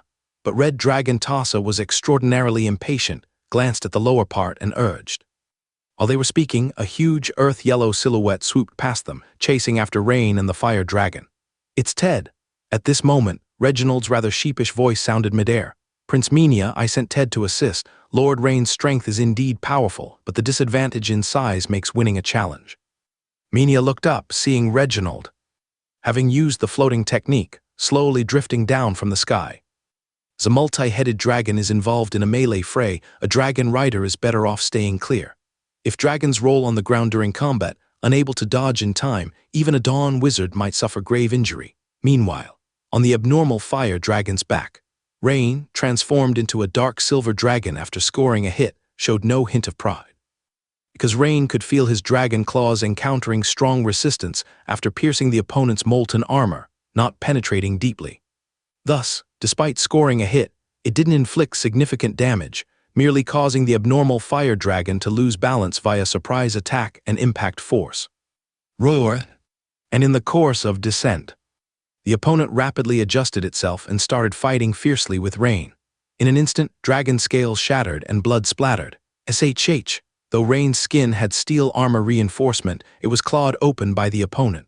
Judging by defensive power, both were remarkably equal. Rain, specializing in melee combat as a metallic giant dragon, and the opponent merely a top-level sub-dragon fire dragon. It was evident how strong the abnormal fire dragon is. At least possesses late-stage epic strength. The strange fire dragon firmly grasped Rain's body. With its claws, its gaping maw aimed at Rain's head. Its neck immediately starting to swell segment by segment, as if about to expel some steam. Not good, it's the fiery breath. Rain's heart instantly chilled. He had just seen very clearly the immense power of the opponent's dragon's breath. If hit directly, even he might be seriously injured or at least severely skinned. Possibly even gravely injured. Whoosh! Rain swiftly twisted his head aside, a scorching column of flame brushing past the right side of his head. However, in the next instant, the opponent's fiery breath abruptly stopped. Rain felt a sudden sinking sensation at the dragon claw he was holding, as if the opponent's weight had suddenly increased substantially. Looking closely, Rain realized that while he was entangled with the strange fire dragon, Giant Dragon Ted seized the opportunity to dive from the sky and launched an attack. At this moment, Ted was biting fiercely at the strange fire dragon's right wing. As for Reginald, his figure was no longer on Ted. Rain thought quickly and understood that such fierce melee combat, even for the Dawn Wizard, could result in serious injury from a mere graze. 3 dragons, varying in size and color, entangled in a fierce battle, resembling a massive meatball crashing to the ground. Boom! A huge crater appeared on the ground, and the shockwave formed a small mushroom cloud, sending dust soaring over 100 meters into the sky. To everyone's astonishment, even after falling from such a great height, the 3 dragons continued their brutal melee. The strength of the dragons' bodies was clearly evident. At the rear of the Federation airship formation, below the 2 large airships, Ajax's energy cannon cannot lock onto that strange fire dragon, making it impossible to fire. Benito, in the demon statue control room, was trying to aim, but whether in the air or on the ground, he couldn't lock onto the target. The melee between the dragons was incredibly swift, constantly changing positions, and an accidental shot might not just miss, but could even harm allied forces. Have the airships descend immediately, let us down. The opponent is on the ground now, we have to go help. Rebecca's clear voice called out. All right. 2 large airships from which was suspended the super-giant magic statue Ajax began to descend slowly. Meanwhile, Sword St. Terrio and Hernandez were already descending from the sky, but they faced the same problem as Rebecca. The melee between the dragons was too intense, with their positions and forms changing too rapidly, preventing them from intervening. Thus, both of them had to wait nearby, ready to strike a powerful blow once their dragons disengaged from the strange fire dragon. In the core area of the battlefield, the 3 dragons were still locked in combat, with their random blows, wing flaps, and tail swings raising large amounts of dust. In such a situation, neither the lookout on the airship above nor Zarel's ground resistance forces could see the events inside the dust cloud clearly. They could only hear the fearsome roars of the dragons, which filled everyone with dread.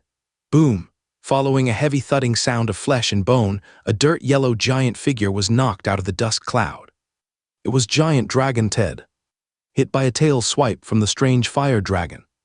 Though heavily wounded, it managed to bite off a large chunk of dark red flesh with molten armor, seemingly from the meat wing area of the strange fire dragon.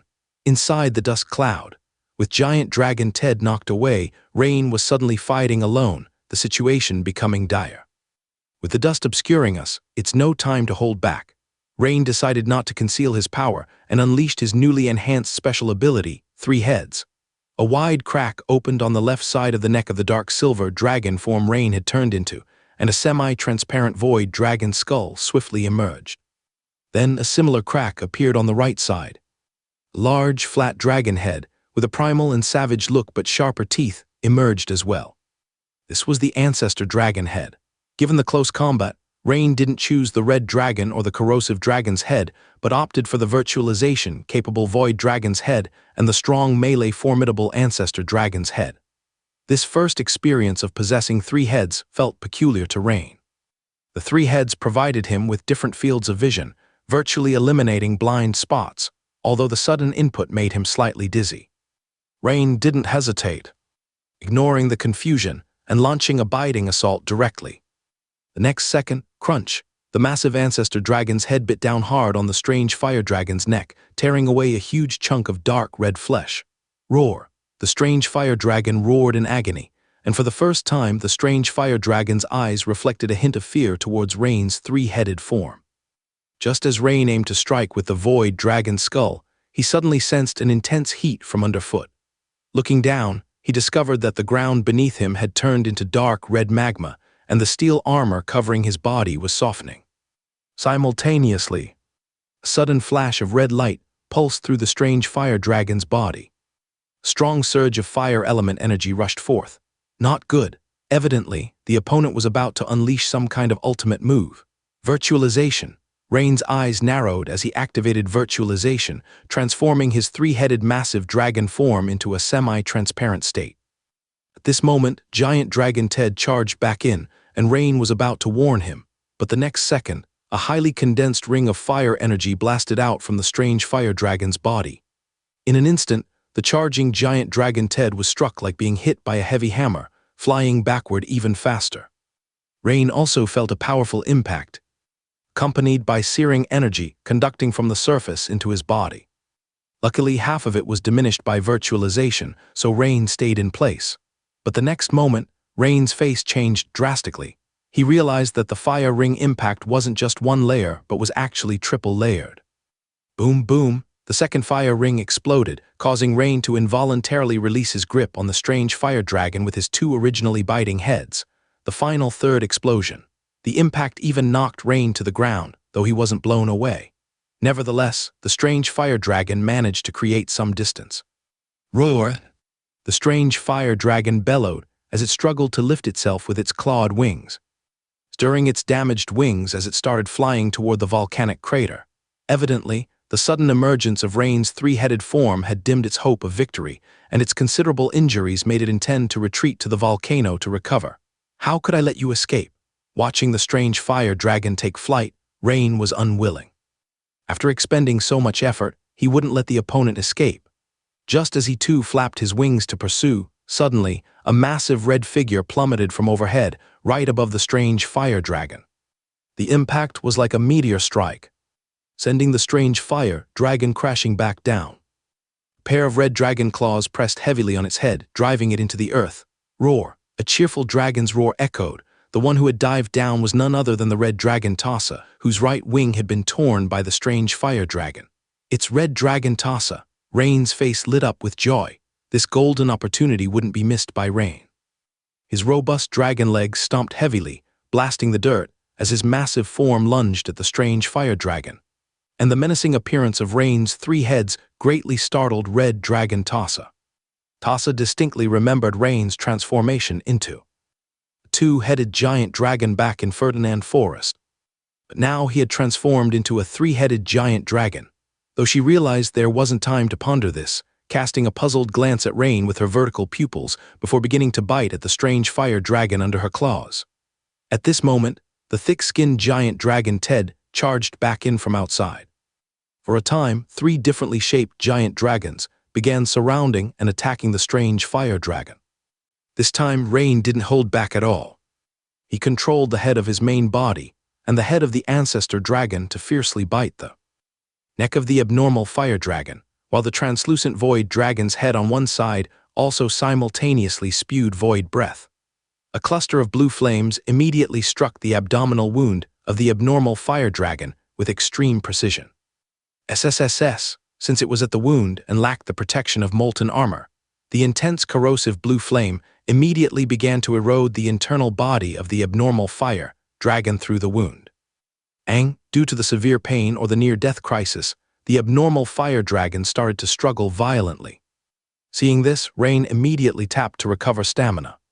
But for a moment, including himself, the three-headed giant dragon working together still felt like they couldn't hold the opponent down.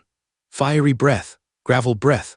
Both Tassa and Ted firmly held their opponent down while mimicking Rain's approach, spewing fiery and gravel dragon's breath at the other wounds on their opponent's body as well. Under the pain, the abnormal fire dragon struggled even more desperately. After the void dragon's head released its breath, it once again joined the other heads in heavily biting the neck of the abnormal fire dragon. Though the neck of the abnormal fire dragon was protected by molten armor, it couldn't withstand the combined biting of Rain's three dragon heads, especially as two of them were highly proficient in melee combat. In an instant before the abnormal fire dragon could break free, its neck's molten armor was abruptly torn apart, blood splattering. This time there was no trace of rage in the opponent's dragon roar. Instead, it was filled with a longing for life. A few seconds later, Tassa and Ted both felt the abnormal fire dragon under their claws ceased movement after a violent struggle, with occasional twitching being muscles' neural reflex.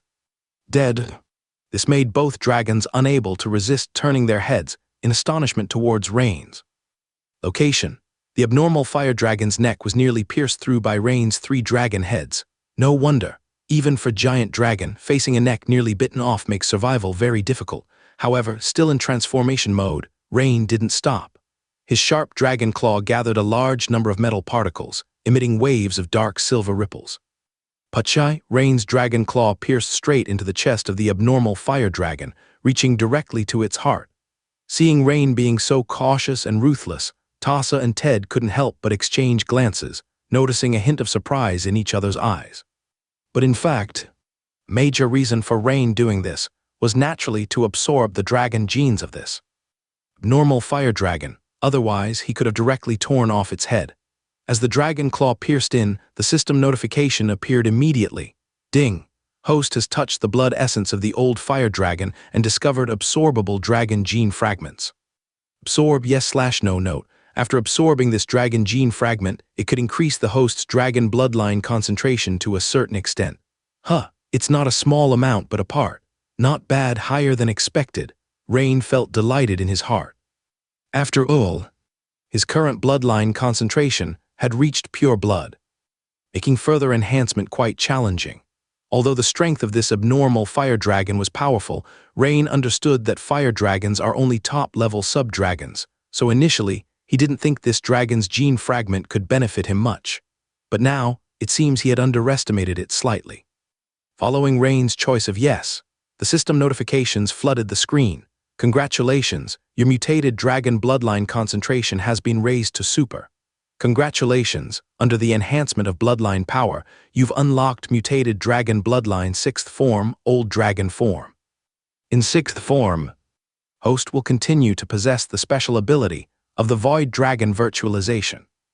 In 6th form, host will continue to possess the special ability 3 heads effect. In addition to the main body's head, host can independently select and grow 2 other dragon heads with different attributes, thereby gaining corresponding dragon's abilities, including but not limited to dragon's breath, talent ability, and melee ability, etc. Note: currently, the host has mastery over void dragon's head, head of corrosive dragon, ancestor dragon head, and red dragon's head. Ding! Host's dragon bloodline concentration increased to super, enhancing the power of Dragon Vein Wizard core skill, Dragon Soul Strike. Mutated Dragon Bloodline 6th form, Old Dragon form. Upon activation, the body transforms into a giant dragon, with the size being 130% of the regular giant dragon form, and attributes like strength and agility increase simultaneously, immunity to all low to mid-level poisons and disease effects, as well as immunity to witchcraft damage below 300 degrees.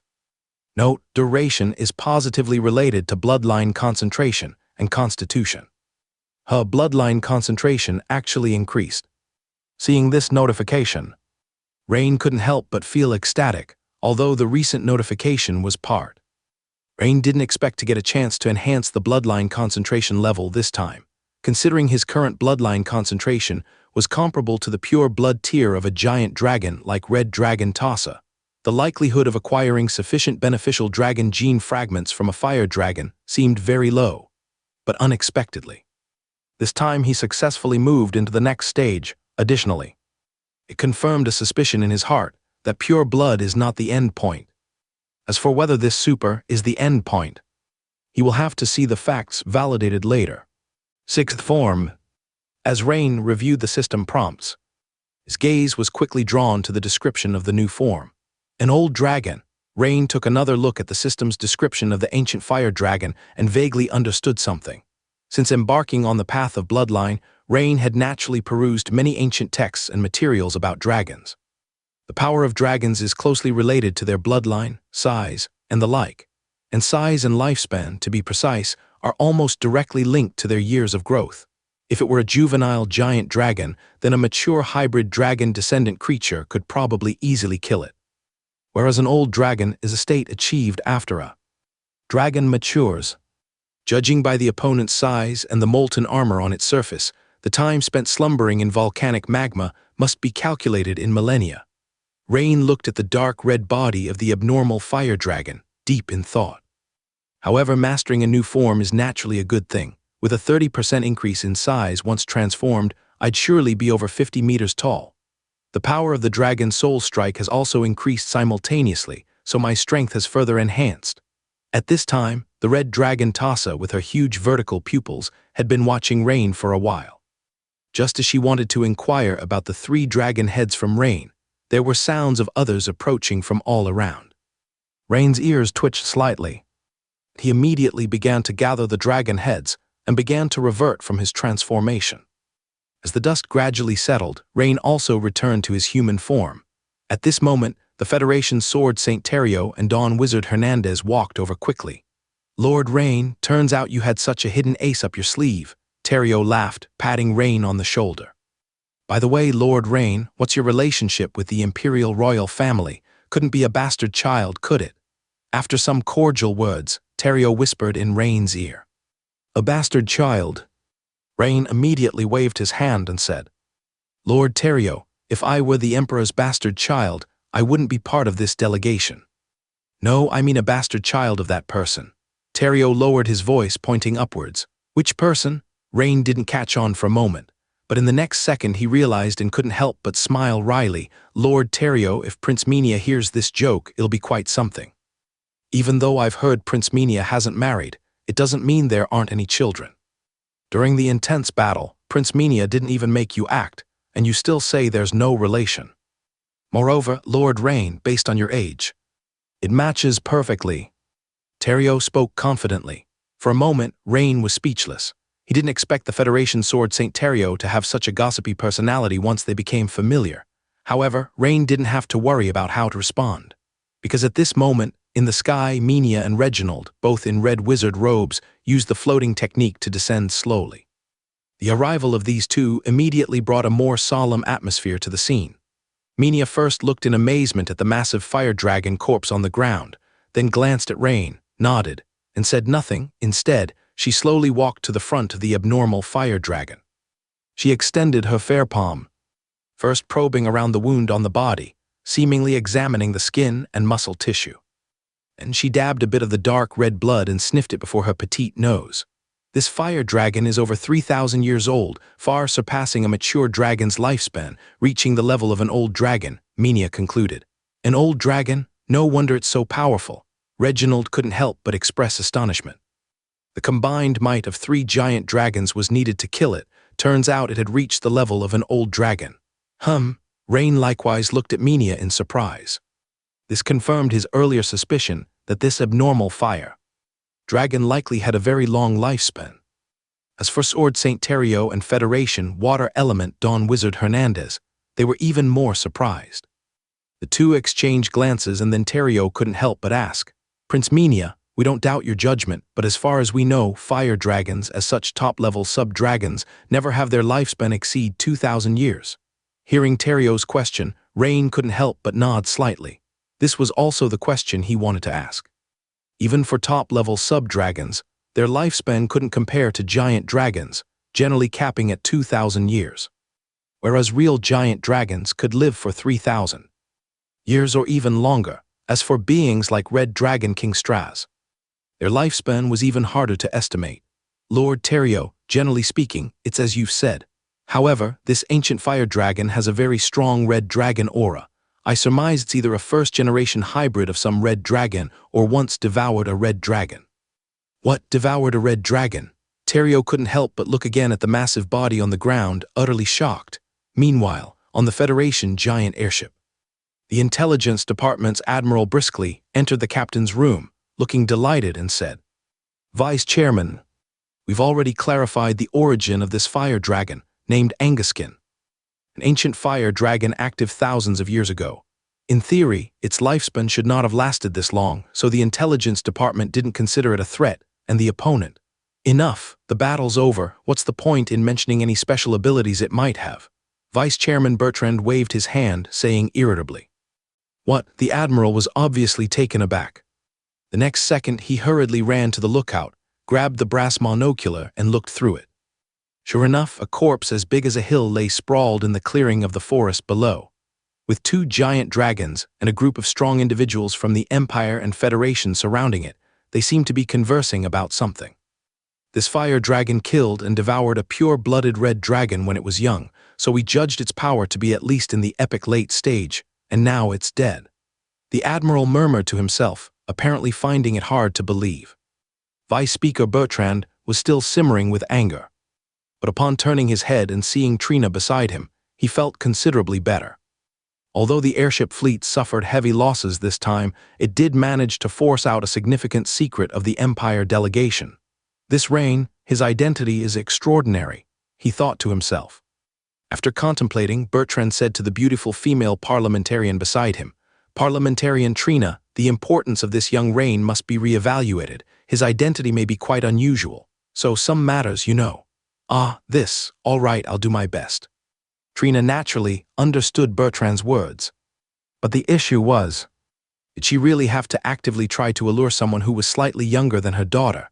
Thinking about this issue made Trina's pretty face blush uncontrollably. At this moment, Trina also recalled the words Rain said earlier. His identity is not suitable to become the guardian knight of the Heidelberg Duchy. Could it be that Lord Rain truly carries the imperial royal family's dragon bloodline? No wonder Lord Rain disagreed to become the duchy's guardian knight at that time. Yet he agreed to become my guardian knight. Thinking of this, Trina's heart couldn't help but flutter. Several minutes later, Sword St. Theriot on the ground received a transmission from the airship. After listening, he turned his strange gaze to Minia and said, Prince Minia, it's exactly as you said. This ancient fire dragon is named Anguskin, active in the new continent thousands of years ago. According to ancient records, it once defeated and devoured a red dragon, then disappeared without a trace. Indeed so. Minia was not surprised at all, but rather nodded calmly. Rain, however, looked at Minia with great astonishment, thinking to himself, it seems the imperial royal family's understanding of the dragon bloodline is far deeper than I imagined. The previous reminder from Minia about myself must be quite significant, but when I searched related ancient records, there seemed to be no mentions of two-headed or multi-headed dragons. I'll have to search again thoroughly when I return. At this moment, Minia seemed to think of something and continued. However, this fire dragon waking up at this time is most likely because someone awakened it. Didn't you send someone to investigate the volcanic crater over there? There should be some clues left, such as remnants of the awakening ceremonies which array. Minia extended her fair fingers, pointing towards the volcanic path, still spewing black smoke, several miles away. I'll immediately send someone. No, I'll personally go and check. Sword St. Theriot felt somewhat ashamed and said, after all, the Federation had failed to fend off the ancient fire dragon Anguskin, and had not even begun the subsequent investigation, which was truly too much to criticize. To the unaware, it might even appear as if the Federation was directing and staging this entire incident. Half an hour later, Lord Rain and Prince Minia had already returned to the Imperial airship fleet. A Federation Deputy Speaker Bertrand and Councilwoman Trina personally rushed to the Imperial airship flagship to apologize to Minia in person. Prince Minia, we deeply apologize for what has happened. Bertrand, with a solemn face, bowed slightly to Minia and said in a deep voice, additionally, at the foot of the volcano we have already found some clues. The awakening of this ancient fire dragon, Anguskin, was not a coincidence, but was manipulated by an organization called the Zaral Rebellion. Oh, it seems that Lord Theriot has made some breakthroughs. Well, I'm sorry, Prince Minia, we still arrived a bit late. The traces of their departure were already covered by the erupting volcanic lava and ash, so we didn't capture any live witnesses. Bertrand smiled awkwardly and said, in his heart, he cursed the reaction speed of the Federation Intelligence Department half to death. His subordinates were not effective, forcing him to clean up the mess here. What a pity, but, Zaral Rebellion, I am aware of this organization. They have been causing trouble along the Empire's coastal territories. Minia frowned and said, Lord Bertrand, could it be that the Federation's higher-ups are funding the other side? This time, were they attempting to assassinate the Empire delegation? Of course not, Prince Minia, you must be joking. Bertrand hurriedly denied. Although both sides were well aware of such matters, certain things cannot be admitted in official settings. Now that the Zaral Rebellion dares to do such things, they are naturally also the enemies of the Federation. Bertrand firmly stated immediately, that's best. In that case, I hope the Federation can work in full cooperation with the Empire to completely eliminate this terrorist organization. Minia smiled and said, of course, we will fully support this matter. Bertrand nodded and said, with the Federation mobilizing 2 more fully armed airship fleets for escort, everything went smoothly in the following journey. Lord Rain originally intended to peacefully enhance his skin-making skills in the cabin and transition to elf skin making, but several invitations from the Federation, especially from the charming Trina, made it impossible for him to refuse. On one hand, as a Federation Council member, it was beneficial to maintain a good relationship with her. Moreover, Rain had a vague concern in his heart that there seemed to be a certain dread the imperial royal family held against the multi-headed dragon bloodline. Of course, this matter was still unclear at the moment. But as the saying goes, a man without long-term considerations must have near-term worries. If something unexpected truly occurs, perhaps Rain himself would be safe, but he always wanted to leave a way out for his family and friends. On the other hand, she also had what he urgently needed, the follow-up of the third-level witchcraft Sawtooth Ring, which is the last piece of the new Dawn killing move puzzle. Therefore, over these 2 days, Rain and Trina's relationship became more familiar than before, and Rain also learned about some of Trina's personal circumstances.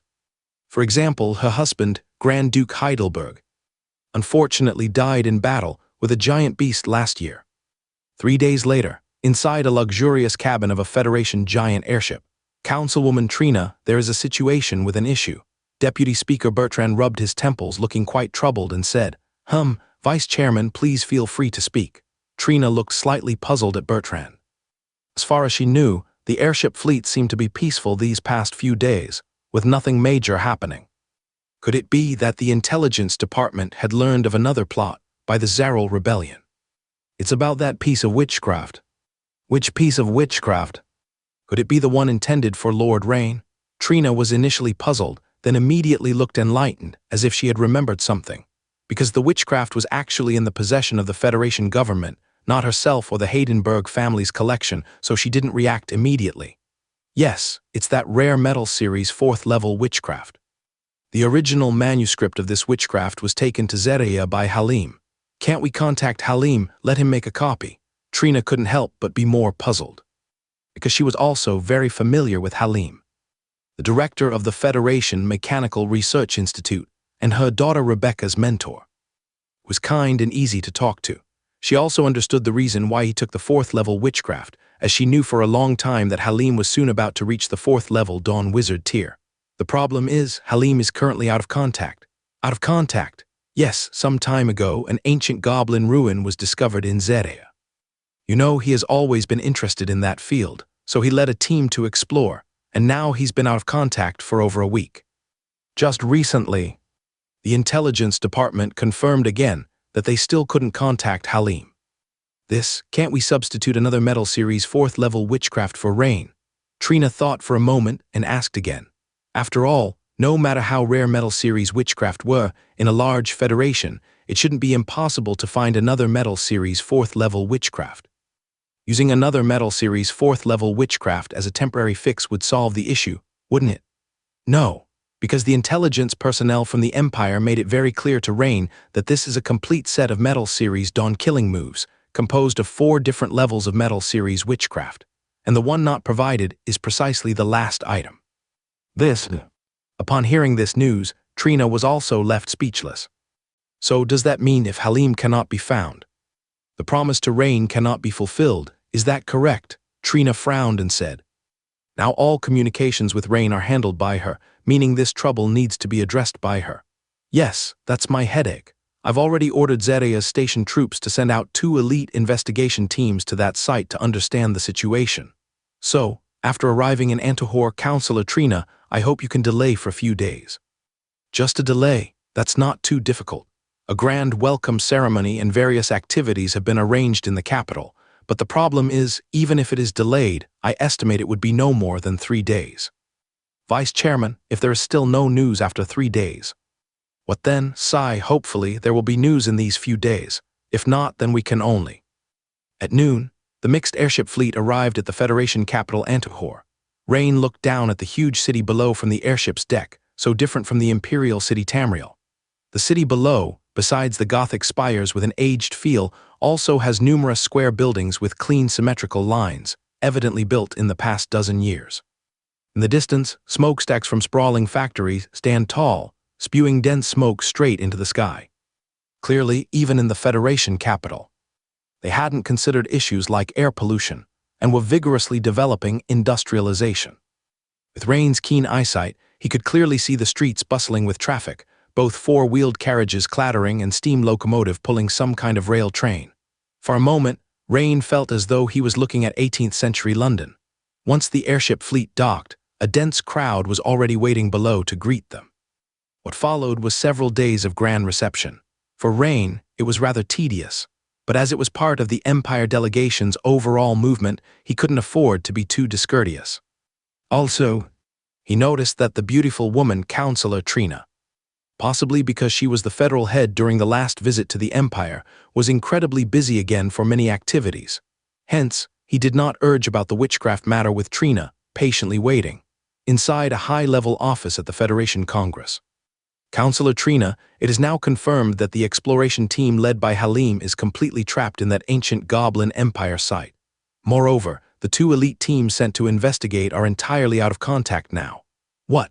The situation is so severe? Trina's beautiful eyes widened slightly in surprise. Yes, the situation at the site is complex. According to the current investigation, it's likely the ancient capital of the ancient Goblin Empire. Now, the Department of Military Affairs is studying whether to involve the Federation's epic-level experts. Alas, the main issue is that these all require time, but Rain sighed. It would be troubling for you to explain. Bertrand sighed and said, I understand what Vice Speaker means, at least to ensure Lord Rain doesn't become prejudiced against the Federation due to this matter. Trina timely replied. Indeed, Counselor Trina, at least Lord Rain must not feel we are duplicitous and untrustworthy. Bertrand nodded at the beautiful woman Trina. Otherwise, the good impression recently sown in the heart of this young Empire figure could be prematurely lost. However, he knew this matter was highly challenging. Even though he regarded Trina highly, he did feel this was somewhat taxing. Speaking of Rain, the Empire's spies have sent the latest intel confirming that Rain has no ties with the Imperial royal family. He's a quality target for us to consider tracking. I understand. Trina nodded. She had already made a decision in her heart.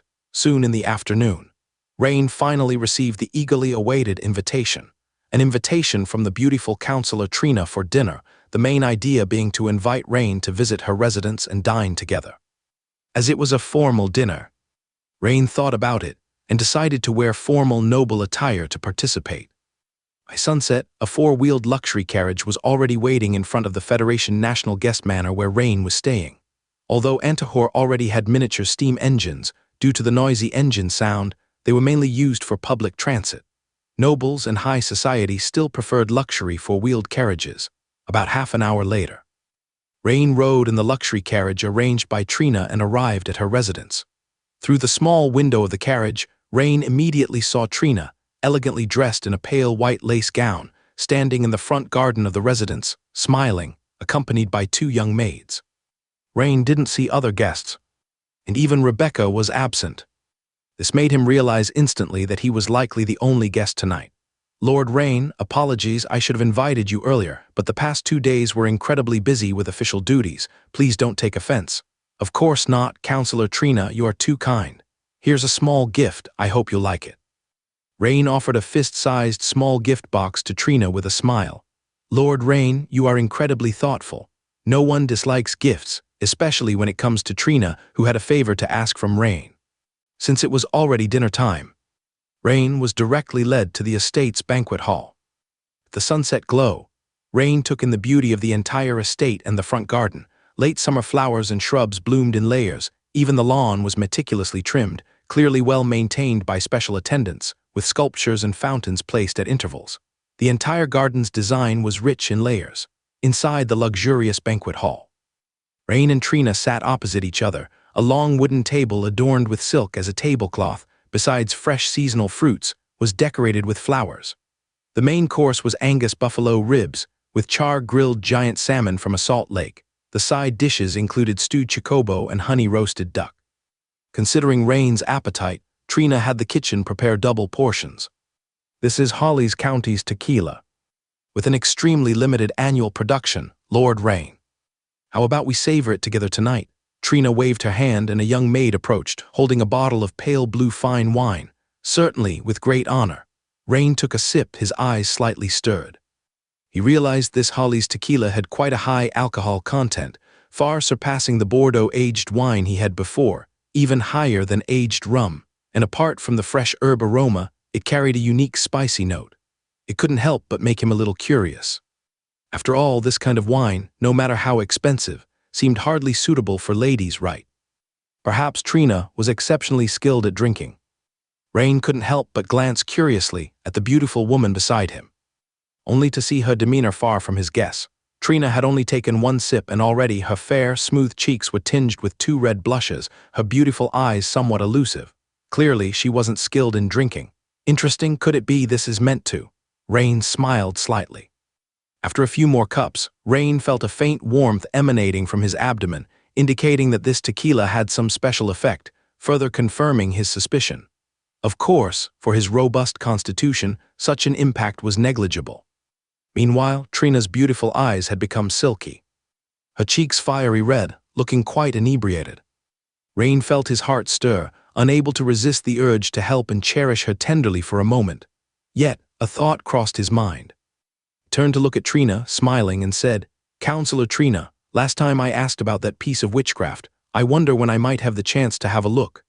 Trina had thought under the special aphrodisiac effect of Hollis County's tequila, Rain would first get involved with her, making things easier to discuss. But unexpectedly, at this intoxicated moment, he suddenly brought up the matter. I'm terribly sorry, Lord Rain. There's been some unexpected situation concerning this." Rain narrowed his eyes, his whole aura suddenly changed, and his gaze towards Trina became exceptionally sharp. In his view, the Federation was planning to renege, or more precisely, attempting some kind of coercion. And this was the thing he hated most.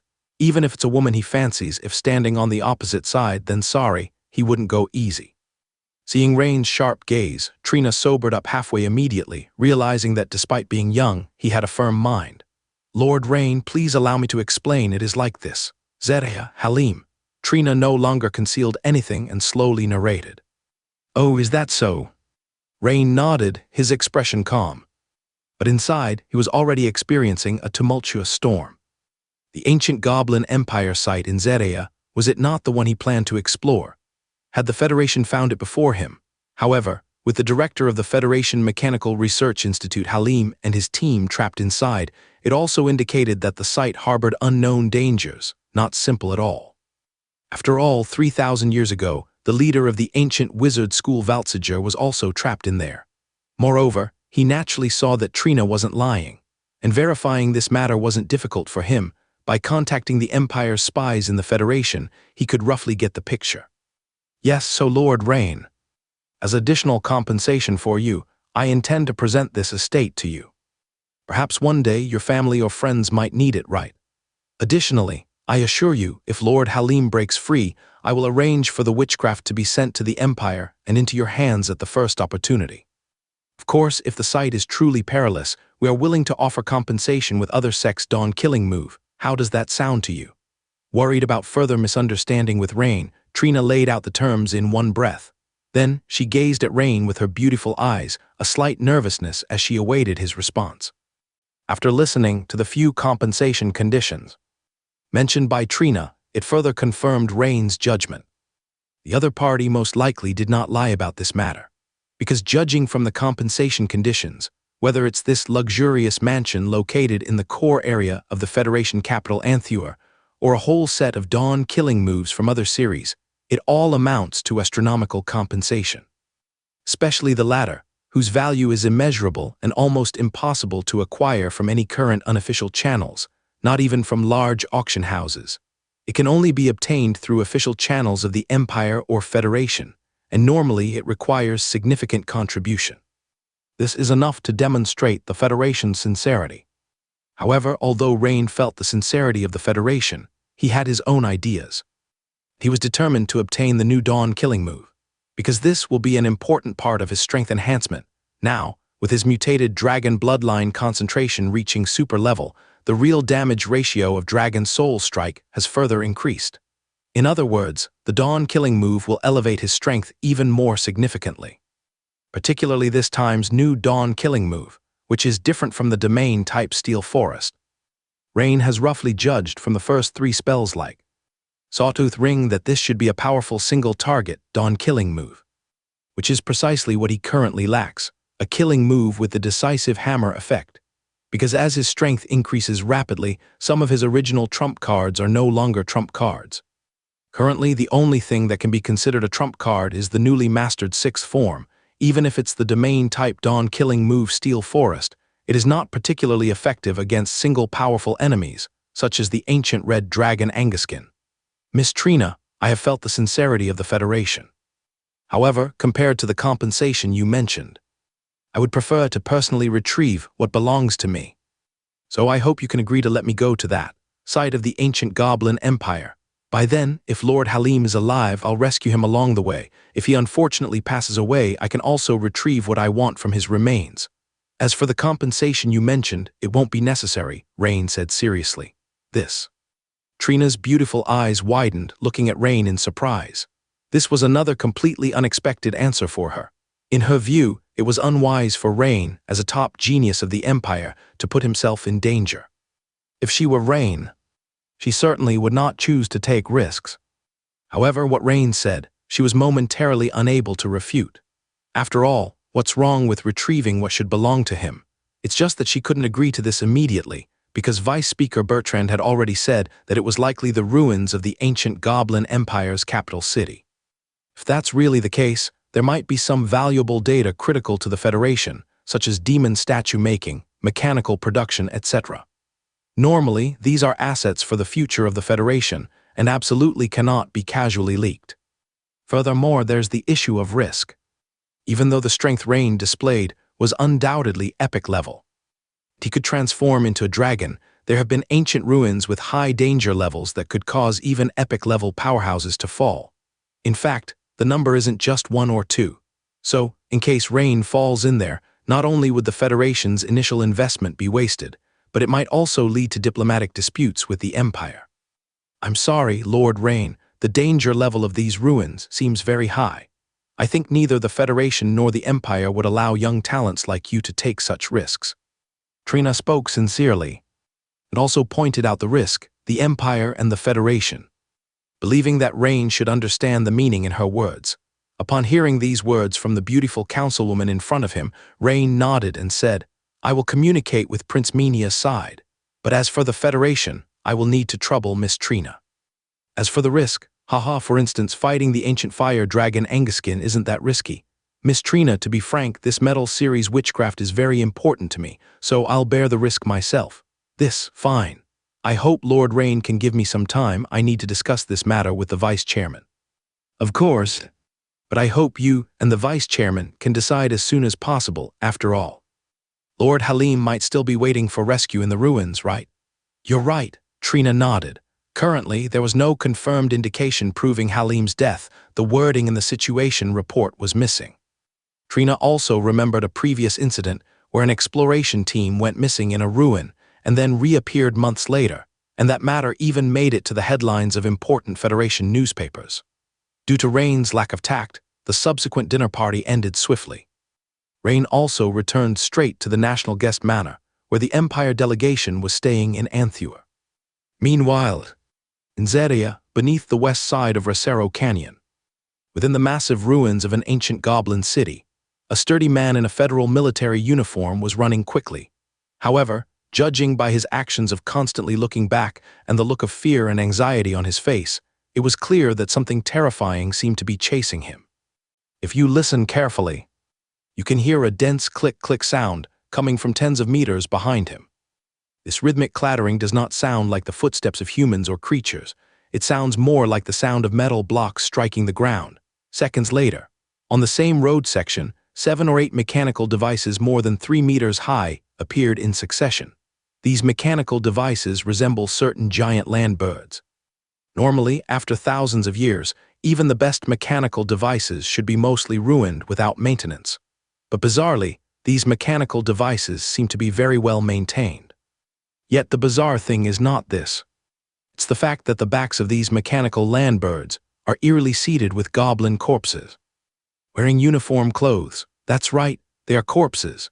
Their skin is dried to the point where it's almost entirely deep wrinkles, with eyes that only seem to have the whites, expressionless, operating the mechanisms to chase the Federation mail ahead.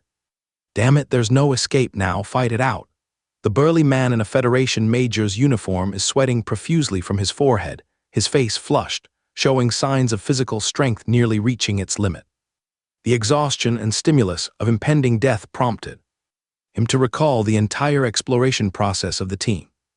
This god-forsaken place seemed normal at first, but from a certain point, after they ventured deeper into some area, an omnipresent whispering began, as if a woman were constantly speaking softly in one's ear. This situation can drive an ordinary person mad in less than 10 minutes. Even well-trained as they were, team members began to become irritable, easily angered, and gradually went mad. Moreover, the creepy things behind them started to appear suddenly and attack them. Corpses. Mechanical monsters. This combination of monsters has extraordinarily powerful combat strength. Coupled with the ubiquitous whispers from their team of 12, he's the only survivor now. But the problem now is he has lost direction, completely devoid of hope for escape. I can't accept this. I still haven't sent out the intelligence, the Federation Major, somewhat regretful, murmured. Despite the omnipresent whispers, his thinking remains relatively normal and clear due to wearing a soothing talisman. As the team leader, he knows very well if he can't relay the situation here, then the sacrifices of his team, including himself, would be for naught. If the Federation sends another team to investigate, later they are likely to follow in their footsteps. This place is too bizarre and terrifying. Swish! Suddenly, from an empty spot beside him, ripples appeared in the air like a water membrane. Next moment, a hand pulled the Federation Major into the ripple. In the next second, the Federation Major seemed to vanish into thin air, leaving no trace, in a place invisible to the naked eye. SHH, don't make a sound. It was then that the Federation Major discovered that he had arrived at an open space, surrounded by some cylindrical magnetic devices, and on the ground complex which arrays were drawn, with 6 or 7 people busily working. At the center of the space stood an old man in a silver, gray wizard robe who had just pulled him in, thoughtfully staring at him. You are Lord Halim," the surviving Federation Major exclaimed. Before the mission, the entire team had seen the portrait of the old man before them, the dean of the Federation Mechanical Research Institute, and naturally could recognize him at a glance. "Looks like I guessed wrong. You should be sent here to find us," said Halim, nodding with a smile. "Yes, Lord Halim, since you are unharmed, why haven't you sent out a message?" The captain, eyes slightly red, said. "To search for Lord Halim. His elite team has been reduced to just him." Therefore, regardless of the high rank of the other party, he demanded an explanation. "It's not that I don't want to, but that I can't." Halim seemed unfazed by the slightly impolite questioning from the captain in front of him and answered calmly. "These are magnetic shielders. If not for me conveniently bringing this set of devices, I might have encountered misfortune too." Halim pointed to the 4 cylindrical devices around the open space. The captain was momentarily confused. The entire ruins are covered with a detection device of ancient goblins. Otherwise, how could those goblin corpses precisely track you all the time? Halim retorted. Indeed. The Federation Major was puzzled. He never understood this aspect.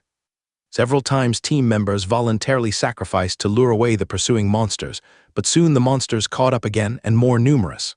This was simply incomprehensible. Turns out the issue lies here. Without this shield, we couldn't have concealed safely for this long here, but once activated, all means of communication become invalidated, Halim explained. "I see, but, Lord Halim, with your strength, can't you break out?" The Federation Major asked with improved demeanor after the knot in his heart was untied. As even before the mission, it was heard that Lord Halim was extremely powerful, second only to the Federation Guardian level. If it's just breaking through those corpses and mechanical landbirds you encountered, it's actually not difficult. But the scariest aspect here isn't that. You've heard the constant whispers echoing in your ears, right? I have. They seem to have a mind-disturbing effect. If not for the soothing talisman, I might have ended up like the others. At this point, the Federation Major's voice choked up again. Soothing talisman? Truly a fortunate one. Look, this isolation which array on the ground is to block the whispers of this unknown ancient evil god. Halim pointed to the elaborate witch array on the ground. I blame myself. I thought with the prototype no. One support, even if unsuccessful in exploring these ruins, we could retreat successfully. Unexpectedly, soon after deeper exploration, the prototype suddenly lost control. Meanwhile, in a small conference room located in the core area of the Federation capital, within the Parliament building, Bertrand, Trina, and several high-ranking Federation officials were discussing something. Since the situation described by Trina involves newly discovered ruins of the ancient Goblin Empire, Vice Speaker Bertrand specifically invited relevant officers from the Federation Military Department, and Industry Department. No, I disagree. That is likely the ruins of the ancient Goblin Empire's capital city. Agreeing for an Empire genius to explore might leak the ancient Goblin technology within. A Federation general expressed a clear refusal, especially since this genius has not clearly stated to join the Federation. An elder with a notable pipe also disagreed. If disagreement persists, I can assure we will forever lose the chance of the young and powerful Lord Rain joining the Federation. Contemplated Trina, her calm expression seemingly stating a fact. Recalling the expression of Rain when he said those words, Trina knew this young man was not jesting. Every year there's a genius. Perhaps next year, even better suited to the Federation than Rain. The elder knocked out the ashes from his pipe. But there exists only this one ruins site of the ancient Goblin Empire capital. Once the advanced Goblin technology inside is leaked, it would lessen our bargaining chips with the Empire. This is merely a risk matter, moreover. Trina argued matter-of-factly, but I deem it unnecessary to take this risk. All right, fellow members, I believe I understood what both of you meant. Vice Speaker Bertrand knocked on the table, interrupting the dispute between Trina and the pipe elder. He pondered for a moment before stating, I agree in principle to allow Lord Rain to go to the newly discovered ruins of the ancient Goblin Empire. Upon hearing this, the Federation General and the pipe elder visibly furrowed their brows, lips moved slightly as if wanting to say something, but Bertrand timely signaled to stop them and continued. However, it cannot be just him alone. Trina, please inquire Sword Saint Terrio and Crown Hernandez. If both agree, let them accompany. Thus, with these two along, even if Rain intended acquiring ancient Goblin technology, would prevent chances. What do you think? If that's the case, I have no objections. With these two crowns present, even if Lord Rain wants to take some information on ancient Goblin technology, I'm afraid it won't be possible. The elder with the pipe pondered for a moment, then nodded in agreement, but from his expression, it's clear that the elder with the pipe seemed to agree reluctantly, most likely due to Vice Speaker Bertrand's earlier stance, which forced him to make a compromise. Seeing this situation, the military general thought for a moment, then nodded as well, saying, since we can contact these two crowns to participate, the next rescue operation is more assured. I hear that Lord Rain's combat prowess is very strong, so I agree too. Then it's settled. Bertrand's face also showed a smile. Councillor Trina, the next matter is in your hands. All right, Vice Chairman. The beautiful Councillor Trina nodded, her face calm, though inwardly she truly breathed a sigh of relief. She has a premonition that regardless of whether they agree or not, Lord Rain will head to the ruins, at the National Guest Manor, in a luxurious standalone villa. Rain, are you going on a solitary mission to explore an unknown ancient Goblin Empire ruin in Zerea? Minia couldn't help but look at Rain in surprise.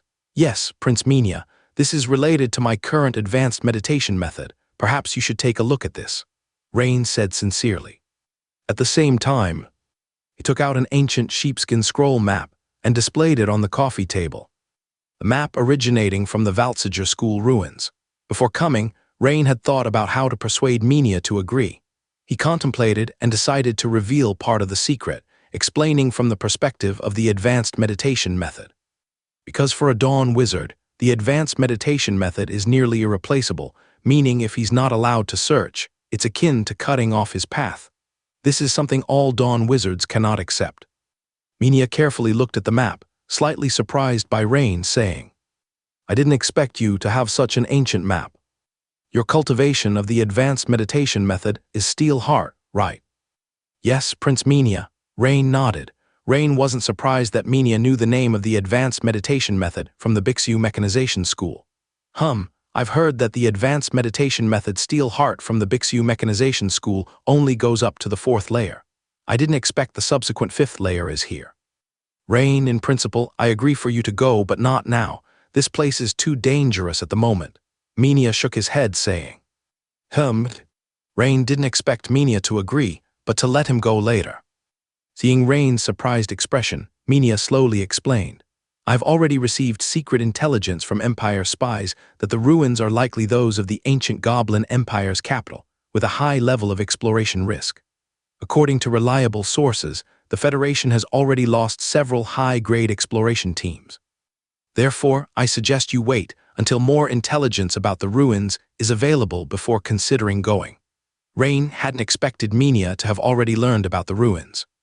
After some thought, Rain said, Prince Minia, the subsequent advanced meditation method I need is likely on a corpse within the ruins.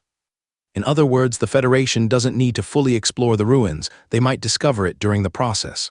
What do you think? If the Federation obtains it, what price would I have to pay to exchange it from them? Well, Minia's eyes flickered, clearly having thought of something. Indeed, if the Federation gets it and invites Rain to join, most Dawn Wizards probably wouldn't refuse. How do you plan to infiltrate those ruins? I intend to accept Federation Councilor Trina's invitation to visit Heidelberg Duchy. Zeria City, where the ruins are, is conveniently located within Heidelberg, and then I'll find an opportunity to go. If everything goes smoothly, I should be able to be there waiting for you before the delegation arrives in Zeria. Rain, it seems you're quite close with this lady counselor. Minia gave Rain a teasing glance, saying, Hearing these words, Rain wasn't sure what to say. Now that the ruins have been discovered by the Federation, there must be guards around it, making it hard for you to infiltrate. Nevertheless, Minia merely commented before returning to the main topic. This is a transforming ring. As long as you imagine someone's appearance in your mind, you can transform into their semblance, Minia said as he took off a ring and handed it to Rain. Well, thank you, Prince Minia. Rain hesitated for a moment, then accepted the ring. However, he still felt a bit puzzled as Minia seemed overly kind to him. When do you plan to depart? With your permission, I intend to depart early tomorrow morning. Stay safe. We will meet you in Zeria. Minia nodded, saying, Thank you, Prince Minia, I will be careful. That night, Trina was somewhat busy. After visiting Crowns Terrio and Hernandez in succession, she hastily contacted Rain. Once everything was in place, early the next morning, a streamlined long-range airship carrying Rain and his companions sped southward. Evening. Zeria Recero Canyon. Rain, Sword St. Terrio, and Dawn Wizard Hernandez and their party have arrived at the bottom of Recero Canyon. Looking at the narrow canyon terrain on both sides, Rain felt a bit puzzled. Generally speaking, natural canyons formed by wind erosion, water impact, or glacier movements are often of varying widths, but this canyon seems excessively uniform. Recently, he noticed that the canyon's width was roughly around 100 meters from start to finish, stretching for dozens of miles. Additionally, the canyon's depth exceeded his expectations.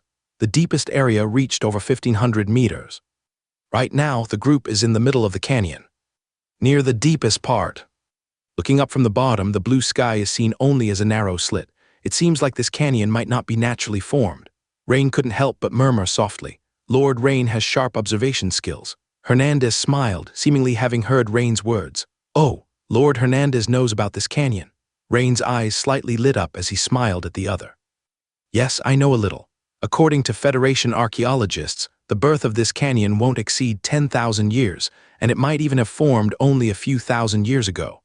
Therefore, we speculate it is most likely a product of some war. But because it is the new continent, there is too little related information, so we are still not clear. Hernandez said. Rain nodded. However, he looked at the stretching canyon again and felt quite astonished. To cause this level of destruction, probably even a demigod might not be able to do it. Did a divine being descend? Rain thought to himself. At this moment, a capable Federation lieutenant stopped and pointed to the rock wall ahead, reporting, My lords, the entrance to the ruins is just up ahead. The lieutenant's words interrupted Rain's contemplation. He looked up and saw, not far to his left, a gigantic hole on the nearly vertical canyon rock wall. The hole was roughly irregularly round, several tens of meters high, with a faint red glow inside, emitting a scorching heat. The cave entrance is large, due to being at the deepest part of the canyon. The presence of many poisonous scorpions and prairie wolves along the way makes it seldom visited. Once the group entered the cave, they found many Federation soldiers quickly setting up tents, arranging various small defensive witch arrays, but they also seemed to have just arrived not long ago, as these tasks had just begun. Seeing Rain's group come in, everyone put down their work immediately to pay respects. A Federation colonel with the highest military rank on site stepped forward swiftly and said, Do my lords need to rest for a moment? No need. Are the ruins just up ahead? Sword St. Terrio waved his hand and said, Yes, Lord Terrio, just not far ahead.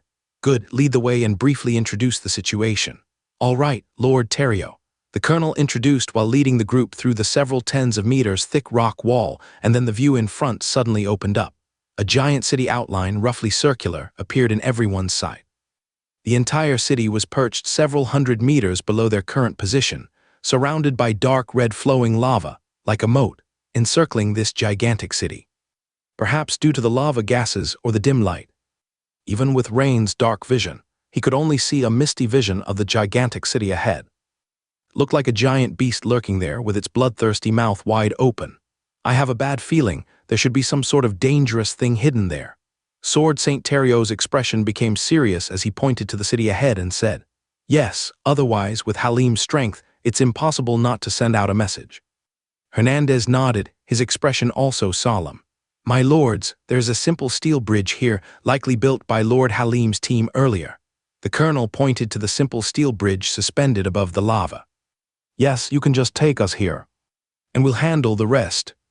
Terrio nodded. Soon the group crossed the steel bridge, officially stepping into the ancient goblin city.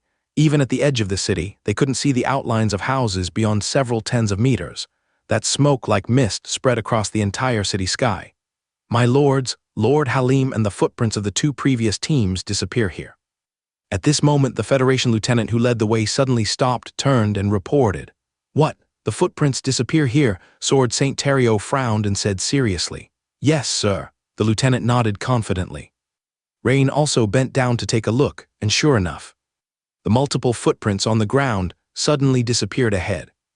The ground here was paved with square marble slabs, previously covered with thick dust, but the area ahead was unexpectedly clean. It shouldn't be. If human footprints disappear, there is the reason of volcanic ash to explain it, but Halim was controlling Prototype 1, such a gigantic demon statue. It shouldn't leave no traces. Sword Saint Terrio frowned and said. Rain nodded, not speaking, but stood and looked forward. In front of him, the houses appeared almost intact, and the streets were exceptionally clean, as if the city's residents had suddenly vanished, freezing the entire city in a specific moment in time. At this moment, he faintly heard some sort of gear-turning sound coming from afar. However, the sound seemed to originate from the depths of the city and was only faintly audible at their current distance. "I feel as if something is watching us over there," Terrio frowned, pointing ahead. Though he didn't see any sign of an enemy, the Sword Saint's keen senses would not deceive him. "I also sense an obscure aura," Hernandez said, casually casting a water element witchcraft with flickering blue symbols floating in the air. "There is definitely something wrong with this city. Why don't we just use a killing blow to destroy this area? That way, even if there's something hidden, we can force it out." Sword Saint Terrio proposed a very straightforward and brute force plan. "Not a good idea," Rain and Hernandez said almost simultaneously. "If Halim isn't dead but hiding somewhere, our combined attack might accidentally harm or even kill him," Hernandez explained. "The joint power of 3 epic-level warriors could likely destroy this city ruin in half." "Indeed, Lord Terrio, we're here to rescue. We need to ascertain whether he's alive or dead first," Rain nodded, agreeing. "This time, he's here to find Lord Halim and obtain that witchcraft, regardless of whether the other is alive or dead. Additionally, they hope to find traces of the ancient wizard school Valtsiger expedition team, particularly the owner of the Black Leather Diary, the sect leader Valtsiger's remains. If they use high-power witchcraft, the rubble might bury everything, making it impossible to find any traces. All right then, let's just go in. Given the 3 of us, even if we can't fully explore, leaving shouldn't be a problem." Seeing both disagree, Terrio pressed no further and led the way, walking ahead. Rain and Hernandez stayed in the middle, while the remaining elite Federation soldiers advanced behind them. After walking about several dozen meters, suddenly, Terrio stopped in his tracks and said, "Did you hear that? A female voice. It's becoming more distinct." As the team halted, everyone, including Rain, seemed to hear a female voice softly speaking some things. Yet no matter how hard they listened, they couldn't make out exactly what she was saying. Even Hernandez, a well-read veteran Dawn wizard, couldn't discern what she was saying. "Something's not right. This is some sort of mental effect," Rain suddenly said in a deep voice. As he turned around, he noticed that the elite Federation soldiers behind him, be they knights or great knights, were rolling their eyes and wandering off aimlessly. Purification skill. A stream of light blue water erupted in front of Hernandez, forming ripples that covered the surrounding Federation soldiers. Yet even the light blue ripples washing over the soldiers couldn't awaken them. How can it be ineffective?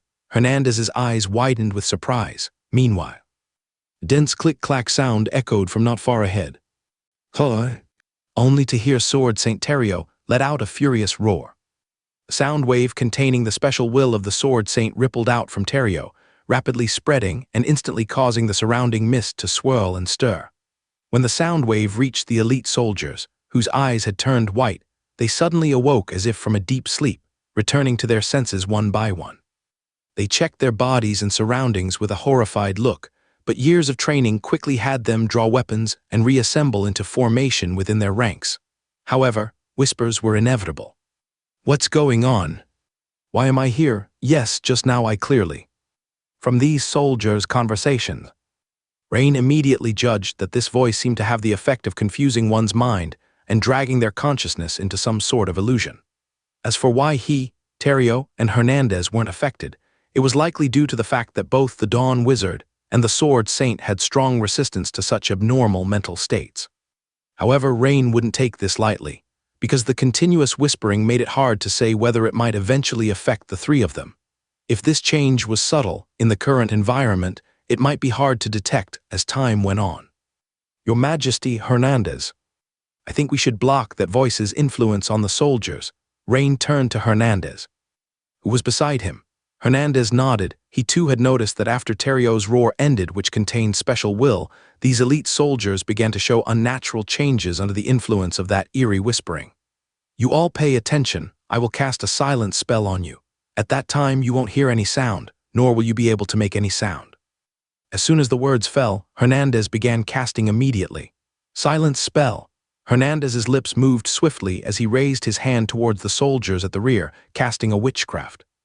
Immediately, the soldiers looked surprised and delighted, because they realized they could no longer hear the whispering that affected their minds. Although they couldn't make any sounds either, this wasn't a problem for them. And at this moment, Rain, along with Sword St. Terrio, focused most of their attention ahead. The clack sound grew clearer and more concentrated. Suddenly, 10 meters away in the mist, emerged many shadowy figures more than 3 meters tall, but these tall figures looked more like some kind of animal rather than humans. Swish! Seeing that the figures were enemies, Terrio's wrist flicked, instantly sending out over 10 sharp silver sword lights from multiple angles forward. SSSH. SSSH, the sword light sliced through some objects. Boom, clang. A series of heavy objects fell to the ground. Mechanical landbird.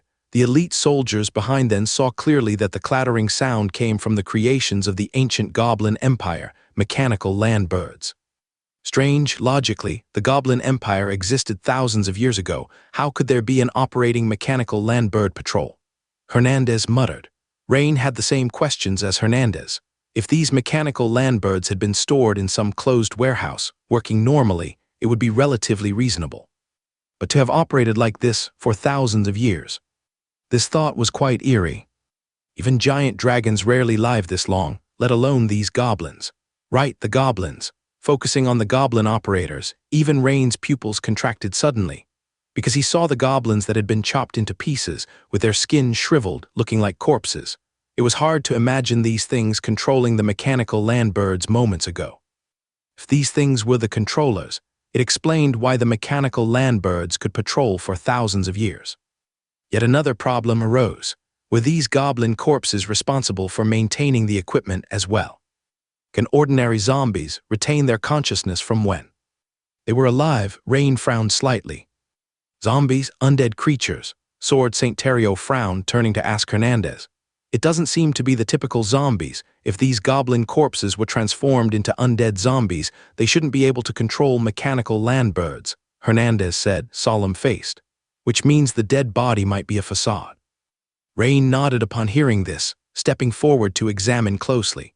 The hardened essence gold in his hand quickly morphed into a knight's longsword, stirring up the fragmented remnants on the ground.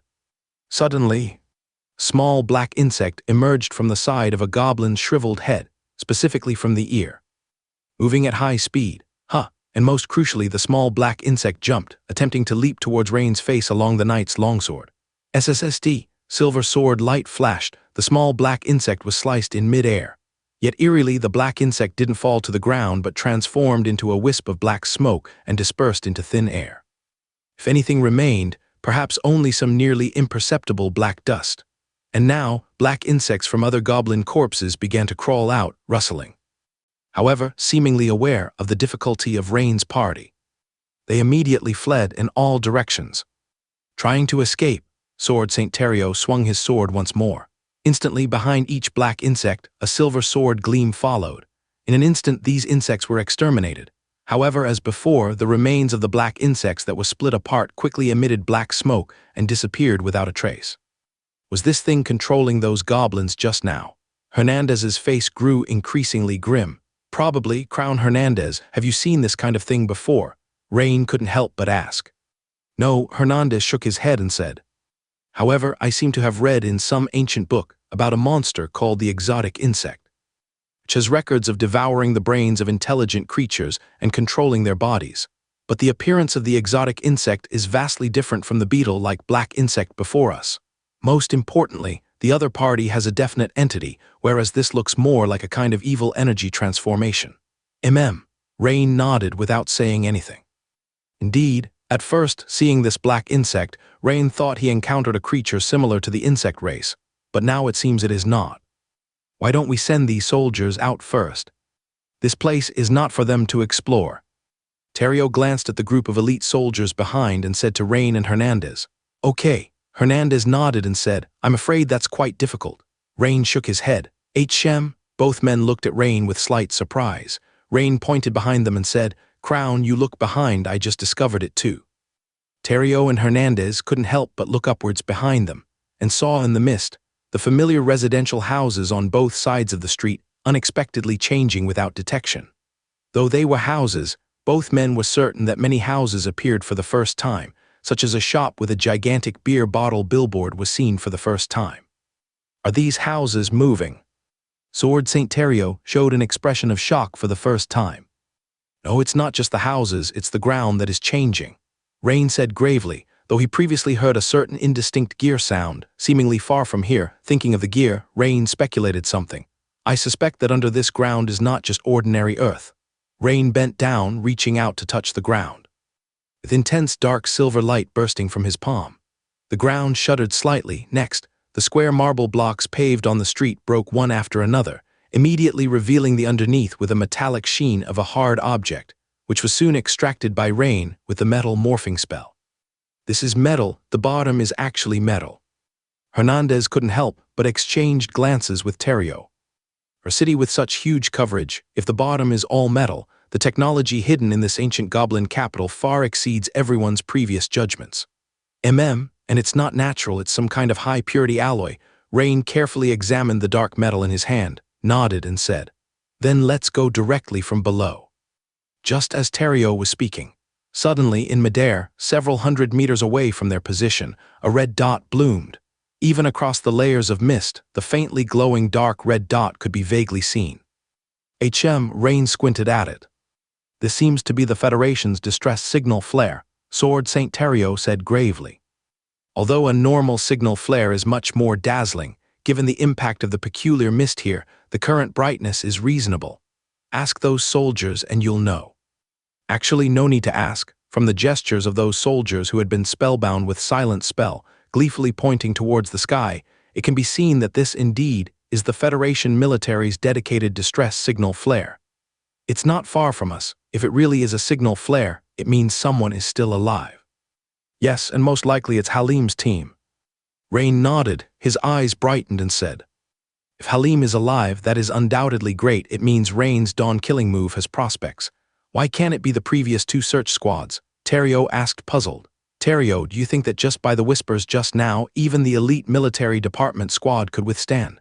Hernandez explained for Rain. This is true.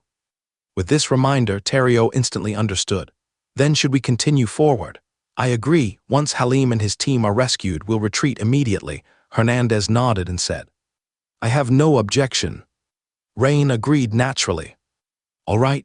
Sword St. Terrio instinctively frowned and said, though the enemy was easily wiped out by him, somehow, Terrio always had a lingering shadow in his heart. This place makes him very uncomfortable. Soon, the team adjusted their course and started to advance towards the position where the red signal flare was just released. Due to the silent spell cast, The small squad of Federation elite soldiers began to scout ahead on all sides once more, thanks to the combat-specific sign language, unable to speak or hear, surprisingly not affecting these few people at all.